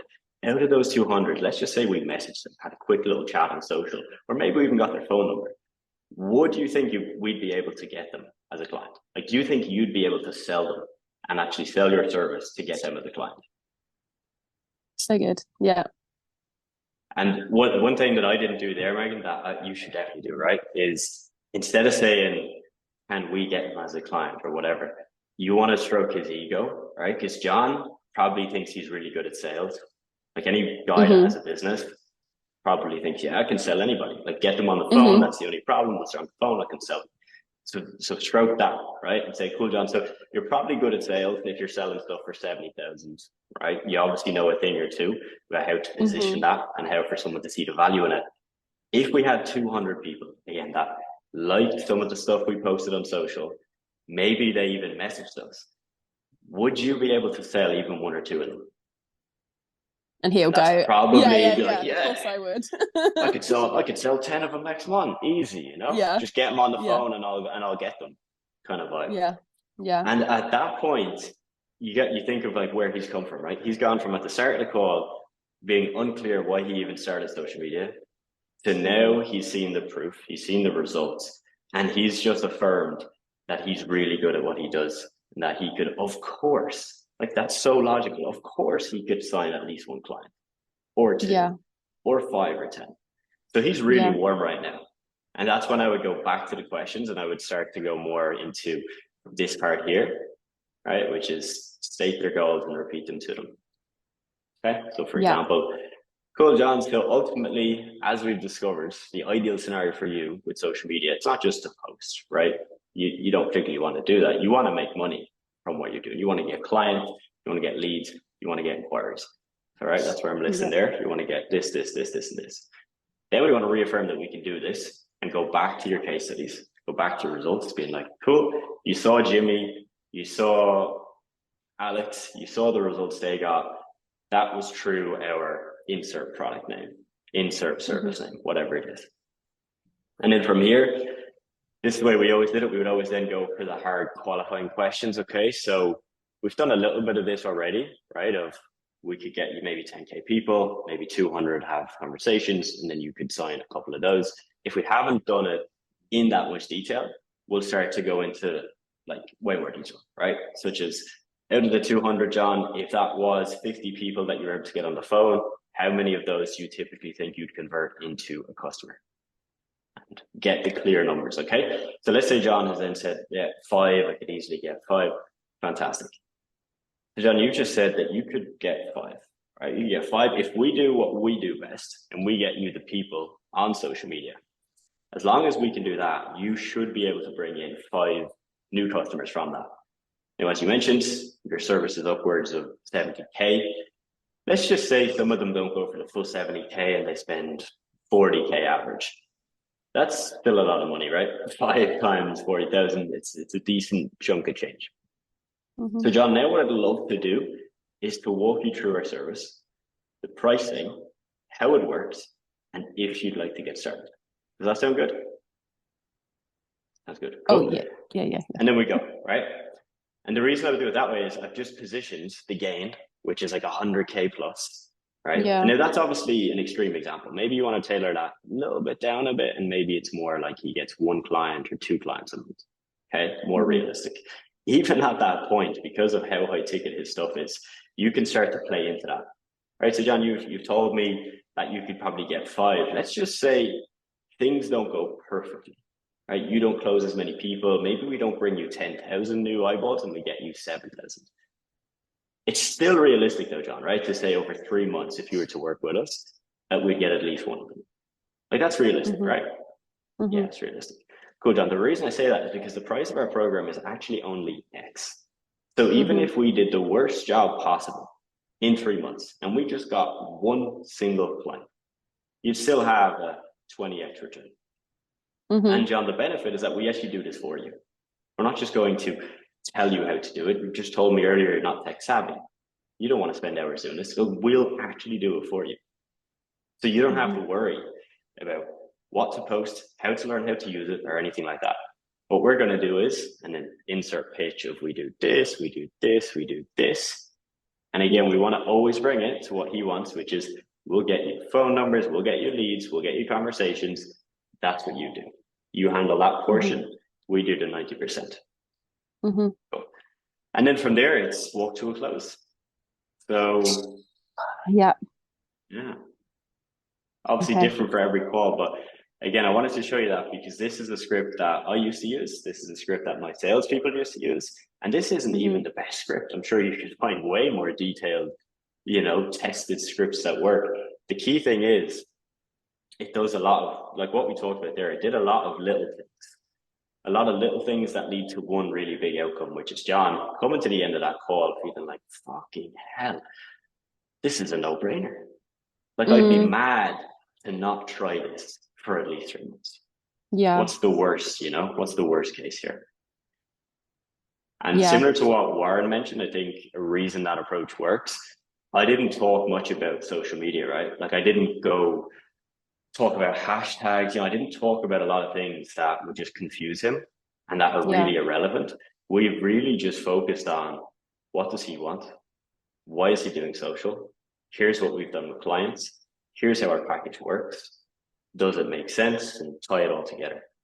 You know, so like Warren said, like the presentation pitch might be 2 minutes, because we really don't need to, especially with that type of buyer, right? Like someone who said they're not tech savvy, he probably doesn't care or know what a content calendar is, what hashtags are. No, exactly. So there's no point of us even mentioning them. If you're going to mention them in the, oh yeah, John, we're going to do all of it for you. You know, I could sit here and explain all the things we do for the next 50 minutes if you want, but trust me, there's a lot in it. Just to give you a quick overview, we do X, we do Y, we do Z, we do all these things, but don't even go into detail because it'll just bore him, right? We're just going to get to that result. And if at the end of that call, he doesn't see the value, it's probably, as we mentioned, there's something we didn't ask. You know, we didn't get clear on how much a client is worth. We didn't get clear on how it's actually possible through social media, not a shot in the dark, but out of those 10,000 people, how realistic that actually is. And that's normally, from the calls I used to review for my salespeople, that was always the thing. It was, okay, the script is there, you know it works. We didn't close this guy. Oh yeah, the script wasn't followed. You skipped 4 really key questions, and you did a good job. Like, the call sounded good, but you missed temperature check. You missed what his goal actually is. You missed what he's tried. You've just missed all these things so that you could feel like it's a great call, but at the end, hey, no money, no deal, you know? Yeah. I mean, great advice from both you and Warren. Thank you guys so much. And the fact this is recorded, I can then watch it back, because you just handled the way that the typical client responds really well. So thank you very much. Quick question for you. Do you want my full program where I give you absolutely everything you need, kind of like a business in a box setup, and I give you daily coaching to get results? This is everything you get. You get my full step-by-step training videos, so all of my course content, my private mastermind group, our weekly live calls, the daily coaching with me, copy and paste templates to start your business, a one-on-one onboarding call, and even a certification once you finish. If you are interested in working with me, you'll see some options in the description of this video where you can go and learn more about getting my help. So you, my friend, have just had a call with a business owner. They've agreed to pay you $500 a month for social media marketing services. Now, you need to make sure that, number one, they pay you, and number two, you have a contract in place for the work that you're going to do. This is where a lot of beginner social media marketers go wrong. They feel like adding a contract in might push their client away, so they don't offer a contract, and then their client just pays them month to month whenever they feel like they need the service. Instead, what we want to do is find those clients that are willing to commit to a 3-month, maybe even a 6-month contract with you from day one. This gives you more security, and it also shows that your client is more committed, meaning you're probably going to get them a better result because you've got more time to prove yourself to them. Now, knowing that you need to have a contract in place, the next question is, how do I even do that? What does the contract look like? What should it say on it? And how do I send it to my client so that they can sign it easily digitally? Well, I've paid for many tools that do this. Things like PandaDoc or DocuSign, where you upload a document of a contract and it allows you to send a link to your client and they can click a link and then sign it and it goes back to you. The problem is a lot of these tools are quite expensive, and especially the more clients you work with. It's not uncommon to be paying $30, $40, even $50 a month on some of these plans just to send documents to your clients, contracts, and have them sign it. So in this video, I'm going to walk you through how using GoHighLevel's standard plan, which gives you access to a lot of other things, like being able to host your own website, to do email marketing, to have a CRM and a dashboard for all of your leads, and a whole lot more. But they also have a feature that allows you to upload a contract and send it to your clients natively within the platform. And this process can even be automated in GoHighLevel, so that as soon as you get a new client payment, you can set it up to trigger to automatically send this contract to the client. This will make you a lot more money, but this video specifically will save you a lot of money avoiding those expensive tools. Now, if you want to try out GoHighLevel, if you click my affiliate link in the description of this video, you will get a 30-day free trial. Normally you just get 14 days, so you're getting a bonus by using my link, but you'll also get access to my templates. I'm going to give you my snapshot template, which includes this contract template set up for you, which I'm going to show you in this video, my website template, my CRM template, and a whole lot more. So click that link if you want to get a 30-day free trial just to try this out and see if you like it, and also get all the templates from my business. Okay, so once you've set up your GoHighLevel account, you want to come into your main sub account, click on payments, and then in the payments tab, you're going to see this section here, documents and contracts. We're going to click templates, and that's going to pull up my template. Okay, this is my proposal template that you will have access to again if you use my link. So this right here is what the template looks like. So I'm going to walk you through quickly so you understand what this is, and then I'll walk you through how you can actually set this up to send it to your client and have them sign it. So first off, we're laying it out. It's a confidential proposal. This is being created by, and this is where you put in your name or your business name. If you're just operating as yourself, you can put in your name. If you've got a business set up, you can put in your business name. So created by, let's say, XYZ agency for use in conjunction with client name. So what I've done here is, as you can see, there's these little tabs up here. So I've clicked add an element, and then you'll see here, we've got fillable fields. So these are essentially the boxes that you want the client to fill out. So in this case, we've added in a text field. I've then clicked on the text field. As you can see here, I put a placeholder just so like the person knows what to do. So this is client name, and we've put this as required. They have to fill this. If there's info you want to put in this that isn't required, but you'd still like to have the option if the client wants to give you that info, of course you can leave it as unrequired, but in most cases, keep it on required. Cool. Next up, payment terms. So this payment plan provided by, again, your name, in this example, $597 per month, provided by client I, and then this is where the client puts their name in. Confirm that payment will be made via preferred payment method at the beginning of agreed payment period. And then this is from you. We will auto bill your preferred payment method at the start of the agreed payment period. Now you can change all this. This is just a template. Okay, so for example, if you run a marketing agency and let's say you've signed a client through Upwork, well, then they might be paying you through Upwork. So you would just change the wording here to say that we will initiate the payment through Upwork. If they're paying you directly via bank, you'll explain that.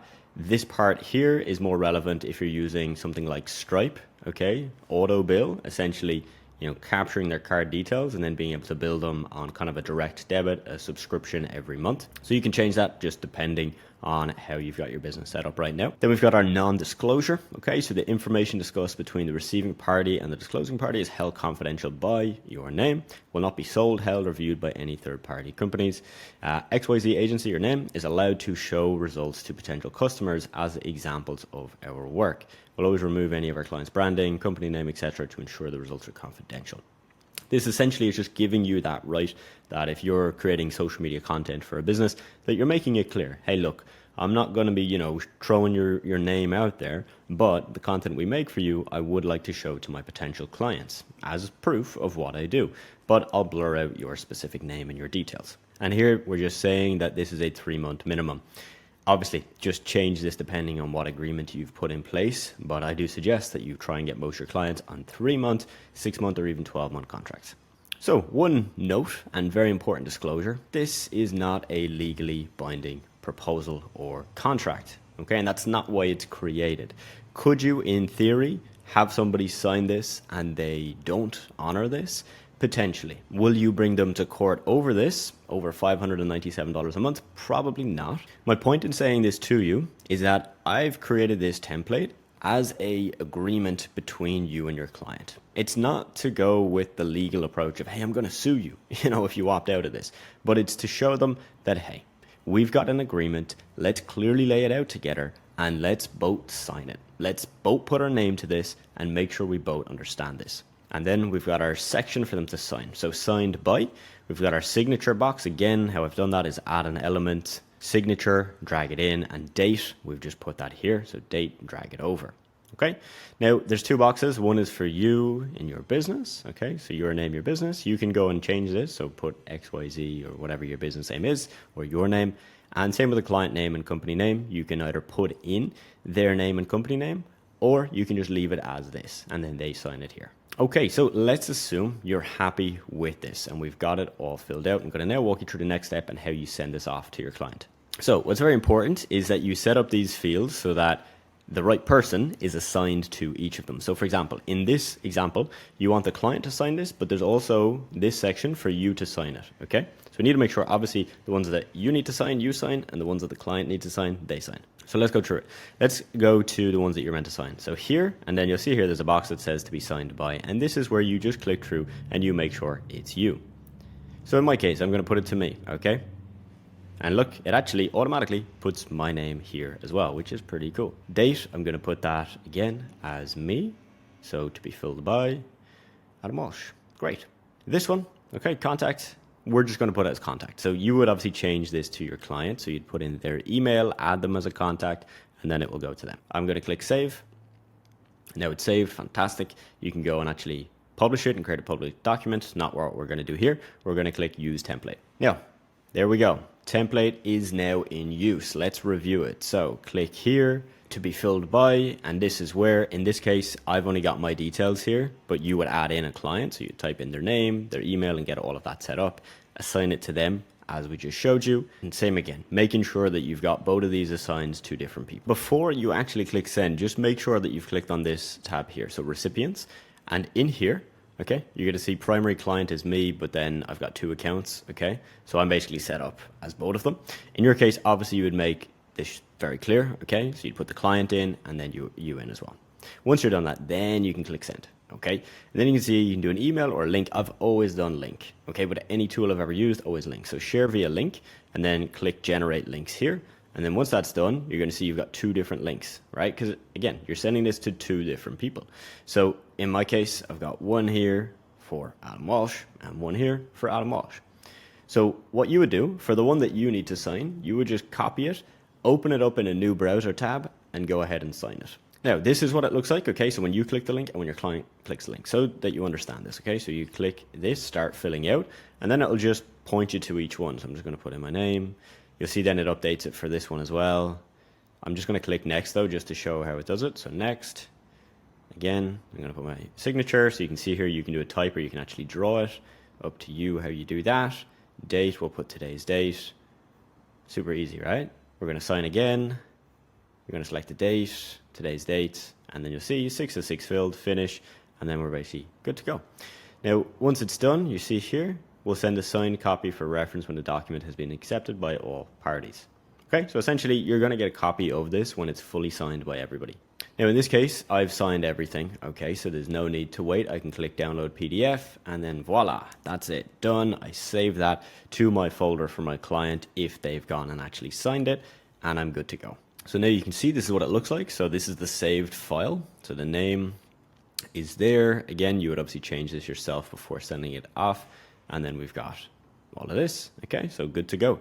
And you'll see it's got like this little kind of code thing here. This is just to kind of, I guess, show that like this has been signed. It's not like you just Photoshop this in, you know, that this actually has a reference number as well.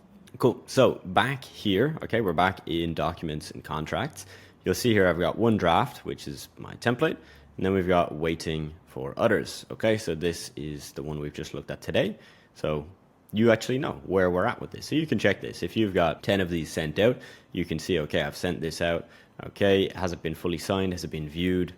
Now, this is really useful, right? The viewed, because if I've had a conversation with a client, I've sent them this and they've viewed it, and a day goes by and they haven't signed it, that's normally an indicator to me of like, maybe there's something in the contract that they don't like. So I'm going to reach out to them then and say something along the lines of like, hey, just checking if you got time to sign that. Was there anything in there that you needed clarity on or you needed me to explain? Let me know. Talk soon. Okay, a very simple follow-up just to make sure that everything is A-okay. And when you have another client that you need to send this to, you have a few options. You can just go to the template again, so go back to the template and use that, or you can just duplicate one out. It's also quite easy. So you can click these 3 dots here, clone, and then you can just edit the details and send it to a new client. Now, keep in mind that is just a template. Again, you can customize that and add anything to that that you think is relevant. You can even add like images to your contract to make it look more engaging, or even have a breakdown of your package of not just the price, but exactly what they're getting within that package. It's completely up to you. Now, I've used a very similar template to what I've just shown you today, really to sign hundreds of clients. So I know this works for low ticket deals, a few hundred a month, but I've also had clients pay $2,000 to $3,000 per month with that exact contract template. Again, really important that you do this, okay? Working with clients just month to month, it can work, it's fine, but it doesn't give you that security. Working with clients on 3 or 6 month contracts just gives you more security. And again, it gives you a client that's more willing to commit to the process. They're not just looking at this of like, hey, I'm going to pay for a month and hope for the best, but they're like, hey, I'm going to pay for 3 months. We're going to make sure that we give it a full 3 months, enough time to really see good results from this. Now, again, if you want to get that exact template, okay, you can just install it right into your account and get my 30-day free trial for GoHighLevel and all the other templates like my website template and my CRM dashboard template. Just click the link in the description of this video. You can go through my affiliate link. Again, you get 30 days free, so at least just try it out and see how it goes. And hopefully you've enjoyed this video. I'll see you in the next one. I'm going to show you how to onboard your clients, okay?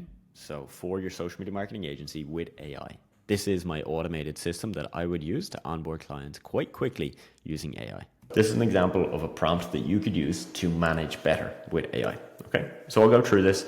Let's read it. Below, in quotes, is a voice transcription or a voice note explaining my project or my client and the rough steps it will entail. This is the task. Write a markdown list of key priorities for my current project. Write all the to-do list items that were named in order that they were listed. Do not wrap responses in quotes. The formatting should look like this. Project name 1, priority task 1, 2, 3, so on. Okay, then you would insert whatever voice note or a text or transcription, whatever is the easiest way for you to explain this. And then I can go ahead and show you a live example of this for, say, client onboarding, for content ideation, and so on and so forth. So bear with me and I'm going to get that ready. All right, so I've just copy and pasted our information from that slide here into Perplexity. Again, you could use a different tool such as ChatGPT. All right, so I've got this is my prompt right here. And then as you see here, I need to insert either a voice note or transcription or a text. A text works fine as well, to explain all the details, okay? So as I mentioned, I'm going to do an example here for client onboarding. We're going to start with that, and we can also do one for client content ideation. Okay, so let's just do client onboarding, okay? So this is my prompt. Now in this case, because I'm recording this video, I can't really go and record a voice note at the same time or a voice transcription. So I'm going to type this out, okay? I'm going to make it very messy. You'll see this is not going to be written out perfectly, and that's the point, okay? So let's get into it. I'm just going to word vomit. I'm just going to say, all right, I just signed a new client for $1,000 per month. What are they paying? Okay, they're paying for me to manage their social media and create content such as, give examples, graphics, videos, Instagram Reels to their profile each day, 1 post per day. See, I'm trying to word vomit and give as much info as I can, because if I don't give this info, it will just give me back generic stuff. Okay, so I need to be as specific as I can. And ideally you would do this fresh, right? So I've just had my call with the client, right? It's all in the top of my head. Let me just get it all out there.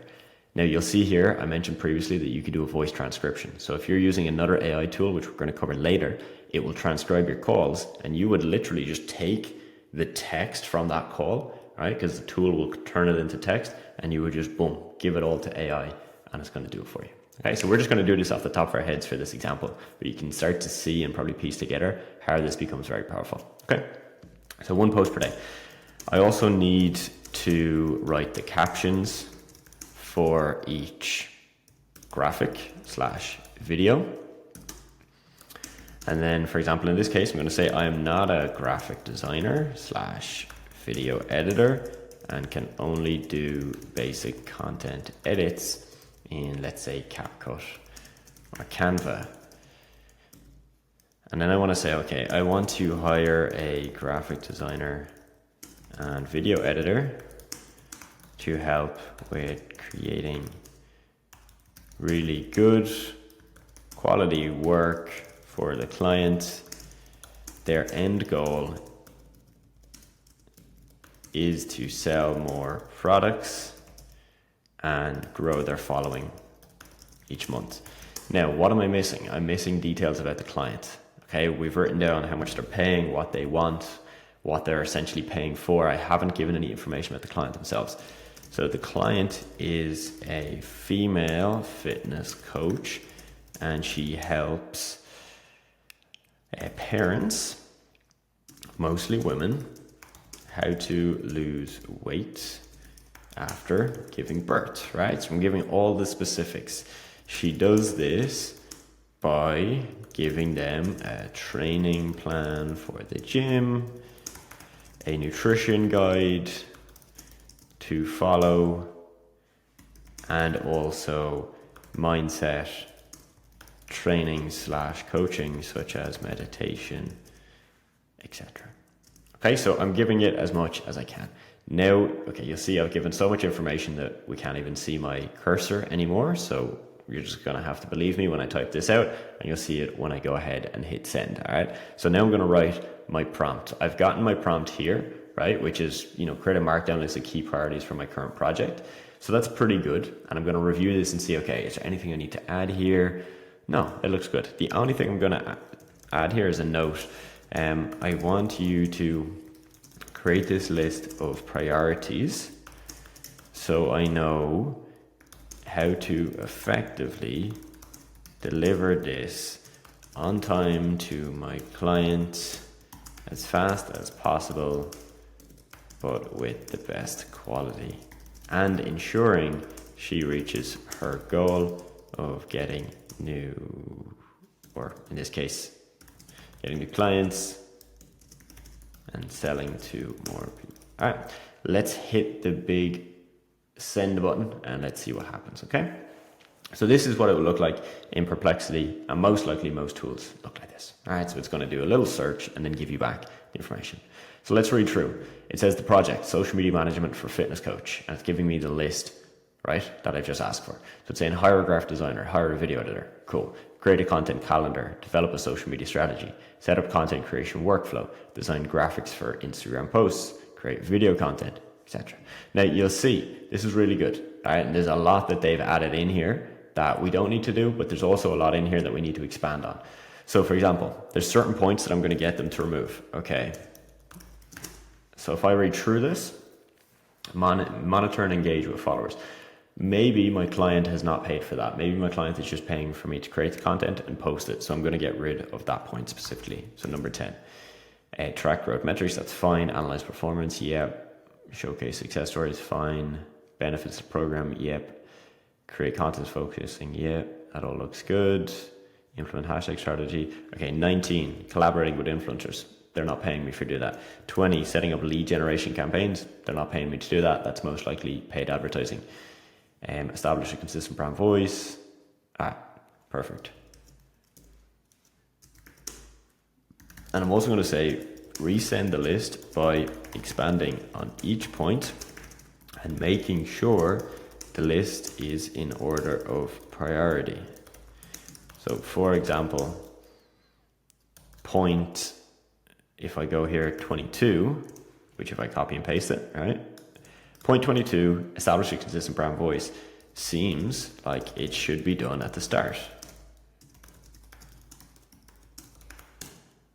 Cool, so I'm going to send that now and see what comes back with. And this is where you can see AI is not this magic thing. It's not this thing that's going to read your mind and get everything correct, okay? So, for example, that's something I can just see from being in the game where maybe the brand voice, we should probably try and look at getting that clear before we create the content, right?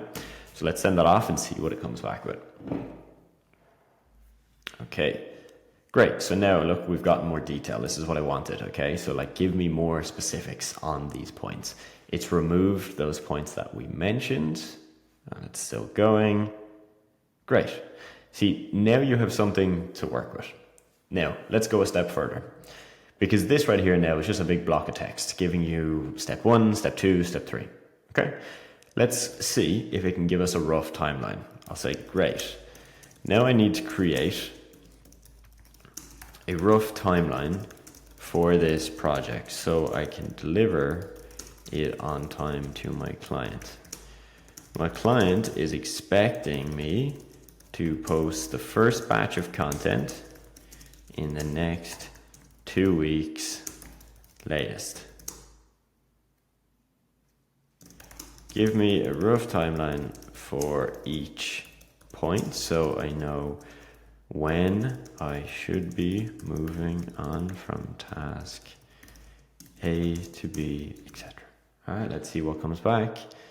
Hopefully this will give us a nice breakdown. Like, you know, again, depending on how you prompt this, it might do it like you can see here, it's doing the date. So it's looking at the date today, which is March 14th, and it's building it out that way, which for me, that's pretty useful. I could follow that pretty well. You might be more of a visual person and you might ask it to do it visually as well.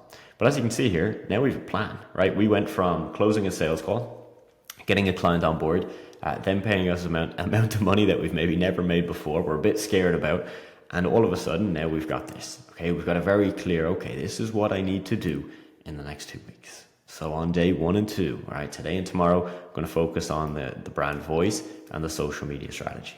All right, so what am I doing here? I'm researching. And look, you might say, hey, Adam, this is still confusing for me. I'll go, okay, let's go deeper, right? Let's say, great.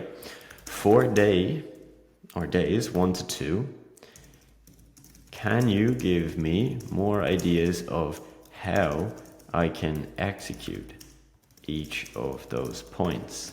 And then paste it back just so it knows exactly what we're talking about. Okay, so if you were confused and you're like, yeah, but I don't quite get social media strategy. Like what does that even mean? How do I go about that process? Well, let's see. Okay, and you probably know this by now, but if not, it's fine. Just, you know, again, use the AI and see what it can give you back, okay? So let's see. Very excited to see what we get back. All right. Cool. So it's saying for day 1, establishing the brand voice, it says I should review my client's mission and values. Cool. All right. So think back to the client, like who they're trying to help. What's that true, you know, core value that business owner holds? Keywords and phrases that reflect their personality and approach. Cool. Define brand voice characteristics. Okay. So like adjectives. So for example, are they encouraging? You know, for example, some people on social media would not be encouraging. They would be the opposite of that. And that's part of their brand voice. Brand voice guidelines. Yeah, okay, this all makes sense. Analyze successful content. Perfect. All right, so looking at their audience, what has worked well with them. And if they're brand new, I would obviously look at their competitors or people that are posting similar content or, you know, targeting similar clientele, right? Create maybe some sample content, maybe get some feedback like that. Yeah, on the team. Perfect. So you can see here, guys, what we're doing here is we're using AI. It's not perfect from day 1, but we're getting so much more clarity as we go through this. In this video, I'm going to show you how with GoHighLevel you can schedule social media content directly to your social media or to your clients' social media pages. I have tried many social planners, things like Later.com, Buffer, HubSpot, tools that you pay money for where you can schedule content either for yourself or for clients. And the problem I have is that it's not integrated with my main platform that I use for my business. That is part of why GoHighLevel is a key in my business right now, because it hosts my website. I can send contracts to clients directly through the platform. It manages my database of leads, okay, my pipeline, my CRM, all the people I need to follow up with, check in with, and all of that. Keeps it all organized in one place. And now with the social planner feature, it means I can also schedule all of my own social media content directly through the platform and also for my clients. In fact, it's got a couple of interesting additions inside the social planner I've actually not seen on other platforms, such as allowing you to set up a post for approval by a client, where a client can easily approve or reject your scheduled piece of content and give you feedback on it in a matter of minutes. So in this video, I'm walking you through step by step a full tutorial on how to use the social planner, how to connect your account, how to schedule content, how to even post Instagram Reels and Instagram Stories directly through the platform. And if you use my link for GoHighLevel, which you can find in the description of this video, not only will you get a 30 30-day free trial versus their standard 14-day free trial, you're also going to get a ton of benefits. You see, I've put together a website template, a CRM dashboard template, even a contract template directly in the platform that you can send when you're signing clients. And for people using my link, I'll be adding more and more. So if you want to get a 30-day free trial, test it out and see if you like how it works, go and click the link in the description, get set up, and now we're going to rock straight into the tutorial. All right, guys. So once you are inside your HighLevel account, you'll need to come over here to marketing. And when you go into marketing, you'll see social planner. All of these here, these are other types of marketing, so like email marketing and things like that. We're just going to focus here on the social planner. Okay. So I'm just going to walk you through step by step how this all works. It's actually incredibly useful, incredibly useful. I'm actually surprised at how good it is, to be honest, because I've tried a lot of social planners, things like later.com, Buffer, HubSpot, things like that. They all work okay. This works incredibly well. And the fact that this isn't even the main feature of HighLevel is quite surprising. You know, it's surprising how good it is when it's like a very, very small part of it, because you're probably going to use HighLevel to have your website, your CRM, all of your marketing for your business, your pipeline and managing all of that. We're sending contracts to clients. And then also you can use this as well directly for your own social media. We can also use this directly with your clients as well. Okay, so I'm going to walk you through absolutely everything you need to know about it right now. Okay, so bear with me, and we're just going to go through each tab so you know exactly how this works. Okay, so you'll see here I've got my account connected, which is the Instagram business page for my mentorship program. So to add a new account, you just click add new social. If you haven't done this, as in if you don't already have an account, it'll be like the first thing you see, right? That'll tell you to add an account. So very easy to do. Click add new social, and then you'll just click through. Click if it's Instagram. You can see here you can do a direct Instagram integration, which is what I did. Okay, so just directly log in via Instagram, connects it up, and then you can do it with Facebook as well. You'll see there's kind of pros and cons of both, but I've done this and it works completely fine. So again, you can see all the other types you can connect, like TikTok, YouTube, Pinterest, Facebook, etc. And they're probably going to add more. Okay, so just keep in mind that this video is up to date for this time, but they're just going to keep adding more to this. That's the beauty of HighLevel. It just gets better and better. So once you've got your account in there, right now you'll see I'm in the planner. So I've just actually done a couple of test posts just so you can kind of see how this looks and such. So I've done a test of an Instagram story, which is incredible that you can actually post stories directly from the planner. This is something that most planners don't have, and for years has been such a pain point. So that's absolutely awesome.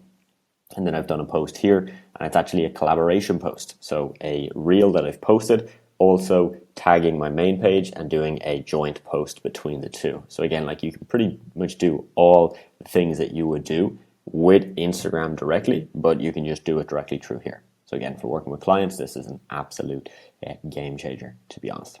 So let's click into content. So you'll see there's a lot of different types here. So you can do a CSV. So if you had like loads of content already pre-made, you can add it all up. I've never really used this feature, so I'm not going to focus on it. Recurring, this is if you want the same post to go out. Like if you had a weekly meeting that you hosted every Monday at 6 p.m., you could have a post about that in the morning time on Monday, reminding people. So if you have something recurring, you can try this. I like to keep content fresh and unique, so I'm not going to use this much.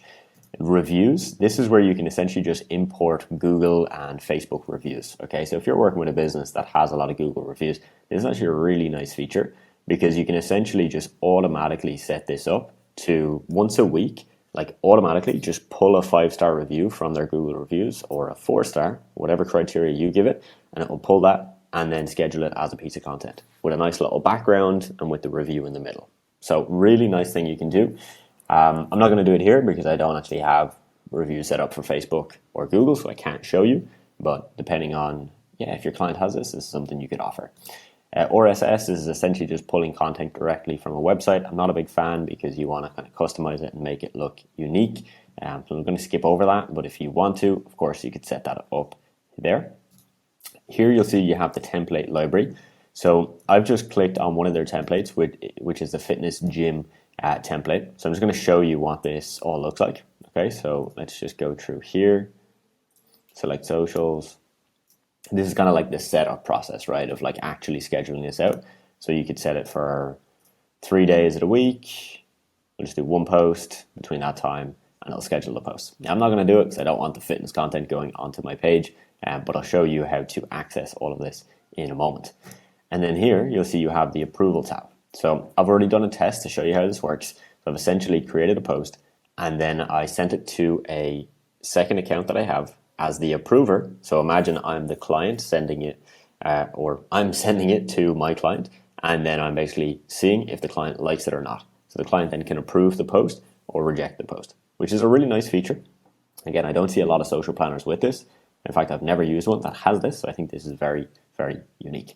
So I'm going to show you how to do that as well. And from there, we're going to jump right in. So let's click New Post, and I'm going to walk you through the templates, and I'm going to walk you through the new post. These other parts we're not going to go into here, and you can do that in your own time. But I'm going to start with Social Planner so you can see what the templates look like. So for example, if I'm going to go here and click Health and Wellness, you're going to see all the examples they have. So pretty good, right? And let's just click Preview so you can kind of see what you're working with here. You know, very similar to what you'd probably design in something like Canva. So it's not going to be your 10 out of 10 content, right? I'm sure some of this is AI generated as well. But if you've got a really low paying client where they want to really bump up the volume of content, but they don't have the budget for it, this is something you could do, right? Because they mightn't have enough money to pay you extra for you to go and create lots of unique, fresh content. But this could be a little upsell, right? Of, hey, we'll do an extra post a day for the entire month, 30 posts a month for a very low fee, but we are going to be using more kind of templatized generic content. And if they're okay with that, this can be a nice value add. Okay, so that's the templates. Now, most of you are not going to be using that and you're going to be creating content from scratch. That's just the reality. So let's walk you through how this works. So I'm going to click on my account. Once I've selected my account, you'll see it gives you this lovely preview. Really like this because, you know, visually you can see what it all looks like. So I'm going to go with a reel. Again, what I did in my test was I have actually done a collaboration post with my main page. So you just type in the username here and it'll set that up. Then you just, on the other page, you just need to accept it, okay? So once you're in Instagram on the other page, you just get a request and you'll accept it in there. So here I'm going to click video and I'm going to add one here. So this is the post that I've selected. So I'm just going to click select and then insert. If you haven't, you got a file in here already, you click upload it, and then once it's here, sometimes if you click here, you're like, why isn't it working? You just click the three dots and then select. Super easy. Insert files. And voila, there's our video. So that's what it's going to look like. Now you can write in your captions here. So test caption. All right, not the best copywriting. You want to make sure yours is a lot better than that, but you can add that in. Now you'll see it's got these things like bold and italics and things like that. I'm pretty sure these don't work for Instagram. I know it's showing here on the preview, but I'm 99% sure that won't convert over. But of course, test it yourself. These things, you know, aren't set in stone and they change all the time based on the API connection with a platform like Instagram. So it's very common that a feature here might be working now, may not work in a few months, and vice versa. So test this all for yourself and see if it works. But I do know platforms like LinkedIn, for example, you know, a lot of people use this, the bold and the italics, okay? So you can definitely play around with that yourself. Of course, you can do hashtags, you can do other bits and pieces here, but again, like this is the main thing that we're going to want to have in place. And so we don't need to go through categories, really anything like that. Post is good and ready to go. Now you can obviously save it for later. So let's say you had 20 pieces of content ready for a client and you just wanted to save them all. They needed some final touches, or you had the 20 videos ready to go, but you needed to then write the captions. You can still just save them all here and then just go in and add the captions later. Now, if it's ready to go, so you can just click post and post it directly and it will go on through for you. Within a couple of minutes, that'll get posted automatically to the account. You can schedule it, or you can send post for approval, which for the test I've done send post for approval. So I'm going to show you how this looks. Okay, so let's do a test now, showing you how to set up the approval. So click here, send post for approval. Then you're going to select an approver. I've added myself in, so I'm just going to use myself. If you want to test this, of course, you could create a second account for yourself. So in the My Staff section in GoHighLevel, you would add like a second account and then just set that up from there. Super easy. Now, could you do this with your clients? Could you add your client in? You could go to the My Staff area, add in a new member of staff, put in your client's details, and then make sure that they only have access to this section. You could indeed, okay? And that's going to give you this whole extra level of control where they can approve and reject your content. Again, you don't have to use this feature, right? Some people will show the content they've made to their client, and their client will tell them, yep, all looks good, and so you don't need to do this. But it is a nice extra feature, something that I do think is very unique to the platform. Okay, so I've added me, and I'm going to set the time here for, 36. So we've got 6 minutes from this point in time for that video to be approved and posted, okay? So let's do that here. Now you can see I can do a note, so let's just see. I need you to check the captions. Do you like them? Okay. Schedule and send for approval. Okay, so it needs to be 10 minutes from now. So let's just add this as 41 and that should work fine. Cool. Post is created successfully. Now I'm going to go and log into my other account. And I'm going to show you what it looks like on that side for the approval process. Okay, nice to see you again. I'm in my second account here and you can see this is the post we just made and it says pending. So I'm just going to click on it and it's going to give me this option. So I can actually edit the post. Yeah, this is really unique. I don't see this really ever, where I can actually go, say I'm the client, I can actually click edit, right? And I can make adjustments. So I'm not going to be able to obviously change the details in the video, right? Because the video is already pre-made, but I can change the caption. So if it's just a small thing that needs to be tweaked, instead of me clicking reject and then telling you change this word in the caption, I can just change it right here. So I'm just going to change it, right? And I've added some exclamation points. Super simple, good to go. All the other details are the same. And so you can see here, I can now reschedule the post or just click save edits. I'm going to click save edits just so you can see what it looks like to come back to the page that we just saw. Okay, so that's saving now. Saved, cool. Let's go back in.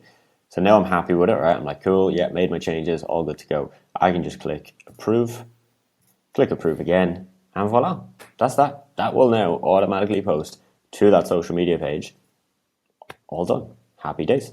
So you can see how you could do that in a batch. You could have a bunch of content added in, set it for approval to your client. Your client comes in, approves it all at once. Happy days. Things are ready to move. Now I'm going to delete this because I don't want that one to actually go out on my page, but it shows you how it works. Okay guys, so that's how you do it for a reel, specifically with Instagram. Of course you can do this for graphics and images as well, but I want to show you how to do this for stories because this is very unique. Now, I think the key thing that you need to understand, it's not like when, as you see here when I click in, it's not like I can go and actually like just type text and it will automatically create a story. You have to create the story first. So for example, if your story is, very common in the space for stories is you might take a photo and then add some text on it, right? I do this all the time. I might take a photo of my laptop here and say, hey guys, I've got a live training that I'm hosting next week, and then I'll put the link to it in there. So I'm not going to be able to do that right in here, but I can go to Instagram and do this all ahead of schedule. So for example, let's say for the next month, I want to plan out my stories ahead of time because I'm going to be MIA. Like I'm not going to be using my phone and I want to detach from social media. Well, cool, I can do this. And again, if I was working with a client, I could do this as well. I could create a bunch of stories. I could create them in Canva. I could use whatever tools I need, create them, save them all as images or videos, and then just download them, upload them here, schedule them as stories, and we're good to go from there. Okay, so very, very, very handy in my opinion. Super easy, same process. You just click on either image or video, add it in here. You're not going to be typing anything in here. It's just going to be the image as it is. And then when you get down here, you've got the option again of schedule, send post for approval, or whatever else you want it to do. Okay, this here is quite unique. So you'll see here in the comments section, if I go to Instagram, we can actually just monitor comments. Okay, so my own page, I've commented here just as a test so you can see, right? So I can actually just reply back to this directly here, click reply, comment as, I can even like it, and such as well. Okay, so that's very unique, very handy. And again, it just means that if you're managing a social media page for a business, you don't have to be logging into their Instagram to check their comments every day. If this is part of the service that you offer, you can just come in here and do it all directly in here. And the really good thing is obviously, as you can see here, you can do it for all the platforms you're managing for them and all the accounts. Okay, so you can actually see there's a select all here. So you could just have all your accounts in here in one place for all your clients, reply back to all the comments. Super easy. All right, next thing to look at is statistics. Now, I'm a big fan of just using the inbuilt statistics in any social media platform, whether that's TikTok, Instagram, or Facebook. Just do it in the platform itself. I do find it does give you more insights. But if you want to get just an overview, of course, you can do it all in here. And what's cool is it aggregates it together. So if you wanted to see the stats from Facebook, you just click on Facebook. Instagram, just here. If you click all, it'll show you all of it together. So if you're reporting back to your client and they're like, look, we need to know across Facebook, Instagram, and YouTube how many new likes we've gotten, how many posts you've made in the last month, how many followers, how many total impressions. This will do it for you, okay? So that's very unique. That's very nice. It's a nice extra to have. Again, I like using directly in the platform, so test this out for yourself, but it is nice to have that option right there. So you can see the full breakdown, number of posts, engagement across them, impressions, post reach, and then top performing posts as well. Okay, so again, insights that might be helpful, even gender demography as well. Again, I'm blown away by this. I think this is such a good feature to have in HighLevel. Here you've got the social listening tab. Again, this is not something I would probably use myself, but if you want to see what's trending on Google, Wikipedia, TikTok, that kind of thing, you can see what they have here. I'm sure they're going to change this over time, and it's going to be a lot more in depth. And then we've got our settings section here. Okay, so you're not really need to going to come into here very often. This is just if there was things you needed to do, like delete access from a certain page or add a new social media page. You can just do it all in here, nice and easy. Now, this right here, notifications, I want to pull your attention to this because when you set up a post for approval, you'll see here, it's going to have the email turned on automatically. Okay, and so I'll just click edit. You'll see it's a default template, so we won't actually be able to open that up right now, but it's a very basic email, just like, hey, there's a post for you to approve. And in this case, it doesn't give a link to the post, so it might actually confuse the client. I would think personally, it's better off to just leave this off, and just when you've got 10 posts ready for them to approve, you just email and let them know, here's your 10 posts, check them all out. With approved posts and reject posts, I would turn those on, because I think it's more important for you to get those emails that, okay, post has been approved from the client or post has been rejected, so that you can go ahead and fix it. This as well, post failed, I would turn on.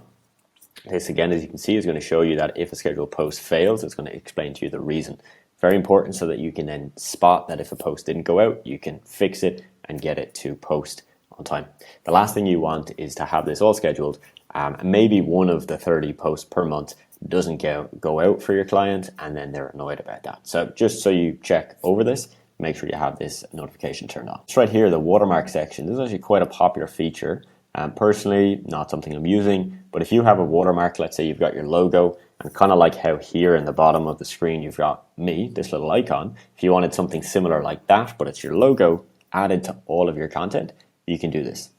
I'm not a big fan of this, just because I think on social media, a lot of times when I see content with watermarks, it just looks a bit tacky. You know, I'm kind of thinking to myself, hey, look, nobody's trying to copy your stuff that much that you need to watermark it. But if you had a client that was very specific and they did want to have that there, this is a nice value add. Okay, so very easy. Click add watermark. You can put it in here. Let's just say my program initials, right? 6FA. And you can go and change all of this in here. You can upload and then get it sorted. Okay, it's just going to add it to your post. You can see here there's like the padding as well.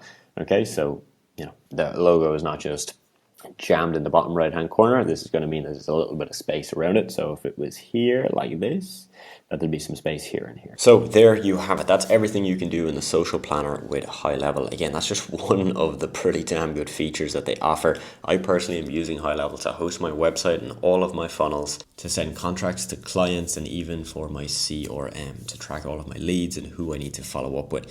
And you can do a lot more. You can even do email marketing, and you can automate a lot of manual tasks within your business inside of HighLevel. So to me, it's an absolute no-brainer. To make it a no-brainer for you, if you use my link in the description of this video, you'll get a 30-day free trial. That's double the time that they normally give. It's normally 14 days. So you're getting an extra 2 full weeks using my link, and you're also getting my website template, CRM template, contract templates, and a whole lot more just for using my link. So if any questions on how to use it, of course, comment them below and go ahead, click the link. You may as well set up an account, try it for 30 days and see how it goes for you. There's a lot of outdated social media tips that people put out online, and I'm going to walk you through the most common ones that just do not work. So if you're like me, you see a lot of absolutely wild claims about how to grow on social media, on TikTok, on Instagram, and these platforms. Instead, in this video, I'm not going to fill you up with a bunch of hopeless tactics that really actually don't work, but they sound cool. So I'll put it in a TikTok and it'll get loads of views.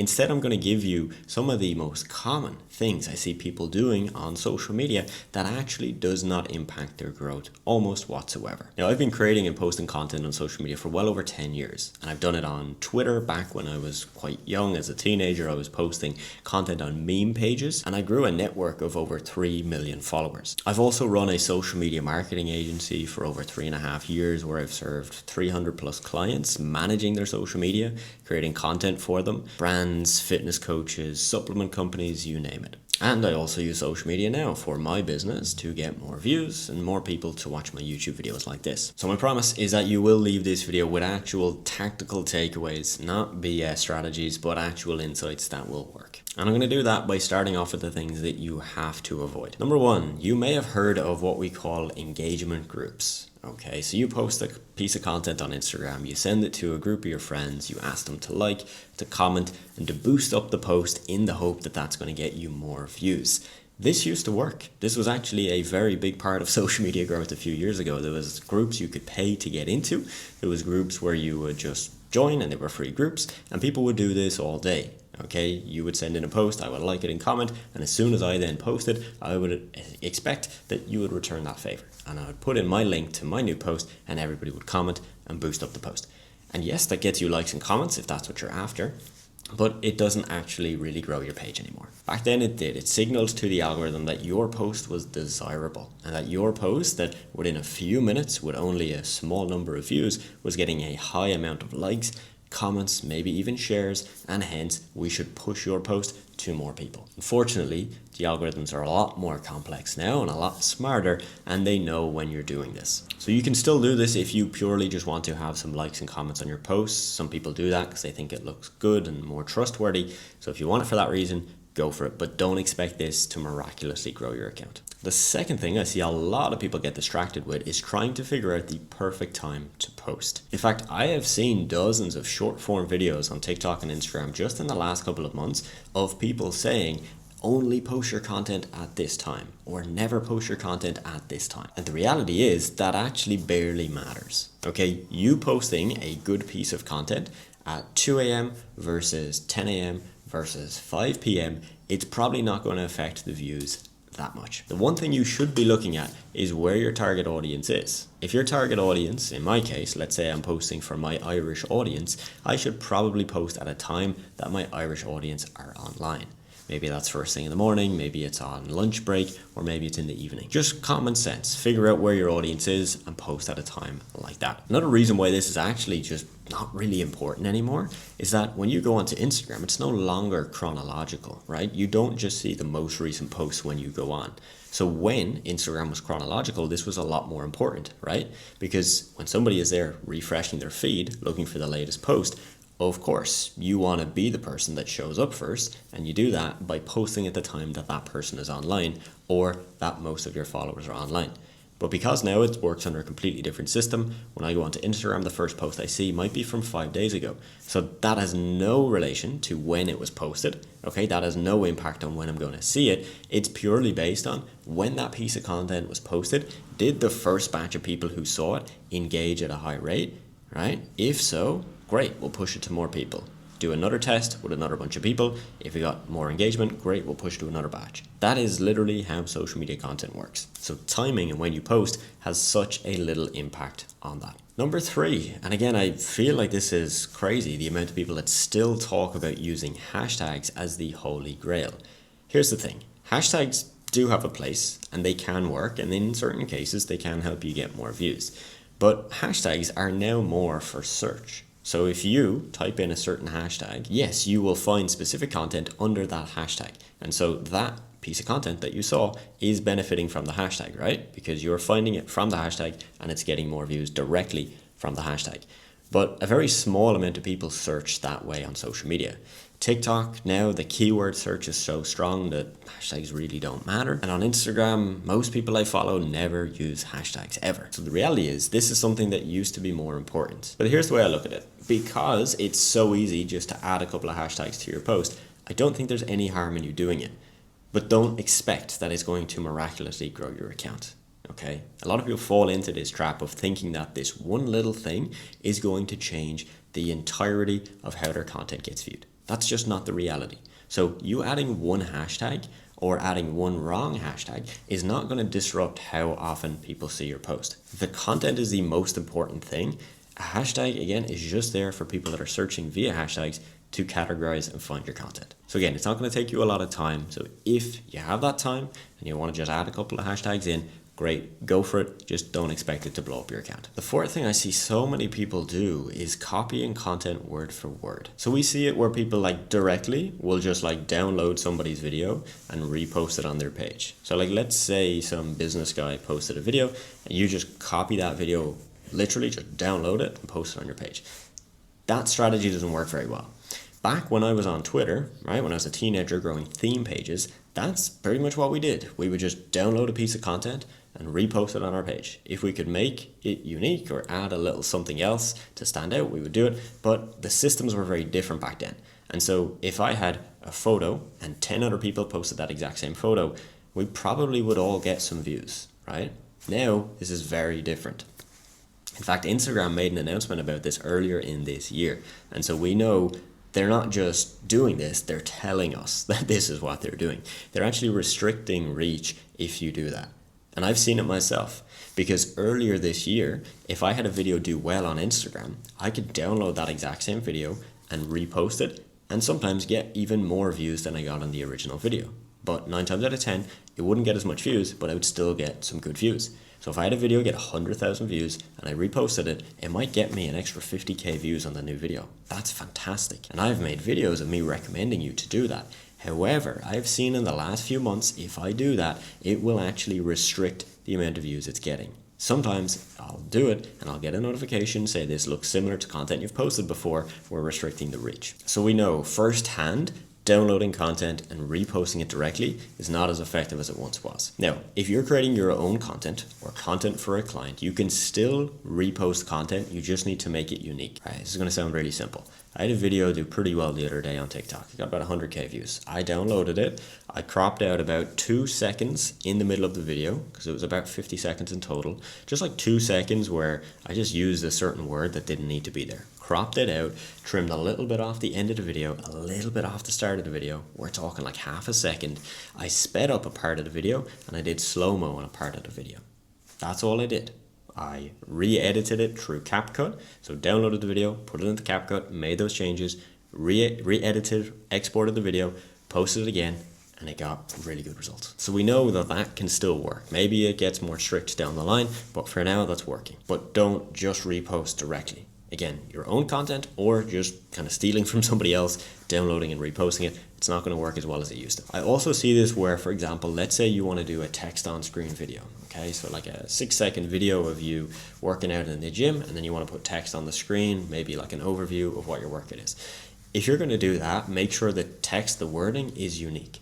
I've seen firsthand with somebody in my program where they essentially copied word for word what somebody else had in a video, and immediately we can see that the video is just getting restricted. Like they're not getting views, okay? Immediately the video is just getting capped and it's like maybe 20, 30 views is what they get. That's all. Like across the board, social media platforms are just going to continue getting more advanced, meaning that they're going to be able to spot more content that's copied, more content that's reposted. Okay, this is why it's really important, and this is actually really a strong reason for if you're offering social media marketing services to businesses, this is such a strong reason of why they should be paying you month after month after month. Because years ago, sometimes a business would hire a social media manager, maybe pay them for a year, and then fire them, and then for an entire year just kind of repost the same content they were posting. Well, we know now that that just won't cut it. That won't do as well, and that'll actually completely stagnate their growth, meaning that they will make way more money if they just paid you to keep doing what you're doing. So as social media managers, this gives us such a strong edge because we can't rely on just copying content. We can't rely on just reposting old content all the time. We're actually creating fresh content, which makes us more valuable to our client. Now look, I'll be honest, I could make a book on this. I could write a book on all the things that I see social media growth experts talk about that are just completely wrong. They're just leading you astray. If you told me I had to create a social media strategy for you or for a business owner right now, today, step by step, this right here, this is what I would do. This is exactly what I would do. In this training, I'm going to give you my step-by-step social media strategy that I would follow for myself, trying to build a personal brand, but also for clients of mine that were either paying for me to do this for them or paying for my advice on this. Now, just some credentials so you know who you're learning this from. I have gained over 1 million followers for both myself and clients on Instagram, and with TikTok, primarily for myself, but over 500k followers. You know, for my personal audience, I've probably gained around 400 to 500k from my own personal audience across Instagram, TikTok, and then other platforms as well, such as YouTube. And I've done all this quite recently, so I'm hoping that the advice I'm going to give you is quite relevant to where you're trying to get to, either with yourself, your page, or one of your clients' pages. So look, I know you have a ton of questions when it comes to growing on social media, and a lot of your questions are going to be more around what is the exact type of content I post? What's a content hack, a content strategy you can give me? What are the hashtags I should use? What time should I post? A lot of very technical questions that are important to ask, but these are the 20%. The 80%, right, where you're going to get 80% of your results with social media is from what we're going to look at today. These are the foundations, the fundamentals that if you skip them, you will probably never get results. First, you want to get very, very clear on the goal. Right? What is the goal of the page that you are trying to grow? Now, you might say, yeah, well, look, Adam, like the goal is a bit of everything, right? Like I want to get followers for the page. I want to get clients from the page. So I want to make money, but I also want it to represent the brand well and do all of these things. Great. Fantastic. Instead, what we want to get more clear on here is if you are doing this for somebody else, what is the biggest goal? We all have many goals. We have to know what our most important goal is, right? The top priority, what that is. Because if we don't know what that is, we don't really know how to prioritize around that. So in the case of you run a marketing agency and you're doing this for a business, for a client, you've got to look at, am I trying to get them like a tangible ROI? Like, is that the most important thing that they're going to see? So a certain increase in followers or a certain amount of leads or clients for their business, or is it convenience? Right? Is the business paying you because they don't want to do it themselves, but they know they have to do it? That's what you've got to get very, very clear on. And again, I know you might be thinking, well, it's both. They don't want to do it, but they also want to get great results from it. Yes, important. But what our job is here is trying to get clear on which one is the most important. Is it convenience? Is it ROI? Because the way I'm going to approach social media for convenience versus ROI is quite different. So if I'm serving a client where they just don't want to do it, right? They don't have the time to do it, and they're not expecting miracle results. And if we grow, fantastic. But the main thing is just to get it done, to uphold their brand and get the thing done, box it off their list. Well, I'm still going to want to grow them, right? Like I'll still want to put in all the effort and get them the results that they deserve, but I'll optimize for convenience. I'll give you an example of this. You're working with a fitness coach, okay? And you know deep down, for a fitness coach to get the best out of social media, that coach should record their training sessions, should record testimonials with their clients, should record themselves speaking to the camera, giving out valuable advice, right? That you could then edit with your team, make it into beautiful social media posts and post for them consistently. But here's the problem. Your client is shy, doesn't like being on camera, doesn't have the technical know-how as to kind of what lighting looks good for videos or the sound quality. So it's actually not really realistic for him to do those things. In fact, so much so, he's told you that he doesn't want to do them. So you have two choices with this guy. You could force him to do those things in the hope that he gets an ROI, or you could figure out what's more convenient for this guy. Because if convenience is the reason that he is buying from you, you pushing him to do all those things might be the worst thing you could do. In fact, the best thing might be to figure out, okay, cool. Well, let's see what I can work with. Maybe you can create graphics and carousels and quotes out of all the valuable information that he knows about fitness. Maybe you could post his before and after photos, write really nice captions so that you could post that on Instagram with a big story of what he's gone through and his struggles and how he got to where he is today. You see, that approach might mean that your client actually is happier and stays longer with you. Maybe you don't get him as many views and many leads and many clients, but you're giving him what he wants. Okay, so you get my points? This is the first thing you got to do for your social media strategy. Figure out what that is. If ROI is the most important thing, then you are going to push your client and get them to do all the things that you know they should be doing to get the best results. Cool. Number 2 is the audience. Who exactly are we trying to attract? And again, this links to the goal. So if the goal of your client, and let's go with the example of a fitness coach, it's just easy. The goal of your client is to get as many followers as possible. They don't. Look, if they get leads, they get leads. Fantastic. If they get new clients, fantastic. Just want to get loads of followers. Well, cool. Because if they want to get loads of followers, do we care who the audience is? Right? Not particularly.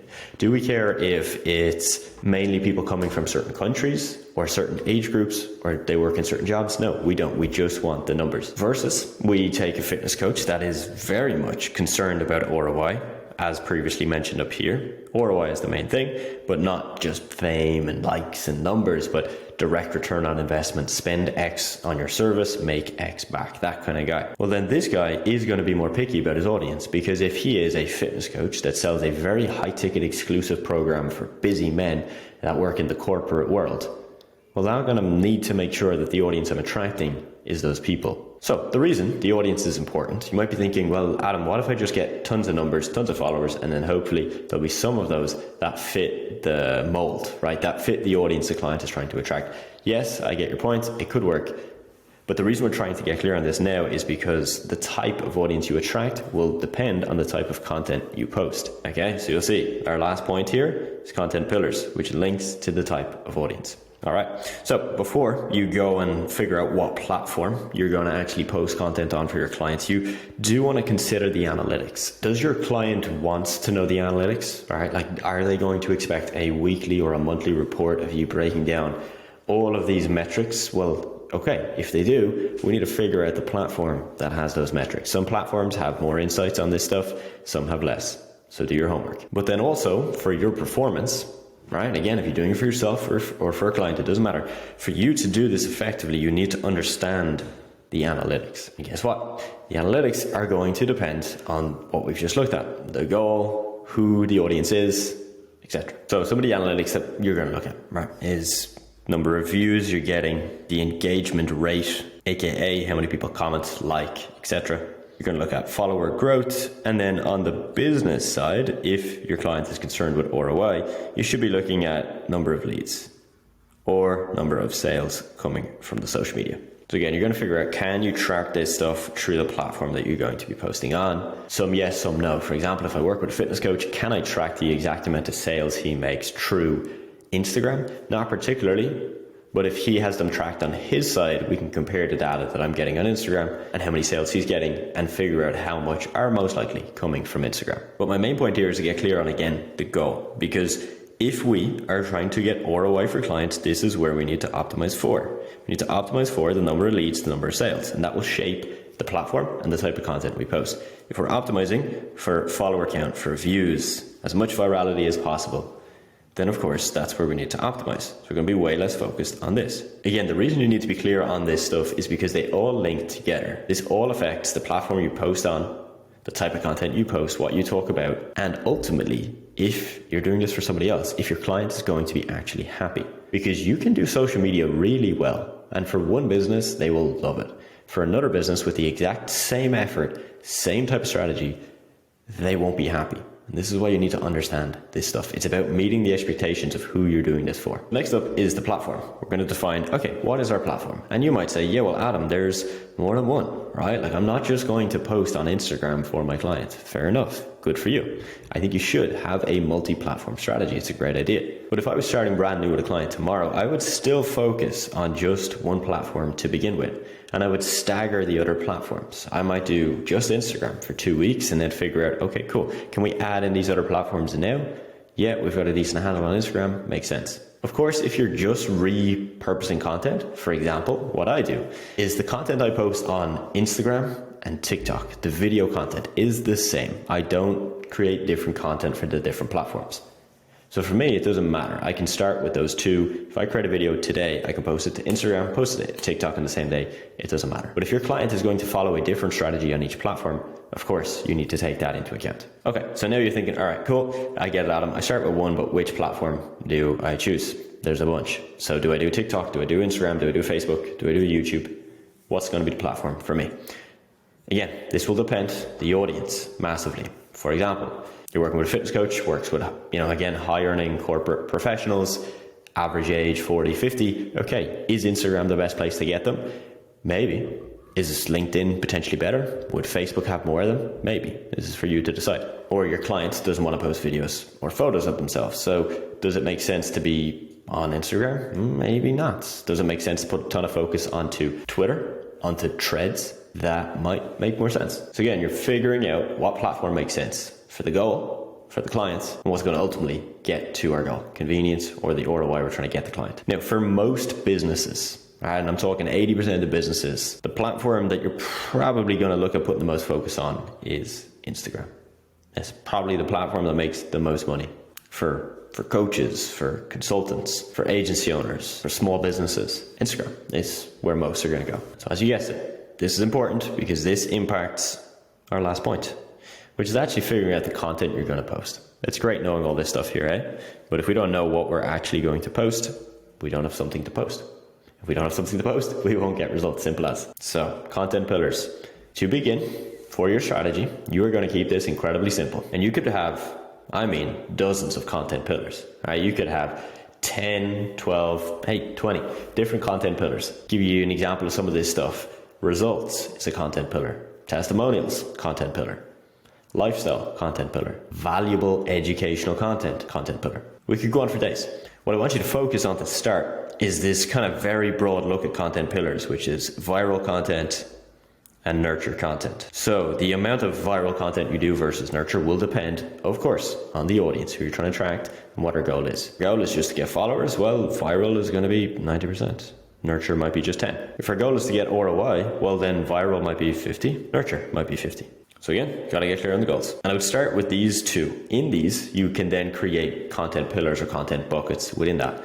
An example, you've got your two pillars here, viral and nurture. We're gonna assume you're doing 50-50, which is what I personally do. If you look at my Instagram, you can pretty much see that I post maybe a couple of times per day on average, and half it's kind of this viral content, and half it's more nurture. So in here, in viral, it might be, stats that I can find, like these statistics and facts about the industry I'm in, because it's mass appeal. It's stuff that's not directly about me. It's stuff that could appeal to a wide audience. On the nurture side, this could be results, could be testimonials. Or on viral, right? This might be like funny content. I've seen fitness people, like fitness coaches who sell high ticket coaching, have some content that's just funny. Like it's just them making a joke in the gym. I'm not going to directly get them a client, but it's to go viral, to get people into their awareness. So again, the point here, you could write this for days. We could have dozens under each one. You want to have enough of these to give you a good idea as to what you're going to post. And again, if you're doing this for a client, you want to ensure that it matches everything we've looked at so far, and that you then run these ideas by them as well. So there you have it. That's my mini training, my mini masterclass on how you're going to grow on social media step by step, whether it's Instagram, TikTok, and you can apply this to YouTube, other platforms as well. And this works whether it's for yourself, for your personal brand, or for a client of yours that you're doing it directly for or you're consulting with. This is how I get phenomenal results with my clients. This, for example, is in the fitness niche, a fitness client of mine, and how I got him great results on social media to not only get more followers on social media, but also more leads and more clients for his business. Today, I'm going to show you how and what we used to do to get incredible results for my SMMA clients, typically in the fitness niche. If you're new, my name is Adam, and I built a 7-figure content / consulting / social media marketing agency over the last 3 or so years. We started off with social media management and content creation, scaled it up, later decided we would stop doing social media management, and instead we started consulting with our clients while still creating content for them. So that's what I've done, and here is how we would get results. So first, to show you how we would get results, I need to get very clear on the type of clients that we worked with so that you can see how you can apply this to your SMMA business or your agency. So we worked with fitness clients, 2 specific types. Number 1 were fitness coaches. So I'm sure you know who these are. Think of online personal trainers, online coaches. Typically, these coaches would be selling high ticket coaching. So let's just say $1,000 or more is what you would have to pay them to get their coaching. The second type of client we worked with were supplement companies. Okay, so we're just going to call these brands for short, but they typically sold supplements, again, in the fitness / health / self-improvement world. So those 2 types of businesses are actually very different. Okay, they're in basically the same industry, but as you can imagine, how you grow sales and get more customers for a supplement company it's actually quite different to how you would then get results and clients and sales for a fitness coach. And that's why I want to break it down in this video. Now, my goal is that whatever niche you are in, whatever type of clients you want to attract, I want you to be able to take away from this video some of the strategies that I would use that you can then use yourself. You might need to tweak them slightly. You mightn't be able to copy and paste them directly, but you'll be able to get 80% of the knowledge needed to get these done for your clients. Why? Because if you get your clients good results, they will stay with you longer and they'll pay you a shit ton of money. Okay. So let's start off with fitness coaches. We're going to primarily focus on how we got results for coaches. Okay.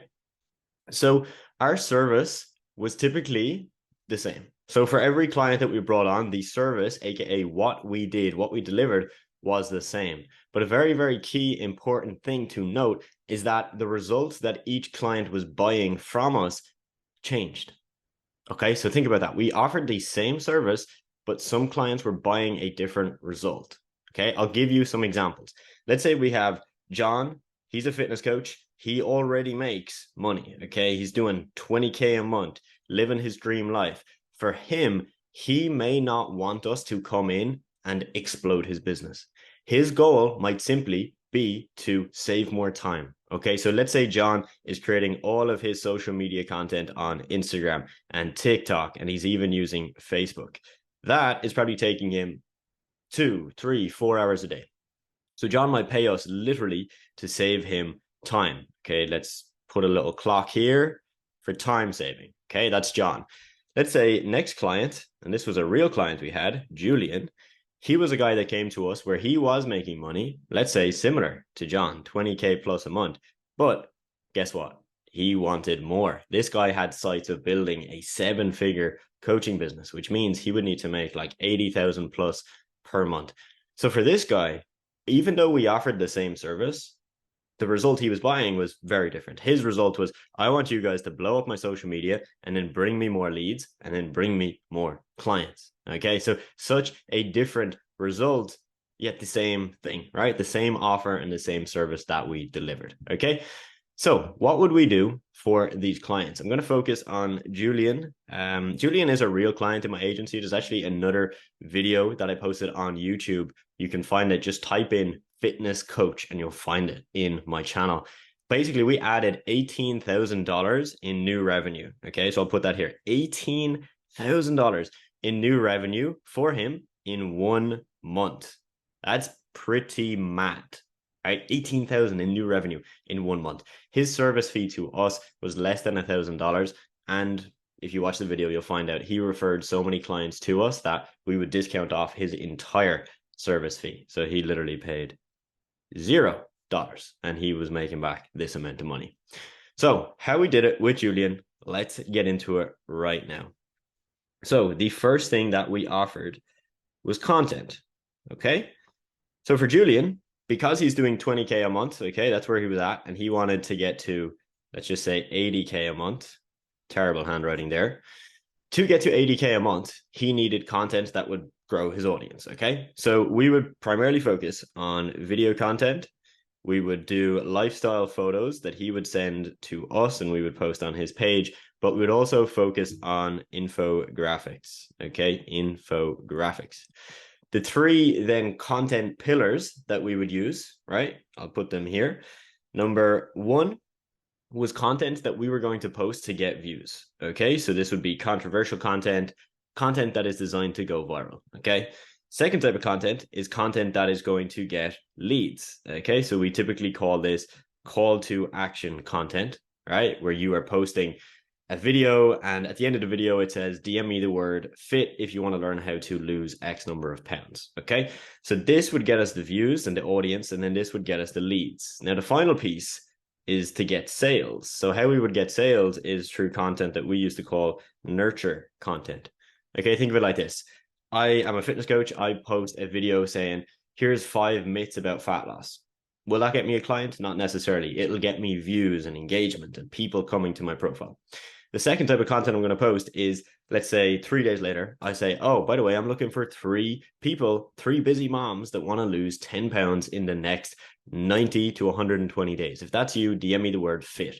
Nurture content is then me posting, oh, here's a testimonial from Joan who went through my program. Or here's 3 things that I did with my client Jane to help her lose weight, right? This is the content that will push the person from, okay, this guy might be able to help me, to, wow, he's got the proof, he's got the knowledge, he's got the results to actually help me.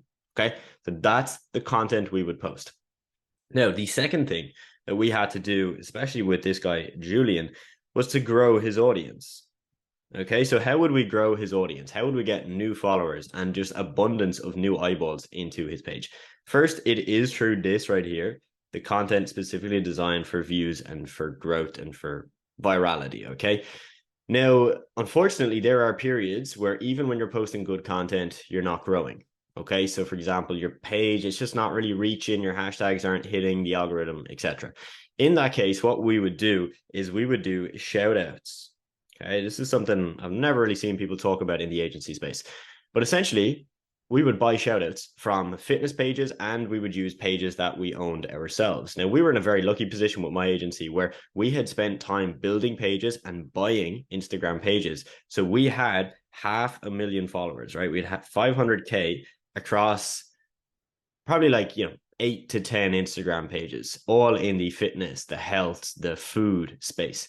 So we could then just do shout outs, right? We would essentially post a post on these pages and it would say something like, Julian is looking for 3 people that want to do X, Y, and Z. Message him the word fit if you want to learn how. Or Julian is giving away a free macro calculator that you can use to lose weight in the next 3 months, right? That's how we would grow his page. Pretty easy stuff to do, but it's knowing how much to pay these pages, where to find them, how to set up the whole deal. That's what most people get wrong, and they try this and it doesn't work for them. Okay, so that's something we did, and we did it incredibly well. The last thing is sales, right? Julian was one of our clients who knew what he was doing. Okay, this guy was good at sales. He was a killer. He's a really cool dude. Okay, for some of our clients, they don't know how to sell, so we can get them beautiful content that gets them new eyeballs and great engagement, and then we can shout them out on big pages to get more traffic to their page. But if they don't know how to sell, guess what? They ain't signing clients, right? It doesn't matter if you have 1 million followers. If you don't know how to sell, you're not going to make that much money. You will get some sales just because the sheer volume of people you have, but the same guy with 1 million followers could be making the same amount of money as the guy with 10K followers. The difference is one guy's really good at sales, one's good at getting attention, but the guy who's good at sales is actually making the same amount of money with literally, I don't know what, 1% of the followers. So how we would help people would typically be through our consulting, right? Just literally explaining to them how you need to do this. Okay, so how to set up your Calendly so that people can book a free consultation call with you. A sales script, we would give our clients a rough sales script to follow. So if you get somebody on the phone, here's what you got to do. Here's what you got to walk them through for like 30 to 40 minutes so that they go from kind of interested to, here's my credit card, I want to work with you, and sign me up to your fitness program. So those are the 3 main things we did to get like insane results for our clients. And the beauty of it is that we never had to run any ads. Okay, we spent no money on Facebook ads. And this is kind of insane because the SMMA space is so dominated by people that run ad agencies. And they claim that that's the only way to get results for your clients. In my space, in the fitness coaching space primarily, it was an injustice if we were to say run ads to a client unless they were making 100K a month. And I say that like, just to let you know, like we would literally tell clients if they came to us and said, hey, I think I want to run ads. We would ask them, are you doing 100K a month? No, don't do ads. Like you have so much untapped potential through organic content and growth using our strategies to get to at least 100K a month. Okay, so before we go and throw money at ads, get that dialed in. Okay, so we could get such good results literally just through content, some shout outs, and a little bit of consulting. Okay, so our clients would pay us, on average, we had a super low ticket offer at one point where we would just create content and consult with our clients. So no shout outs, no growth, no posting for our clients, just like 10 pieces of raw content that they would post themselves plus consulting. We did that for $450 a month, but on the upper end, we had clients pay up to $3,000 a month, just depending on the scope of the service. Meaning for one guy, we might create 10 pieces of content. For another guy, we might create 60 or 90 per month. So obviously the price is going to change based on that. Now, coming back to e-commerce brands that we worked with, okay, back up here to the brands and the supplements. The approach that we would use to get them results was similar, but also different, okay? For us, I'll be honest, fitness coaches, like that's our specialty. You know, that's still to this day, like that's what I know the best. If I have a fitness coach friend and they want advice, I know if I give them advice, it should work pretty damn fucking well. However, an e-commerce brand, it's going to be similar, right? The first thing we're going to do is content to get them growth. The second is, yes, we would do shout outs. Okay. So we would also do shout outs for brands. But the final part was a little bit more tricky, the sales. Okay. Why? Because if our client is selling a nootropic performance enhancing supplement, right? We're pretty much relying on how good their website is and how good their products actually are. Okay. If they've got shit products and a shit website, like even with the best content and the best growth strategies, we're not going to get sales. Okay. An example of this is we could have a client that has a 5% conversion rate on their website, meaning that if 100 people go to the website, 5 people will buy products. However, we could have another client selling a very similar product, but they might have a 1% conversion rate. Okay. So for us, with the same amount of effort, giving them the same amount of growth, same amount of traffic, they're going to get only 20% of what these guys got. These guys get 100% of results. These guys get 20%. Nothing to do with our service, right? Our service is the exact same. The difference is the conversion rate. So for brands, this is a little bit more difficult, but it's still very much possible. You can come in and fix this by doing consulting, okay? So explaining to your clients, this is what you need to change in your website. This is what you got to tweak because we need to get your conversion rate to go up. So there you have it, folks. I really hope this training was valuable for you. No fancy editing, just straight to the point, no BS. This is how we got results. With one of my clients, I gained them 80,000 followers in 3 months. And this video breaks down the step-by-step strategies and tactics that I used to do that. So you can hopefully know for yourself, if you're just starting, how you can explain how social media marketing works to your potential clients. So let's talk about one of my agency clients. We got them 80,000 followers in 3 months on Instagram, and I'm going to walk you through just some of the main takeaways as to how we made this possible. So you'll see here, this is actually something we used in a case study where we would actually send this out as a lead magnet, our free offer to get clients for my agency.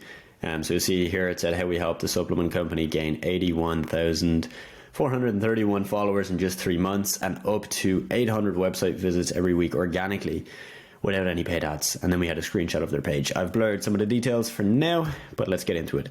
So month 1, month 2, month 3, they started at 83K. So that was a big advantage. Let's be real. If they were starting at 80 followers, it would have been much harder to gain them 80K. This definitely helped. You'll see then we got them to 164 over 3 months. So let's look at it. For feed content, we posted infographics mainly. Probably 80% of the content was infographics. Why infographics? They are really educational, which means people would save them a lot. Like they'd literally use the save feature on Instagram, but also really shareable. This business, you'll see here, it's vegan, okay? The reason that's important is because a lot of the content we made was very potentially controversial. So for example, there might be a recipe showing, a high protein recipe for a vegan, like obviously a vegan meal, which obviously as a vegan person, you might want to share because you might want to show to your followers, the people, maybe your friends, your family, that you can get vegan or you can get protein on a vegan diet, because that's like the big common myth. So that's just an example of how we would use like those psychological factors of controversy to improve the content we made. We would also post, YouTube and podcast clips to shorts. So we would basically clip up stuff of where one of the founders was speaking. Again, he had a bit of notoriety in the space, which helped because if they saw his face on the page, that would definitely help boost up the views as well. So we really leveraged that where we could. That was mainly it for the feed content. There were some others, but those were like the main drivers. You know, we hit infographics, get thousands and thousands of likes, and grow the page exponentially. Now with captions, we would typically just ask a question, then give more value relating back to the piece of content. So if it was like, let's say the protein recipe, it might be, how much protein do you eat a day? Or have you died yet of a protein deficiency on a vegan diet? Again, tapping into those psychological things that would create controversy. Then the value would be explaining, here's how you make the recipe, the step-by-step, what's included, la-di-da. And the end, we would typically try and put a call to action. Either follow us for more content like this, or a call to action to a free offer or a paid offer. So these guys sold supplements, but they also did like fitness challenges. So we'd often say, oh, by the way, we used our protein powder from at our supplement company, go buy that here. Or, you know, we're starting a fitness challenge in 3 weeks from now, sign up via the link in my bio, something like that. So that was a feed content which drove pretty much all the growth. The story content did help with growth, because when we would have a piece of content go viral, we would always have stories live on the page, meaning that people then would see that we're active and we're giving more value on there, and we'd be giving tips as well. The story content also definitely helped push visits to the website and sell products for them, which is a big part of why they were very happy. For context, this client paid $1,200 a month. Some months they paid a lot more for some extra services, but that was the minimum, and they stayed for like 20 months. So you do the maths, they paid a lot of money. So we obviously had to make them a lot of money for them to stay that long. The story content, we had like a set schedule, similar to how we had the content calendar. We would use that for stories, and each week we would have a mix of Q&As, so questions and answers, polls and quizzes, call to actions for the products, for the fitness challenges, that kind of thing, and behind the scenes. So this was pretty much how we did stories. It didn't necessarily grow the page, but it would have helped facilitate some of the growth. The strategy we used for DMs, because the page was quite big, we got a lot of inbound DMs, so we never did outbound DMs. You'll see what I mean by that in the appointment settings section, but we never messaged people that watched the stories or followed us, because the page was just so big. We really didn't need to do that. We would then direct the inbound leads, the messages, the questions, ideally back to the supplements or fitness challenge. So if it was a question about, hey, you know, I'm struggling to get enough protein, what can I do? We might send them over, hey, here's our protein powder, you should try that out. Or if it was, hey, I'm struggling to, you know, build muscle on a vegan diet, we might say, hey, yeah, you could check out some of our supplements, but we're actually running a fitness challenge in 2 weeks from now. Here's the link, you can sign up if you want. For Instagram stories, you got 3 approaches. We used option 3, which is around 5 stories per day. And there you have it, folks. You know, our hashtag strategy was nothing crazy. We would use hashtags relevant to the post, but we would not spend much time on it, as we've covered previously. Can hashtags help? Yes, they can, for sure, and we would use them, but we would just put some at the end of the caption, 3 to 10, and we would leave it at that. Pretty simple stuff. But the real main thing that you really need to understand from this is the content. The content is what grew, and I said this previously, but the hack you're looking for is good content that follows the stuff we've been looking at so far. You might have picked this up from that video, but inside of my agency, I worked with over 355 different businesses. Now, gaining 80,000 followers in 3 months for one of those clients, that was probably the best result we got. Most of our clients were paying us more for convenience. They know they needed to put time into social media, but they didn't want to put in that time themselves, so they would hire us. And if you've seen a lot of social media marketing or SMMA content online, you'll know the biggest struggle for most people is not keeping your clients once they sign on, it's actually getting clients in the first place. The way I've designed my mentorship program is really to focus on those 2 key areas, because yes, we will focus primarily on getting you clients when you're just a beginner starting off, right? It's the number one thing we can solve for you. But then we will switch and pivot, and we'll put a ton of effort into making sure you've good systems, a good team, and really just a predictable way so that when a client comes in, they get results pretty much guaranteed. Currently, I've coached well over 100 people past 5K a month, and some upwards of 40 to 45K per month as well. If you go below this video, you will see information on how you can work one-on-one with me, where I will be personally working with you, helping you either build and start your SMMA or scale it up if you already have one. If you want more info on that, just go down below this video, and hopefully this video was helpful. Now I'm going to give you a free social media management content calendar template. So if you're watching this video, it means you're looking into starting a social media agency. probably social media management, where you're going to create content, essentially post that content for your clients on social media. Now, if you're going to do that, a term you need to be familiar with is a content calendar. Quite simply, it's a calendar, right? It's a tool that you can use to plan out the content for your client. So if you're working with them on a monthly basis, you don't have to each day come up with new ideas, but you would instead plan this out over a month in the calendar. And this allows you to stay ahead of schedule, but also get them better results, which is a fancy way of saying you'll make them happy, they'll pay you more money. So in this video, my goal is very simple. The goal is to show you the content calendar that made my business, my marketing agency, over $1 million in revenue, specifically targeted to Instagram. That's right. Pretty much every client we worked with was paying us to create content for them and manage their social media. Some just paid for us to create content and consult with them. Some paid for us to create content and then post it to their social media as well. Before I exited my marketing agency, I worked with over 355 clients. Some paying as low as $200 to $400 per month when we were first getting started, and some paying upwards of $1,000, $2,000, and our highest paying client of $3,000 per month. But the key thing I want to stress here is that with every client that I worked with, we used a content calendar. So even if it was a low paying client that was paying for a few pieces of content per month, we would still use the content calendar to plan out those pieces of content, the ideas, the strategy, the methodology behind the content we were making. So I've actually put together a content calendar template. Okay, you'll be able to get this template for free.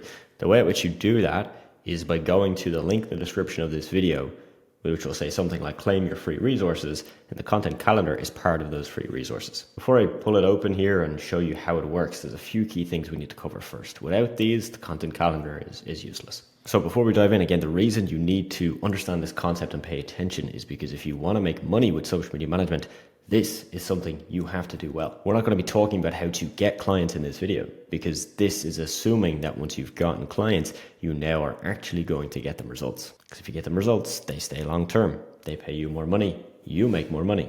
So let's get straight in. Your content calendar. This is how you make it. So to fill out your content calendar, there's two things we look at here. There's putting ideas into content pillars, or using content pillars to shape your ideas. Now, personally, I like to do both. And if you're confused on what these are, I will explain. So if you are my client, and I'm going to assume you're a fitness coach and you post on Instagram, you're coming to me to get help to reach more viewers, attract more followers, and eventually get more paying clients for your services. Well, you as my client, what I'm going to first do is I'm going to start with ideas. Okay, I don't want to box myself in, and I want to basically think super broad. What would a fitness coach post? What could they post? What are the competitors of you, a fitness coach, posting on Instagram? An idea literally could be a video concept. I see a competitor's video. It says, here's the 3 top foods to lose fat. Another idea is a video of somebody saying how running is not going to help you lose fat. These are just ideas. Now, if I'm struggling to come up with these ideas, or I'm researching competitors and for some strange reason there's really no good ideas, there's no posts that are going viral, and nobody in the fitness scene is getting views, I would focus in on content pillars. So these are content pillars. For example, you could break it into 5 pillars. So your entire content strategy for your client is going to follow these 5 pillars. Viral content, lead gen content, social proof content, authority content, and nurturing content. Now, this is completely up for debate. If you do a Google search, this will show you what it shows you for Instagram content pillars. Google says content pillars are entertaining content, promotion content, education content, blog posts, infographic, behind the scenes. So completely up to you how you define these. I use these, and here's why. When I look at viral, these are the types of videos that will pop up on my TikTok For You page or my Instagram Explore page, right? The videos that are probably going to be very short, very snappy.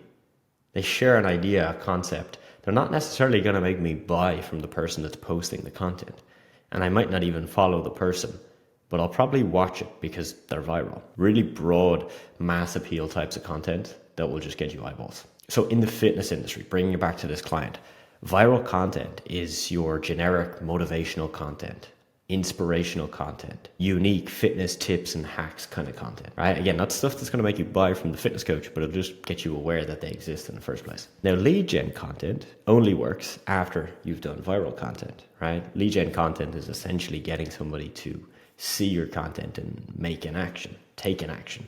to message you, to book a call, to become a client. These are call to actions, like literally telling someone, hey, I'm looking for X number of people, reach out to me, message me the word X, and I'll show you how I can help you lose fat. Social proof, this is before and after photos, testimonials, proof of what you do. Authority, this is typically content that's going to paint you as an authority. Okay, so this in the fitness industry, for example, could be you talking about a complex topic such as fat loss and really understanding and really showing people that you understand the science of why fat loss. This could be you really breaking down, what actually is fat loss, like the science behind it, the methodology, the different methods. This could be you citing studies and showing reference to all the professionals out there that have proven the best ways to lose fat. And nurturing content, in my eyes, is content that takes somebody from viewer to somebody taking action. So if you're a fitness coach, again, and let's say your main clients want to lose fat, nurturing content is going to be content that brings them from watching your stuff to actually saying, hey, I'm going to pay you money and become a client. This could be storytelling content explaining how you went from X to Y, or how your client went from X to Y, or giving them value or recipes or little tips and ideas. You get the point. So before you build out your content calendar, this is what you need to have a look at. You need to look at what we looked at, right? Ideas, you think through ideas, you brainstorm, you look through competitors. And when you're really struggling, you go back to these pillars, okay? You literally look at these, and like I did, you go through each one, define it yourself, and then figure out what type of ideas would fit into that. The goal of this content calendar is really simple, okay? I want you to know when to post, how often to post, and then what to post. And this is your kind of like your dashboard. It's the thing that you go back to if you have any lack of clarity and you wake up at 3 a.m. in the morning and you just are like, bro, what's going on with my client? Like, I don't know where they're at. Am I over delivering? Am I underperforming? I don't really know how I am with them. This is when you go back to your content calendar, right? And you look at it and you look at what you've done and what you've got planned out. And if you still don't feel that you're on track to meeting their expectations, well, your content calendar doesn't lie. It shows you what you've done, the ideas you've created, the posts you've put together, and then you could start analyzing the performance and seeing if it's actually getting the client results. Now, if you are managing a client on multiple different platforms, you're probably going to have a different calendar for those platforms. What I post on TikTok, we don't just post that same content directly on Instagram or on YouTube. We change up the frequency and we change up the type of post as well. So this is the content calendar template that you can get access to. All you've got to do is go to that link in the description, claim your free resources. You'll get this alongside a bunch of other templates I've put together for you, completely free. So as you'll see, monthly layout here is the first tab that we open up onto. As you'll see on here, this is just broken down on the left here with the dates, okay? All the way down from the start of the month to the end. And we then overlap it onto the next month as well. We then follow that by type of content. This is a drop down. So essentially you can change this, of course, but these are just the main types of content that we're posting on Instagram. And if you're really struggling with your client to come up with ideas, this is somewhere you can also look, is go through types of content. And then from there, let that give you a more narrow view of the type of content to look for. So for example, if I look at infographics, right? For a fitness coach, it's teaching people how to lose fat. Well, when I look at that, there's only certain things I can do in an infographic. Like it's just a series of graphics, right? So I'm probably going to show recipes. I'm probably going to show transformations. I'm going to share knowledge bombs, AKA here's why the Stairmaster beats this other exercise for fat loss. So this is where you type in your idea. Okay, so post idea, just lash it in there. Post idea 1 as an example. If you were giving this to your client so that they need to record content, if they're recording reels or other types of videos, you would put in the hook here so they know exactly word for word what to say in that hook. The notes here would be kind of like the rough script, okay, like the breakdown of what they need to mention in that video. And this would be when you've actually requested the content from the client. When the client has given you the content, if they've recorded it or if you've created it, for example, you create an infographic and send it to the client, you would get the client then to approve it. And once they have, you would tick that off. Here, you're going to track your status. So if you've actually scheduled the content, is it not made? Is it in progress? Basically, where is this at? Again, you can come back to this at any point and know where you're at in the process. The rest of this is all pretty self-explanatory. To help, what I would recommend you do is fill out this here. We call this a legend, to essentially give you a guide. You can follow this or you can create your own, but basically just having a breakdown of essentially what each day is going to be. This is just going to give you structure, because structure creates freedom. Freedom is probably what you want Here you've got your content pillars, okay? So we mentioned this earlier, but you can list your pillar here, so pillar 1, and then put in whatever the pillar is. And then here you have your topics within that pillar. So if pillar 1 was viral content, this is where you'd have your topics. And finally, reference accounts. This tab is very useful, okay? When you have a client, what you really need to do is make sure that they understand who their competitors are and get a list of those competitors, understand why they're even considering, really get clear on why they even consider that person or that business as a competitor, so that you can understand, is this a competitor I should model or stay away from in terms of getting content ideas from them. If you have any questions about how you go about creating and using this content calendar for your clients, if you don't have clients right now, okay, just think of those hypothetical questions. I want you to put them in the comments of this YouTube video. I'll do my best to respond to each one, and I might even make follow-up videos for each of them. Is this content calendar simple? Yes. Could you make your own template? Yes. Can you just get my one for free? Yes. Just enter your information in that link you'll find in the description, and it's yours. So what I'm going to show you in this training got me 10 million views on TikTok and Instagram, and you're going to learn exactly how I did it. So we're going to talk about how to get viewers to watch your videos. So when 100 people see your video, how many of them actually stick around and watch the full thing? Not that many. You might think that 100 people sit there and actually watch the whole video. They don't. You see, how you get viewers to watch your videos is optimizing the first couple of seconds of your video. That's where you first want to focus. There's other factors to look at, but this is number one most important. So if I take that video that you see on screen, it did decently well on TikTok. It did okay. You know, I think maybe between 10, 20, 30,000 views. All right. Now, why this really did okay, but not 10 out of 10, was the first 2 seconds. The rule of thumb I have is you want to get about 70% of people in the first 2 seconds at least. I got 67, means 67% of people were still watching. So the others had already swiped to the next video. Now, if I could have figured out maybe something that I could have done in those first 2 seconds, whether it was the video clip of me or text on screen or the sound, maybe more of those people would have stuck around, and then they would have watched longer, and then that would have pushed my video out further. This is what I want you to be thinking about. So we've got a few examples we're going to go through. We have things called pattern interrupts, which are things you can do at the start of a video, but also throughout your video, which will interrupt the pattern, right? Your viewer is in this pattern as they see your video. Most cases, they're like this. All right, they're scroll, scroll, scroll, scroll. And they only stop when something absolutely hits their dopamine receptors and gets them to go, oh, wow, let me look at this. So the main way we're going to do that is with pattern interrupts. I'm going to show you these examples. Changing the lighting, showing you a sitting down or standing up clip, zooming in or out, panning side to side, and then saying a triggering word like you or stop or don't or never. One of these. So I'm going to show you those in a moment. Now, when we look at this, there's other things to look at. It's not just pattern interrupts in the first couple of seconds. There's a technique called opening and closing loops. So essentially you start with a hook, which is opening the loop, and then you don't close that loop until near the end of the video. You're building suspense. You're basically making people feel like they need to watch till the end. Has this ever happened to you before? You've seen a video pop up, right, on your explore page. This has happened to me many times. And it's a video of somebody doing something. Okay, they're cooking, they're cleaning, but they're talking as they're doing this. But they're actually talking about something completely unrelated. For example, I saw a clip once of like a woman, right? And I think she was like cooking or cleaning, something like that. And she was talking about her husband cheating on her, right?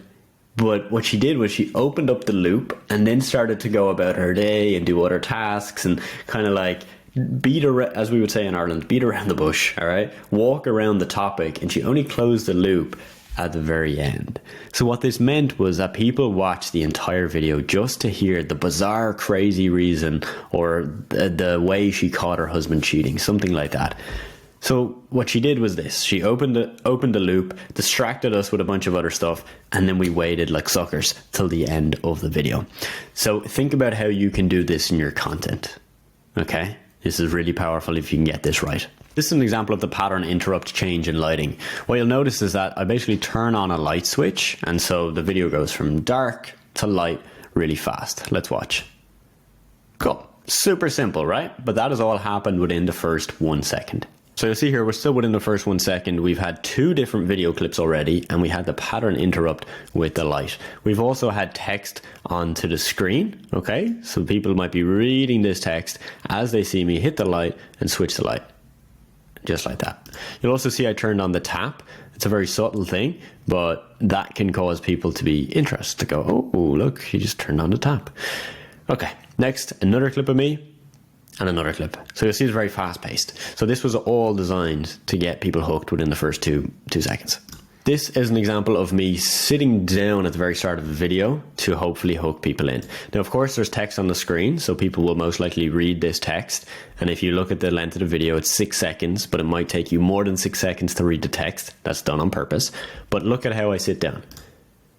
Super simple. But that like movement and that change in the scenery will most likely get people to see that. And it's like that pattern interrupt. It's not what they were expecting, maybe. Another example here, similar setup, text on screen, but watch, I sit down. Super simple, but that will change how people see it. If it was just this, people may not watch the video as long. This is an example of the video panning side to side. So it shows me, it shows the laptop, and it shows the C view. All there strategically to get people to continue to be hooked in. And finally, this is where I'm using triggering words. I say delete Snapchat, stop playing video games. I'm using these big bold words that people will see and go, whoa, right? This is not me saying maybe you should limit Snapchat, maybe you should watch less of video games. It's very much in your face, buzzwords, keywords that people will see, very triggering words. And I'm using these at the start here to, again, hook people in at the start. One of my most viral TikToks took me only 4 minutes to create. So I'm going to walk you through the 4-minute viral TikTok video strategy. This can be used for Instagram and other short form platforms as well, like YouTube Shorts, but I did this specifically for TikTok. So this is my strategy that takes me 4 minutes that helps me create viral videos. I have had dozens of viral videos that have taken me literally 4 minutes to make. This is the exact process. So what I call this is the text on screen trend. You'll see here, this is a video that got 35,000 likes, nearly 36,000 likes. I don't know the exact view count because I didn't quite put that in the screenshot, but I think well over 1 million. This type of video has gotten me so many videos that have gotten 1 million plus, and I'm going to walk you through how to do this. Now, like all of the tips and strategies I'm giving you, do not just try this on one video, and if it doesn't blow up, say that this doesn't work. If you do that, we are not friends. This works when you consistently do it. Keep tweaking it until it works for you. This video strategy has gotten me so many videos that have popped off and really blown up my account. Yet, guess what? There are times I do it and it doesn't quite hit. So please do not just try this once and then say, hey, Adam, this doesn't work for me. Okay, this works in every single industry I have seen out there. So please do not blame that. All right, so let's get into it. Essentially, the premise is this. You're keeping videos shorter than necessary to improve the rewatch rate and the watch time. So for example, this video would typically be less than 7 seconds, sometimes 3, 4, 5, 6 seconds. We would use, I'll walk you through in a minute, a trending sound and stuff, but essentially to read through all of the text would take anybody longer than the time of the video. So what you want to do is set a timer on your phone and then go and read through this. So, right, you would just look at it and you would read through and figure out, okay, how long did that take me to read? If it took you 5 seconds, I would put your video at 3 or 4 seconds. If it took you 10 seconds, your video at maybe 7 seconds. Basically cut off a second or two so that if someone wants to get all of the text, they either pause it and stay on the video longer or they replay the entire video. That's a really important metric.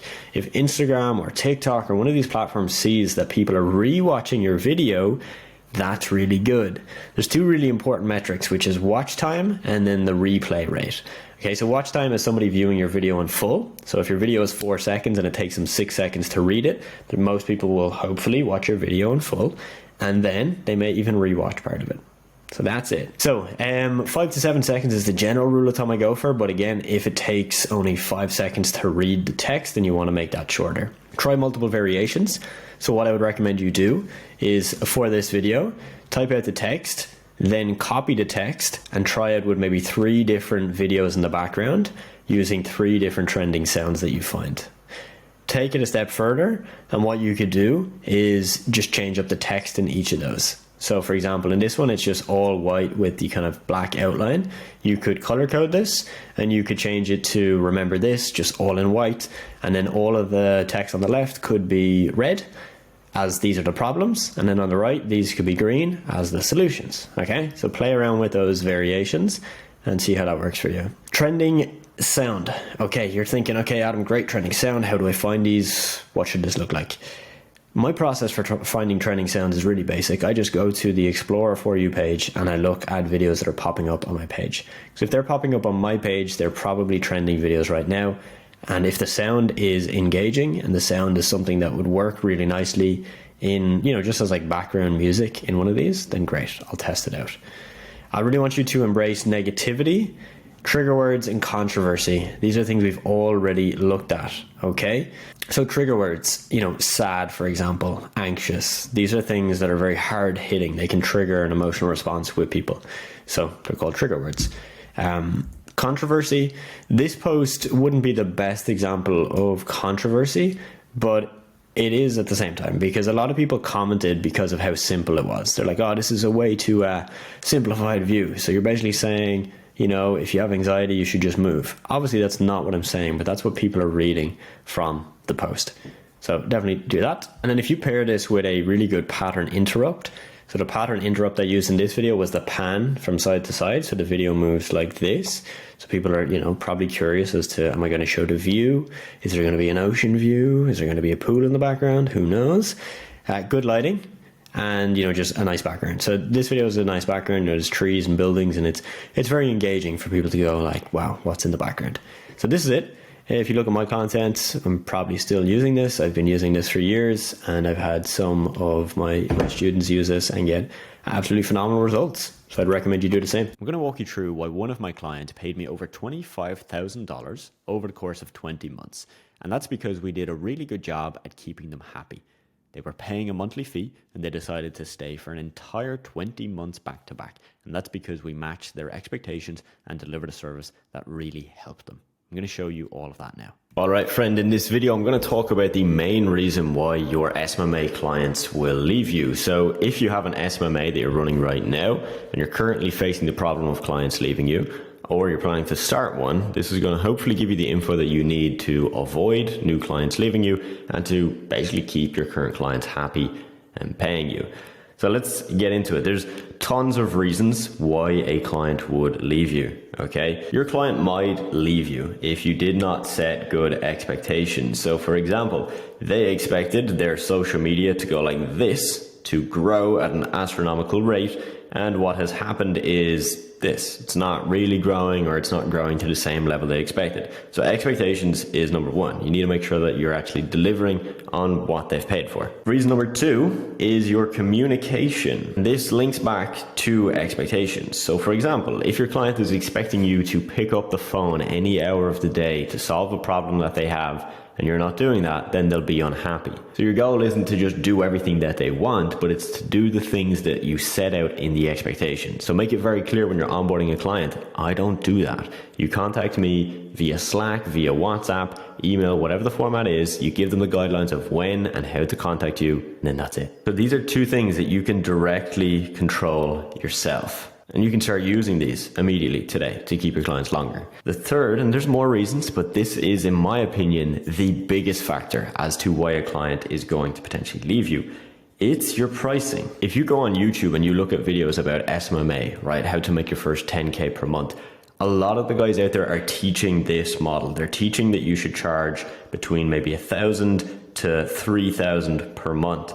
I've seen people even recommend beginners to charge $5K a month for their first client. I will be brutally honest with you. I have beginner students in my program right now that are signing clients for $1,000, $2,000 per month. Here's someone with an offer of $1,400 per month. Here's someone booking 7 calls in a day. Here's someone charging €1,650 per month for their clients, and they have 2 clients on those packages. And here's a good example of a beginner, Amy, someone where her first client signed for £7,000 for 6 months. That's over $1,000 per month. But that is not the norm. What is more normal for your first client is something like what Andre has done, $240 per month. You need to get it out of your head that low ticket is bad. This is what, I hate to say it, 99% of the gurus out there are saying low ticket is bad, high ticket is good. I think this is a whole load of BS. Let's take Amy, for example. She just signed, as I showed you, a client for £7,050, and that is for 6 months. Do the maths, it's over 1K per month. The risk Amy runs with this is that the client's expectations are naturally going to be higher. So the quality of her work, the expected results are naturally going to be higher because she is what? She is paying more money. If Amy's client was, let's just say, paying $500 a month, still in my opinion a decent price to charge for your first client, Amy could probably do the same work, but the client would be happier because of this. The concept we're going to look at is the value to price exchange. We want value, okay, let's just do it on a scale. We want value to be as high up as possible on that scale. This is high value, this is low value, not good. And what your client wants is this as well. They want to get a lot of value, but they want the price to be as low as possible. And if it's high, they don't like that. So you've kind of got this interesting relationship where you want your value to be high and your price to be high.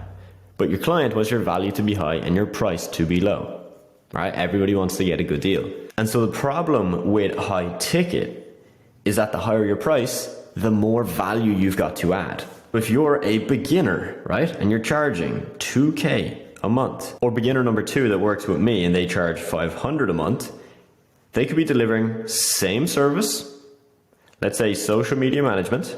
If we look at the value 2 people provide, what you provide at 2K per month versus my student at $500 per month, for you to keep your client on, I'll be honest, your value needs to be 10 out of 10, like top of the top, creme de la creme.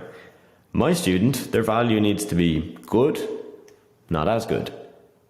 As a beginner, are you going to know the best way to serve a client, how to get them the best results? Being brutally honest with you, as much as I could train you and teach you, this is a thing you learn with experience. As you work with more clients, you get better at this. So realistically, trying to get to this, right, the really high value, it's just not very realistic. So this is what happens. What happens is you sign the client for 2K a month, then they realize value to price doesn't match, and they cancel. Doesn't mean that they weren't willing to pay 2K a month. They worked, they paid you, just the value didn't quite match it. So you've got to think long term. Is it better to sign a client for 2K a month, but them to potentially cancel in month 1 or month 2 because you're just not delivering to the standard they're expecting? Or long term, would it make more sense to sign them at $500 a month? Keep them, let's say keep them for 6 months, make roughly the same money, but have more proof. Maybe have a case study, maybe have tangible results from that client that you can show to new clients. I think you'll agree with me that this probably makes more sense. In my agency, this really, really helped us because even at scale, right, when we were doing 50K a month, we had clients, certain clients paying around $450 per month, right? That's low. But what this allowed us to do was have a pretty productized service because the value, right, let's go back to the chart, the value needed to be here. It didn't need to be 10 out of 10. It needed to be here, right, decent. So this meant I could have graphic designers, video editors, VAs, essentially have this team in place of people that could manage the client, do a good job, but they didn't have to be 10 out of 10 world class. And so this meant that we could kind of scoop up a lot of this part of the market that weren't willing to spend $2,000 a month. They didn't have that money, but they knew they needed to spend something and they were willing to pay this. So this helped us when we worked with a lot of beginner fitness coaches. So the takeaway from this video is you've got to understand the value to price relationship. If you can get your value to be a 10 out of 10 and you deliver a 10 out of 10 service, then your price, you might have an issue selling someone on high ticket, but once you get them in, you shouldn't have a problem with retaining them. Assuming value is high, plus expectations, plus communication is really good. If I was you and you're a beginner or you're someone making less than 5K per month, I would do this. This is your price. I would charge mid-ticket around $500 a month, roughly. And as you get more experience, you can charge more. let's say 1K a month. Also, before we get into the full free course, I want you to be aware that in the description of this video, there's going to be a link that you can click that says something along the lines of claim your free resources. And that's going to give you access to a bunch of extra resources, completely free. Yes, you just need to put in your name and your email, but those resources are worth thousands. Those resources are really going to help you start your social media marketing business, scale it, and know how to run it correctly. So I'd really recommend take 2 minutes, click that link, put in your name, put in your email, and you'll get all of those for free. So this is how I use AI to create content for social media management clients of mine. This is your full guide on how AI makes this really easy. People are getting very used to and annoyed with 100% AI generated content. For example, right, if you look at the news, like just that as an industry, news, politics, etc., there is so much AI content that is 100% AI, and it's just so wrong. I saw this recently about somebody who got arrested, and it was an AI video, and like the AI video is just getting all the information wrong, like so wrong, but it's just pulling information that it's finding online, right? And so it's not the AI's fault, right? It's just pulling information it finds online. But there could be some article about this person who lived in this certain city, but that was 5 years ago.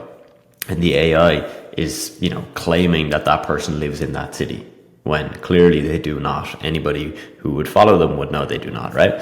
So just an example as to AI gets things wrong, right? So the information can be wrong, but also AI, like 100% AI generated content, like faceless, anonymous content, a lot of times you can very clearly see, okay, this is AI, and people are kind of getting to a point where, bit of a mass hate towards that type of content. So look, people don't mind or even know when their favorite creators use AI to create content at a faster rate using AI, right? But they get annoyed if somebody's using AI 100% to do the entire process, okay? So this is what I mean. It's not that we're not going to not use it. We will use AI to create content. It will save you time. It will get it done faster, and hopefully it's even better content. But we're not going to use it to just like literally do the entire process. Okay. So this is how I've been using it. Okay. I'm using a lot of AI right now to create content, but what it's doing is it's just allowing me to do it faster. That's really the big thing. It's allowing me to do it faster. There's certain types of content that we're posting on my page right now that, doing it manually would probably take about 20 to 30 minutes. Doing it with AI can take about 5 minutes. Okay. So it's just really cutting down that input by such a crazy amount. And like, if you just do the maths, right? Let's say I was paying somebody $10 an hour to create that content for me, right? And they were doing, let's say, an hour a day roughly by doing it themselves. So again, based on my numbers, that would be, they would create 2 videos a day. So that's 2 videos a day. We do that for 30 days. That's 300 that I would pay them. Cool. Well, if we're now using AI, where it used to take 30 minutes, it's now taking 5 minutes. You do the maths, that's like 6 times faster. So I can theoretically divide this by 6. So now if I'm paying someone that amount, well, it would actually cost me 50. Okay, so I've literally saved $250, which is insane, per month, okay? So that is why it's powerful, and that's why we're gonna use it. It's mainly for that right there. So at this point, we're gonna assume that you have your content calendar and content ideas. Okay, so we've gotten through that in previous videos. And in our main program, we have content calendar templates that you can obviously use alongside using AI to come up with the ideas. You can use the two to get you to this point. And now we want to use the AI to create the content. Okay, so what I'm going to do is a live example. I'm going to, number one, I'm going to find a competitor or a reference account for, we'll do it in the fitness industry. Okay. I'm going to then feed that to AI, and I'm going to give it our current content calendar, right? I'm going to give it parameters such as, will the client record a video? Will we use what the client already gave us, or will we create from scratch? Okay, so those are kind of the very necessary piece of information I need to give to AI to help with this process. So I'm going to jump over to, different tab here, and we're going to get this going. All right, so guys, step 1 is to find competitor and reference account. Now I'm also going to show you this process, right, of creating the content calendar again. Okay, so we're just going to rejig this. I'm going to get this prepared. You probably already have this prepared because we've kind of gone through it together, but I'm going to prepare one live. Okay, I'm going to find some random fitness coach and pretend that that is my client and show you just a real basic example of how we'd come up with the ideas for them. Then we're going to find the competitor and reference accounts. We're then going to feed it to AI with our one, and we're going to give the parameters. All right, so bear with me and let's get this going.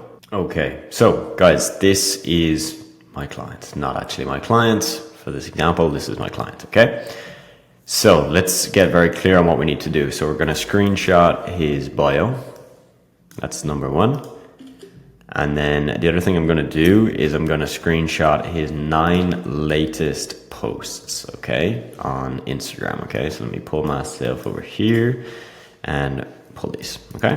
Now this is great, it's a really good example because this guy, as you can see, is posting a lot of valuable content. Like it's a lot of information, and more information means I can feed this information to AI and probably get a clearer image of our content calendar from this, okay?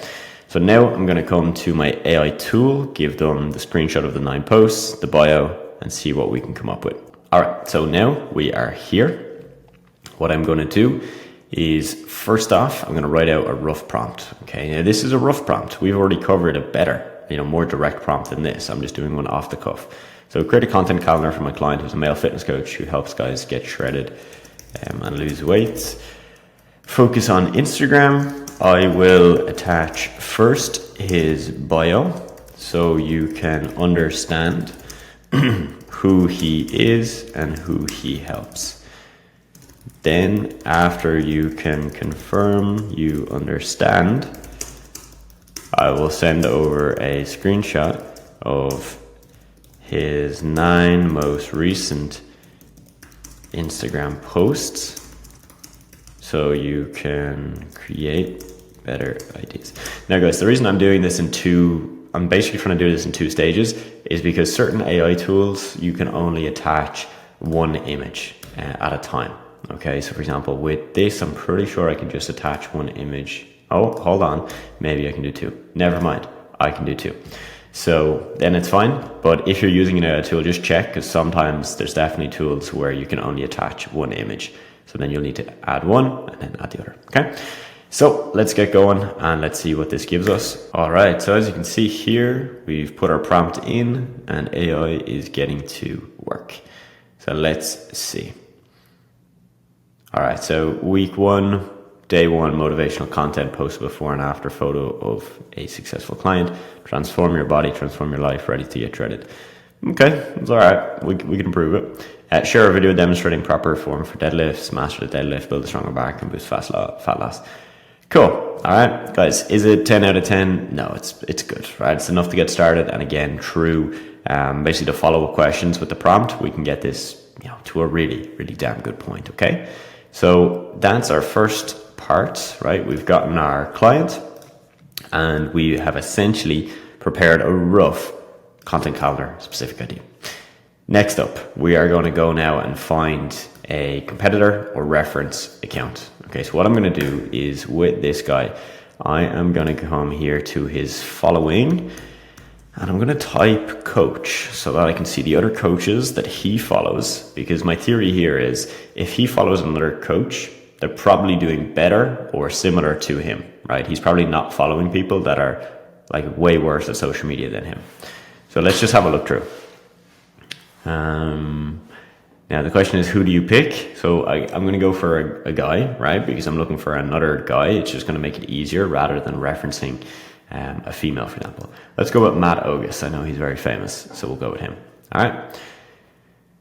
So when I look through Matt's profile, I've realized maybe he's not the best fit for the simple reason that if I just take a screenshot of 9 posts here, he has a lot of content that I don't think is going to be relevant for who we're trying to help, right? We're trying to help guys basically get shredded, lose fat, but a lot of his content here is just workouts, right? Like there's less informational video. There's also some comedy and skits. So it's not necessarily going to be the best fit.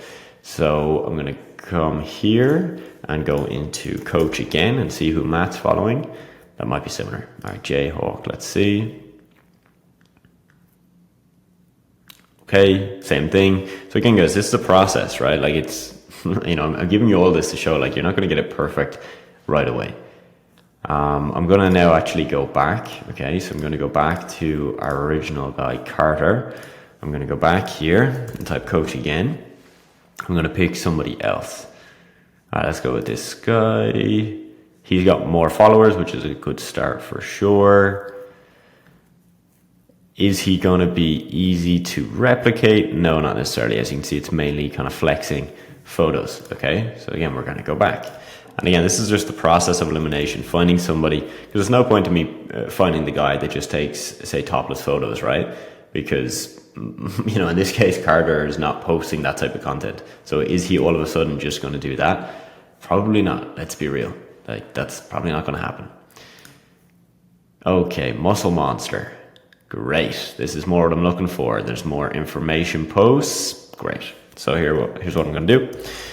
I'm going to screenshot these 9. Actually, we're going to go 12. Okay, so I'm screenshotting that. Now, come back to my little guide here.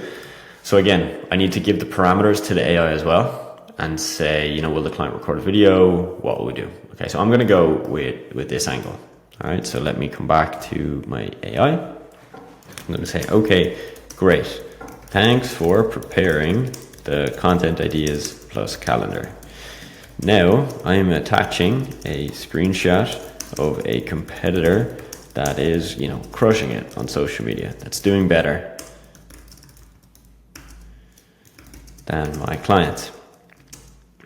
In the screenshot, you will see his most recent content and the preview of what the content is about.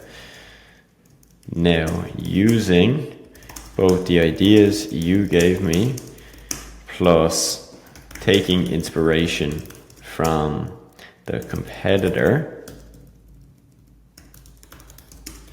give me 9 video scripts.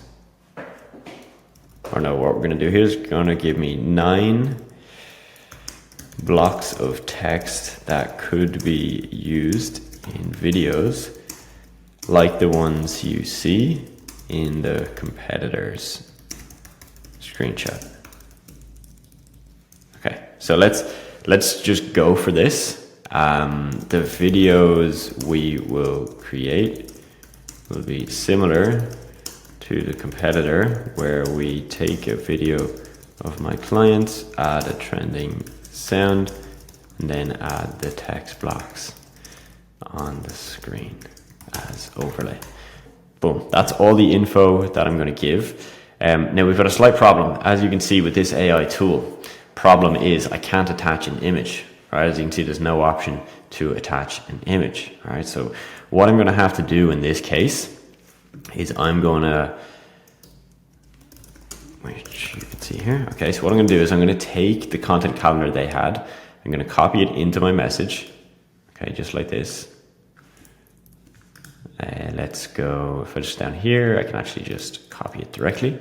Okay, so guys, I'm so glad we're doing this live so you can see the reality, okay? You can see the reality, okay? So I need to just delete all of this extra.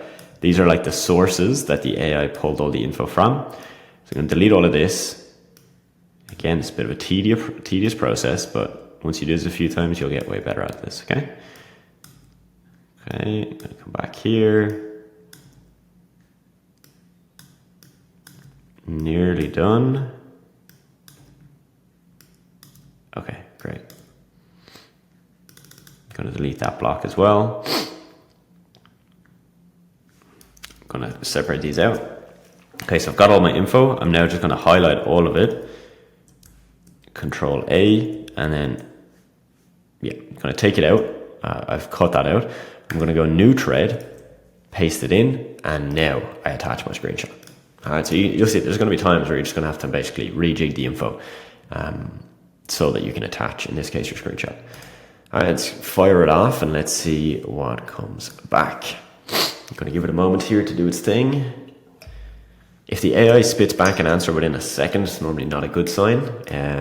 It's normally better if it takes a bit of time because it means it's actually scouring the internet. It's actually referencing other websites as well. Okay, so this is all still my prompt. Here's my answer. Cool, so I'll create 9 blocks text. 3 reasons you're not losing fat. Perfect, this is exactly what I'm looking for. Okay, if I come back to my reference here, right, of this guy, like I could definitely, you can see this style, it's mimicked this style perfectly, right? If we look here, 5 foods that are killing your gains. Fantastic. Guys, so that's a really good example showing you how we create content using AI, where it's not replicating the whole process, but I take this now and I can create videos like this. As long as I have videos of my client, I can create stuff like this very damn quickly. Literally, right? Like I can get this done within minutes. So there you go. That's our live example. So if you're a beginner, this is your guide to creating social media content from scratch with your clients. This should give you the confidence to know exactly how you create content and what not to do, so that when you speak to a business owner, you can just explain this to them. If you want to run a social media marketing business, a key component is creating content. Not content with you when you're facing it, but content for that business. Whether that's a gym owner, an online personal trainer, a restaurant, it doesn't matter. In most cases, if you want to be signing these clients that pay you $500 a month, $1,000 a month, $2,000 per month, you're going to need to create some form of content for them. Now, in my experience of running a marketing agency, I've worked with over 355 clients, and out of those, none of them did I personally need to record content for them. So no content with me in it, and no photos or videos that I would be taking of their products or their locations. Everything I did was remote. In fact, most of my clients, I never even met them. So I'm going to give you, from that experience I have working with hundreds of different businesses, creating content for them, how to do this. So this is your beginner's guide. Stick with me.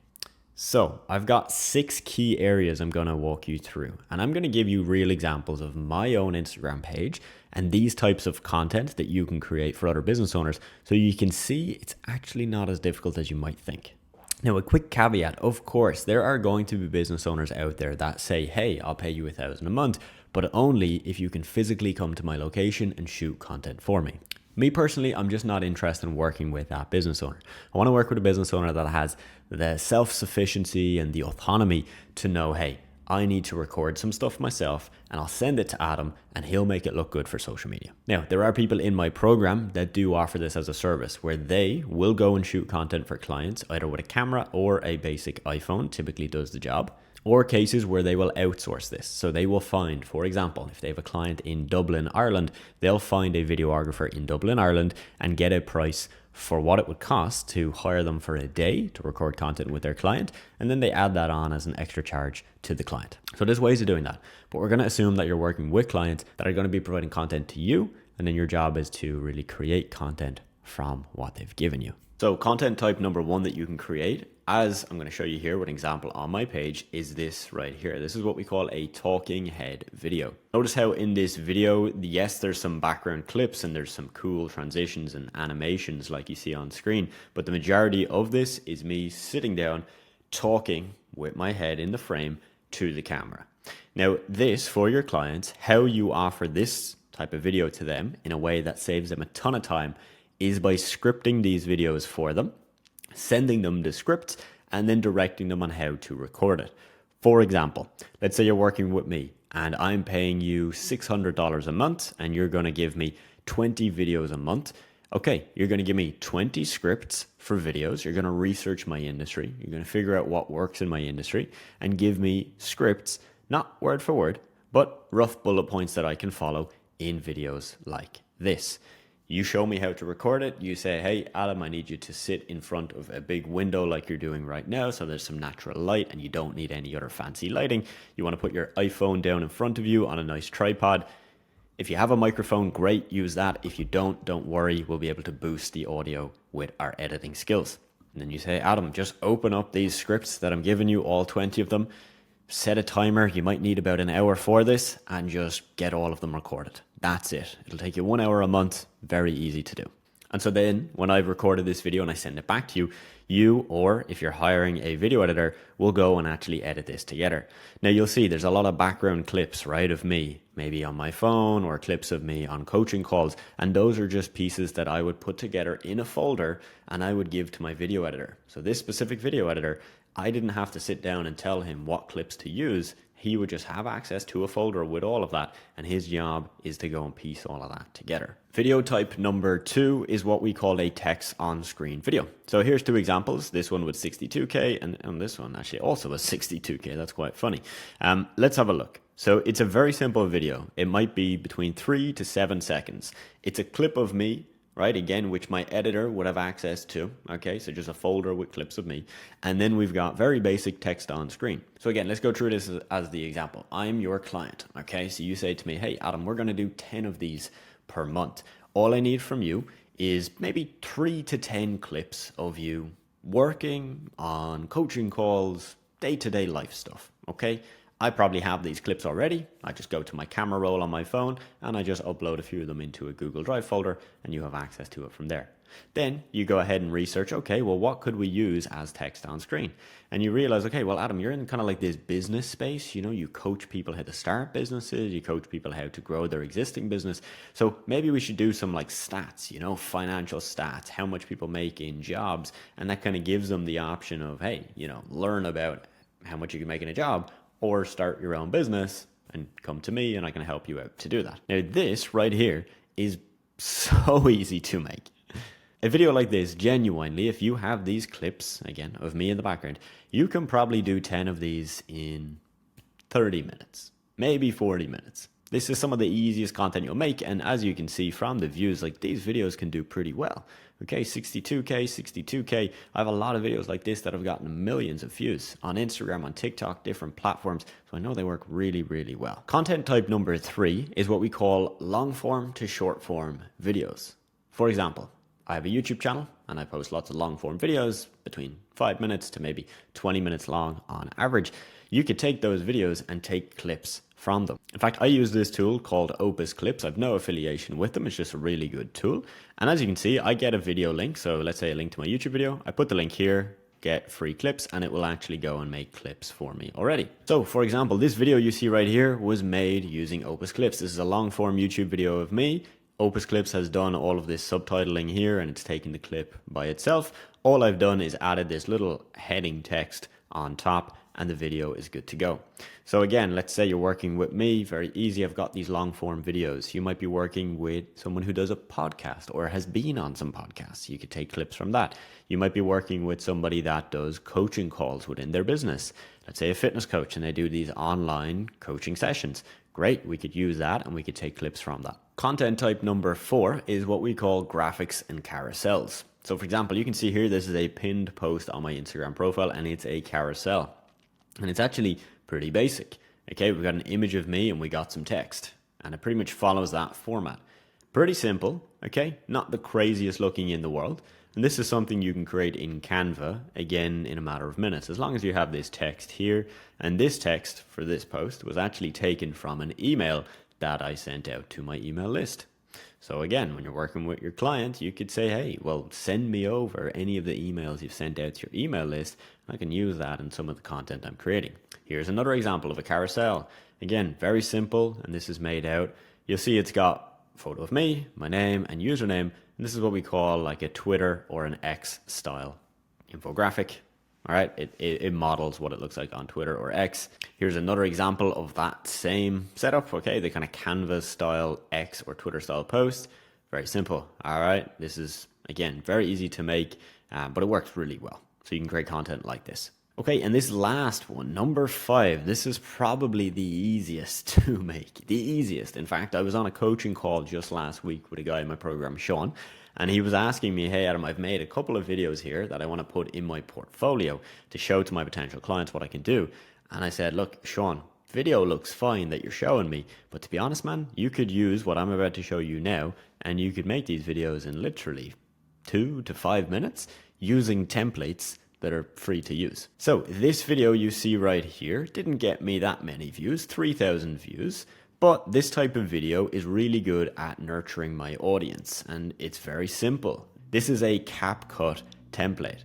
Now I do pay for the premium version of CapCut. It's about, I think, $6 or $7 a month that I'm currently paying, and I can get unlimited access to these, where I click a button, I see a video like this, there'll be a button here that says use template, I click that button, I add in my video in the background, and it's all done. Like, it's literally all done for me in 2 clicks. Here's another example of what that can look like. This is one I posted on TikTok. And again, this is all done for me. It just has a couple of clips that I have to add in myself and the rest is done. Now look, I know there are going to be cases where you have a client that's not willing to do any of that type of content that I've just shown you. But for most businesses, this is going to work. Most companies I've ever worked with, we've been able to easily satisfy their demands with content just like those that I've shown you. And the beautiful thing about social media is that there's new trends that pop up all of the time. So in 6 months or a year from now, there's probably going to be new tactics that we can use. So new tools like CapCut, like Opus Clips that come out and are even better than what we're using now.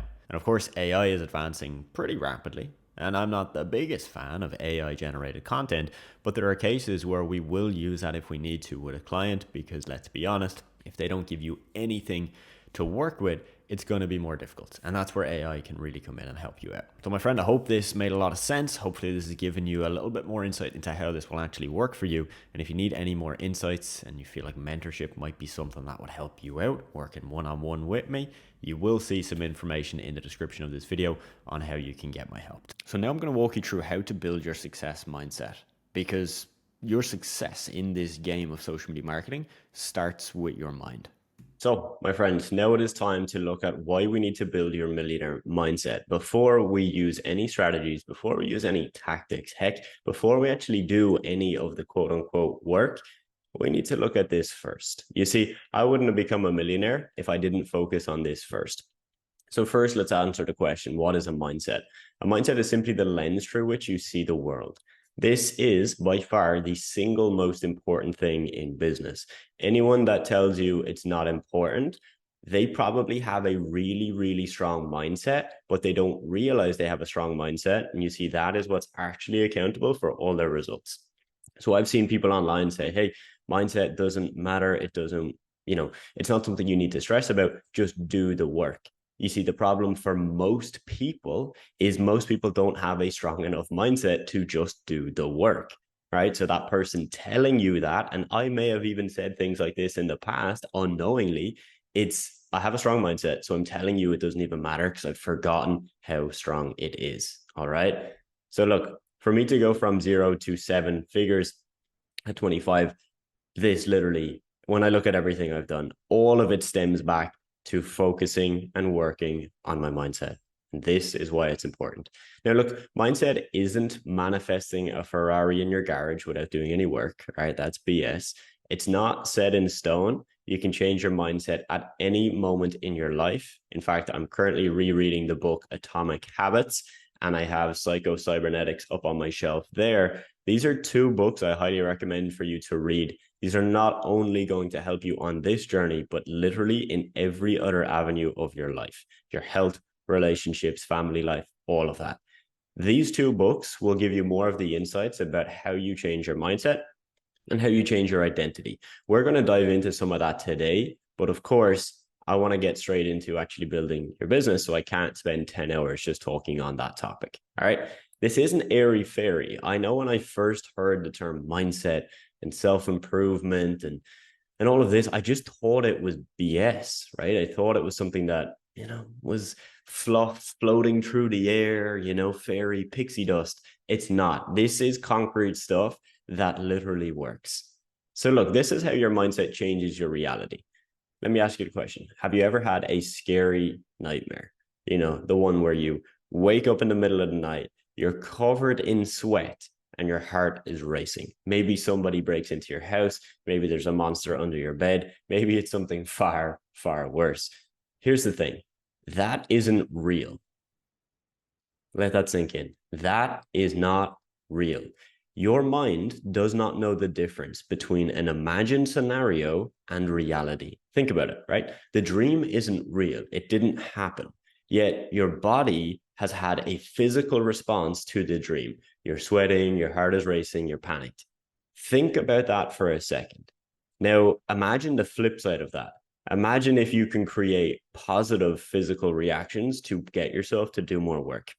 Imagine you can create all these scenarios where you put yourself in a place where it makes sense to do the work. It makes sense to just work hard and get the results you actually want. You see, this is why mindset is so important. Think of it like this, right? Your mind is powerful enough to take a thought, to take a dream, to take a belief and turn that into a physical reality, right? A single thought into a reality. So you can pretty much change your reality if you change the way you think. If we really strip it back to first principles, that's what that means. You see, your beliefs influence your reality, and you'll always see the world in the way you're determined to see it. Okay. If you think the world is bad, people are evil, and there's just so much evil in the world, that is probably what you're going to see in all areas of your life. If you see the world as, hey, look, there's a little bit of evil. Yes, I'm not naive. I'm aware of this, but there's an overwhelmingly amount of good people, good intention in the world. You'll see things a lot better. So I want you to start thinking about how you use this when it comes to what we're going to teach you.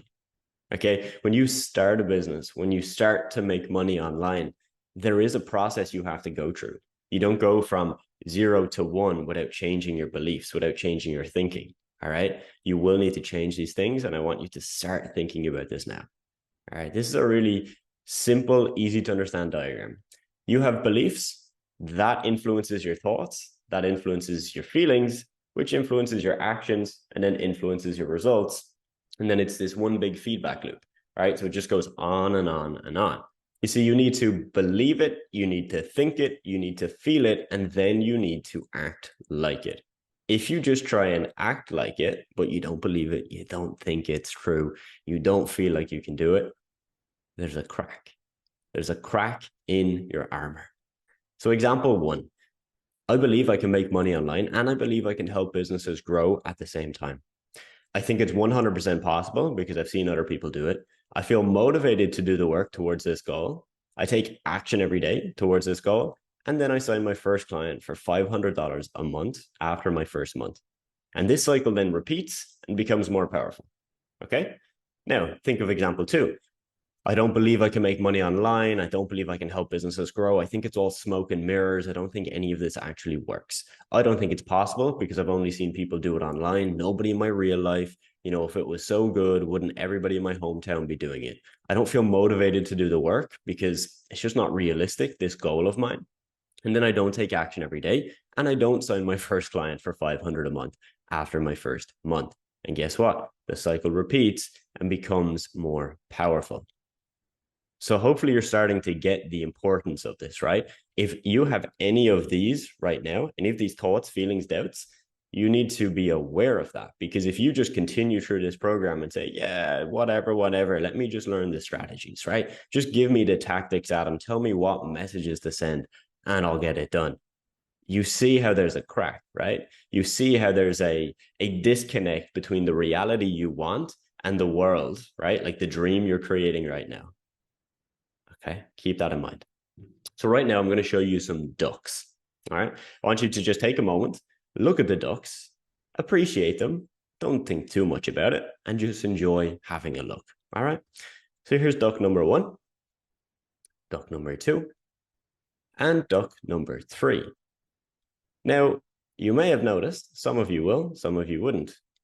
That is not a duck. That is a duck because I told you it's a duck. And I showed you other photos of other ducks, so then you believed it was a duck again. If you really look closely, tilt your head a little to the side, you'll notice that's a bunny rabbit.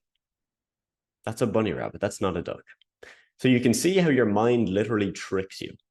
If I tell you that's a duck, and then I show you 2 ducks, you believe the third one is a duck, when it is actually very clearly not a duck. So think about that in terms of how you will approach this.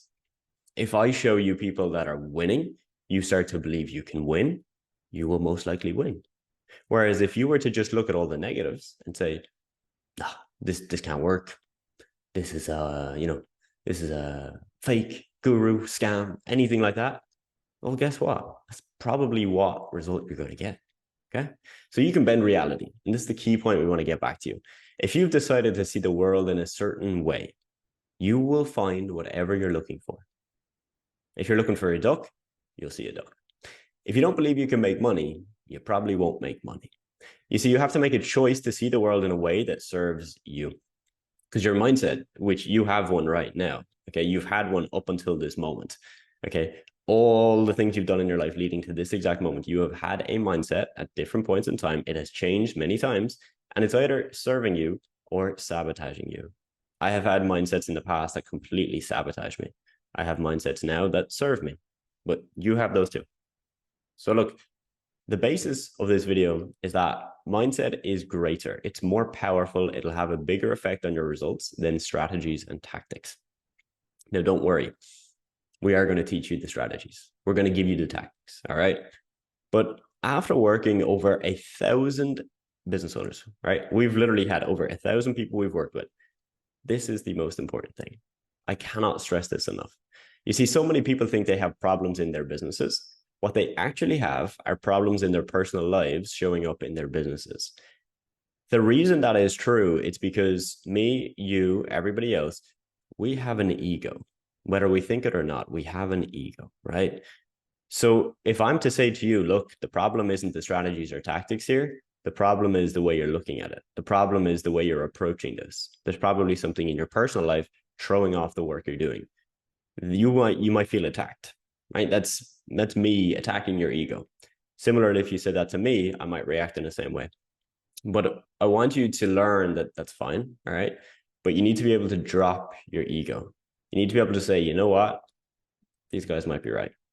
Because look, at the end of the day, we have worked with over 1,000 people. Have you worked with over 1,000 people and made money online?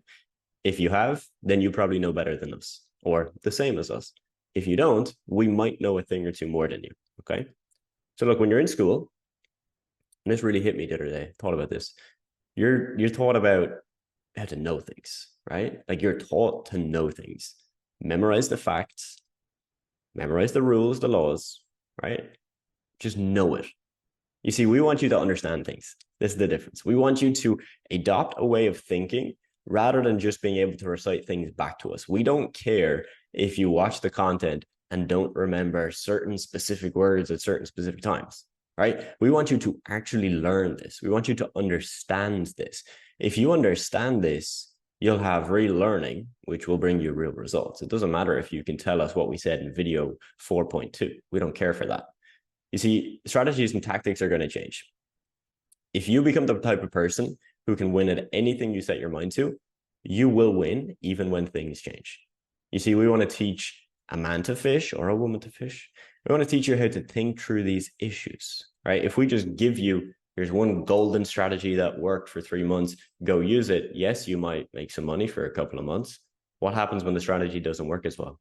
Because all the strategies and tactics don't work as well as they did at some point. Okay, you really need to understand this exact point. We're going to give you some more examples to drive this home. There's a tale of 2 sons, okay? 2 sons from an alcoholic father, right? One of his sons grew up to be a miserable alcoholic, right? Doesn't look like the happiest guy. The other guy never drank. He actually became a millionaire. So the question is, why did you end up this way? Both of these guys, both of these sons were asked this exact question. Guy on the left said, I am this way because my dad was an alcoholic. Guy on the right said, I am this way because my dad was an alcoholic. Isn't that crazy? Isn't that crazy? So the 2 people started in the same position, but they got different results because the first son decided to blame his dad, just blame it all on him and say, this is what I'm destined for. The second son said, hey, I'm going to actually use this as a motivator. I don't want to be like that. All right. And you know what? In this program, it's very similar. Everybody starts with the same training, same coaching, everything the same. So how do we have different results between different students? 2 examples. Example 1, this is someone with a fixed mindset, John. So John has had a mindset up until this point. He's not open to changing it. And he just says, hey, give me the strategies, give me the tactics. Tell me what to do. So John joined us at 0. 6 months later, he's still making 0. You see, John doesn't believe, he doesn't think, he doesn't act like this can actually work. He doesn't believe he can do this, and he thinks the model doesn't work. You see, John doesn't take any accountability for his actions either. He just blames the model, the business, the industry, it's saturated, or us, the coaches. You see, John doesn't actually use the resources in the way they're intended to be used. And that's the result John gets, 0. You see, Kai, real example, real student, very different results. Kai has a growth mindset. Kai joined us at 0, hit 10K per month in 6 months. Not 10K, 10K per month. So in 6 months, he possibly has made, I would say, 40 to 50K. That's a massive difference. That's a massive difference. One guy made 0, one guy has made 40, 50K already in 6 months. You see, Kai decided he was going to make this work, right? He didn't just say, yeah, guys, cool, tell me what to do, I'll do it. No, he came in and was like, I believe I'm going to make this work. I think I can do this. I feel like I can do this. And then I'm going to act like I can do this. Now, another thing that's very important, Kai decided he would rather be rich than right. So when he asked us for advice, when he asked us for help, he took action on everything we told him. Even if we said something that some other guru on YouTube said you shouldn't do, right? Because he decided if I'm investing with these guys, I should just trust their judgment, right? They've done this with 1,000 other people. They are the masters of going from X to Z, the goal I want to get. Let me just follow that. And this is really, really key. You see, Kai would rather be rich than right. And I hope you agree, you'd rather be rich than right. Would you rather try and prove us wrong? Or would you rather come back in 6 months and say, hey guys, I'm making 10K a month? I know what result I want for you. Kai didn't blame the model.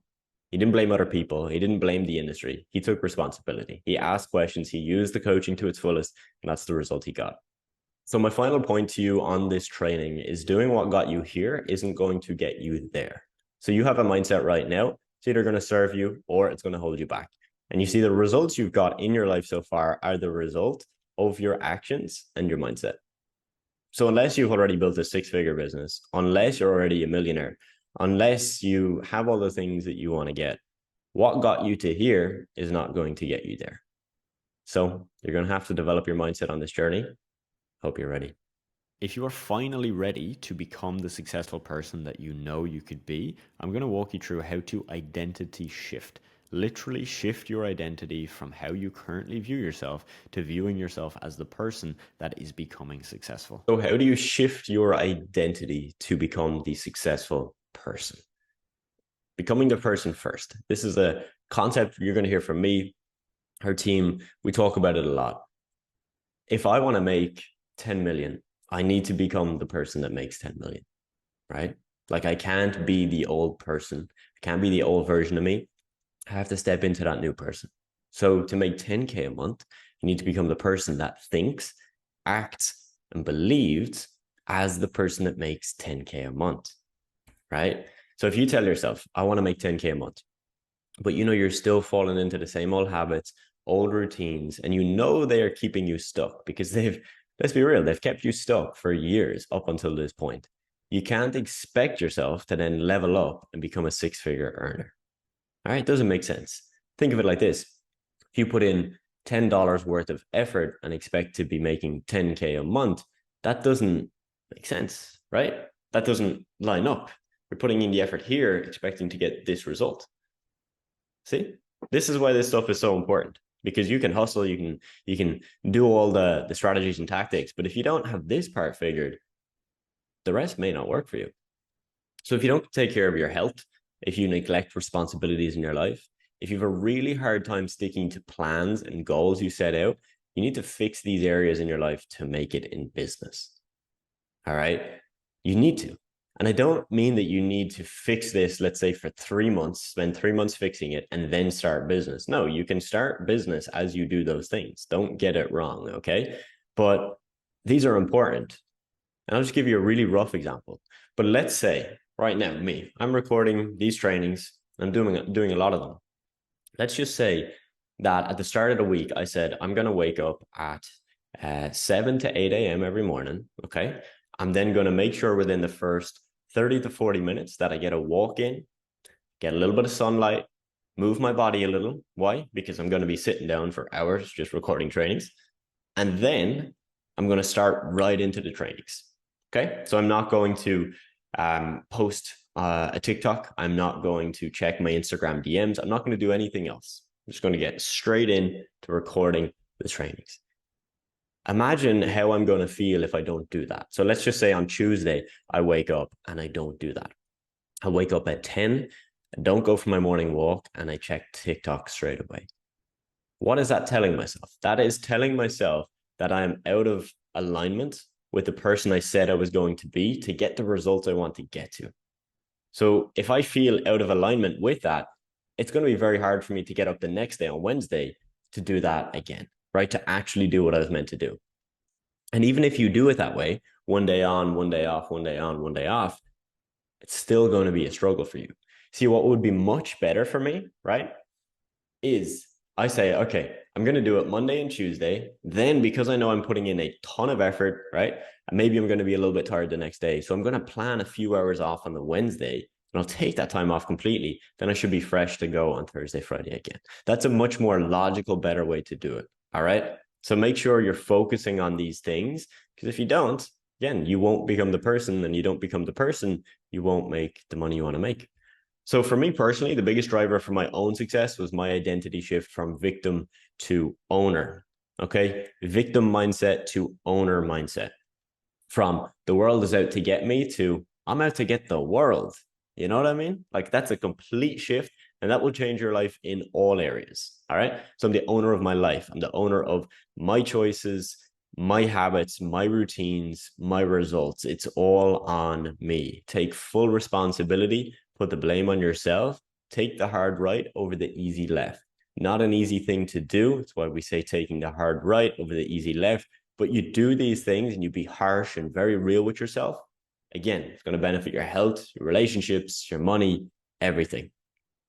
So we've talked a lot about identity, right? And this specific video is about shifting your identity. Now, we can't go into the fine details. We could be here for hours and hours and hours. There's a lot more to this stuff, but this is just a very brief look at it. Okay, so in this program so far, we have looked at your beliefs and your habits. All right, let's look at it. Your beliefs is your conscious or subconscious underlying beliefs, how you see the universe, how you see yourself in the universe, right?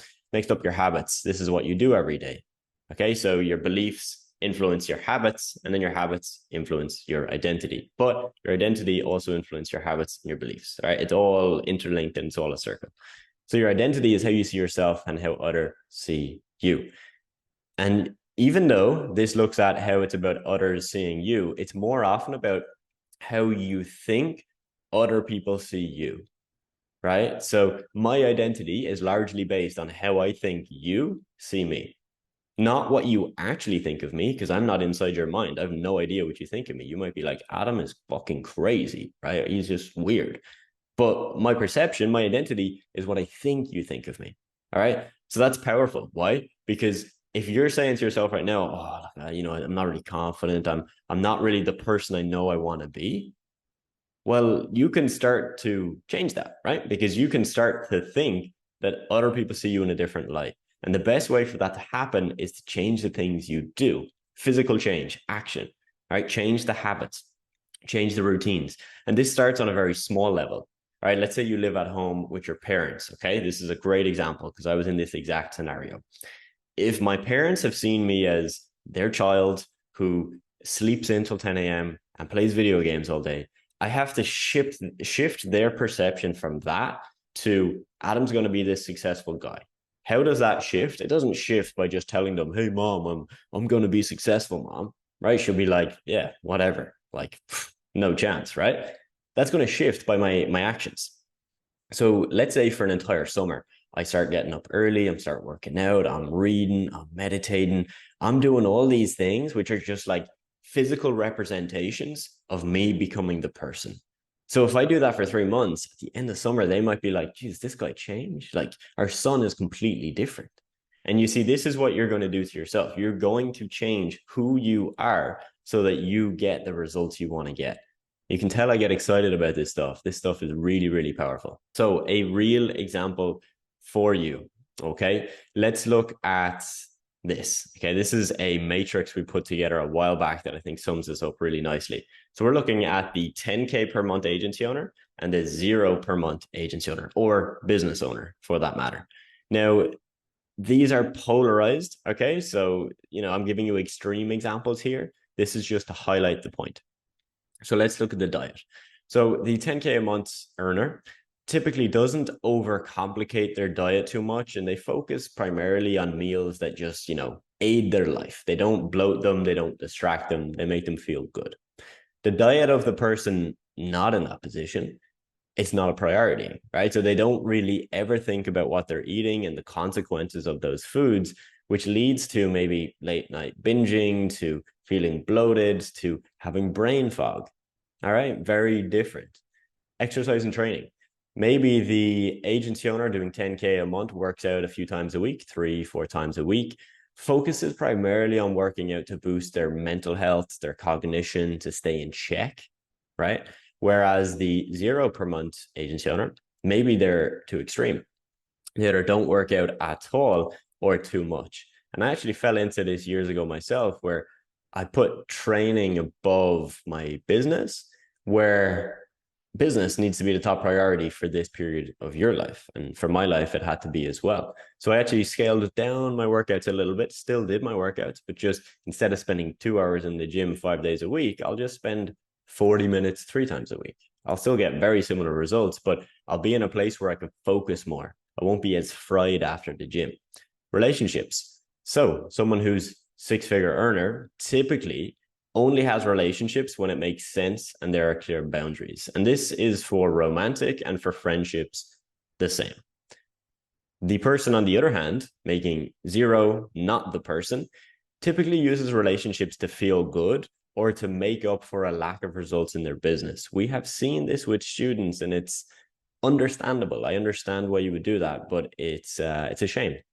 It's a shame because, from my experience, if you're in a relationship when you're doing that and you're just make yourself feel good, you feel comfortable, you like snuggling and watching Netflix, and it just makes you feel safe, but then you're doing that to make up for a lack of results in your life, in your business, in your health, long term, it's not going to work. And this is just my very skewed perception. So you might listen to it and say, Adam, you're wrong. And that's fine. I'm just telling you my opinion. Boundaries. All right. So the 10K month earner knows when to limit time with certain people and certain activities, whereas the 0 per month person is reactive.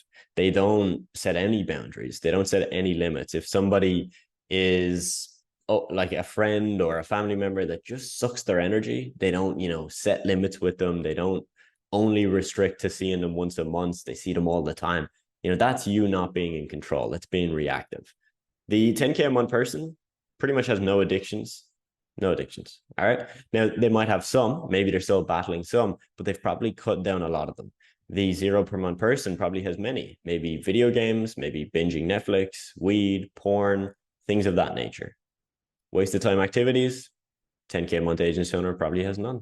Maybe they enjoy a Netflix every, a couple times a week, a movie or something like that, but they're not addictions. You get me? They're not a complete waste of time. They're using it strategically to wind down, strategically to relax after a day. That's different than using it because you just feel really bad and you just want to binge it for 6 hours. And 0 per month person, maybe they use it every single night. So how do we describe the 10K per month person? We want you to focus on who, not how. Okay, so don't think of strategies, tactics, like they have a unique strategy that works for them. Probably they don't. They're probably just the person that can make it work. So they're gritty. This means they know when to push and they know when to pivot. There's going to be times where you need to grit your teeth. Okay, when I did a marathon recently, I had to grit my teeth. All right, that's what you need to be. You need to be gritty. Times where you just say, this thing hasn't worked yet, but I'm going to keep going. I'm going to keep going, right? That's being gritty. Analytical. What gets measured gets improved. If you're not analytical, how will you know how to improve? You won't. You'll be guessing. As we say in Ireland, you'll be pissing in the wind. Action taker. Do they need more information or do they need to act? They constantly ask themselves that, right? If they had a slow week, they didn't get results. They're like, do I need to learn more, right? Do I need more help? Or do I need to do more? Do I need to execute more? And they're responsible. They are totally responsible for their own success, their own failure. Become a master of one, my friend. If you're trying to get jacked, you're trying to find a long-term partner and build a business at the same time, you could do that. I've tried it. It's very difficult. It's very difficult. And I did this on another level where I was trying multiple businesses. You know, I heard this quote online once: millionaires have 7 sources of income. And I thought I needed 7 sources of income. That is BS. Most millionaires have 1 or 2 sources of income, and then they build out other streams after that point. So just keep this in mind. If you become a master of 1, you're way more likely to get results. Our student success manager did this as well. He focused on his agency, got it to 20K a month before he did anything else. Now, fix your inner scars. This is something we've touched on already, and I've shared with you my personal story in hope that if you're in that scenario, you can relate to it and find some help within it. You see, before starting a business, before becoming a man who had this business, what did I have to do?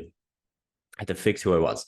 I had to fix the scars. I had to look at the things in my life that weren't aiding me. I had to remove the things that were holding me back. And I had to take the time to say, hey, why am I this way? Why am I not happy? Why am I sad?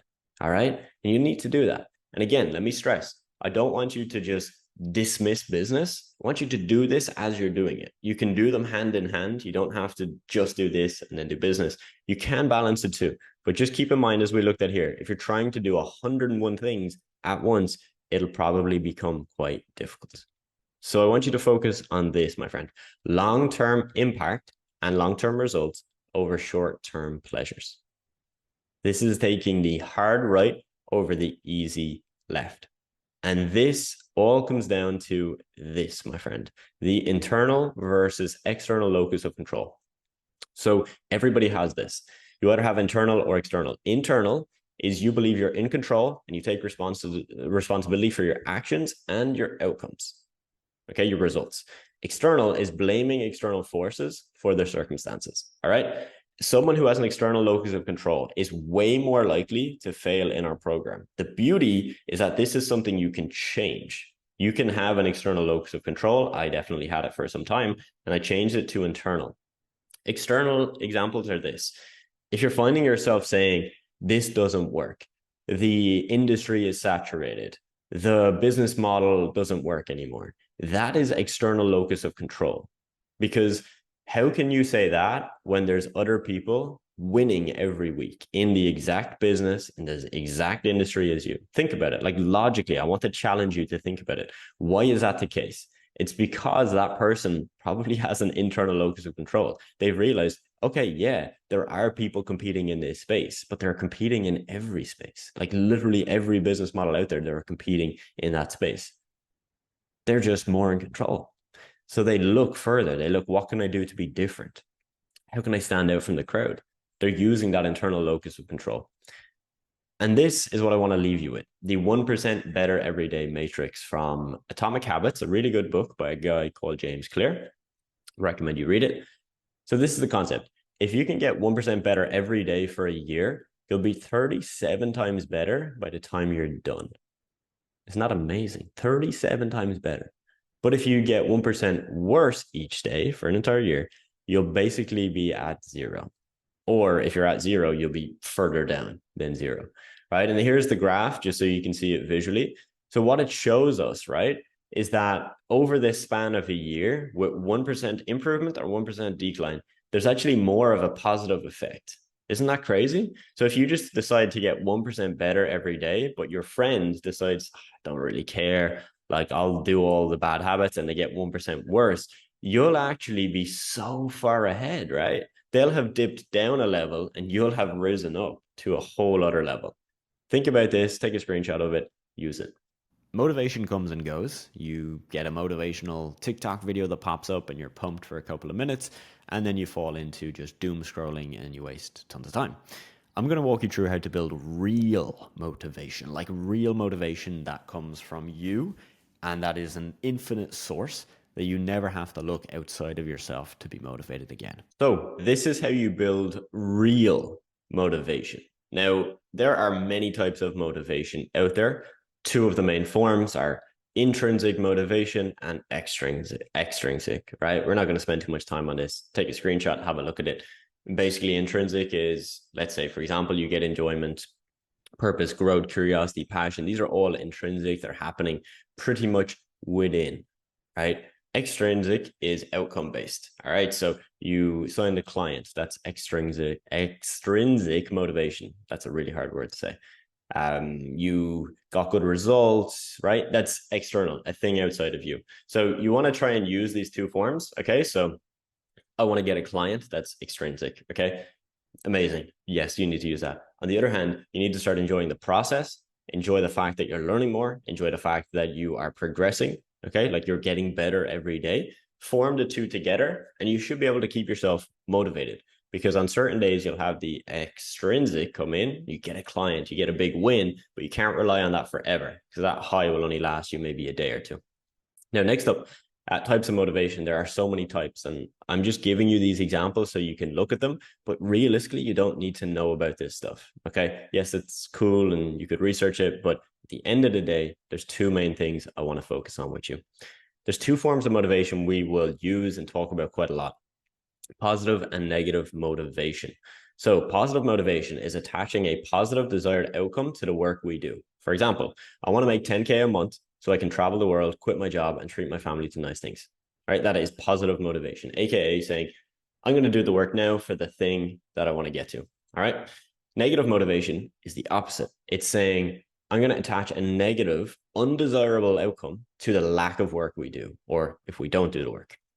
For example, I want to make 10K a month so that I don't have to stay in this job I hate, so that I don't have to be working until I'm 65, and that I'm not actually able to truly live my life. Okay, so you're going to flip that and say, I'm going to do the work now so that I'm not in that scenario. I've personally found negative motivation to be more impactful in my life. So I want you to test the two of these and see what works for you. There's been times where I've said, I want to go from 10K a month to 20K a month, right? Because some cool outcome. There have also been many, many times, and when I was starting, this was the most powerful motivator for me, where I would tell myself, if I don't do the work today, I'm going to be in this exact same shitty situation in a year from now. And that for me was scarier than the benefit I would get from getting more money, right? There's a concept that as humans, our desire to move away from pain is actually greater than our desire for a gain. So if, for example, if you give me $1, right, and then you take the $1 off me, I'm going to be way more annoyed than how happy I would be if I kept the $1. So going from 0 to 1, right, might bring me from here to here. Bringing me from 1, right, and taking my $1 away, it won't just bring me back down, it'll bring me way further down. Okay, so this is why negative motivation works really well. Have you ever heard of visualization?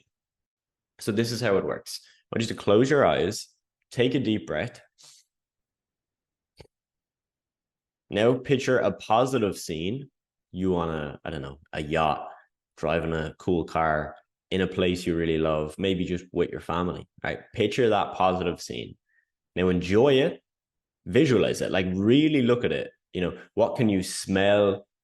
What temperature is it? What can you feel? Are your feet in the sand? Are you sitting on a seat? Like really feel it out in your mind. Just think about it. Now, let that sit with yourself for a minute. And then I want you to visualize what would happen if you don't do the work needed to get to that point.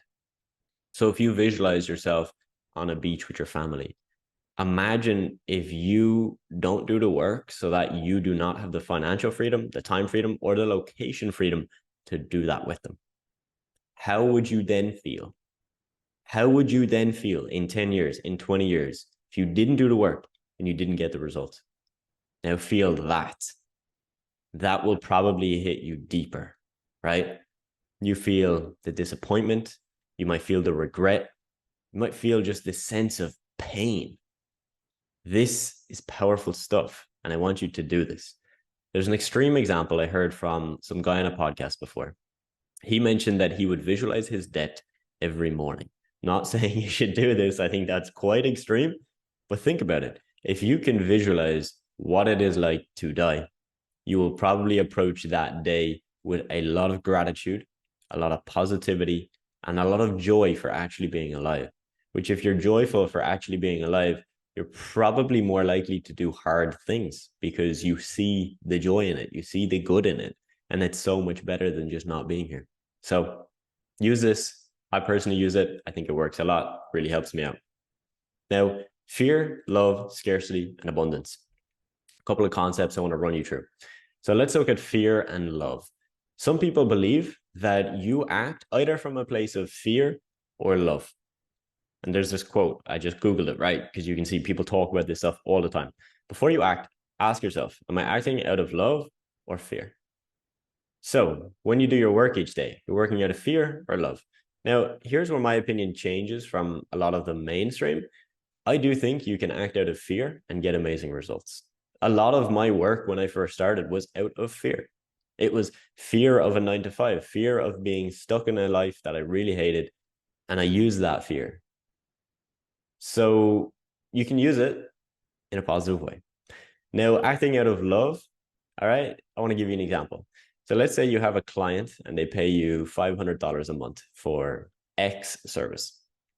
And you know that you could sell them another service, right, for an extra $300 a month. But you know they don't need it. You know they wouldn't actually benefit. They wouldn't get results. You know, that is not really you acting out of love, right? That's more you acting out of fear because you just want to get the extra money, right?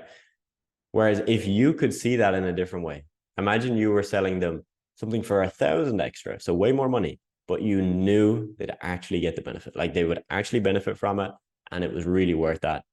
That's acting out of love, right? And that will push you very far. And when you make business decisions out of that place, good things happen. Now, second to that, you can act out of scarcity or abundance. All right, so scarcity mindset, another example that I got from Google because there's just so many out there, is this. There's limited opportunities for everyone. All right, so you're in this industry, you're thinking, it's so saturated, like so many of us are trying to do this. There's only a couple of clients in the world. This will never work. In reality, there's like 100,000 new businesses started every single day. So logically, your claim is false.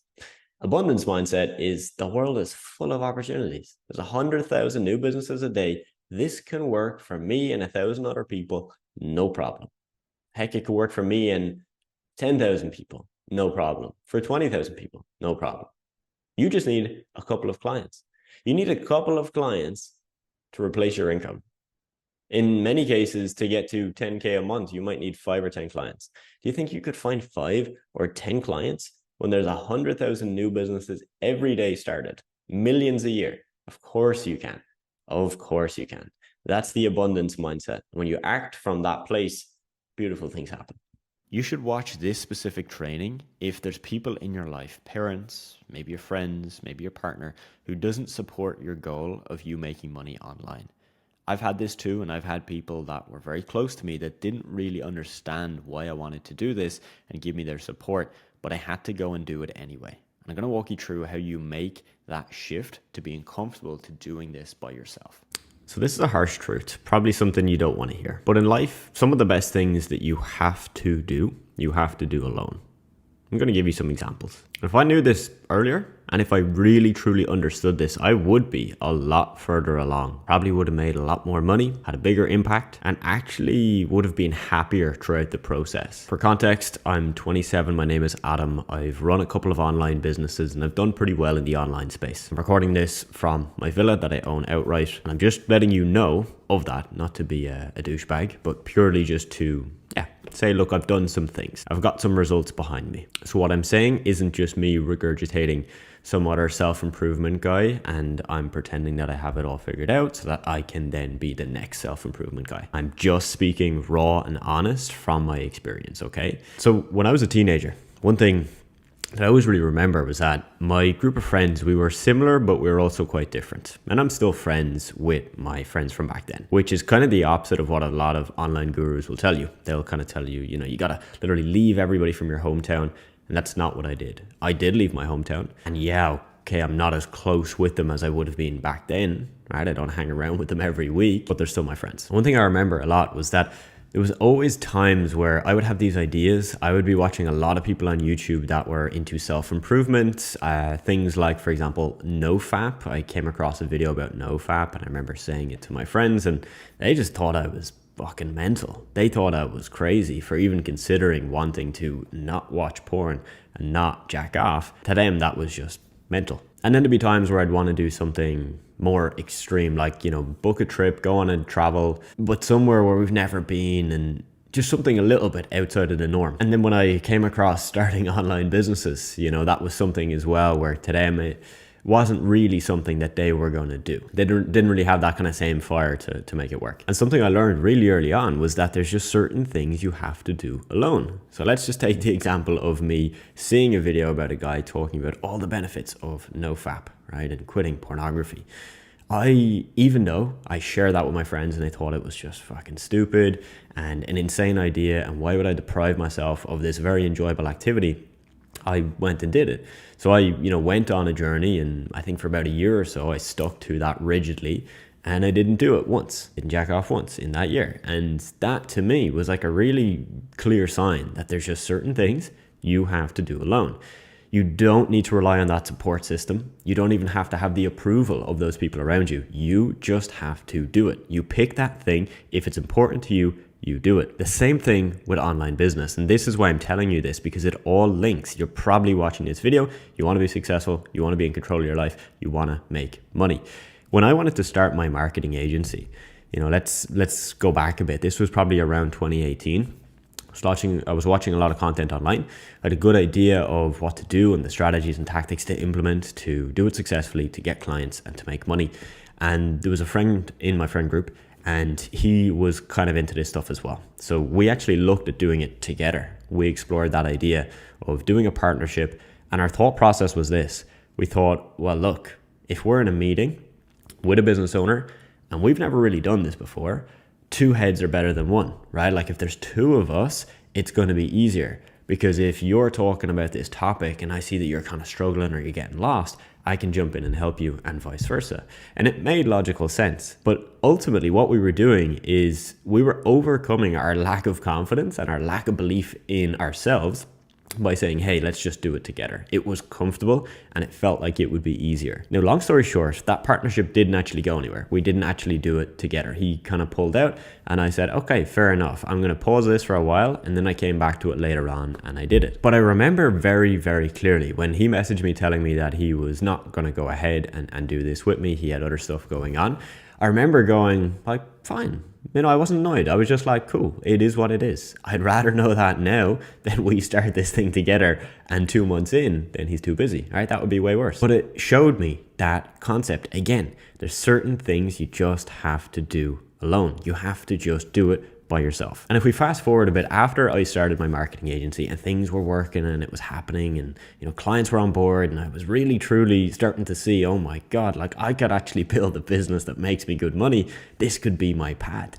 I had this moment where I remember realizing again that I have to do this alone, because I didn't have that much support, right? Like my friends didn't know too much about this stuff. They just kind of saw it as this kind of mad, complicated internet stuff. My parents, you know, look, they didn't necessarily think it was a great idea to put all my focus on this.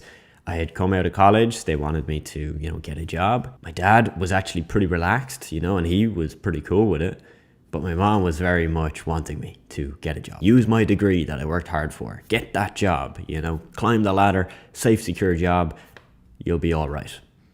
And I didn't do that. And that was another time where I had to realize this again, that there's certain things you just have to do alone, which is kind of heartbreaking. It's kind of soul crushing, because I had such a great relationship with my mom. I still do.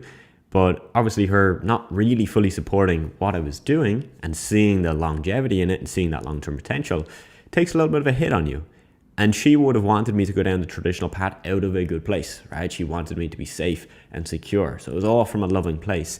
But obviously as an individual, as a young man growing up, I'm thinking, fuck, my mom's not really believing in what I do. She doesn't think this thing is going to work long term. She thinks it's going to work for 2 months and then I'm going to fall on my face and I'll be back stuck, scrambling, wondering where I'm going to get some money. And hence the realization, there's certain things you just have to do alone. So I had to say to my mom, look, I'm going to do this thing. And if you don't fully support, you don't fully agree, that's fine. Like, we're not going to fall out over that. That's your opinion. This is mine. I'm going to go do my thing. So I'm probably not going to come, you know, and ask for tons of feedback on my business or, you know, you know, you have like a crazy interest in my business and what I'm doing. And I understood that. And so it meant that this journey was mine and mine alone. So it didn't matter that my friends didn't want to do this with me, even though that would have been a lot easier, you know, and it would have gave me such a sense of comfort. And it was completely fine that my mother kind of didn't want me to do this and wanted me to go down a different path. That was fine, because at the end of the day, there's certain things you do on your own. And you do them on your own because you have to. It's the hard right over the easy left. You might have heard this saying before, but in life, there's always a hard right, the hard decision, which is probably the right decision to make, and the easy left, the tempting, easy thing to do. An example, I was going to record some content this morning. I had it written down on my to-do list, and I've been having this weird skin issue where around my eyes, the skin is getting really inflamed, really dry and irritated. So it kind of looks really fucking weird, like these red kind of circles around my eyes. And I thought, oh, well, maybe I shouldn't record content because that doesn't look the best. It's not going to leave the best impression on people. But that, to me, this morning when I was pondering on that, and when I went for my morning walk, was this is it. This is the hard right versus the easy left. The easy left would be to not do the thing that I wanted to do today, that I had a lot of motivation to do, and that I knew I should do for my business, and just not do it because of the fact that I've got this thing going on with my skin. Or I could say it is what it is. There's not much I can do about it. I'm still trying to figure out how to fix it and get it back to normal, and I can just do what I was meant to do anyway. Right? If somebody clicks away off the video because they're like, oh, why has this guy got red circles around his eyes?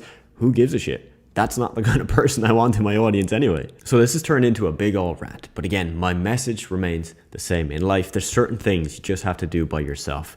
And I say this because I speak to a lot of young people that are trying to get into online business. And I speak to older people as well. And I see this come up. For example, there was a guy I had a meeting with literally about 2 weeks back, and he's quite a bit older than me. He's in his 40s. He works a job. It's a, you know, government job, safe, secure. His wife also works in that kind of setup. They don't have kids. And he was looking for more freedom.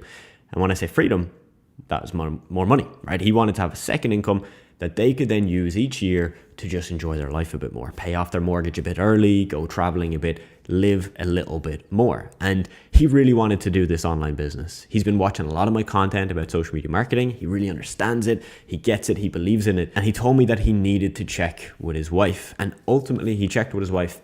His wife doesn't agree with him doing this. She thinks he'll have too much on his plate and it's not the right idea, not the right decision. And here's the thing. She might be right. She could be spot on. Maybe this isn't for him. Maybe he's not going to have the time. But what I do know from speaking with that guy, I could see clearly he had the drive. He wanted to do this and he knew he had the time. He looked at it logically and he broke down the minimum amount of time he had each day, which is about an hour to 2 hours, which is enough to get started, get clients, and actually make money with social media marketing. And the sad reality is that he is probably not going to do this because he felt like he had to have her support. Now, I'm not judging that, right? I'm not married and I've not been with someone for, in his case, maybe 20 years. So I get that that's different. But it's an example of the fact that he could have also just said to her, hey, look, I respect that and you don't think it's the best thing for me right now. And that's completely fair. And I really appreciate your opinion. However, I am going to do it. Reason being, not to disrespect you, I know I need to do this. I need to try it for 3 to 6 months to prove to myself that I can do it. And if it's not for me and I figure 2 months in that I don't want to do it, fair enough. At least I tried it. I scratched the itch. I gave it a go. And the same thing with younger people. I speak to a lot of younger people where they say, hey, look, but you know, my mom doesn't want me to do this. My girlfriend doesn't think it's a great idea. Or in certain cases, their friend doesn't think it's a good idea. And they only want to do something if they can do it with their friends. They won't do it alone. And I just have to come back to this message. There's certain things in life that you just have to do alone. And this is different for everybody. You might have people in your life that support everything you do. Amazing for you. Most people are going to have some individuals that don't fully support it. And that's no disrespect to them. It's just the harsh reality of life. So my friend, that is the video. That's my message. If it made sense, please do let me know. This is a topic I'm very passionate about. And when I look at all my friends that are doing very well in business, I have a lot of friends that make 6 figures a year, some that make 7 figures a year. You know this is the truth for them as well. They don't always have everybody supporting them. They don't always have their partner, their girlfriend, their wife supporting them. They don't always have their colleagues supporting them either, or their family, or their parents. There's just certain things that they've outlined that they have to do. If you're just starting this, it's really important that you do have an idea as to how long it's actually going to take you to get results. You might remember previously I mentioned how there's a lot of social media marketers that start and they're making a full-time income within 3 months, but there's oftentimes people that give up within 2 weeks and never get results. So I want you to know exactly, from all the people I've ever worked with over the last few years, what's a realistic timeline that you need to commit to get results with this. So if you decide to start a social media marketing business today, when will you actually get your first client? Or better, how long does it take in general for most people to get their first client if they're a complete beginner? I'm going to address that question for you in this video. Now, this is backed from my experience running my own social media marketing business at a pretty high level, and also the experience now of helping over 100 people make between 5,000 a month all the way up to 40 and 50,000 per month. So I've worked with a lot of people and I know a lot of what helps them get results and what deters them from getting results and keeps them stuck for a very long time. So the first thing we need to acknowledge is that question, how long does it take to get your first client, is an interesting question, because it's like the question, how long is a piece of string? Well, it depends. There's no set length for a string. You can have a small string, a big string, you can have a 20,000 meter length string, right? So that's the first thing we need to look at here. This is a very nuanced question. It's not as simple as telling you that, if you have an hour a day, it's going to take you exactly 2 weeks to get a client. It depends. I have people within my program that it's 2 weeks, 3 weeks, 4 weeks into them starting. And I don't mean 2 weeks into them actually going out and looking for clients, but I mean they've joined my program on, let's say, the 1st of October, and then on the 21st, they've got their first client. So 3 weeks from joining my program, going through my course, my coaching calls, training one-on-one with me, and then actually going and looking for clients. Now, that's not always the case. There's some people that you may have even seen on this very YouTube channel that I've interviewed. Okay, people that have done incredibly well. People at 5,000, 10,000 per month. And some of those individuals, it might have taken them a month and a half, 2 months to get their first client. So really my goal with this video is that you don't just focus on how long it takes, because it's going to take however long it's going to take. Obviously, you can speed that up by working on the right things, working on the right types of outreach to get clients, but it's not just going to happen at a set time. I get it, and I totally understand why you would ask a question like this, right? Because if you're going to work with me, let's say you're going to join my program, or you're just thinking of starting this yourself by yourself, right? You want to have an indicator as to when can I expect to start making money from this, When do I start paying back whatever I may have paid for mentorship, or if I'm doing it myself, like when can I expect for this thing to be profitable and actually to make me money? Because maybe you're trying to do this to quit a job, or maybe you're trying to do this because you want to do this at a level which allows you to not ever get a job, right? So again, I understand it. So my goal in this video is twofold. Number one, I want to walk you through realistic examples. Okay, I've had people in my program, again, 2 weeks, 3 weeks in, and that's when they get their first client. Okay, I've also, again, had those people that are now doing incredibly well, but it took them a bit longer. It took them 2 months, 2.5 months to get their first client. Okay, so the realistic number that I have found across the board when I look at the people that have done really well, really fast, the people that have just taken a little bit longer, somewhere between month 1 and month 2 is where typically you get your first client. Again, that's not guaranteed, okay? It's going to depend on the work that you do, the time that you have, and of course the effort that you're putting in. But that is what I find across the board, a pretty realistic expectation. Now, you also need to know that getting your first client is probably going to feel like the hardest client to get. Okay, it's like anything. The first time you drive a car, it is going to be way more difficult than time 2, 3, 4, or 5. You just get better with practice. And so if it takes you, let's say, 1 month to get your first client, well, if you do the same things that got you that client in 1 month, I can pretty much guarantee that it's going to get you client number 2 a little bit faster. Again, not guaranteed, because of course things could change, the market could change, who knows, but in reality your first deal is going to feel like the hardest. Okay, it's, again, the first time you're doing anything is going to be more effortful, more difficult, more scary, more overwhelming than anything after that. Now, the second reason I wanted to make this video is I want you to start shifting your perspective from how quickly can this thing make me money to how can I just focus on doing the right things to make sure that it actually just works. right? When you shift from the perspective of, I'm only going to do this thing for 2 months, and if it doesn't get me a client in 2 months, I'm going to quit and try something else. When you switch from that mindset to the mindset of, hey, I'm committed to this thing because I've seen it work for countless other people, I'm just going to keep at it until it works. When you make that shift, and I know that's difficult because, again, you want to get results quick, but when you make that shift, you step into this different way of operating, because you're now operating from not what if this works, you're operating from when this works, because it's inevitable. Like, you're like committing to yourself that I'm going to do this thing until it works. This is kind of the mindset I had when I was starting. Like, I knew I was going to make social media marketing work.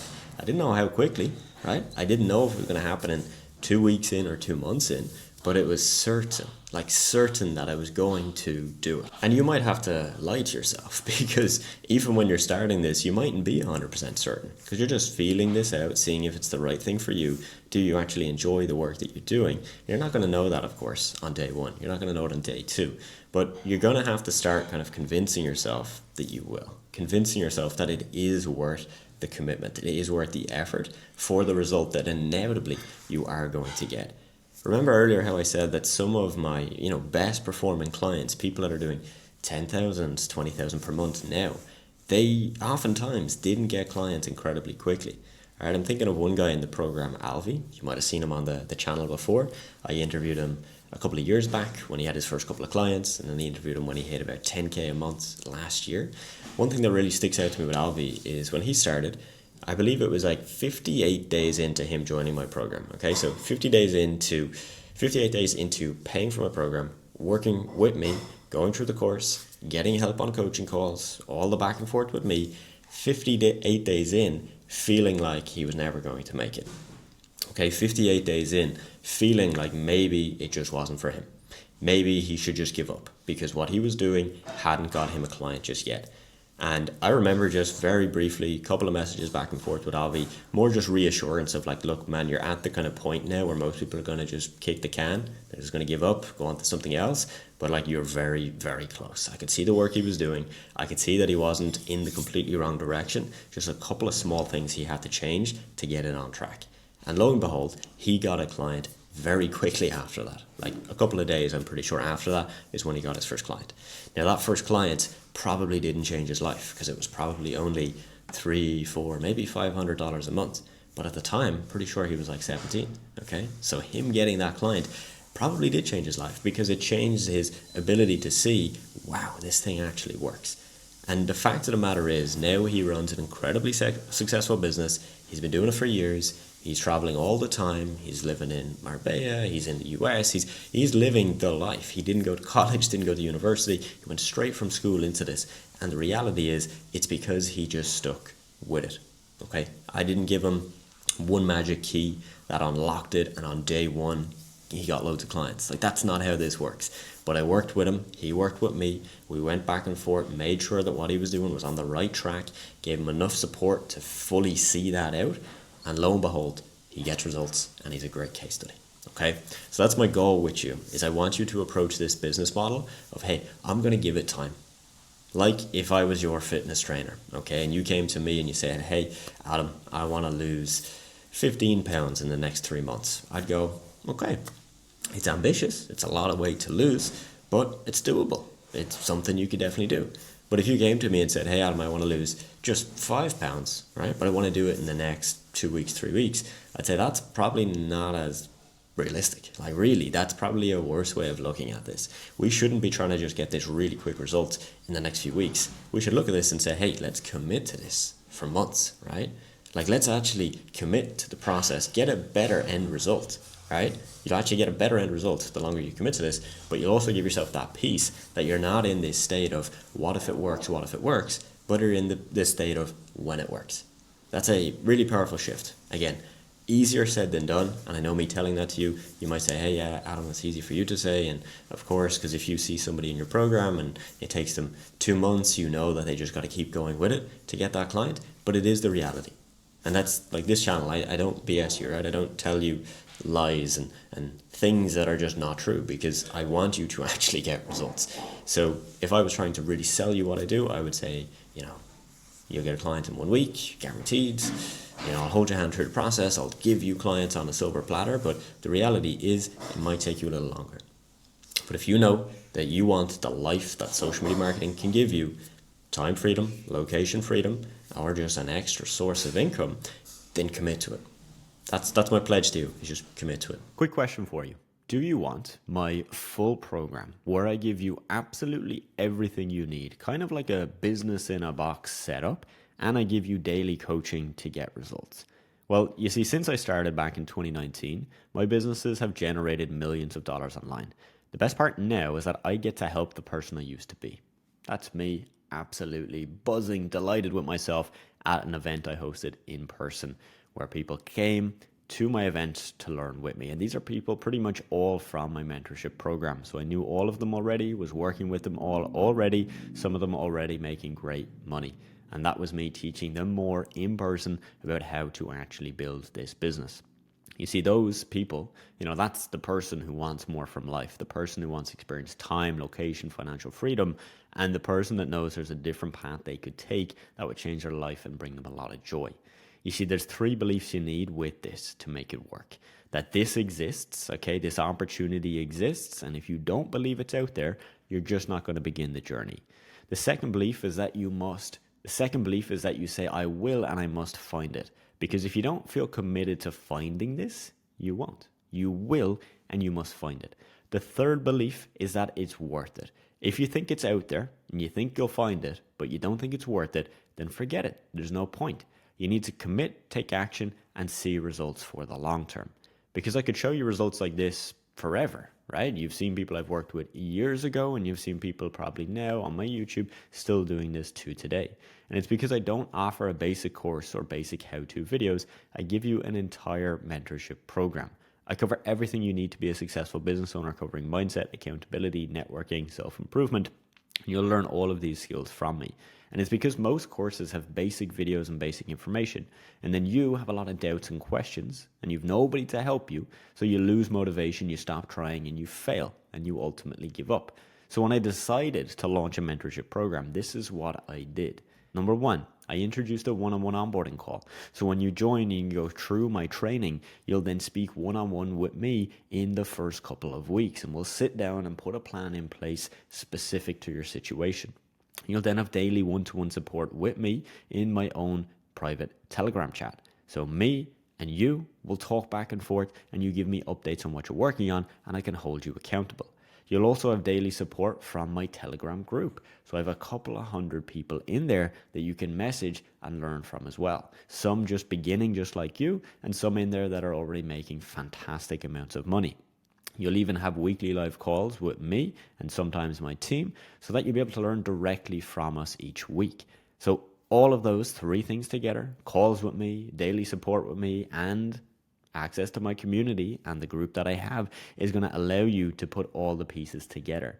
I'll even give you copy and paste templates, contracts, and systems that you know work. So if you're ready to potentially work with me inside of my 6-figure accelerator program, this is everything you get. You get my full step-by-step training videos, so all of my course content, my private mastermind group, our weekly live calls, the daily coaching with me, copy and paste templates to start your business, a one-on-one onboarding call, and even a certification once you finish. You see, most programs you get no onboarding call, no one-to-one contact with the founder, you're just passed off to some other team member. There's a crowded community with thousands of people. The course and the videos are very confusing, and they're also out of date, and there's no guarantee it's going to work for you. With mine, you get the opposite. A one-on-one call, contact with me, small community, and everything easy to follow. That's why all of these people have gotten awards from my company, and they've hit 5, 10, or even 30,000 per month. It's why I have all of these interviews on YouTube and many, many more with people that have put their name out there backing what I do because they believe it has genuinely changed their life and worked well for them. Now, this really only requires a couple hours a day, so you can do this wherever you are, whether it's on the train or on the bus to work, or you're sitting on the couch. And I'm not going to put any big, massive pressure on you. I do get a lot of messages every day through my social media channels from people looking to learn from me, and I don't need you to go and pay me. All right. Again, this free course hopefully has given you a lot of good insights. But if you are interested in working with me, you'll see some options in the description of this video where you can go and learn more about getting my help. Quick